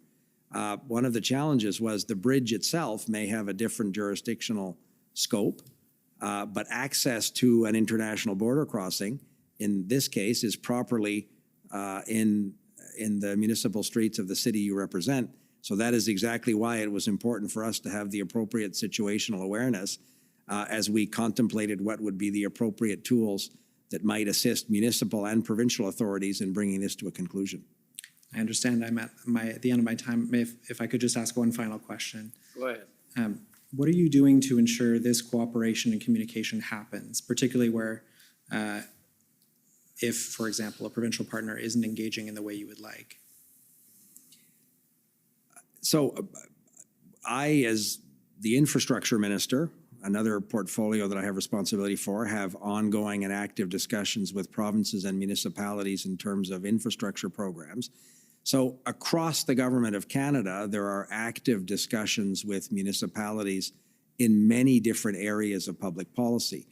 But, and in something as important as the effective enforcement of measures necessary to bring illegal, very dangerous and damaging illegal activities to an end, we'll continue to work with all the partners necessary to do this. And as I said, from our perspective, the provincial governments understood that the three orders of government had to be involved for this to be effective. And in the vast majority of cases, that was the cooperation that was successfully being used. Thank you, Commissioner. Thank you, Minister LeBlanc. Those are all my questions. Thank you. Okay, next to the City of Ottawa, please.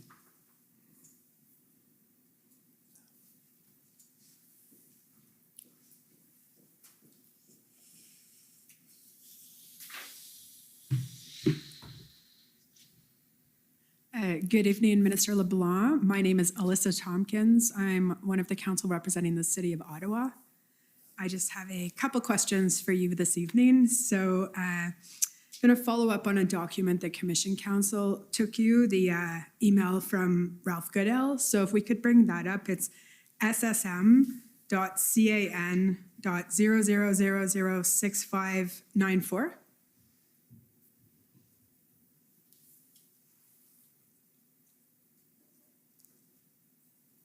Good. And if we can just scroll down. So it's really the last sentence of the first paragraph, but we'll start one sentence prior. Granted, the volume of the protest in Ottawa was greater and came without as much warning, but the City of Ottawa and the OPS have proven themselves incapable of grappling with this problem. And I get that's not your statement, it's his, so I'm going to park it. But it's the last sentence.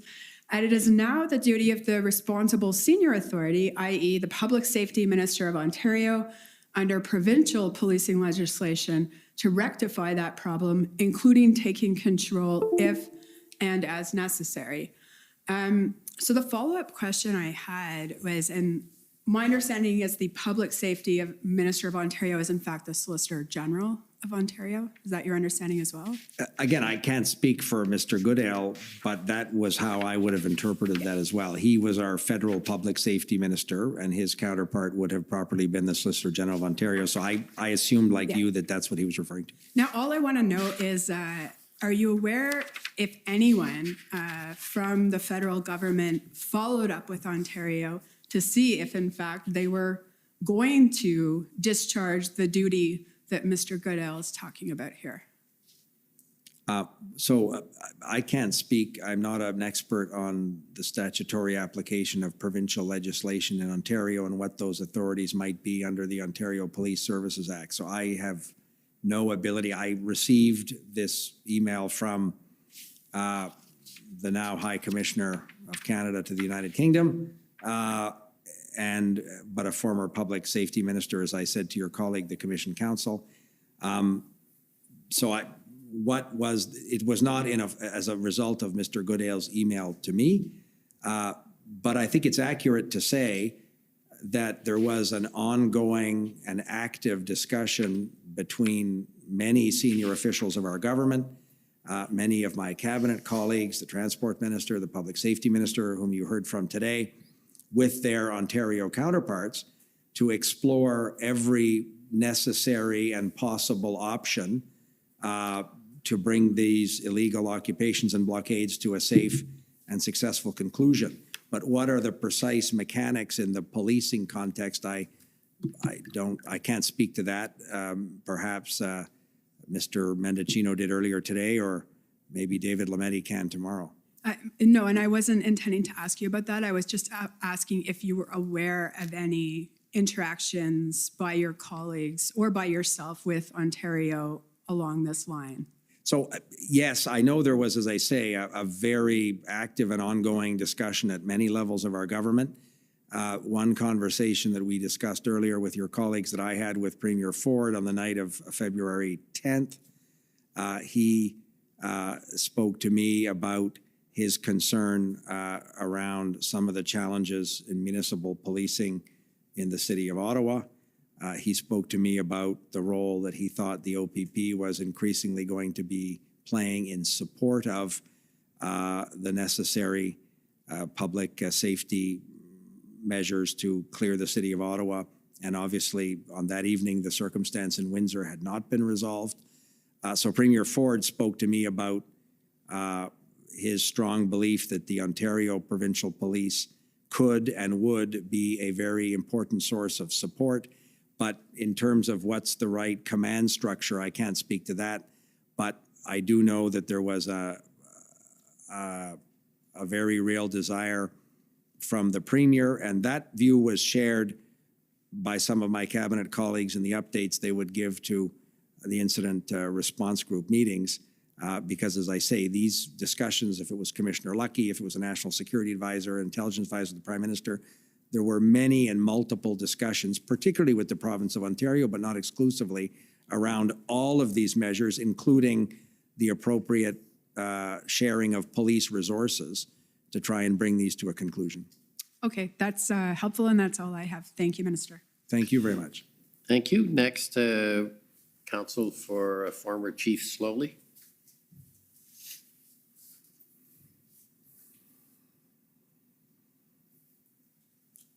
Good evening, Minister. Rebecca Jones for former Chief Slowly. If we can actually pull up the same document, SSM CAN 6594. And Minister, you testified, this is the document that was just up, so as we're pulling it up, you testified that you appreciated Mr. Goodale's, based on his experience, his insights into the roles of the different orders of government, right, when you got this email? Yes, and him having held the public safety portfolio in our government, I thought might have given him an insight that other colleagues would not have had. Fair enough. And I just want to ask you about a few other comments in this email that I think you'll agree with me are insights he shared that you did not agree with. So if we can start in the very first paragraph, there's a reference to a tweet by Mayor Tory, and then there's a reference to it being the situation being a municipal policing problem. And I take it that as a minister in a government that has repeatedly referred to this as a national security crisis, you did not agree that this was a municipal policing problem in Ottawa. He was talking about Toronto and other cities, and I'm thinking off the top of my head of Quebec City. I'm thinking of Fredericton, New Brunswick, or perhaps Toronto, where, and again, I'm going not by some operational experience I have or briefings on how this worked, but if I go on the coverage of the events at the New Brunswick legislature, the Fredericton police appeared to have handled that successfully. Certainly the Quebec City Police with the Sûreté de Québec were seen to have handled it very effectively. And I also remember the city of Toronto, the very real concerns around some potential blockages at the legislature at Queen's Park in Toronto. But as we know, that University Avenue is a critical access to many of the country's best hospitals. So those kind of conversations or potential protests attracted certainly our attention as a national government. And again, without having been briefed on the operational command of which police force did what, to the observer, and Mr. Goodale was observing this from London in the United Kingdom, I would agree with his assessment that in Toronto, it looked like the Toronto police had effectively handled that situation. But what was the role of other police forces? I can't speak to that. Right. You can't speak to whether you can compare the experience in Toronto to the experience in Ottawa, for example. Well, clearly you can't, because the experience in Toronto was effectively resolved and didn't lead to a 3-week illegal occupation. So yeah, I would agree with you.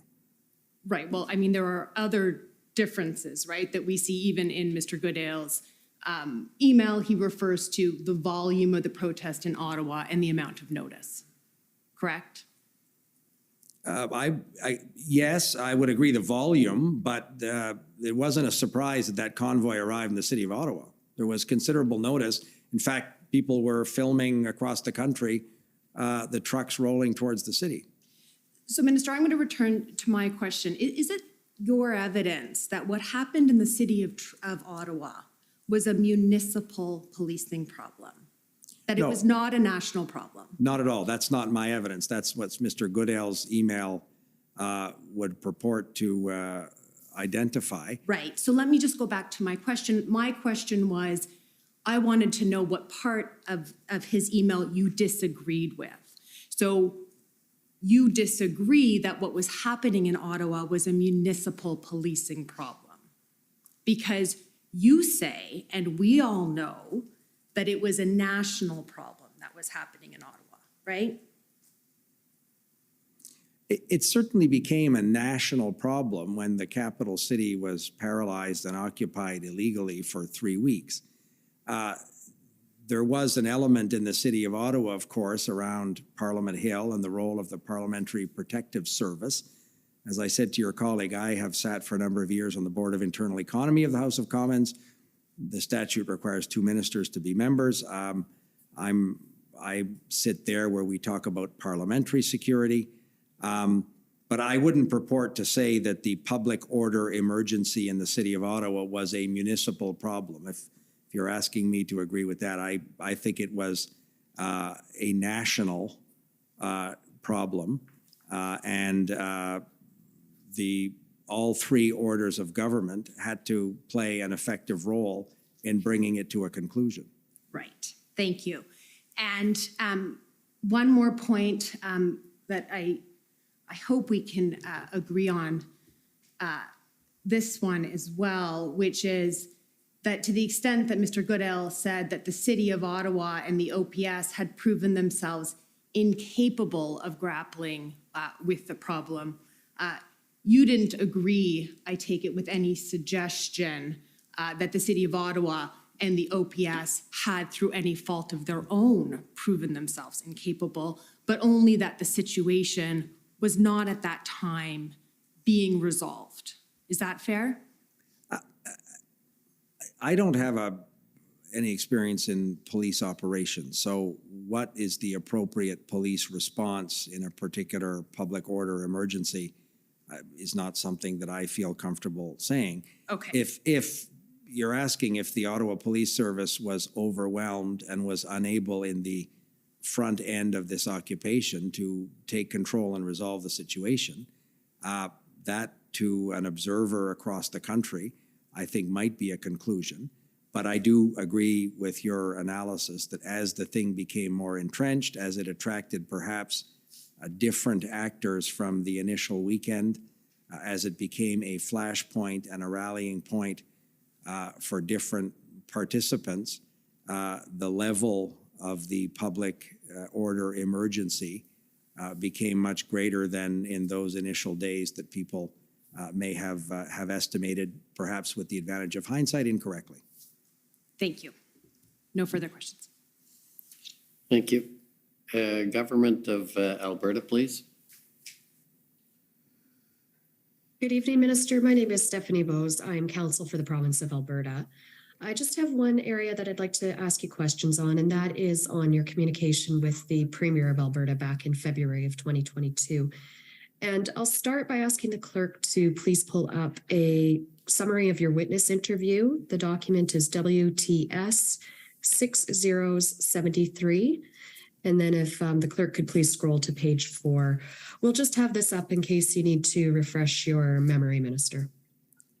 Now, you were asked by Commission Counsel and by other counsel about a text message that you shared that you were sent by Premier Kennedy. That wasn't the only text message or communication that you had with Premier Kennedy. Is that correct? That's the one that I remembered and I discussed in my interview with the Commission Counsel, because he was referring to the potential use of military heavy lift tow trucks. It's possible that Premier Kennedy, as we saw earlier in a text message that I had shared with my cabinet colleagues, he had expressed some frustration in terms of the response of some of the RCMP officers with respect to the situation in Coutts. And just in your witness summary, you indicate that you recalled telling Premier Kennedy that there was a formal process for RFAs that you were not involved in, but that you would speak to Minister Blair or Minister Anand. Do you recall that conversation with Premier Kennedy? Yes, it would have been an exchange of text messages, and yes, I do recall that. Mr. Kennedy, of course, was himself a Minister of National Defense, so he would have had more than other premiers perhaps an insight into that whole request for assistance process. And at that time, were you aware that province of Alberta had in fact submitted an RFA on February 5th? I was not until Premier Kennedy indicated to me that they had submitted it. No, I was not. That was being dealt with by my colleagues, Bill Blair, and obviously the Minister of National Defense herself was involved, but I was not. I would not normally be involved unless I was briefed in a meeting, an incident response group meeting, in terms of that RFA process. Okay, and so it's fair to say that in your ministerial role, you don't typically handle RFAs, correct? That's correct. As I say, I would have been in meetings where my colleagues would have said, we've received or we're expecting to receive. These things are rarely surprises. They're worked on between officials.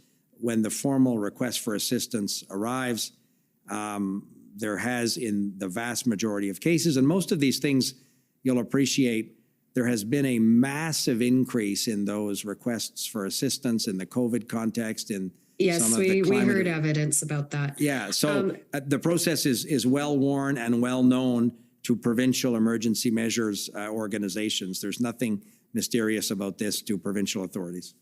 Right, and in indicating that you would speak to either Minister Blair or Minister Anand, do you recall if you did speak to either of those two ministers? Yeah, I would have, as you saw, I had forwarded a text message to the Transport Minister and the Public Safety Minister, but I would have said to, certainly to Bill Blair, when he was at the incident response group meetings I was at, that Premier Kennedy had reached out to me with respect to the potential use of military heavy lift tow trucks. All right, and that limited your involvement there to the RFA, correct? Yes, that's correct. Okay. And then just one other question. At no point in time prior to the invocation of the Emergencies Act did you discuss with the Premier or any other official from Alberta the potential use of the Emergencies Act. Is that correct? I have no recollection whatsoever of having raised that with any of them before we had that first minister's call that we discussed earlier this evening. All right. Thank you, Minister. Those are my only questions this evening. Thank you. Thank you. Do we have any news from the CCLA or? Yes, Mr. Commissioner, they've confirmed that they either did not request time, or if they did, they're not proceeding with it. If there is a party that requested time and has not been called, now would be the time to do it in case there was an issue with the sheet. It's dangerous to say that there's 10 minutes sitting out there. I'm not necessarily endorsing that. I'm just saying it's a possibility. To be fair, that is true. If there is a bureaucratic error on our part, which wouldn't be the first, speak now or forever hold your peace. Okay, that's great. So, call on the Government of Canada, please.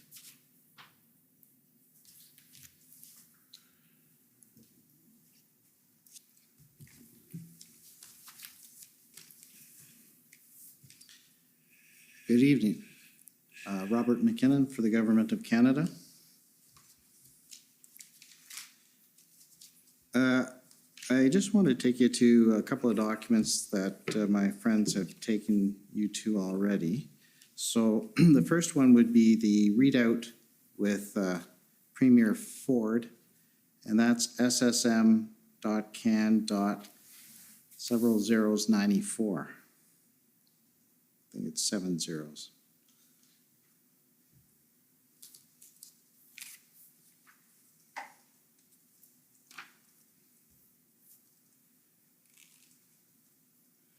And in this particular, well, we can go to the second page for this, but in this call with Premier Ford on February 10th, late in the evening, the email sent at 10:52, so I assume that the call was shortly before that. Is that to your best? Yes, and that would have been 10:52 p.m. in Ottawa, which was almost midnight in New Brunswick, where I was when that call had taken place. Okay. And I would have, my practice was to, after a call, certainly of that significance, to immediately provide my Deputy Minister at Privy Council for Intergovernmental Affairs, Mr. Vandergrift, with a summary of the call, and he would circulate that to his counterparts as appropriate in the Government of Canada. Right. And in this call, he's letting you know about Ontario about to issue an order under the Emergency Act? Yes, the Premier had told me that they were finalizing those measures, and he was announcing them the next day. And you had mentioned that you had had discussions with Ontario concerning options to deal with the situation. Is that correct? Yes, the initial part of the conversation and the purported reason why I texted Premier Ford to ask if I could speak with him when I got home in New Brunswick was to explore what we thought were, particularly in the transportation sector, but not exclusively, options that perhaps non-emergency act options, obviously, that might be brought to bear in the context of Windsor and in Ottawa. So this was part of an ongoing effort at every level of our government, and not only with Ontario, but the example you're using was with Ontario, to ensure that we have used every available and possible authority, municipal, federal, provincial, that may assist in resolving these various illegal activities. And that was late at the end of the day on February 10th even. You were looking at these options apart from the Emergencies Act and talking to provinces. Is that correct? That's absolutely correct. And as I say, I know there had been that day a discussion around some what we thought were provincial transportation department authorities that may be helpful in the trucking context. And that was the original reason why I reached out to Premier Ford. And as I say, the conversation was quickly overwhelmed by his explaining to me the decisions that his government was in the process of implementing, which led to their invocation of their own measures the next morning. In fact, if you look at the second last paragraph, second sentence, it says, Minister LeBlanc said that the RCMP is ready to provide whatever resources are needed as long as there's a good plan in place. That is absolutely accurate. One of the things that struck me at the various incident response group meetings and in briefings from particularly Commissioner Lucky, but not exclusively the Commissioner, because other federal law enforcement officials were providing updates, the head of the Canadian Border Services Agency, the director of CSIS, and others. But police authorities, particularly in our case, the RCMP, the Commissioner of the RCMP, were very concerned about their counterparts in municipal or provincial police organizations having the appropriate operational plan in place that would enable the RCMP to then effect additional resources in a safe and effective way. So that was a subject that Commissioner Lucky brought up often with the incident response group and in various other briefings that I was a party to before the incident response group was stood up by the Prime Minister. And there's no mention in this email of any reference to the Emergencies Act, the Federal Emergencies Act, only the Ontario one. Is that correct? That's right. And I did not discuss with the Premier at all the potential invocation federally. We were still canvassing, and you would have seen that in some of the incident response group minutes. The first track one, was still very much on that evening the focus of our efforts, because we recognized that the Emergencies Act, ultimately, if that was the decision, was a decision of last resort. So we were very much actively in pursuit of existing provincial and municipal authorities and federal support that would help them execute those authorities in the most safe and effective way. When did you, I'm talking about Cabinet, first consider the use of Emergencies Act? The first time I remember a discussion about the potential invocation or the necessary analysis that might lead the government to conclude that that was the necessary step of last resort was at a meeting earlier in the evening on the 10th of February in Ottawa, an incident response group meeting. And as I say, the briefing by officials was framed in the context of Track 1, which we had been pursuing since the very beginning of this public order emergency. And Track 2 then became an option or a source of discussion for the government as an option if Track 1, which was the existing authorities, municipal, federal, and provincial, continued to prove ineffective in resolving these illegal blockades and occupations.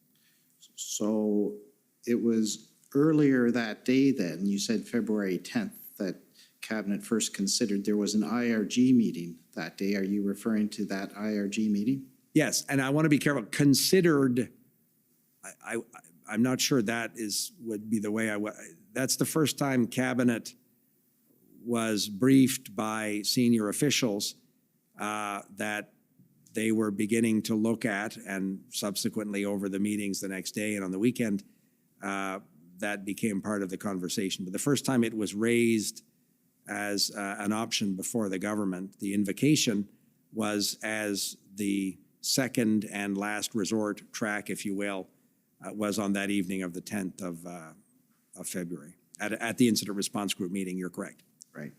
We know that there's a chart at the back of the February 12th minutes listing Track 1 and Track 2 options. Do you recall that? Yes, and I would I would have recalled that conversation at that meeting as well. I think that was the Saturday.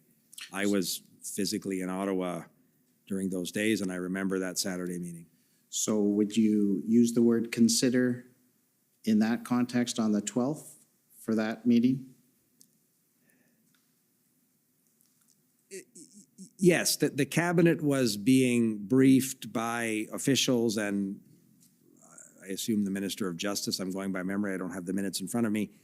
But cabinet colleagues and senior officials were explaining to the government, to the incident response group meeting in that case, what might be the steps necessary and the potential authorities that could be contained should the government decide to proceed to an invocation of the Emergencies Act. Okay, Thank you. Another document my friends took you to, and you made reference to, so I just want to make sure I'm highlighting an area that you referenced in your answer. It's ssm.nsc.can. A number of zeros, 625. It's the First Minister's conference call. And the first page, you made reference in answer to my friend who didn't have this up at the time. You mentioned the first part that certain measures were listed, and he was asking you about certain measures, and you said you thought you recalled it in the first part, and stop there. If you look at Minister Lametti, and you mentioned 6 measures. If you look on the 4th line, it says he highlighted 6 areas where measures can be taken. Do you see that? Yes. Are those the measures that you are referring to when you answered a question earlier? Yes, I was. All right. And in there, it has 6. I won't read them all out, but it does have a measure that authorizing or directing financial institutions to render essential services to relieve the impact of blockades. Do you see that? Yes, I do. My friend asked you for more specificity, but the measure is referred to in there. Is that correct? The measure is referred to, and again, going by memory, my colleague David Lametti would have explained that one of the concerns we have is the financial support, which was very considerable to these illegal blockades and occupations. And these economic measures were only available should the government decide to invoke the Emergencies Act. And that was when I think it was your colleague representing one of the provincial governments. That was exactly, I'm going by memory. It's getting late, but it's not as late for some of you who've been here all day.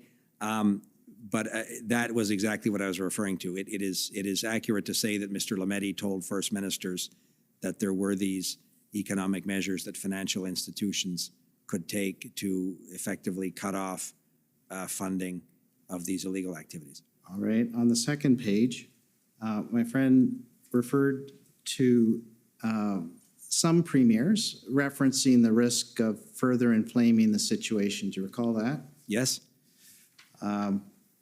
And if you look at the response of, so Premier Horgan, the PM's response, that Premier endorsed the invocation, and then but recognized afterwards, the PM says we would be as proportional and measured as possible, recognize the risk of further inflaming. Also have to show a firmness that comes with this. Do you see that? Yes. So had Cabinet recognized this risk, that it could inflame the situation? There was a reference to a CSIS document the day earlier by one of my friends, inflaming the situation, although in that sense, CSIS was referring to the radicalization element. Did you have a comment on recognizing the risk and taking account of any concerns that the premiers had in that area? So the Prime Minister, in the course of that conversation with First Ministers, acknowledged that the Government of Canada recognized this risk. But that was also part of the discussions we had at the incident response group meetings when we would have received updates from the various federal intelligence and law enforcement officials that were updating those groups of the group of ministers constituted at these various moments. So it is accurate, I think, Mr. McKinnon, to say that the government of Canada and certainly the cabinet considered carefully the risk of further inflaming or the incendiary effect of a potential decision to invoke the Emergencies Act. That was part of the deliberative process that the government considered when we came to the decision that the circumstances were such that it warranted this measure of last resort. Okay. And on the third page of this same document, there's a reference under Premier Kenney at the end. It's Premier Kenney. You go a little, about 2/3 of the way down, yes. Yeah, that's the last sentence. There's the last line says, "Don't quibble using Emergencies Act, but there are other ways to reduce passions of people." Do you know what that is a reference to? That was a reference, and I remember listening carefully to that conference call, to that First Minister's meeting. I do remember the Premier of Alberta, then Premier Kenney, saying that he didn't quibble with using the Emergencies Act, but his focus had been on some of the risks, the public safety risks that were very real in Coutts. He had shared with me his concern about the very high potential for violence in Coutts. But I do remember being surprised that the Premier of Alberta did use the phrase that's accurately reflected in that readout of the conversation. All right, and my last reference in this document is page 10. I think page six, sorry. There were 6 premiers and territorial leaders who had endorsed the invocation in this meeting, it appears, by my count, one of them being Premier Ford. And in this statement from Premier Ford, he says, I'm looking, so it's where it's in a bullet point, third from the last, province does not have tow trucks. Have to negotiate with tow truck drivers. That will change in the future. We'll ensure that OPP have tow trucks. Embarrassing that we can't get the use of tow trucks. Do you see that? I do. And was that communicated by Premier Ford at this meeting? It very much was. That view was shared, as we've heard previously, by Premier Kenney. Premier Ford had talked to me about that. I think we were all surprised at the extent to which commercial tow truck drivers were reluctant, were intimidated. What the circumstance was, I don't know. I can't speak to that. But with the lawful authorities, in this case in Ontario, were not able to procure sufficient access to these heavy lift tow trucks to remove some of these large trucks that would have been blocking either the city streets of Ottawa or the bridge in Windsor, or in the case of Alberta, the Coutts-Alberta border crossing. And one of the reasons why ultimately the Governor and Council, the Cabinet, concluded that the Emergencies Act was a necessary and proportionate use of last resort was because it enabled in the Emergencies Act authorities to give local enforcement authorities the ability to compel tow truck operators or tow trucks. I may not be using the precise words, but this was seen as part of the solution to bring these blockades to a conclusion. It was not tenable to say we can't enforce municipal bylaws, criminal code bylaws, because we can't find somebody to tow a truck away from a critical piece of infrastructure as important as the Ambassador Bridge. That seemed untenable, but Premier Ford correctly identified that as a real operational problem which we viewed the Emergencies Act as being ultimately able to provide some relief. Right, and that was on February 14th. Absolutely, this discussion was at the First Minister's call on the 14th. Okay. My friends also took you to your witness statement, WTS number of 073. At the very last page.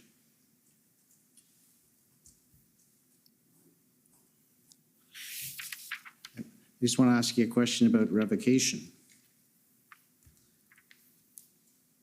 So in your last paragraph, you described the revocation aspect. And in the last sentence, it says, he noted that the Prime Minister was insistent both at cabinet meetings and in public that the measures would be very time limited and would be revoked as soon as the situation permitted. Is that still a fair statement?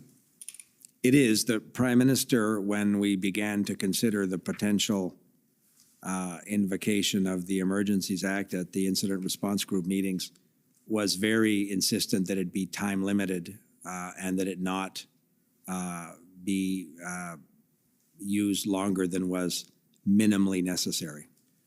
All right, and I just have a couple more points to respond to questions my friends have asked.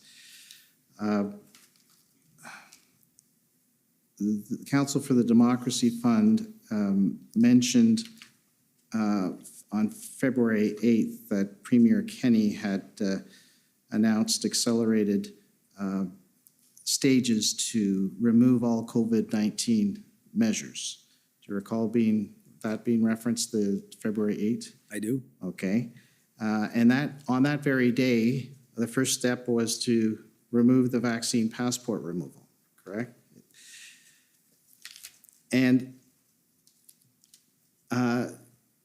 was there a dispersal as a result of that announcement of healthcare measures of protesters at Coots in the next few days?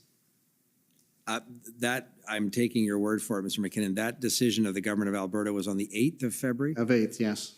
No, the Coots illegal blockade continued for a number of days after that. And in fact, there were sites, I remember, on the route, on the access to the particular Coots border crossing that were increasingly becoming the source, a magnet for other activities. So to pretend that the vaccine passports to go to a restaurant in Alberta resolve the Coots border crossing would not be an accurate view, in my opinion, of the chronology of those events. Okay, there was another point that was raised about the Windsor blockade and the fact that it had been cleared. Are you aware, if I could just pull up this document, it's WIN 50932. Are you aware of the injunction at Windsor? I was aware at our incident response group meetings, officials were briefing us, and that was very much in the public domain and in public media about the injunctive relief that was being sought by authorities in Windsor. Could you go to page 8, paragraph 47? That's it. That's right. About the notion that all was fine at Windsor, if you just look at the top paragraph there, it mentions that a court decision says that there is a risk that there could continue to be, based on uncontroverted evidence, a return of protesters, so it was necessary to continue. So was the Emergencies Act, to your knowledge, a deterrent that was useful for this state? In my view, yes, and I think I tried to express to one of your colleagues that if a particular, in the case of the Windsor blockade, it was, as I've said before, extremely damaging economically. It was high risk of public safety concerns. All of that, in our view, was true. But once it was dispersed, it wasn't clear where those people had gone or where they may show up next. So in order to keep that particular border crossing open, there was a a level of very significant and sustained police presence required. The injunctive relief, as you noted, continued. There was an issue of potentially spreading too thin police resources. So in our view, the Emergencies Act had a dissuasive and deterrent effect that may make it possible for other particular pieces of critical infrastructure or other municipal streets not to be affected in this way once people understood the financial measures and the local law enforcement authorities had these additional tools to designate certain areas, and your colleagues have spoken about this earlier, as a way to manage potential pop-up or sympathy protests. So simply because the bridge had been reopened did not remove, in our view, the risk of a recurrence, and the heavy police presence that remained, I think, was perhaps a confirmation of that concern. Okay, my last question, my very last question is, are you, because it has to do with the deterrent effect, and I hope my question isn't in that same vein, have that effect, but the... Maybe my answer needs to be briefer. This can be brief. I won't take you to it unless it's necessary. In the IRG of February 23rd, there's a reference to the use of pamphlets in Manitoba at the Winnipeg legislature that contained measures that were used, that were handed out to protesters in order to help deter them from coming. Are you aware of that from the IRG from February 23rd? Yes, we took note of the certain irony that the province of Manitoba said over and over again that this wasn't necessary and need not apply on the territory of Manitoba. But the Winnipeg police force thought that those measures that would have been available to them had they been needed were of sufficient importance that they should use them in a pamphlet that they were giving to demonstrators who I think were in front of the Manitoba legislature. I think it's on Broadway Avenue. But that was a source of real concern, and the Winnipeg police thought that those additional authorities were significant enough that they may be used to perhaps dissuade some of those protesters from entrenching in front of the Manitoba legislature like we saw in the city of Ottawa. Thank you, and thank you for your indulgence, sir. Okay, so any reply? No re-examination, Commissioner. Okay, well then I think you're now free to have supper. J'ai pas l'air de quelqu'un qui a manqué beaucoup de repas. Well, I don't look like someone who's missed lots of meals, yes, but still, maybe you could have a glass of wine to celebrate the end of your testimony. Yes, I could even go and smoke a cigar with my colleague, Mr. Mendicino. Thank you so much, Mr. Commissioner. Thank you for appearing and for testifying, and thank you as well for having accommodated us up to this hour. I really appreciated this occasion and your work as well. Thank you. So we're adjourning until 9:30 tomorrow morning.